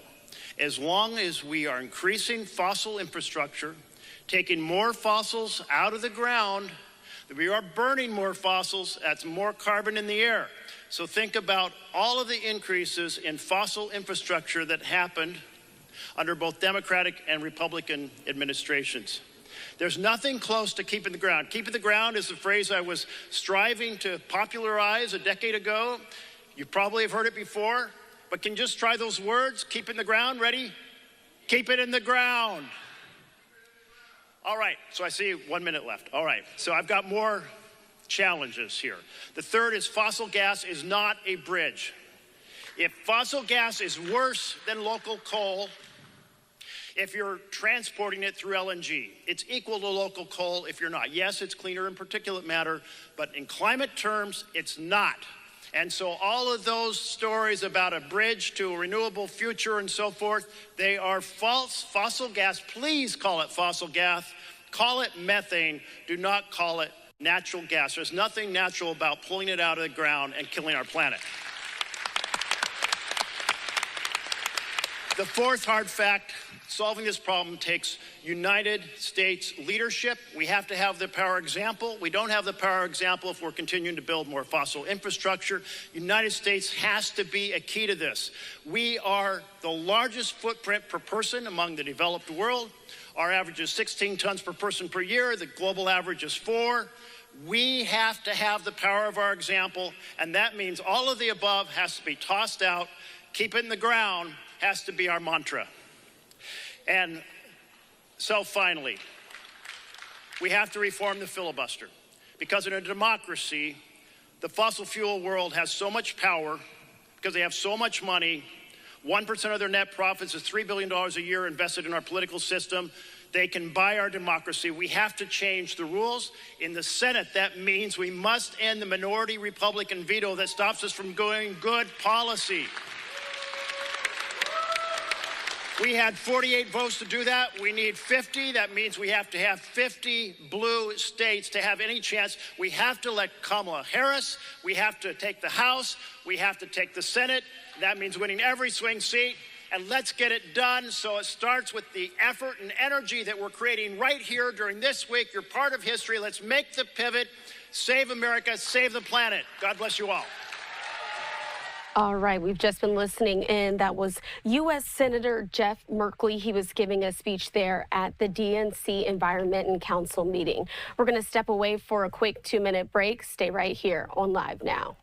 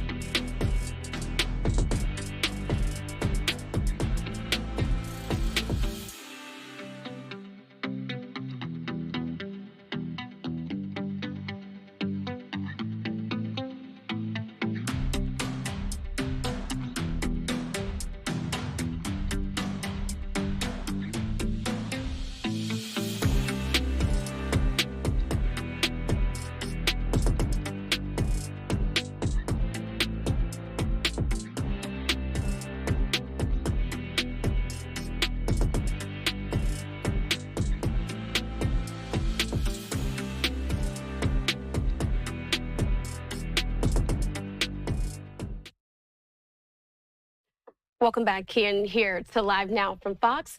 I'm your host, Christina Evans. Again, we are keeping up with all things DNC today as the convention is now in its third day. In fact, we want to show you a live look now at some other events that are also ongoing at this time. We do know that the Youth Fest Council is getting ready to get underway there in Chicago. This is brought to you by the University of Chicago Institute of Politics.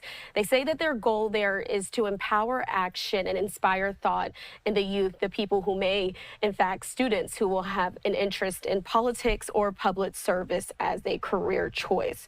Of course, we've also been listening into this afternoon the DNC Climate and Environmental Council.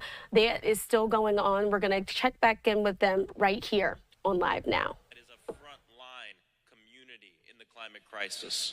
Many of you know right now the water surrounding the state of Florida is the temperature of a hot tub. That hot water is fuel for hurricanes. Hurricanes now are lasting longer, creating more destruction, killing more people, and displacing more people. My district of Orlando, Florida, received hundreds of thousands of people from the island of Puerto Rico. After Hurricane Maria, those folks had to move to Florida. Those folks are the largest group of climate refugees to move to this country. Not just that, but extreme heat is killing more people than ever before. We are experiencing some of the hottest, not just summers, we used to just as hot as summers, hottest time periods that we ever have. Did you know that extreme heat is killing more people than hurricanes and tornadoes combined? I'm grateful to Secretary of Labor Julie Su. They're right now involved in a rulemaking process to provide complete federal preemption of all of these damn states like Florida that took away the heat protections. Can you believe that in the state of Florida? Yeah. Can you believe that in the state of Florida right now, they passed a law that said that these companies or that said that cities cannot institute heat protections for their workers? A damn bottle of water, shade. What I would say is the minimum you need to do as an employer to protect your workers because of the failure and inaction of politicians to get the climate crisis under wraps. But I'll tell you, because all of this is going on in my state right now, for the first time, there are people I've never met before, people that I disagree with on a lot of things that are coming out of the woodwork, coming up to me, coming up to organizations and saying, Maxwell, I'm a conservative, but I'm a business owner. And these hurricanes are hurting my wallet. What can we do about the climate crisis? I mean, it's a damn shame it takes hitting your wallet to care about the existential threat of humanity. But I want to end with this. More people are joining this movement right now because the climate crisis isn't coming, it is here. And we got to make sure we're ready as a movement to bring these folks in, to broaden this coalition. And so my ask of everyone here is, as we go back to our homes on Friday, let's go out in our communities. Let's go into these marginalized communities filled with workers who are working in these hot suns and this extreme weather. Bring them into this movement so we can tell the true story of this country and how we must come together to save this planet and to save humanity. Does that sound good, y'all? All right. Well, hey, thank you so much. It's good to be here. God bless you. And let's save this planet. Thank you. All right, we were just listening in. That was Representative Maxwell Frost. He's a Democrat out of Florida. He's actually the first Gen Z member of U.S. Congress. He was speaking there at the Environment and Council meeting. All right, we're going to take a step away for our final 2-minute break of the hour. Stay with us here on Live Now.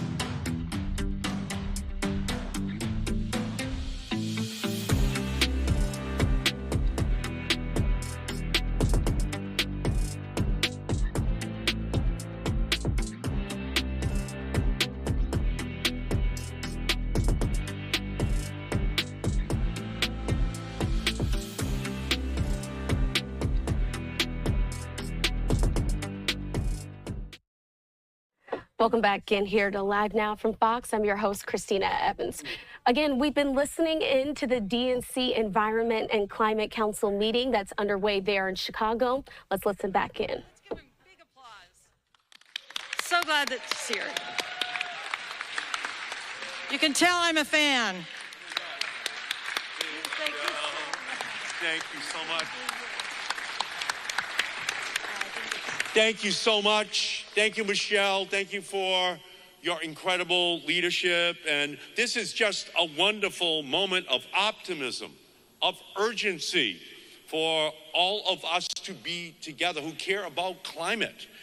Move over solar, move over wind, because this gathering today is the greatest renewable energy, renewable political resource we have in the country in 2024, because this gathering is going to mobilize to save our planet.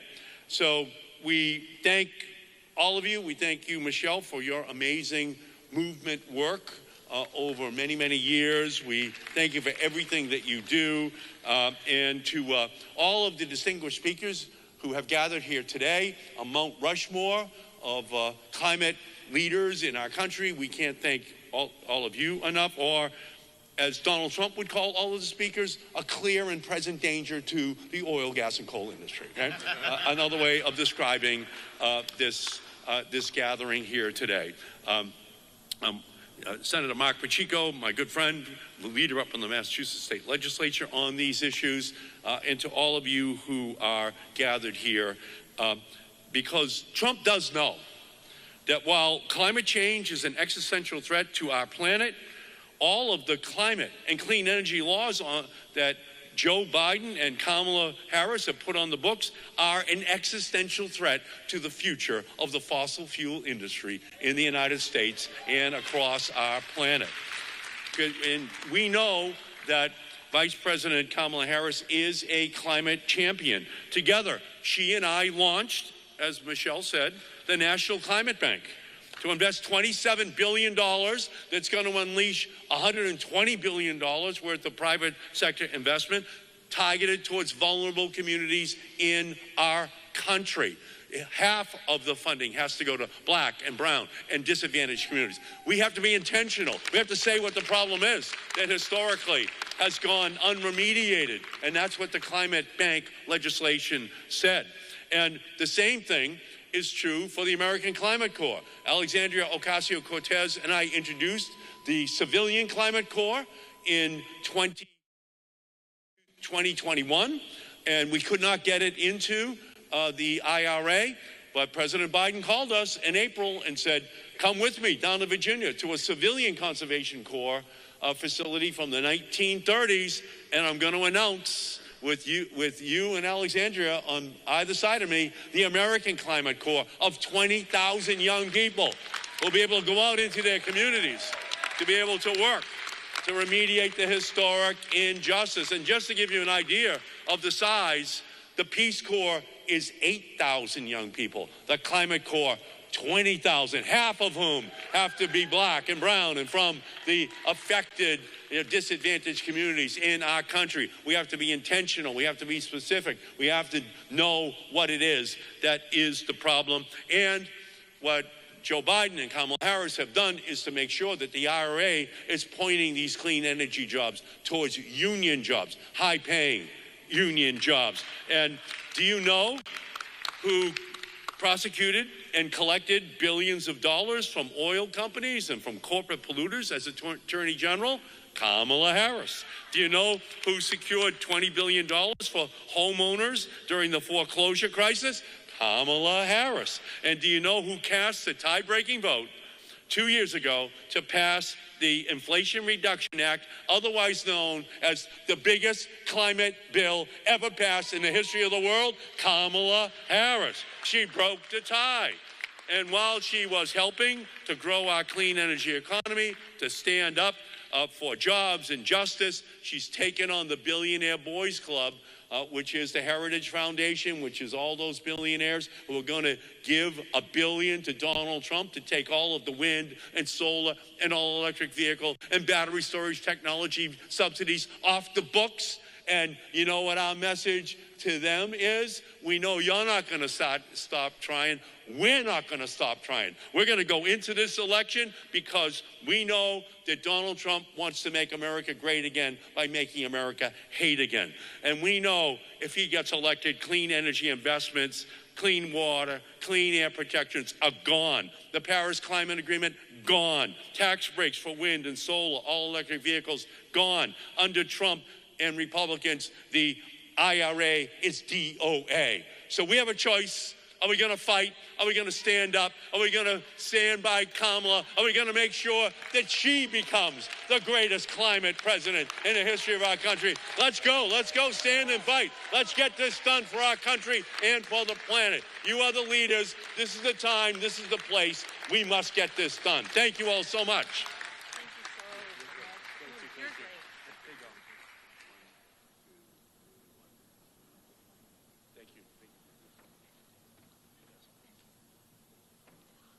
Wow, and so much more that's wonderful to come. You know, the father, we're going to go to a presentation, a data presentation in just a minute on new polling.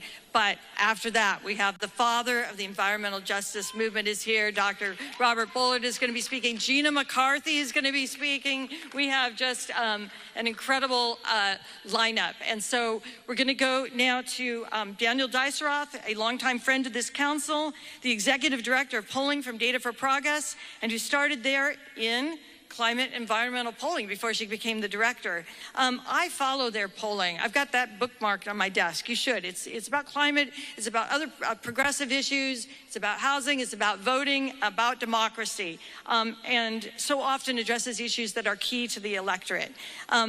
So few people have done more to understand how our issue, climate and environmental justice, is a voting issue than Danielle. And every time she speaks, I learn something new. Welcome, Danielle. I will bring up the slides for you. We're all over the place. Sorry.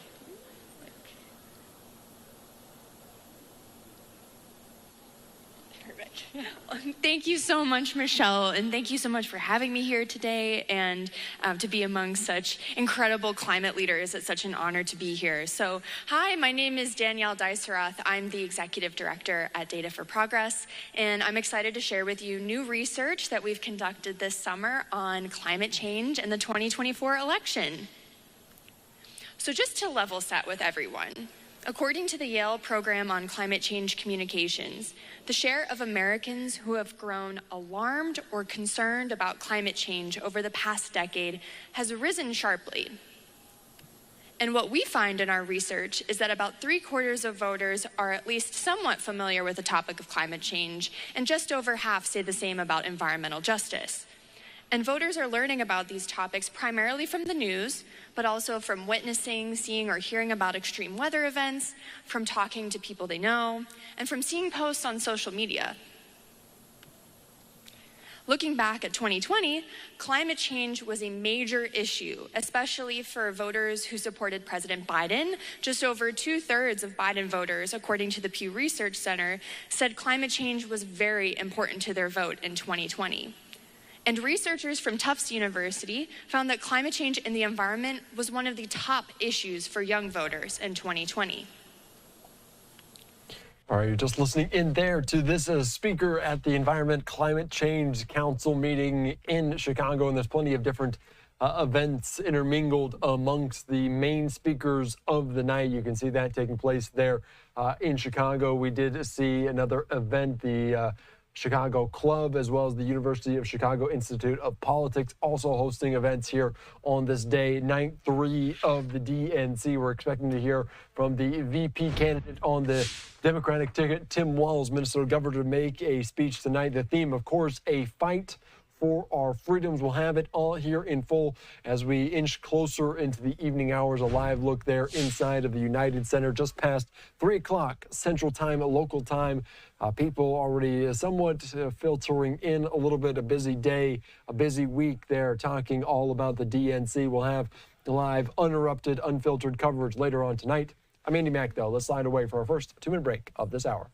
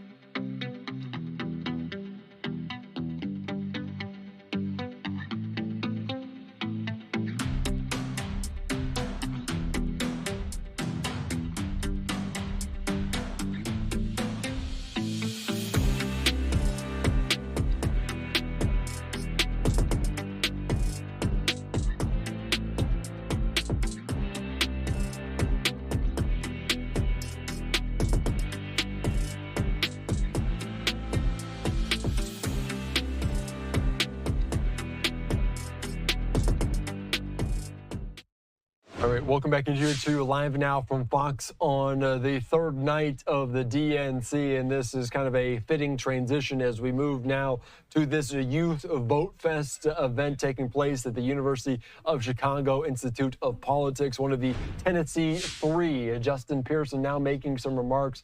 The state reps, Gloria Johnson, Justin Jones, and Justin Pearson, were dubbed the Tennessee Three after Republicans sought to expel them from their seats in the Tennessee House of Representatives following a gun control protest last year. They're set to speak at the DNC later on tonight and tomorrow. We're also expecting to hear from Buttigieg, the transportation secretary, also expected to speak at this event. Let's listen in to what he has to say on Live Now.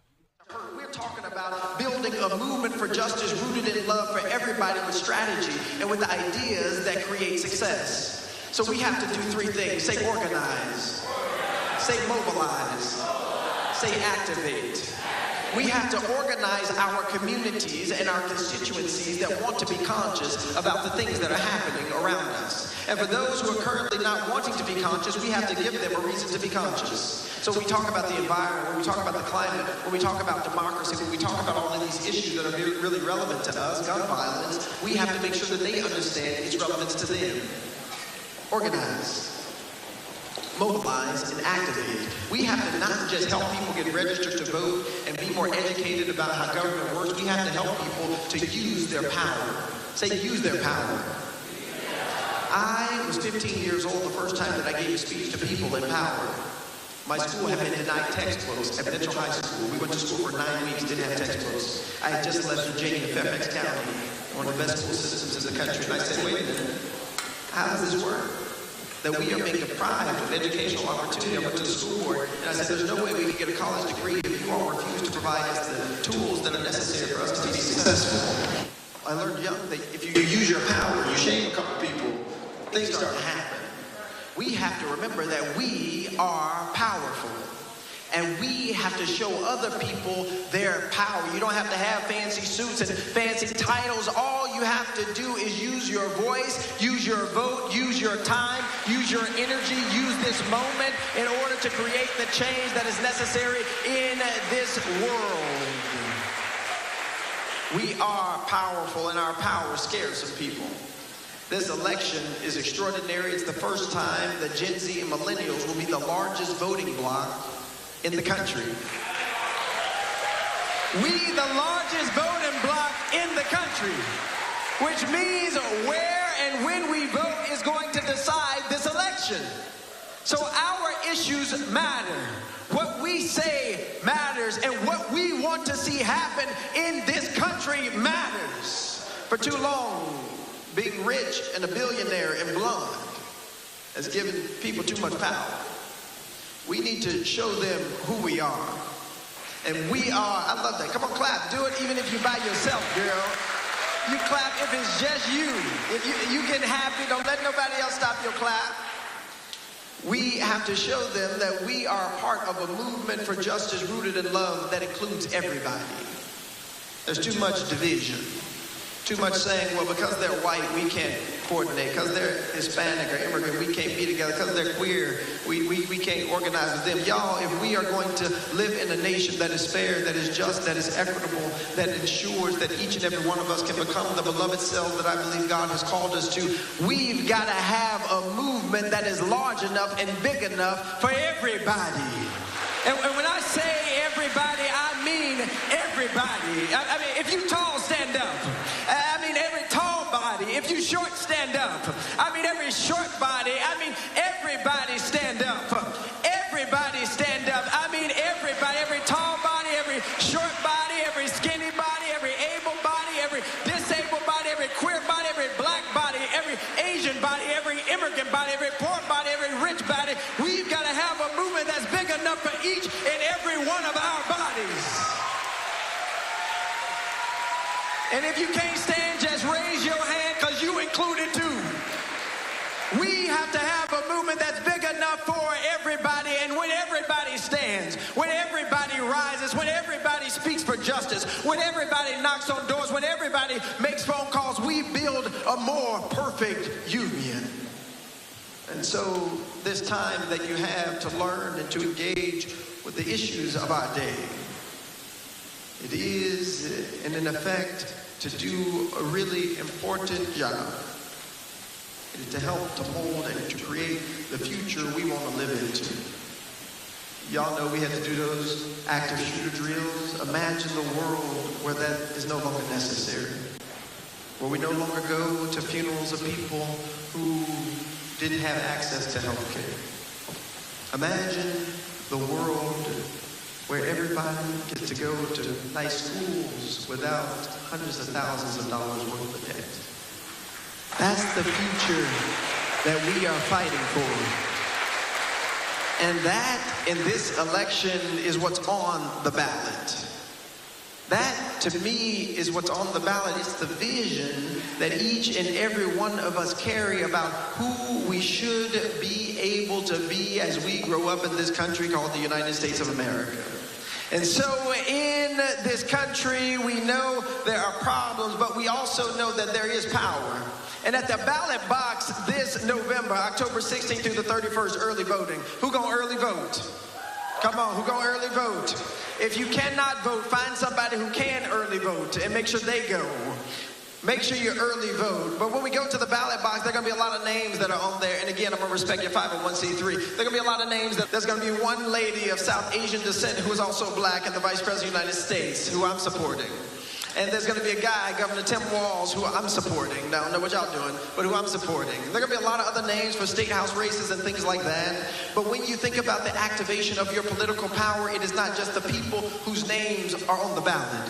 What's on the ballot is whether or not we are going to have an environment and a climate that is fair and that is just and doesn't lead to people losing their lives just because of the neighborhoods that they live in and the pollution that is being put in. And what is on the ballot is whether or not we are going to make sure that women have the right to choose in our country.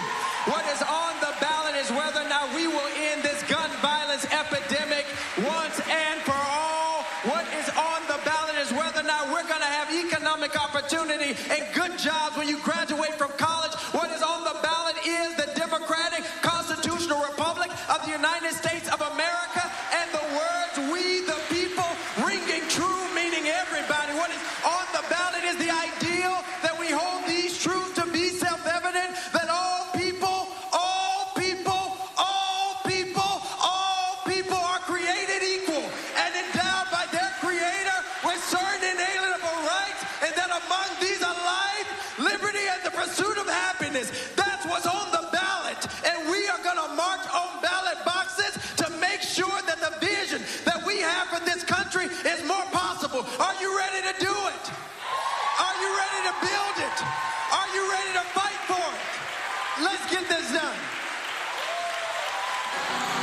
All right, you're just listening to there, Justin Pearson making these remarks, one of the Tennessee three ahead of night 3 of the DNC in Chicago, so potentially could be making remarks from the big stage in just a little bit. And we're also expecting to hear from that event, Pete Buttigieg, the transportation secretary, also expected to speak tonight from the United Center. So we'll take you out to all of that as soon as they begin. So plenty of different events throughout the day leading up to the main event later on tonight. Of course, the theme, a fight for our freedoms, and they were talking about the Tennessee 3, mentioning the gun control protest last year as House Republicans in the Tennessee State House trying to expel them from their seats following that protest in the wake of the deadly school shooting there in the Nashville area. A live look inside of the United Center here on Live Now from Fox. Night 3 coming up as they begin this programming there at the University of Chicago, the Institute of Politics. Let's line away, though, for a quick 2-minute break.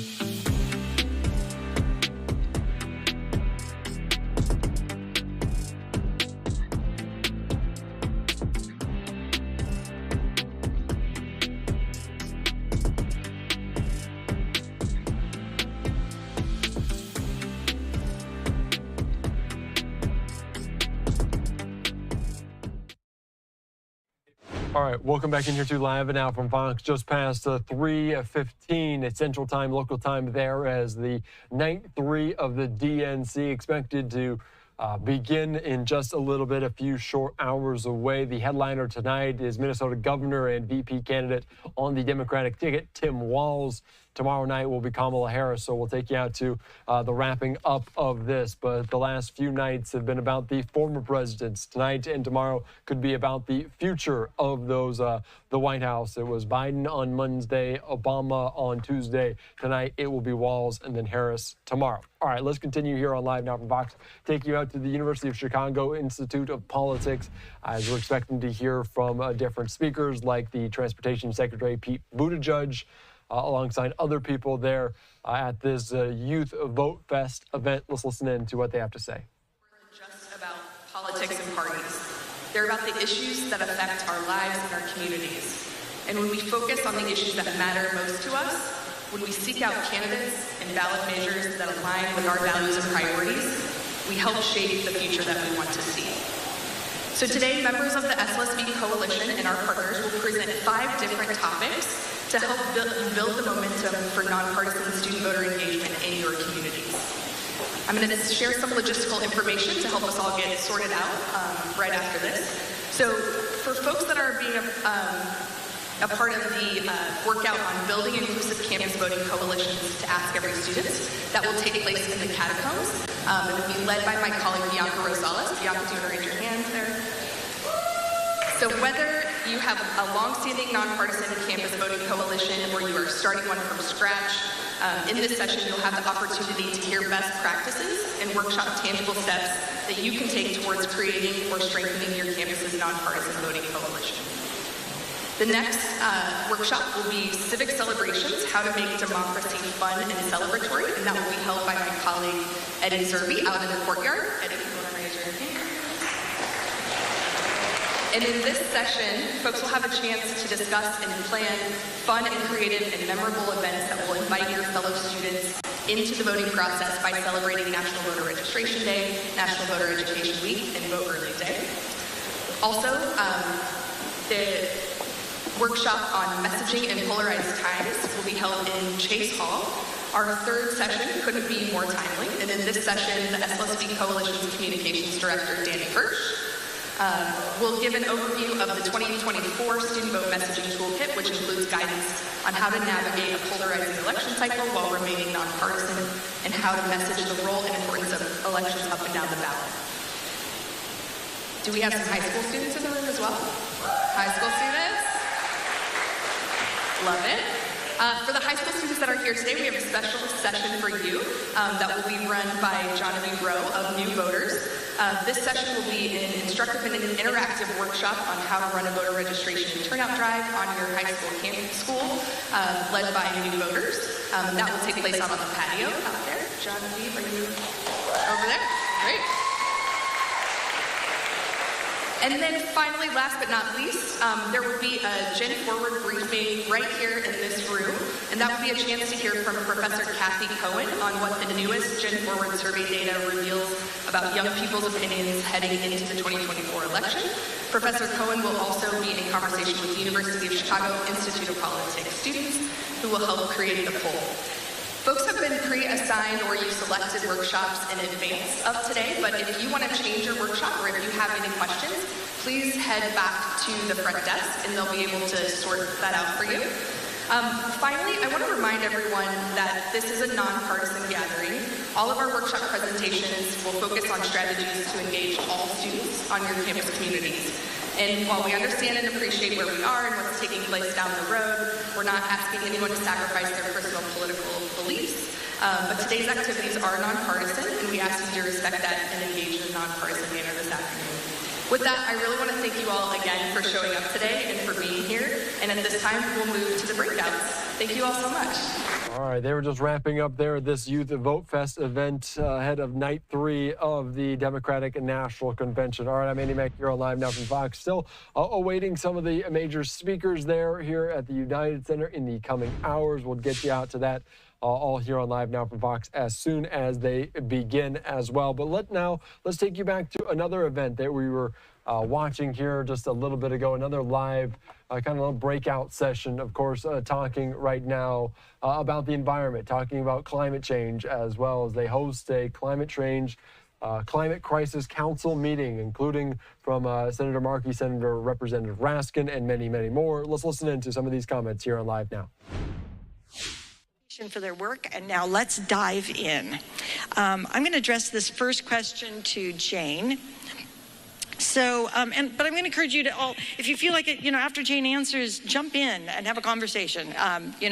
So, do you want to scoot over? Okay. Request for a slight panelist adjustment, which is good. Everyone's got a mic. Everyone's got water. We're good. We're good to go. So we know that climate and environmental justice matter to lots of voters, and it's not just young voters. So how can we use that issue to turn out the vote? Yeah, such a good question. So, first let me just thank Bill Forsey, who's in the audience. He's a Nebraska Dem, Jose Flores, and Senator McKinney, my good Nebraskans that came to visit and hear.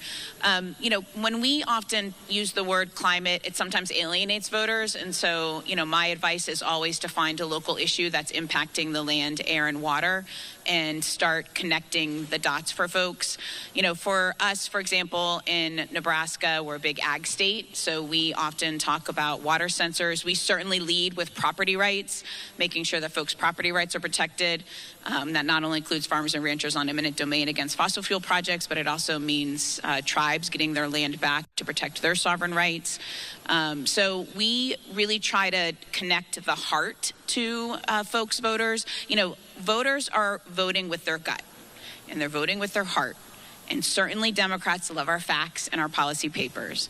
But when you talk to people about protecting their homes, protecting their sense of place, and connecting that to their cultural identity, that's what we try to do, and it's very effective. In Nebraska, we started with 500 Dems elected in 2016. We have over 900 elected now. All of those wins are down ballot. So public power boards, state ledge, county commissions, and that's where the action is, right? Because on energy issues, zoning, decommissioning, eminent domain, these are all at state level. And so that would be my best advice. Anyone else want to jump in? No? Yeah? Go in with the question? Okay. So next one I'm going to direct to Lori. What do you see as the key messages to turn out climate and environmental justice voters? I want to build off of what Jane said, because I do think it's really important to connect with people and where they are and what they're experiencing and what that real life what they are dealing with in their day-to-day lives. And I want to start with talking about extreme weather. This is not something, the climate crisis is here. We all know that. And it is not something that's happening in the future. It is happening today. People are experiencing heat waves. They are experiencing record floods like I just did in Connecticut and was delayed in getting here.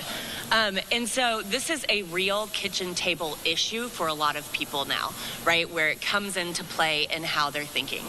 And we know who is affected most. We know that the frontline communities are hit first and worst, and we need to connect all of these points back to people's lives and what is driving people to vote and how they're thinking about their vote is their personal finances. Now, there's a lot more that goes into it, right? But that is what this election is really about, is the economy and what the vision is on how we deal with this economy, or deal with the economy and bring prices down. And what we see is this incredible contrast, right? There is no issue like climate change in this election where the difference is just so stark. You have one candidate, Kamala Harris, who has been fighting for clean air and clean water her entire career. She fought against big oil and got a $50 million settlement because of the pollution that big oil put in their water, right? And so that is up against someone who thinks climate change is a hoax. And he took away 125 protections for our air, our water, our land that he dismantled while president. And there is no doubt, you know, he asked for $1 billion to enact the oil and gas agenda, that he is going to not only revoke 125, he's going to go even further. There's been 330,000 new clean energy jobs in communities all across the country, in communities in Nebraska, in communities in Georgia and Arizona and Michigan, and everywhere in between. In the Project 2025 agenda, his extreme agenda is about taking all of that away, right? It's about putting more chemicals into our air and water and taking away the jobs that are revitalizing communities and that have brought manufacturing back to the United States. So I do think this is making that economic case, but really connecting it back to what people see and feel in their own communities, like Jane was saying. Yeah, Frank. I want to build on that. I couldn't agree more. And I think a lot of us have a personal story or an example of how we've seen that contrast play out in our neighborhoods and our communities. For instance, myself, I grew up in Michigan, left the state for a while. And when I came back and lured my now wife from Florida up there, which bringing a Florida woman up to Michigan in the winter can sometimes be hard. But was, I think, even more hard and surprising to both of us than the weather was just candidly that we relocated right to Lansing, Michigan within a short jog of a major GM plant that, let's just say, was on its way down. And I think it's safe to say that when we would knock doors or when you would meet people in the community, more often than not, you're running across someone who lost their job, was on their way to losing their home often, and were hanging on by a thread to have any hope for something better in the future. So fast forward now, I can't tell you how surreal it is with this current administration and our former governor, now Secretary Granholm, to come in just about a month ago into Lansing, and we're just, once again at the plants that are now being revitalized and transitioning to build the vehicles of the future, to build our electric vehicles, right down the road from where there'll be a $1.7 billion just private investment in a battery plant for Ultium, and to just see that turnaround and know that how that affects workers, how that affects the community, how that affects our ability to take on climate change. And so I just think, I mean, Michelle Obama said it the best last night, right? Like, you can just see that hope is making a comeback. And it's real. And I think that's what we need to talk about. When that announcement about, you know, it's easy to say, oh, IRA bill, and they become these short little things and chip, but for the average person in a community to be able to say this complicated worded thing that's called a domestic manufacturing blah, blah, blah grant, this is what's keeping this community alive. And it's not just 700 UAW workers at one plant. It's the other small businesses, and just the feel of the community is different. So hope is back. I'll echo it. So my name is Ning Mossberger-Tan. First, I want to thank Michelle for inviting us here today to talk about this really important issue, because I have been working on climate change since 2006. Before that, I was in the tech sector, but then I just realized that I have to do something about climate change back in 2006. And over 10 years, I realized that the most important impact I can make on climate change is to making sure that voters are engaged and we win elections, and then we can implement policies. So I think that's why the topic today is so important, you know, for all of us to talk about. I want to share that I live in Colorado. I live in Boulder, Colorado. It's a really beautiful place. I have been there since 2006, but we have experienced a few weather disasters. We had to evacuate because of flooding and because of 3 fire dangers. And one time we had to evacuate. I remember that it was a Sunday, you know, all 4 of us were in the house. We played a nice roundup game. And then after that, we walked to the window, and then I just saw this flame outside of the window. It's burning. It's like the trees are burning right outside the window, probably like, I don't know, 100 feet away from us. So we are like, okay, we better leave this place, right? So we had 1 minute to pack up and leave the house, make sure that we took our dog, you know, and then we took a few possessions, and that was it. And at that moment, the police was knocking the door and said, hey, you guys better get out now. I said, all right, we are getting out. So that happened to us like 3 times. I don't know why we are not moving, but we just love the place, and I still believe that we can do all we can to prevent the worst consequences of climate change by doing this work, electoral work and policy work and engagement work of the communities, and making sure that things are going to get on the right trajectory, right? And then to prevent things like that to happen to families in the future. And we do want to stay in Colorado, and we love Boulder, so we're not going to leave, but we're just going to be there and then try to fix the problem. And I just want to address what Michelle asked earlier, like the messaging for climate. I think it's really depending on different kind of voters, right? When you talk about, for example, voters in Montana who cares about public land, and you talk to them about Tester, he wants to protect the public land, and then on the other side, they want to exploit the public land for fossil fuel industry development and whatnot. So I think that resonates deeply with voters in Montana. And then when you talk about Colorado voters, many of us care about the outdoors, right? So the outdoors industry, ski industry, the mountaineering, everything is connected with climate change. So you talk to these people and say, what do you think about the future of your favorite sport or your industry? And that would really motivate people. So I think it's really depending on different who you want to message. And that's why the work that Climate Power is doing here is so important, because they're very data-driven, making sure that the message actually get well tested and actually resonate with the voters they're trying to reach. Thank you. Are you just listening in there to different people, officials talk about climate council meeting and the environment as we continue to follow all of the events taking place ahead of the DNC. We're also monitoring a protest on the ground in Chicago, a Gaza war protest breaking out. You can see the Palestinian flag there as it's somewhat pixelated, but we've seen quite a few protests and increased security measures around the United Center, around Chicago, as plenty of different officials on the ground there for this major political event just months out from the November election. I'm Andy Mack. Let's slide away for another quick 2-minute break.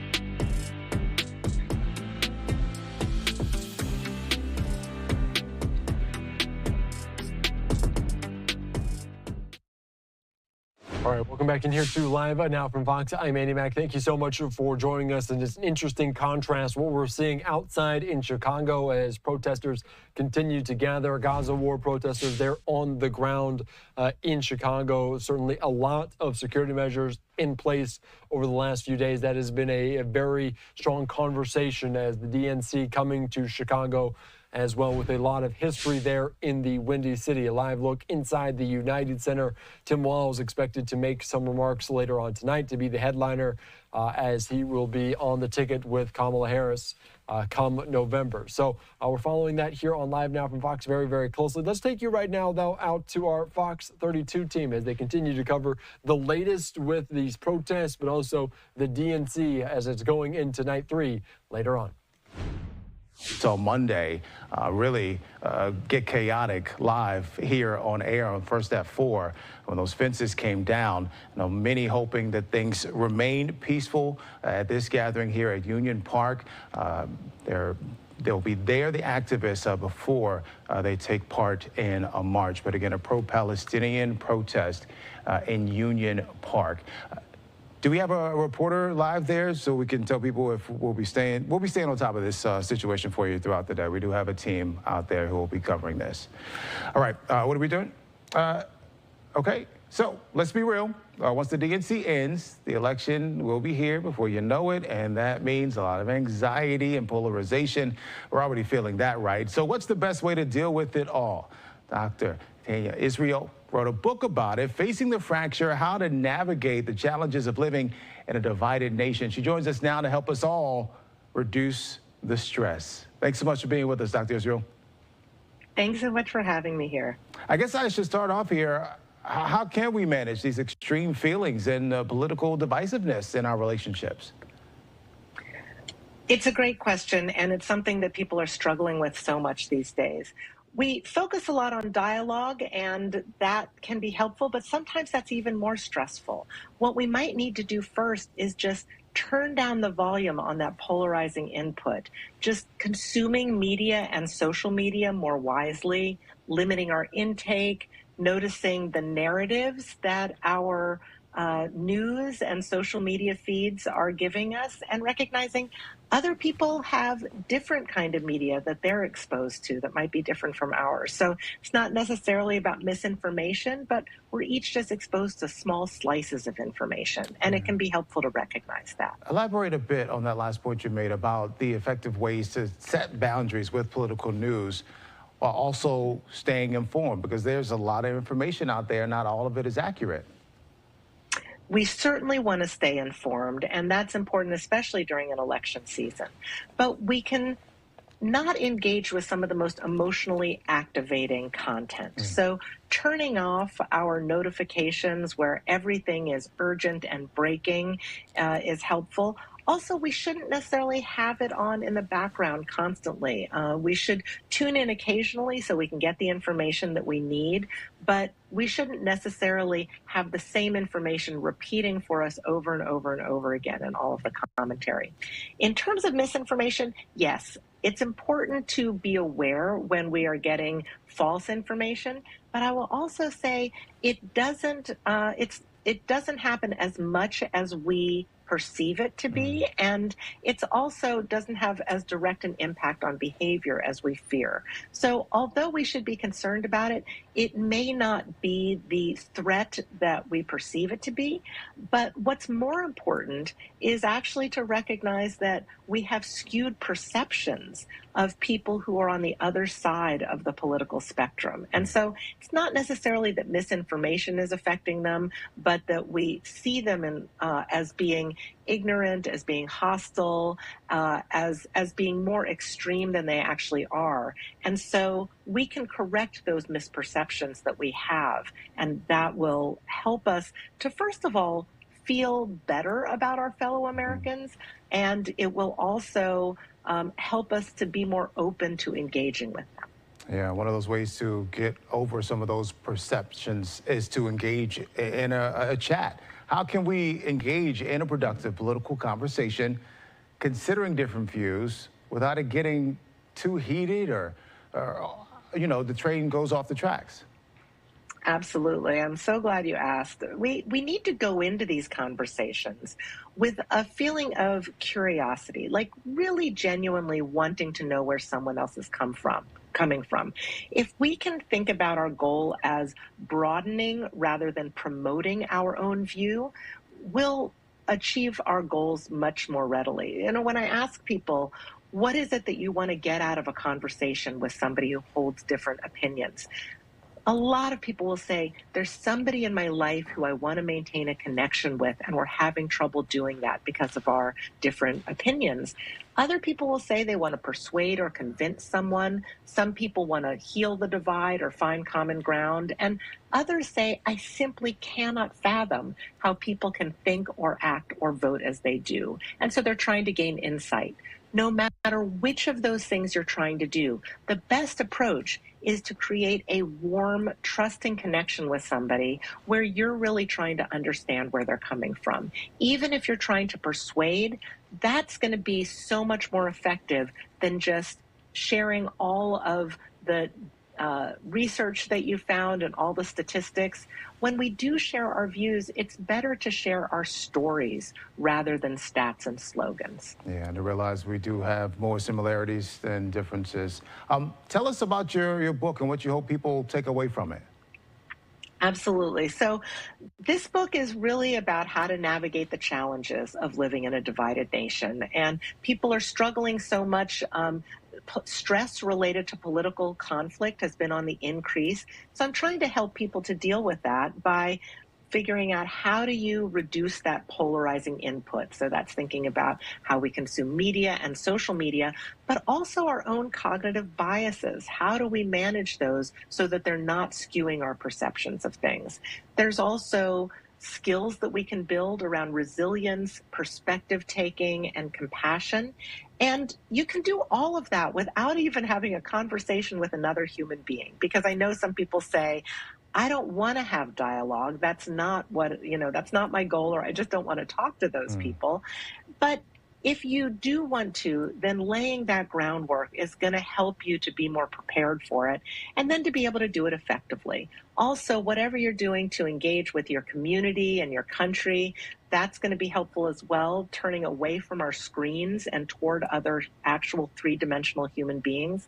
And then knowing about the bridging movement seems to make people more optimistic too, because there are over 500 organizations that are working on bridging divides and strengthening our democracy. So just knowing that other people are really committed to this is a helpful piece of information, but also people might want to get involved. They can go to the listenfirstproject.org and find out a lot more about that. All right, Dr. Israel, thanks so much for your insight. And as you like to say, we have to go beyond our bubble sometimes. Thanks again.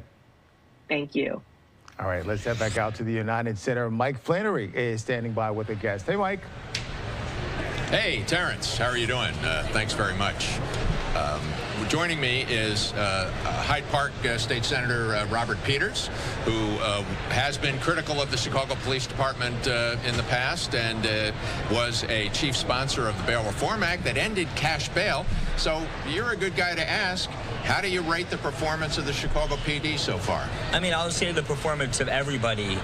There are some people who are acting out. That happens with everybody. But I think for most people, and to be honest with this city, we should be proud of where we're at. We should be proud of what's going on. So what should people make of, Senator, of those, of the video, the footage that we've seen of the protesters or demonstrators who have knapsacks and they pull sledgehammers out of them, start smashing the fences, they attack police? What should we make of that? I think we should make that every convention has people who do this. I mean, literally every convention. I was in Philadelphia. We saw this in Philadelphia. We saw this in Denver. You see this at almost every convention. I remember there was a story about a convention in Minneapolis where there were massive protests, actually much larger protests than the one we see here. This happens at conventions. What's most important, I think the one that stands out, is there's a lot of people who talk negatively about the city of Chicago, and it's 75 degrees and sunny outside. We're having a party on the outside, and we're having a convention about joy and freedom on the inside. It's a real special day, a special week. So you think that the city of Chicago has succeeded in its goal of showing itself off to good effect? I think that there's two things this year where the city of Chicago has looked wonderful. Number one, it was the bear. Number two, it was this convention. I think that this is right up there in showing what the city is. In fact, I was talking to people who are out of town. I said, what's amazing about the city of Chicago is that you can go get an Italian beef sandwich, and if you can afford it, you can go get a great steak dinner at Gibson's. That's what's special about the city of Chicago. That is what we're highlighting here. So let me ask you, as a guy who's worked with Governor Pritzker down at the state capitol, how do you rate his speech last night? I can imagine him looking in the mirror over the last year and dreaming that he might have a moment like Barack Obama did in 2004 at the Democratic Convention in Boston. But was that a moment for Pritzker? Do you think he had a breakout there? Some people are saying not so much. I think what JB displayed in that speech, and he constantly displays everywhere, is that he's the perfect person to highlight the contrast between Democrats and Republicans. He highlights what we've done in Illinois, which is special and unique. A model for the rest of the country is something that the whole country can have, and we can have that when we elect Kamala Harris and Tim Walz to the White House. So let me go back to the violence that we saw in the street last night. And we're looking at a peaceful gathering here of pro-Palestinian demonstrators flying the flag in Union Park. There were several dozen people arrested last night. Do you know whether they were detained or whether they've been granted bail? Have they been released, do you know? Well, so we got rid of bail and we moved to a system based off safety, not how much money's in your pocket. So have they been released or they've been detained? Do you know? I don't know. That's actually determined by the judge and by the legal system. We want to make sure we're putting it in the hands of the court for them to figure out. If there are threats to other people, I'm sure that will be taken into consideration. As you know, when we ended cash bail and we moved to the safety standard, if you're a threat to another person, if you're a violent threat to other people, that needs to be assessed and taken from there. And then in that process, we got to have a conversation about the detention hearing 48 hours later. So that's a case-by-case situation. I don't know. Of all the dozens of people who were involved in that, I'm sure some people were a threat to others, and I'm sure some weren't. That will be decided by the court system. Let me ask you about, in your district on the south side of Chicago, obviously Democrats, Kamala Harris is going to win handily there over President Trump. It's a turnout game in your neighborhood. Are voters fired up, as Barack Obama suggested last night, or not so much? Let me tell you something. A poll just came out in Nevada. She's up 4 points on Trump. She's leading in Pennsylvania. We're right there, slightly leading in Michigan. We got more work to do. Luckily, Chicago's right here. We'll go send some folks over there to Western Michigan to talk to some friends over there. She's doing well in Wisconsin. She's doing well in Arizona. As you can see, over the last few weeks, there's been so much energy. In fact, there's so much energy. Everyone was talking about how this convention was going to be 1968, and we're nothing close to it. What people are getting is a lot of energy. They're celebrating, and in fact, I just did a meet and greet on a boat in Navy Pier with folks who are in swing states about what are we going to do to make sure that we help. All right, you're just listening in there to our Fox 32 coverage as they're doing a great job there at the heart of this, the DNC Night 3. The focus, the theme, a fight for our freedoms. A live picture there here on Live Now from Fox, just about 4 o'clock local time. I'm Andy Mack. Let's slide away for a final 2-minute break of this hour.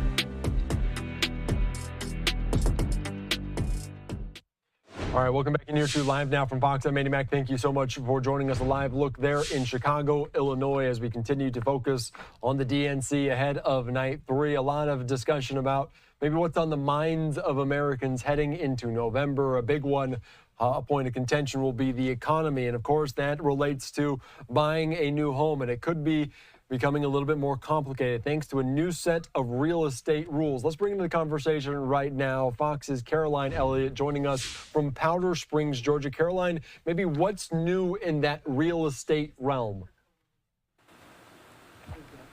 Yeah, Andy, back before this weekend, sellers would have to pay a 5 to 6% commission rate, and that commission would be split between the buyer's agent and the seller's agent. But now that is fully negotiable. Sellers will have to pay again a negotiable commission only to their agent, and buyers will pay their own agent separately.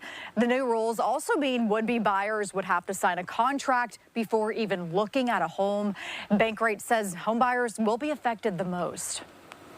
In this environment now, it is not automatically assumed that a seller will be paying part of the commission of a buyer's agent. So in other words, you might be able to keep more of your money in the proceeds of the sale of your home. It's still possible as a buyer that you will have to pay perhaps 1.5% or so of in the process of buying that home. These changes came from a big lawsuit against the National Association of Realtors, and as of right now, we're still waiting to see how this exactly affects home prices. All right. Andy Mack. Thank you so much. And it's complicated and it's intimidating for those first-time home buyers, and this one makes it maybe a little bit more even so. Anything else that maybe that expert talked to you about? Because there are a lot of complicated layers to this. Anything else that you might want to know? Yeah, Andy Mack, this is definitely complicated. This is changing rules that have been set in place for the last 30 years or so. So again, we're told that even some real estate agents aren't absolutely familiar with this, that sometimes some of these experts, again, are still trying to understand it themselves. So be patient with your agent. But in the end, this expert did tell me that overall, this is good news, especially if you are a seller, because again, this is all negotiable, more negotiable and more transparent. All right, very Andy good. Mack. Caroline Elliott, appreciate your time. Thanks again here on Live Now from Fox. Thank you. All right, thank you so much. All right, let's continue on with all of this coverage here on Live Now from Fox, touching on a variety of topics as well. Of course, a live look there inside of the United Center one more time, just about 4 o'clock local time. You can see the crowd starting to filter in the DNC with the headliner tonight, Tim Walz, as we're following all of this here very closely on Live Now from Fox. We're also wondering what's inside of that venue, but also on the outside. As you can see, these Gaza war protesters on the ground as well. Fox 32 reporter Nate Rogers there about to go live, but he's going to continue to follow it very, very closely for their coverage. Right now, though, let's take you back out to Chicago Police Secret Service holding a press conference earlier on today. Let's listen in to what they had to say as we continue to move past the halfway point of this DNC in Chicago. Performing their duties in that way. However, last night was a danger to our city and a danger to our citizens in this city, our residents, property, and CPD had to protect that. So CPD stepped up. We declared a mass arrest after our officers were physically confronted and attacked. We were not the initiators of violence, but we responded to it. And our officers responded exactly the way that they were trained to respond. Out of that, we had between 55 and 60 arrests. We will get you an exact number. Some of those things are still being worked out. We had 2 individuals who were transported to the hospital, arrestees, who were treated and released, one for knee pain, one with a finger injury. We also had 2 officers who were injured, who refused medical attention because they didn't want to leave their fellow officers from the scene. They wanted to stay there and continue to work toward keeping this city safe. Couldn't have anything more noble happen. We also saw counter-protests, but in the counter-protests, they were peaceful. They listened to what we said to them. They moved when we asked them to move. It's very important to understand that once we called the mass arrests, that it was at that point we needed to take people into custody for public safety. This is something that we did. We attempted to avoid the clash to no avail, but CPD is not going to run away. We will not stand by and let our officers be attacked, because an officer who cannot protect himself, herself, themselves, cannot protect this city. Enough is enough. And at some point, we've got to recognize, and we have to have the proper reporting on what happens. And I've seen that from you, and I've seen that from the journalists, and I'd like to thank you for that, because it's necessary to understand what's really happening out there, what our officers are responding to, and the risks that they're dealing with. I just need to say this for our officers, especially our female officers. The vicious, nasty, sexually explicit things that were said to those women, absolutely disgusting.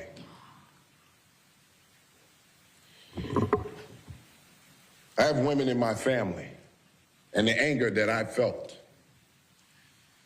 But let me tell you, the pride that I have in those women who dealt with that, took it, did not lose their cool, and the officers who didn't lose theirs. Understand, these are human beings. Somebody's mother, someone's daughter, sister, aunt, niece, being spoken to in that way. But they stood their ground, and they did what they had to do. They didn't overreact. Our male officers who were standing there didn't take the bait. They continued to fight through in the way that they were trained to respond. And in an incident like that, where that number of people showed up to fight with the police, and we were able to take nearly 60 people into custody, minimal injuries, tells you that what's happening with the Chicago Police Department is transformative. The leadership and the leadership team that you see right here, this is a transformation of what you're seeing. Please report that. There was enough of you out there. We will not allow people to come to this city, disrespect it, and destroy it. We expect the rest of the week to be better. That's what we're hoping for. We're hoping that people see that the Chicago Police Department is prepared, ready, willing, and able to defend this city. It's time to get a handle on anyone who wants to wreak havoc on this city, people who are committing violent acts throughout the city. It is time to bring Chicago back to where we know it can be. But that's going to take all of us. So it wasn't just the Chicago Police Department last night. As you see, we have the fire department here with us, our federal partners. We have the COO, John Robertson. We have Deputy Mayor Gatewood standing here with us. There are so many people behind the scenes from other agencies who are working to make sure that this city is safe and to make sure that we're successful throughout this DNC. I cannot say enough about my leadership team, boots on the ground, making sure that this operation works the way it needs to work. the overall incident commander, Chief of Counterterrorism, Dwayne DeVries, the Chief of Patrol, John Hine, the Chief of Detectives, Antoinette Ursitti, our Chief of the Bureau of Internal Affairs, Yolanda Talley, and the Chief of Constitutional Policing, Angel Navales. Behind them, I'm sure you all know, Director, Community Policing, Glenn Brooks. This collaboration has been excellent. The leadership of Executive Director Jose Tirado, making sure that the communication is working, is why we're successful. Lastly, I'd like to thank the men and women of the greatest police department in the world, our Chicago police officers, our sergeants, our lieutenants, our captains, commanders, our deputy chiefs who are out there making sure that we keep this city safe during this time.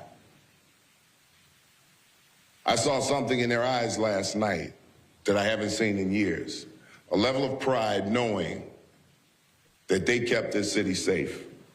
All right, you're just listening in there to Chicago Police provide an update here on this day 3, past the midway point of the Democratic National Convention there from the Windy City. I'm Andy Mack. Thank you so much for joining us just past 4 o'clock local time there in Chicago. A live look inside of the United Center right now as we're following the latest on different maybe disturbances outside of this really close-knit area around the convention. We had alleged bomb threats yesterday, and earlier on today, we're learning of investigations into food contamination at a DNC breakfast. I do want to bring into the conversation right now Fox 32 reporter Casey Cronus. Casey, thank you so much for joining us here on Live Now from Fox. Maybe what more can you tell us about the circumstances of this investigation? Hi, Andy. Thank you so much for having me. You know, we all knew going into convention week that there would, of course, be some outside agitators trying to cause some disruptions, trying to cause some trouble. What Indiana delegates certainly, though, did not expect when they went to breakfast this morning was a buffet spread filled with maggots. Now, thankfully, no one ate that breakfast, and we're told not many delegates even saw it because it was such a late night last night with the Obama's keynote address that people woke up a little bit late today, so their 7 a.m. breakfast time really kind of got pushed to 7:30 a.m. But it is an unsettling and really stomach-turning incident that unfolded here at the Fairmont Hotel, located in the Loop, when those familiar with the situation say it was protesters who somehow managed to get in the hotel and place maggots in the breakfast spread.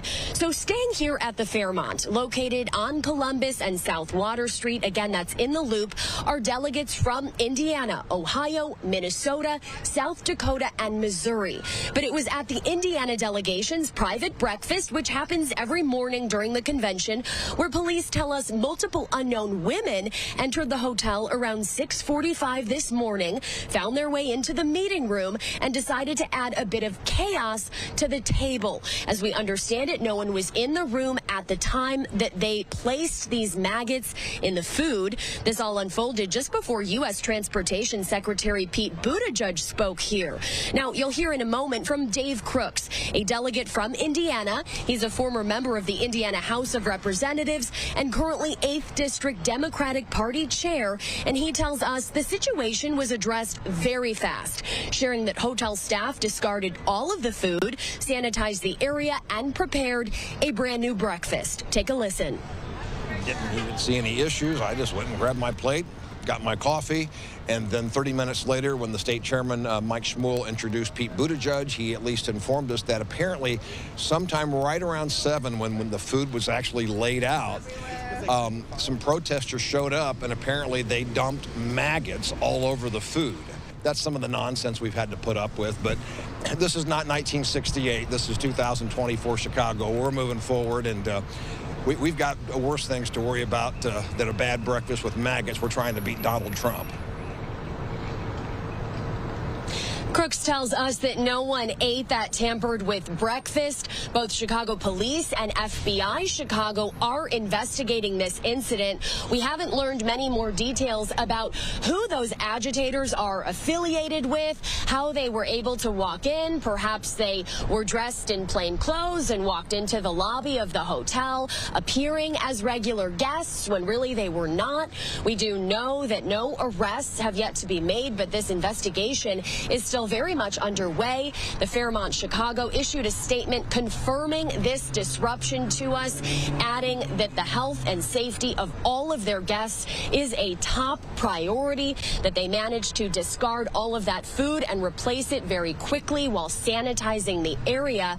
And they tell us that they are thankful to law enforcement for the quick response. Andy? All right, thank you so much, Casey. A very interesting story, and they kind of pointed to things like this. Disturbances happen outside. Agitators are present constantly at conventions, no matter the party. I do have to ask you, though, because the security very, very tight with Secret Service and police. Is it police on hand at some of these hotels? Is it private security that may be ramped up over the next few days? You know, we have seen a little bit of everything. We've seen Chicago police officers at a lot of these hotels, in addition to the hotel's private security, which is not new for the convention. Most of these downtown hotels in the Loop and on the Mag Mile, they have security around the clock that work for the hotel for any and all guests that come in year-round. But that is added with another layer when you're talking about Chicago police. And then, of course, CPD has brought in outside departments to assist. We did see some Milwaukee police officers here outside of the hotel about an hour ago, so we know there's some supplemental law enforcement agencies helping out. And then we did see a guest leaving, and it was clear that there were some Secret Service members with that person. So there is a lot of different layers here of security. It'll be interesting if we end up finding out more, if the hotel ends up releasing it, or perhaps if police release just how these agitators got in and how they managed to make it all the way to the meeting room. Yeah, Casey, that is a good point. All these delegates from around the country, but also law enforcement from around the country to provide support as well. Casey Kronos, great reporting as always. Thanks for your time here on Live Now from Fox. Thank you. All right, thank you so much. And let's put up this statement one more time from the Fairmont Chicago talking about this food contamination incident at this DNC breakfast. They say in full, we can confirm that a group of individuals caused a disruption at a DNC-related breakfast event at our hotel this morning. We are grateful for the swift response of law enforcement. The safety, security, and well-being of our guests and staff are our top priorities. Our team acted immediately to clean and sanitize the area, ensuring that the event could continue without further incident. We maintain the highest standards of food safety and cleanliness throughout our property and have strict protocols in place to handle any disruption. So that is something that we're following very closely here on Live Now from Fox out of Chicago as well. And more recently than that, several protesters continuing to make their way through the city of Chicago. You see this Gaza war protest, a live picture of it right now. You can see some of the speakers on hand at the DNC as we watched and kind of monitored the protests and marches around the United Center over the last several days. Let's now take you back out to our Fox 32 team, including Nate Rogers on the ground at this protest to give us a sense of what's going on there from the Windy City.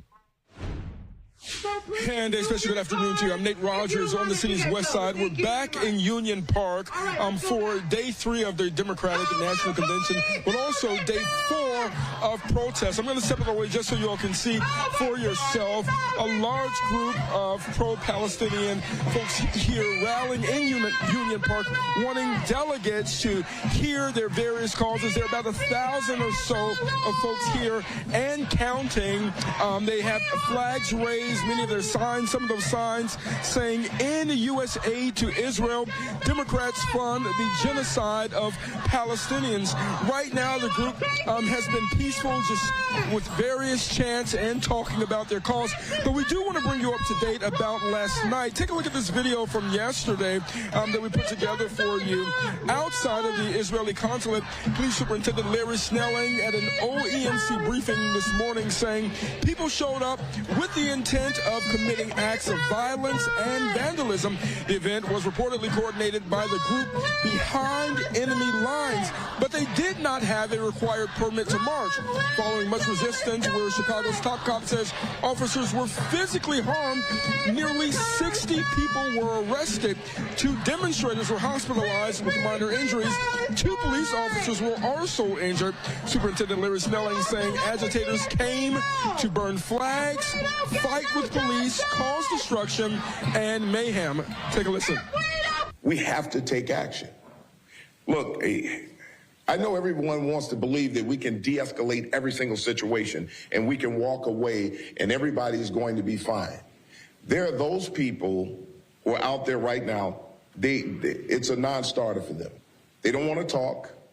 They don't want to negotiate. They don't want to cooperate. They want what they want, and that's it. And if what they want is to harm others and to destroy property, we're going to put an end to it.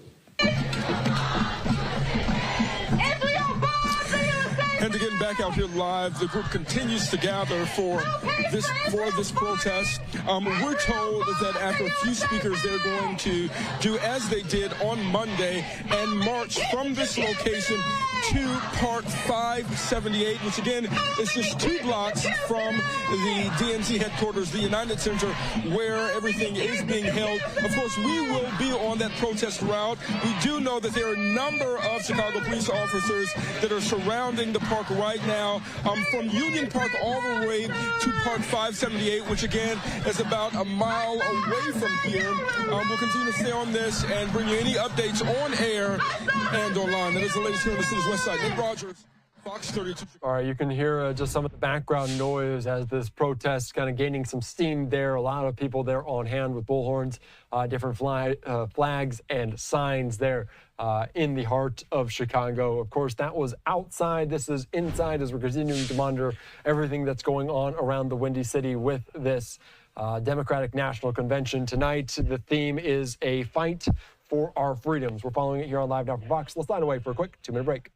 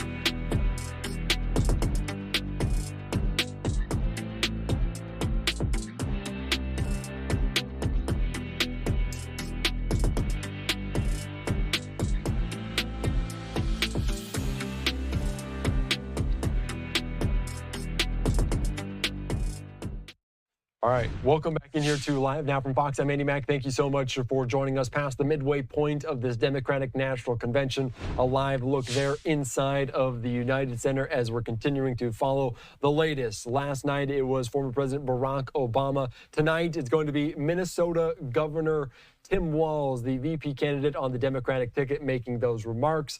The Minnesota governor making some remarks from Chicago, Illinois, and of course sandwiched kind of in between those two states is Wisconsin. That's where we are now joined by our Fox 6 reporter, Sam Kramer. Sam, thank you so much for joining us here on Live Now from Fox. Another Wisconsin night there, kind of the center of the roll call last night. I know you spoke to Jason Ray about what's going on. Give me a sense of maybe who Jason Ray is and what your conversation was about.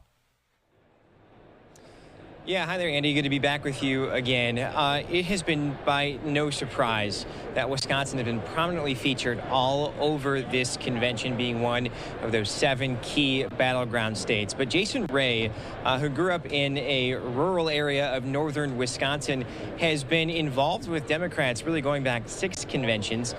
He was one of the youngest to get involved. I believe he was 17 years old when he went to his first one, and is now ascended all the way to secretary of the Democratic National Committee.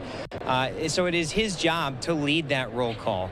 And in 2020, he was set up to have this great moment in Milwaukee, in his home state.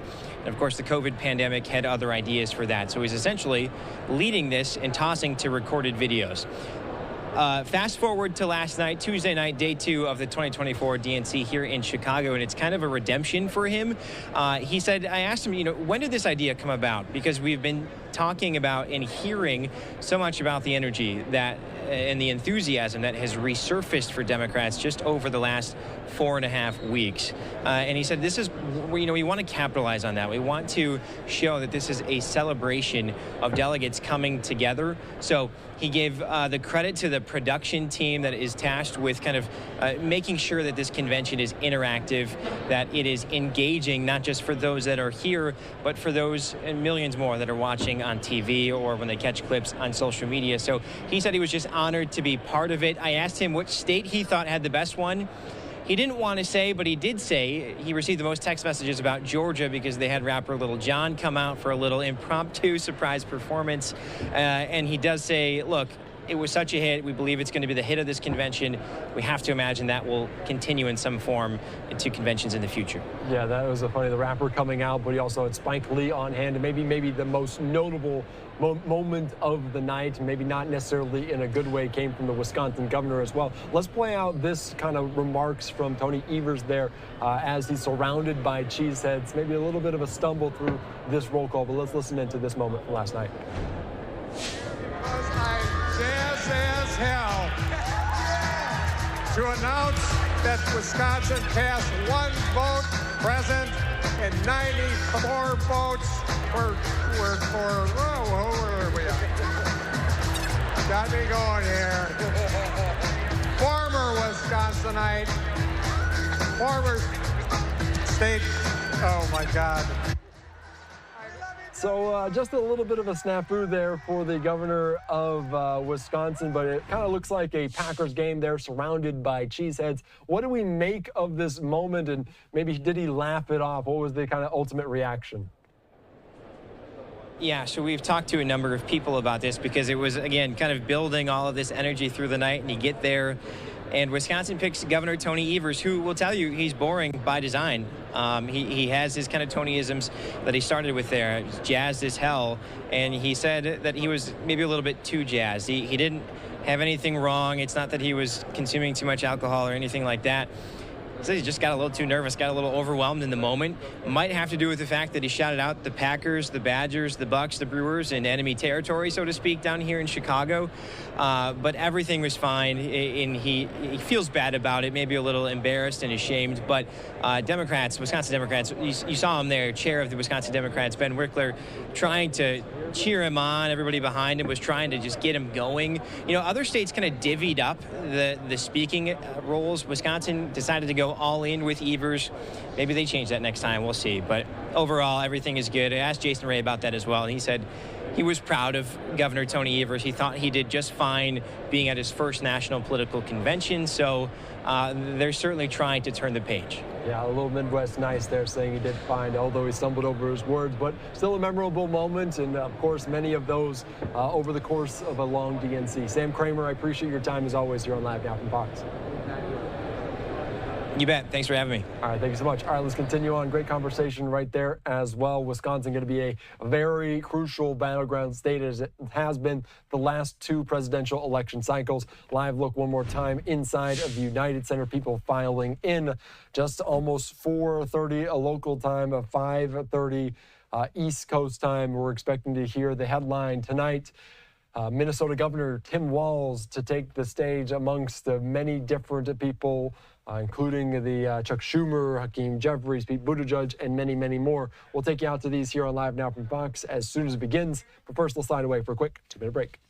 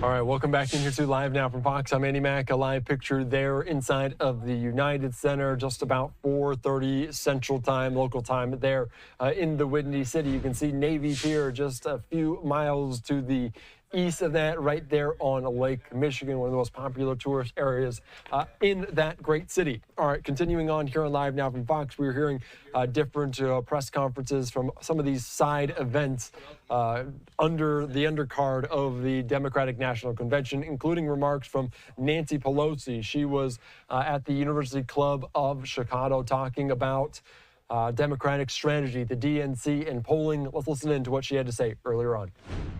So great to be in Chicago, and isn't it going so well? I thank each of you for the role you played in the weather. You did a great job. Like this 365 days a year, you know. Oh, I know. I've been here summer and winter, just like this. In any event, thank you, Madam Commissioner, for your introduction and the rest here. And David Axelrod, what an honor it is to be interviewed by David. Yeah. Thank you. Thank you. I don't know how this is going to turn out, but we'll get off. I know how it's going to turn out. This isn't my first rodeo. You called me a name already, you heard. But I just want to thank the University Club and all of you for the hospitality extended today. I was telling some of the leadership of the club earlier that our family's been a member for over 50 years. Before most of you were born, we were members of the University Club. And in New York, when we lived in the beginning, and then San Francisco, my husband's home. So we have reciprocal arrangements. I'll be seeing you here. In any event, thank you again for the hospitality and warm welcome. I appreciate it so much. Yes, the book is called Art of Power. The use of power, my whole thing about power is all about the children. It's all about the children. My husband and I have 5 children. One of them is here with me today, Alexandra. I don't know where she is, but she may be in the overflow room. I don't know. I don't know if she could get in here. And she's here with her husband, Nahil. But 5 children in 6 years and 7 days. I keep telling my archbishop.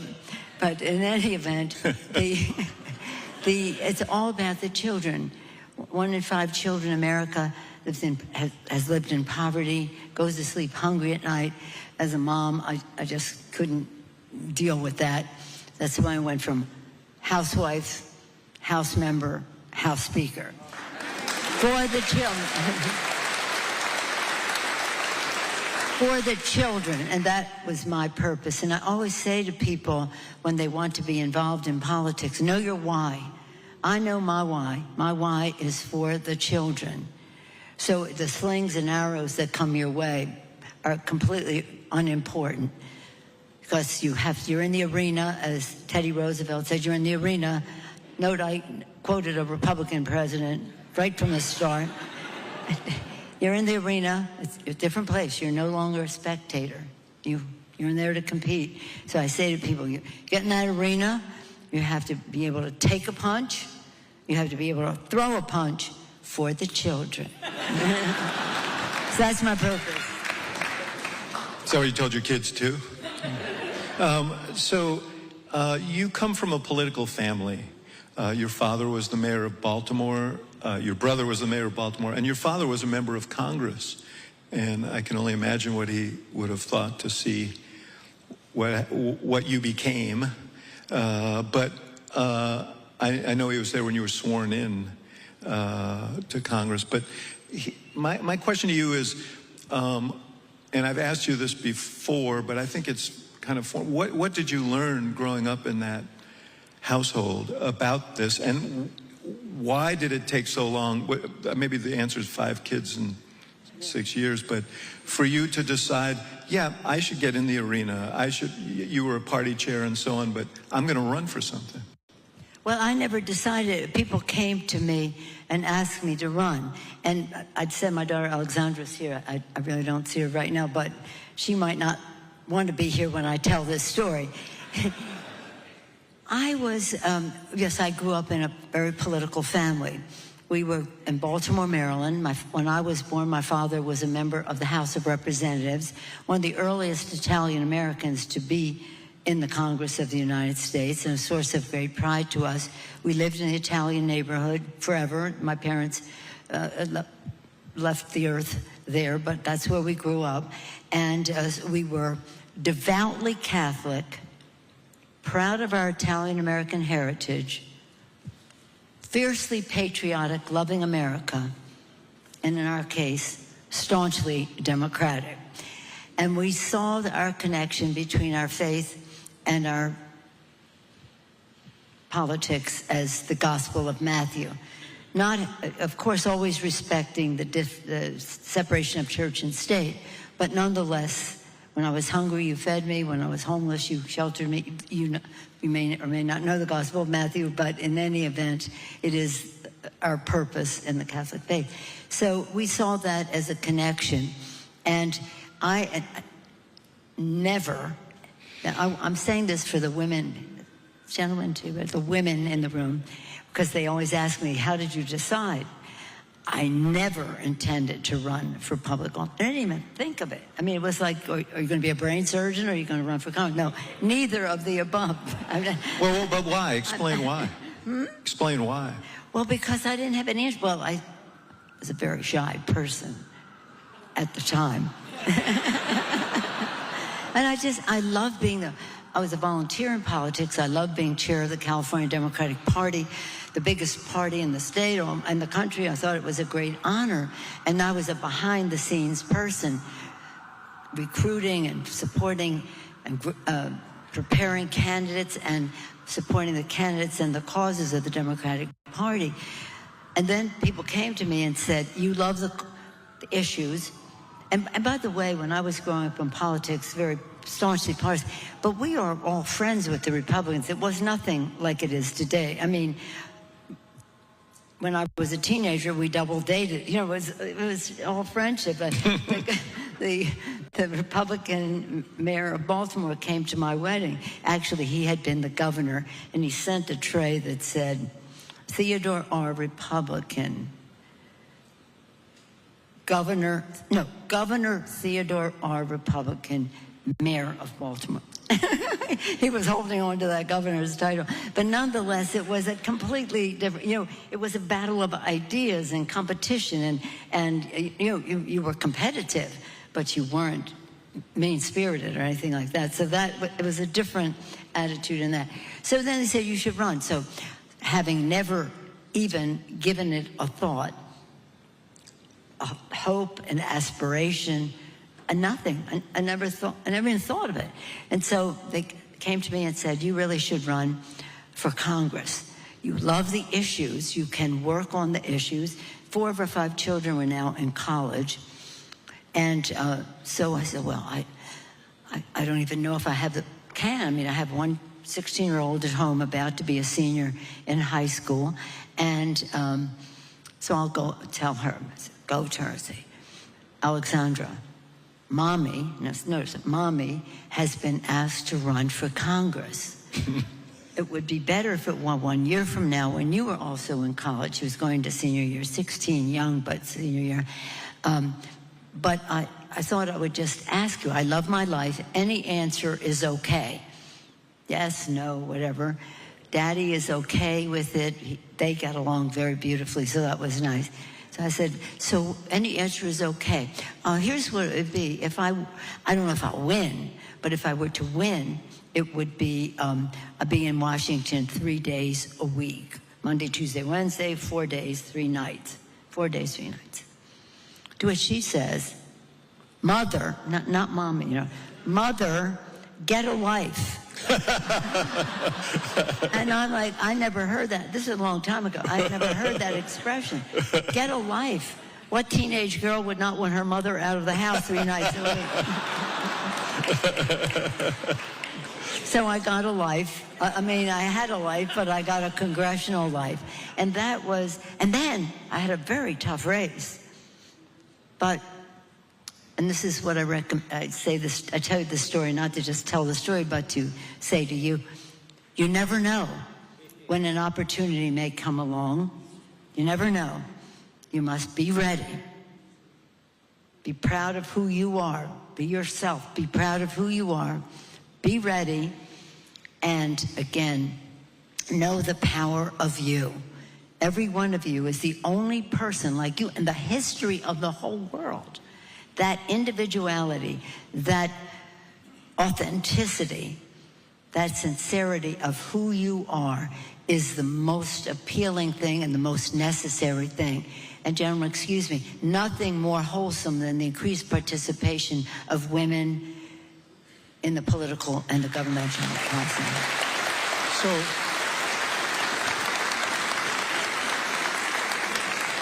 let's talk about that, because you went to Congress. Raising 5 children probably was in some ways good experience for dealing with other politicians, but you it's a good experience for anything. Yes, it is. It's a gold medal, moms. It's a gold medal. And dads. You ran for dads too.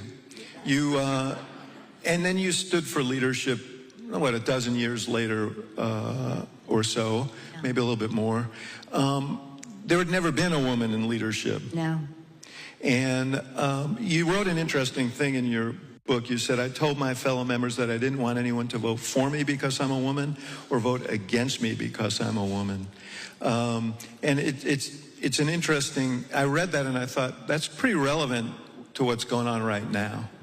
So talk about why you emphasized that, because everyone understood that would be a historic thing, and how it relates to Kamala Harris right now is on the doorstep of perhaps becoming the first woman president, but doesn't talk about her candidacy in those terms. I presume you think that's a smart thing to Well, I do, and I speak to, just a dozen events a day here in this, and many of them women's events or events with many women in them.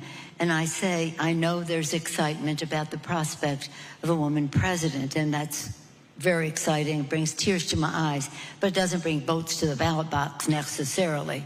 And that's what I'm into, bringing votes to the ballot box. So, presumably the people who feel motivated by that will get to the ballot box, and there are other people who aren't motivated by it who may feel, well, then she's not really talking to me. well, at the opportunity cost of a message, somebody looks up, and what do you want them to know? What she can do to help you in your life. What she can do to keep our country safe and strong. Not that she's a woman. Let's understand that there isn't that much time that people give to politics, and we want them to know what it means to them in their lives. The kitchen table issues about freedom of choice and making their own decisions about life, about the security of their jobs, their pensions, the safety of their children and their neighborhoods, the world at peace, and all of that where they can reach their fulfillment. The kitchen table, where the most important, not the boardroom table, not the cabinet table, the kitchen table is the power table in America. So if people are concerned about the cost of this or the security of their job, and you had just a little bit of time to persuade them to say she's a woman, I don't think is the first case that you should make. However wonderful it is it's icing on the cake, but it ain't the cake. It ain't. Yeah. And you have to be respected too. When I was running, this was in this century. I'm not talking about ancient. In this century, people called upon me to run. I didn't have any interest in running. I loved my work on appropriations and intelligence. I have 30 years of intelligence experience. Nobody in leadership ever had national security experience. So I was very proud of all that. And then people came to me and said, you should run. I said, no, I love what I'm doing. I love my issues. All right, you're listening in there to Nancy Pelosi make these remarks from the University Club of Chicago, talking about polling, talking about her rise through politics, coming from that political background that she had in Baltimore, Maryland. All right, I'm Andy Mack here on the desk. Thank you so much for joining us. And of course, we're continuing to follow the DNC Night 3 coming up in just a little bit, almost 5 o'clock Central Time. But we're also following the other ticket, the Trump-Vance ticket, as they continue to hit battleground states as a part of a counter-programming movement this week. We'll have that and much more after this break.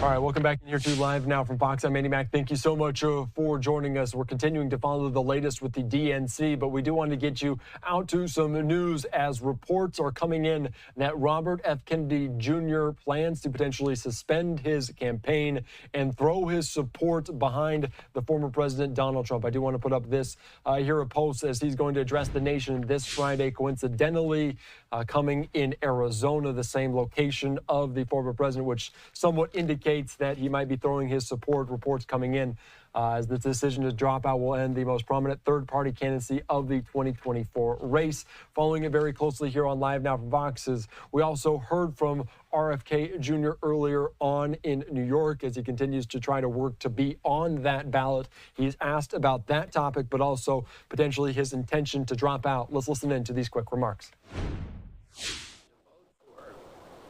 For somebody in a national election, and the states cannot create a patchwork where you can't vote in one state, where they can exclude a presidential candidate in one state and cripple the capacity of every other American to vote for the candidate of their choice. The DNC knows that they're going to lose this case. Their purpose is to create an inconvenience for me. It's costing me $10 million to defend these cases. And that, of course, is their purpose. They're bringing frivolous lawsuits to make me spend money so that I don't spend money on organization and advertising. Oh, it's not, it's not democratic. I guess they feel that they have to save democracy by destroying it, but it's not, it's not what the Democratic Party is supposed to be up to. But your vice presidential candidate said you were contemplating dropping out. Are you? Thank you, Bobby. Thank you. You see him walk away before answering that question, as there are reports coming in that he is expected to drop out and endorse Trump. And actually, Grady Trimble there on the ground talking to the former president earlier on today about RFK Jr. possibly dropping out, endorsing the 45th president, saying, I have not heard this. What are you telling me? I mean, if he endorsed me, would I be honored by that? Absolutely. And this is just a continued theme as the Trump-Vance ticket continues to hit battleground states.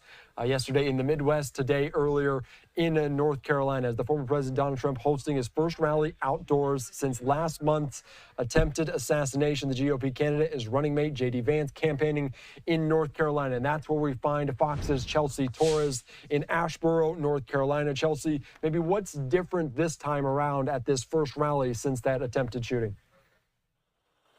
Sure, Andy, the Trump campaign has said that this is more of a messaging event, so they expected only 2,500 people here at this event. And I can tell you there was a mile of cars coming each way just to get into this event. But not only that, the podium itself was surrounded by bulletproof glass, one of the new security measurements that you'll see at Trump's campaign rallies. And then there were also several snipers and even law enforcement on many rooftops. But the message from Trump and Vance today was focused on foreign policy. Trump told voters in the crowd today that it was Biden's administration that he blamed them for what happened with Russia. Not only that, for Russia's attack on Ukraine, he also blamed the Israel-Gaza conflict on the current administration. Trump told the crowd his administration defeated ISIS, secured the southern border, and protected Israel. The former president says the U.S. right now is on the edge of a major global conflict. And we're very close to a third world war, and don't kid yourself, because they are laughing, but they're not laughing too much. You're a little worried about a certain person winning the election. We had some very good polls today. And if that happens, you're not going to have any third world wars. Meanwhile, the Harris-Walz campaign says Trump is a threat to national security and has a bad record from his time as president. A spokesperson says America doesn't need to hear more from Donald Trump on national security. We saw it, bowing down to dictators, sowing chaos, and leading with ignorant recklessness. Meanwhile, a New York Times and Siena College poll shows Vice President Kamala Harris slightly ahead in North Carolina. Trump won here back in 2016 and 2020. Moving forward, along with those messaging events, the GOP ticket will now move forward on their next topic, which is immigration and border security. Vance will be in Georgia tomorrow. Meanwhile, Trump will head down to the border in Arizona. Andy, back to you. All right. Thank you so much, Chelsea. I appreciate your time here on Live Now from Fox. Great reporting. Thank you. All right, thank you so much. All right, let's continue on with the conversation here on Live Now from Fox. And of course, that assassination attempt coming just days before the RNC. A live look inside the DNC right now in the United Center as we continue on. Let's set up our next interview before we get on here with the show a little bit.